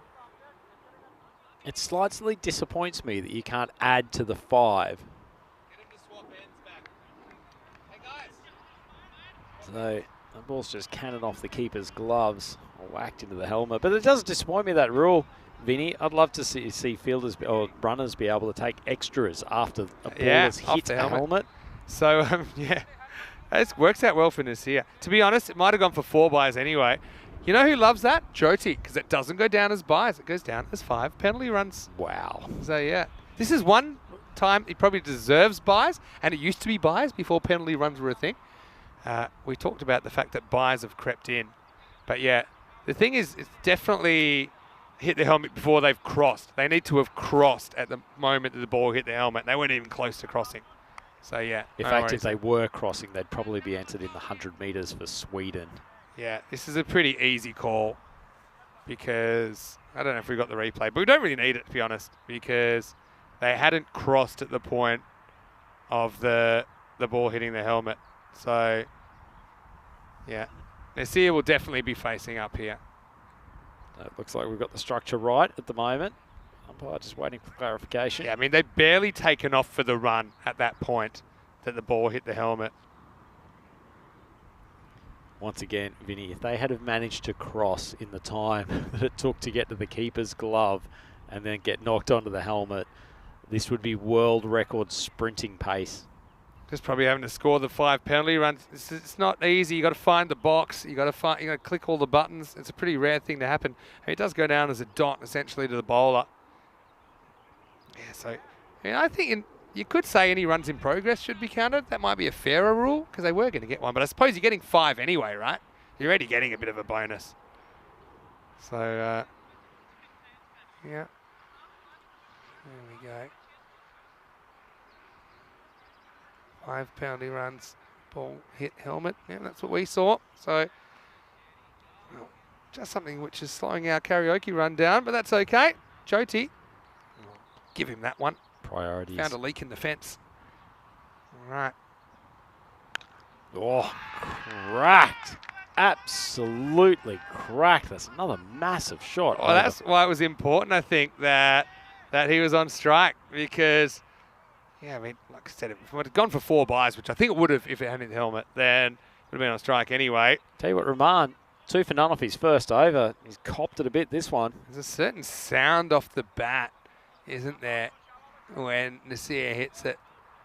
He's absolutely cracked that. 33 off 13. Well, he's off to the races, isn't he? Last ball of the 5th coming up. Oh, full ball. Whipped away to mid-wicket. Thing is, we saw a bit of this from Nasir, didn't we, earlier in the series, but maybe just kind of went missing in a couple of key games for Jinnah. But he's back, and we get to the end of the 5th over. The score is 64 for 4. Yeah, he's a pretty handy T10 player, Nasir, and there's some pretty handy players who will be on show at Cardimer Oval later this year. Well, Nish, who is our Cyprus commentator, said, of course, he's looking forward to Group E with Cyprus. And also, 3 teams in Group E, they drive on the left, which you don't get too much of. And yeah, England, Cyprus and Malta all drawn in that group. Group A, he said for obvious reasons, he's pretty curious to see how Greece go. And yeah, Spain, Isle of Man, interesting little byplay there. And France, will they get some of those big 3? Can they agree on terms? Oh, it's a decent strike, but it's not going to get past the man of the moment, Sher Ali, and unfortunately that is the end of a very entertaining innings from Jamal Nasir. He goes 35 of 15 balls, and Arif Hussain, much like he launched a few when he first came out to bat, he gets a wicket on his first ball, helped by that man Ali, and Jinnah CC 64 for 5. Yeah, Sher Ali says to Nasir, hey, it's my stage, you're just playing on it, and ends it. But yeah, good hitting. I really like what I see from Jamal Nasir. Hoping he has a great season. I like the way he goes about it. And there's a certain sound that good players have when they crack the ball. And he hit some very good ones. And Sherry, he's got a bit of the air guitar that time. He's enjoying himself. 64 for 5 in the 6th. Might actually see him at karaoke tonight, trying his luck with a few tunes. Given the day he's had, surely will be some celebrations amongst the Master Cricket Club tonight. But they've still got more work to do tomorrow. Shrug, hello to you, watching from Jersey. Group B, Jersey and Guernsey. That'll be good. It's a good group. Good group. It might be one where they just have to up the security, I think. Got some raucous fans in both of those bailiwicks, haven't they? Could be baseball style bench clearing scenes. Big swing across from away. So I he's love had the an up Jersey, and down day. the Jersey Guernsey thing. Because a bit like, I'm half Scottish. And Scotland, a place like Glasgow, is a good example of people will find a reason to, I guess hate's a strong word, but, no matter the fact that they're pretty much sharing 99% of the DNA, they'll find a reason to create a big rivalry. And then they'll fight to the death about it. Got to pick something to spend your life doing, and I guess inter-bailiwick rivalry between those two territories. And imagine there's some big battles throughout sport during the year, whether it's cricket or rugby, probably polo or something within that part of the world. Yeah. Sailing. Oh, full toss. Swipe. Not completely sure where that was going, and it was coming in our vague direction. Yeah, a waste comes out. You know what? He probably wants the highlight. Tell you what, not a huge amount of footwork there. Jeez, he's timed it sweetly. Yeah, I mean, it actually was pretty higher than I thought. He just kind of stood and just wafted through it and ended up smacking it. Yeah, check it out here. I mean, for me, he's tall. It's probably just, it's probably okay. Just. It's not an okay result for Arif Hussain. He gets smacked for 6. Found the ball. Well done. Let's go. Oh, big swipe again. Ball's gone up high, but it's nicely taken. I think there may be a Raza down there, but it doesn't really matter because it was a free hit. Yeah, or was it? Was it Was it? called? Was it? Yeah. I didn't see a call there. I felt it was one that was callable, but it must have been called. And Well, either that or he's having a significant protest staying at the wicket. yeah, must have been no ball. Yeah, so noted as well. So that would be a 7+. Something which is just a single next ball. Over to Hassan. Oh, nice ball, nice ball. It's not a bad chase, to be fair. I mean, Jinnah's Stockholm are getting nowhere near this target, but Yeah. 72 for 5. You know, 1 ball left in the 6th over. They're going at a reasonable rate. Certainly Kroom. helped by Nasir. After Kroom gave those 2 memberships away, he said he's got these left on the list. Hat-trick, 5 and golden ball. Can we complete the set in 1 match? Well, if we saw a hat-trick and a 5 and we somehow saw them score 212, and that would be one for the ages. Actually, it is still technically possible, Vinny, with just 6s. 33.8 is the run rate required. Probably gets a bit more tough after that one. But yeah, no, it's a tough one. Jinnah just on the wrong side of it. Probably missing a couple of the regular bowling options, and part-timers couldn't get it done. It's a rampaging match to the team. 73 for 5 though, Jinnah, after 6 overs. So yeah, I had a question. It was about what do I think about the English side? This is from Chris a while ago. Sorry, Chris, for taking so long, but there was kind of carnage on the field.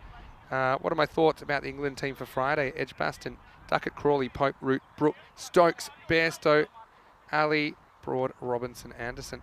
I mean, no matter who they pick, I think my thoughts are, will they stick to this approach and stick to their guns? And I think the answer is yes, when you look at their coaching staff and the culture around the team.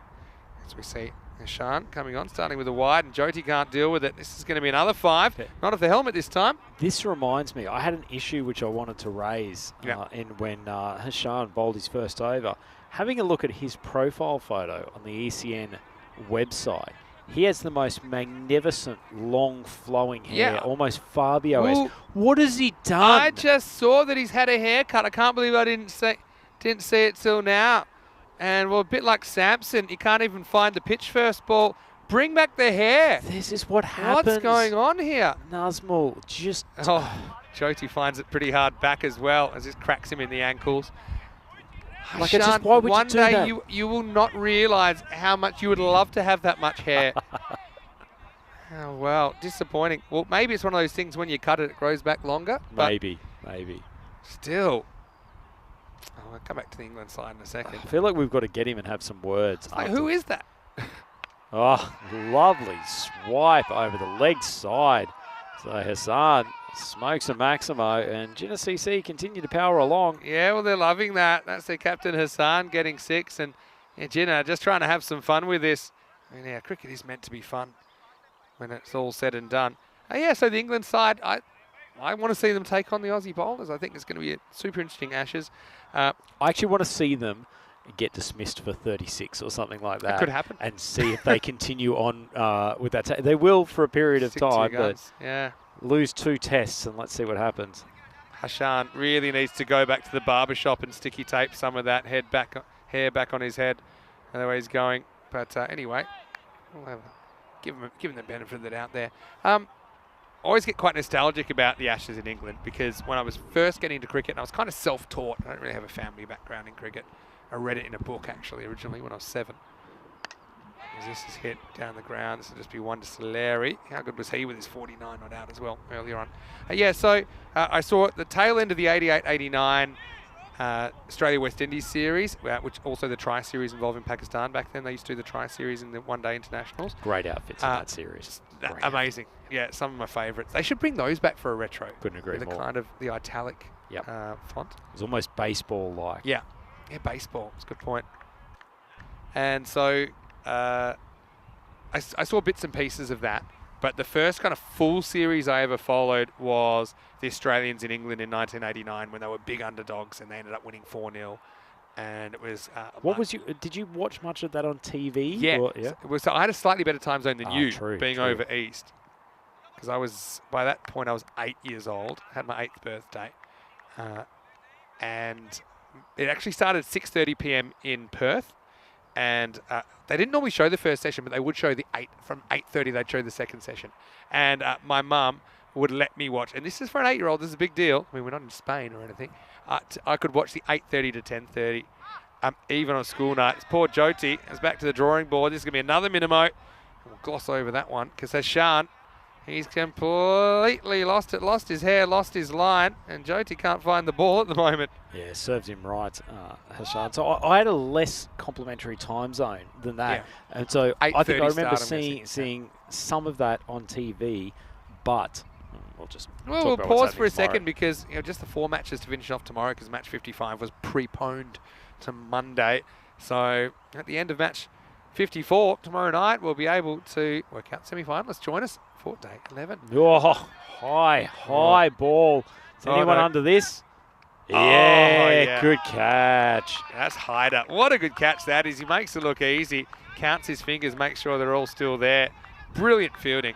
Yeah, wonderful catch. It's not easy. Awais lived a bit of a charmed life. Put that high.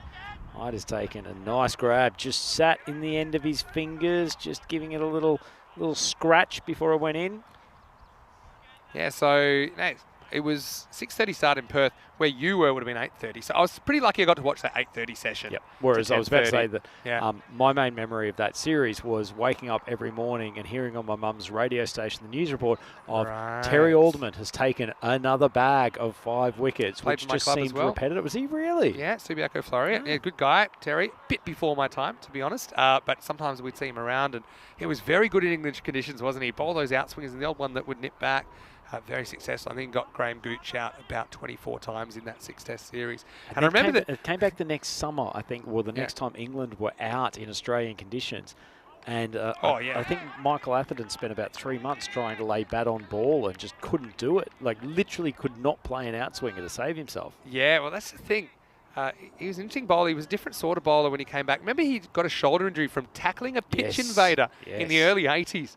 Wasn't he part of a rebel tour as well? Yeah, I think he was in the mid-80s. Found himself in the wilderness. Yeah, super interesting guy, Terry. And yeah, good performer for Australia. And then, I totally get it. Because same as you, I would kind of miss the last session, so I'd have to wait the next day to see what would happen. And I had this little red cube TV right in those days. I had it in my room. I felt super lucky to have it. And yeah, I just remember then it was the 4th test where they just needed a handful after that session to regain the Ashes on English soil for the first time since I think it was 1930 something. I think it was 1934 or something like that. Wait for this ball from Baig. It's pulled away and should be stopped. It will be stopped, just a single. And so I asked Mum, look, yeah, it's not great, I know, but there's a 20-minute tea break. Please let me stay up and just watch a little bit more. And she didn't really understand the situation I was describing, but she said okay. So I think I got to start till about 11:15 that night, which was a big one. And David Boone swept the winning runs. And then the next, memories of Australia touring England. The next time, I was 4 years older, so I was 12.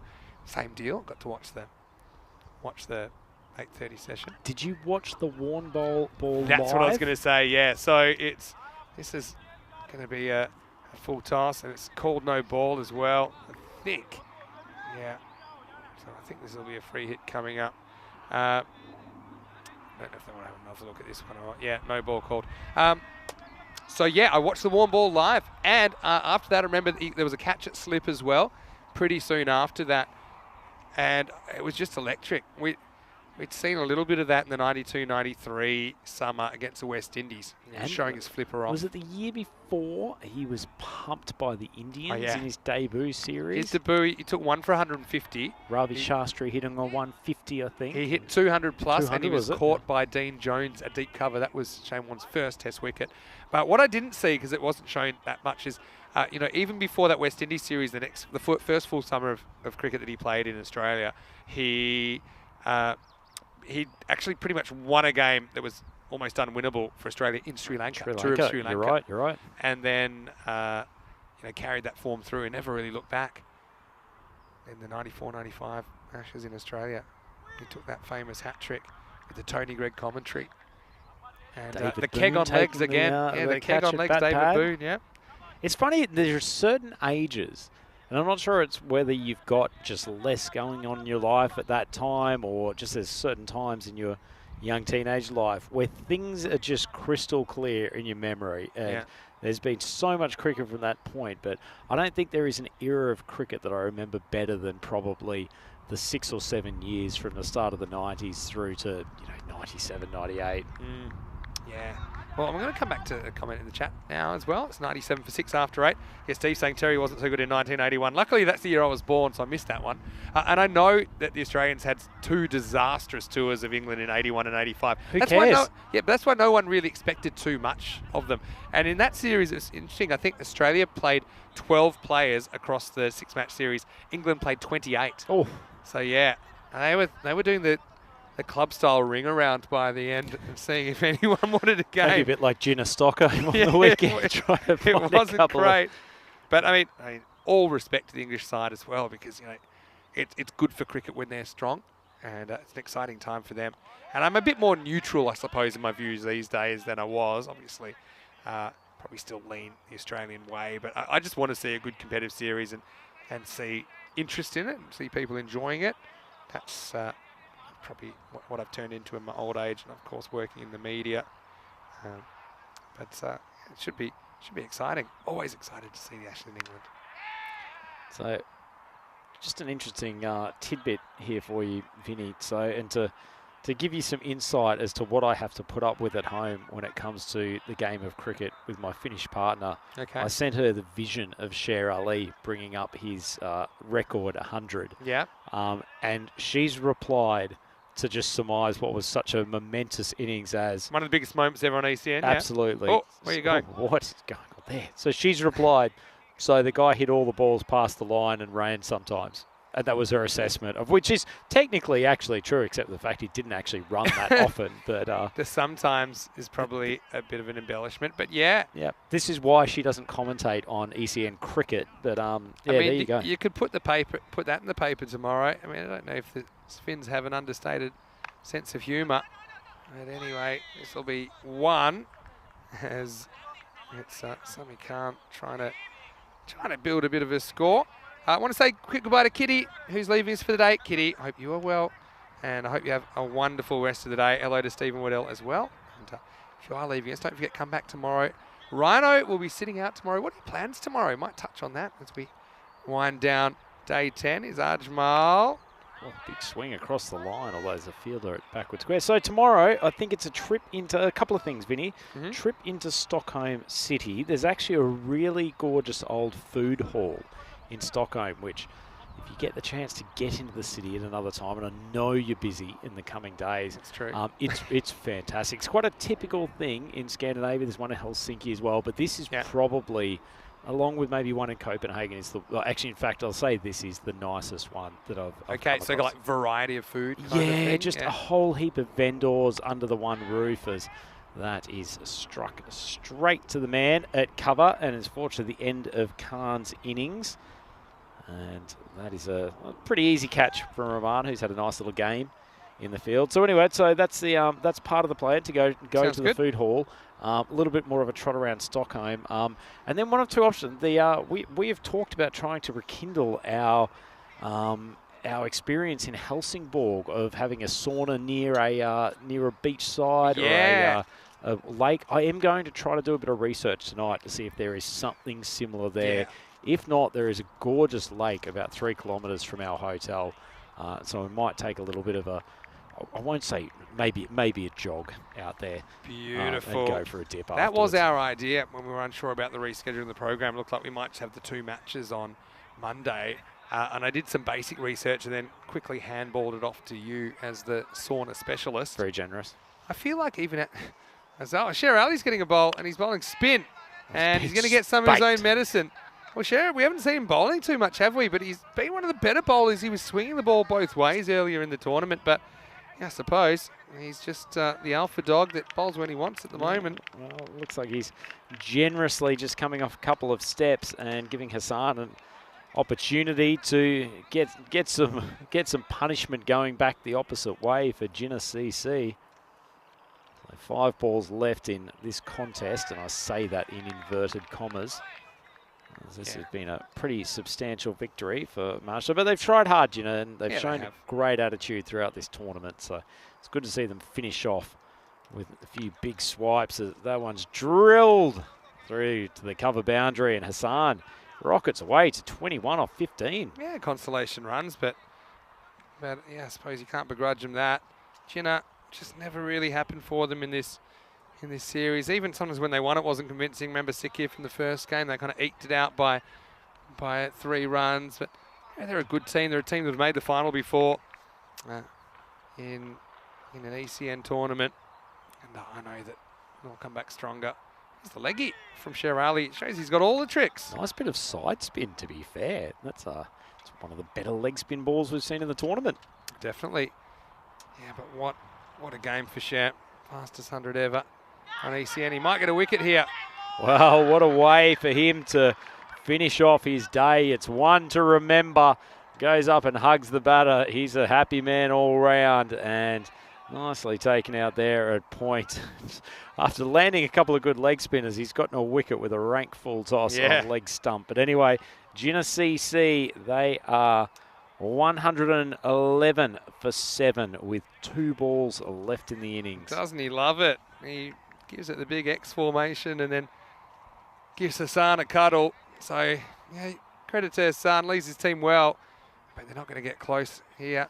Nice. And then, sorry, there was 8 wickets down. Our feed took a little bit of time to catch up. So they're 101 behind with the ball to go. So I wouldn't say that's exciting, but let's see if they can get that victory margin down to double digits by getting a 2 or more here. Well, our boy Adyan Asif is at the non-strikers end. I'm hoping he gets to face a ball. Oh, that is disappointing. Although admittedly he didn't show a huge amount of impetus. And there's only that last ball left, unfortunately. Adyan also hit a boundary earlier. He did. Give him a credit. Look, for Jinnah, I know it's not the way that they planned for their series to end, but you know they can be proud of their efforts in this ECS. But in this one, they're not able to go with Mashta, who went at a crazy pace. The final score is Mashta 212. Jinnah CC Stockholm 111. And that ends the day here. So we'll be back tomorrow with the final round robin matches, 51 through 54. 55, of course, already played earlier in the week. It's slightly earlier than usual this week at 6:45 a.m. GMT, which is 8:45 in Central Europe and 12:15 p.m. in India. And of course, finals Friday, then international Saturday and Sunday. And this chase, I suppose you never knew the 213 was never going to happen. Still, they threw the bat, didn't they? But some good fielding. I think good standards for Mashta. It's always tough in a way because there's no real intensity in the innings. But I think they executed their skills pretty well. Yeah, it certainly did. A couple of wickets from Rahman. He started his over with wickets off the first 2 balls. Pinned 2 batters LBW before Nasir went out and blasted a succession of maximums, which was really nice innings from him. The ball was going up his bat like an absolute rocket. So he gave us one more reminder of his skills. He ended up 34 off 15. Sher Ali couldn't keep him out of the game, whether it was catching in the outfield or bowling. Mohammed Awais couldn't keep him out of there for a moment. Backed up his fielding performance with a big bomb. Yeah, you just got to feel for Jinnah in a way. They were blown away, and yeah, I liked Nasir's innings. Thought he was great. That was a good catch by Hyder. And it's funny, when there's no pressure on you with those catches, it's amazing how many stick, because you're just relaxed, aren't you? And there's no real cost to not taking the catch. And Sher Ali even put the cherry on the cake, didn't he, with a wicket with what we suspect is a leg spinner, but we'll never know because it didn't bounce. In fact, never bounced from the moment he let go of it until it nestled in the hands of the fielder. So 34 from this year was a highlight. Nice little cameo from him. They fall well short. The margin of victory, 101 runs. Yeah, it certainly was. Waqar Hassan with a few runs down the order as well. 21 off 17 before he was the sole victim of that man, Sher Ali. Not sure you could have a better game than he had. Jinnah Asif, unfortunately, not getting to face the ball at the end. And the bowling attack from Master. Baig was a little bit off in the opening spell. Was expecting a bit more from him. Nazmul Hassan, he's got significant issues with his hair being cut, which he's essentially not going to rectify before the end of this tournament. Mohamed Rahman, probably the pick of the bowlers, 2 for 21, but had a double wicket maiden to get things started. So Master, they win this game by 101 runs, Vinny, a substantial winning margin in any contest. And that man, Sher Ali, 108 of 27 balls.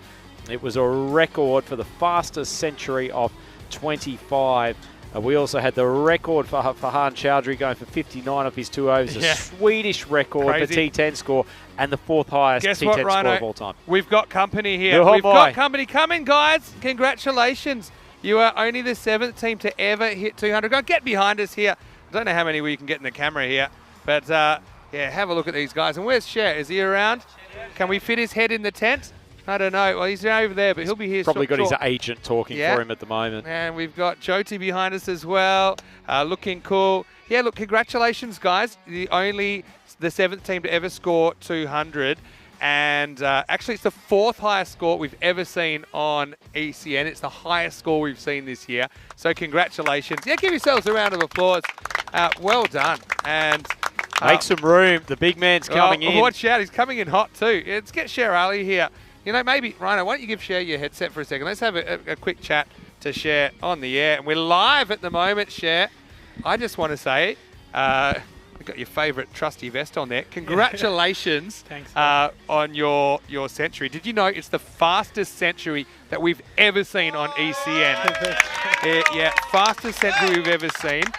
The previous record was 27 balls, held jointly by the Big Mac, Muhammad Amgan Khan, and Muhammad Ihsan, and Mati Uraman, all from the Barcelona region in Spain. But you brought up yours in 25 balls, so you beat it by 2. Thank you. How do you feel? What a dream innings for you.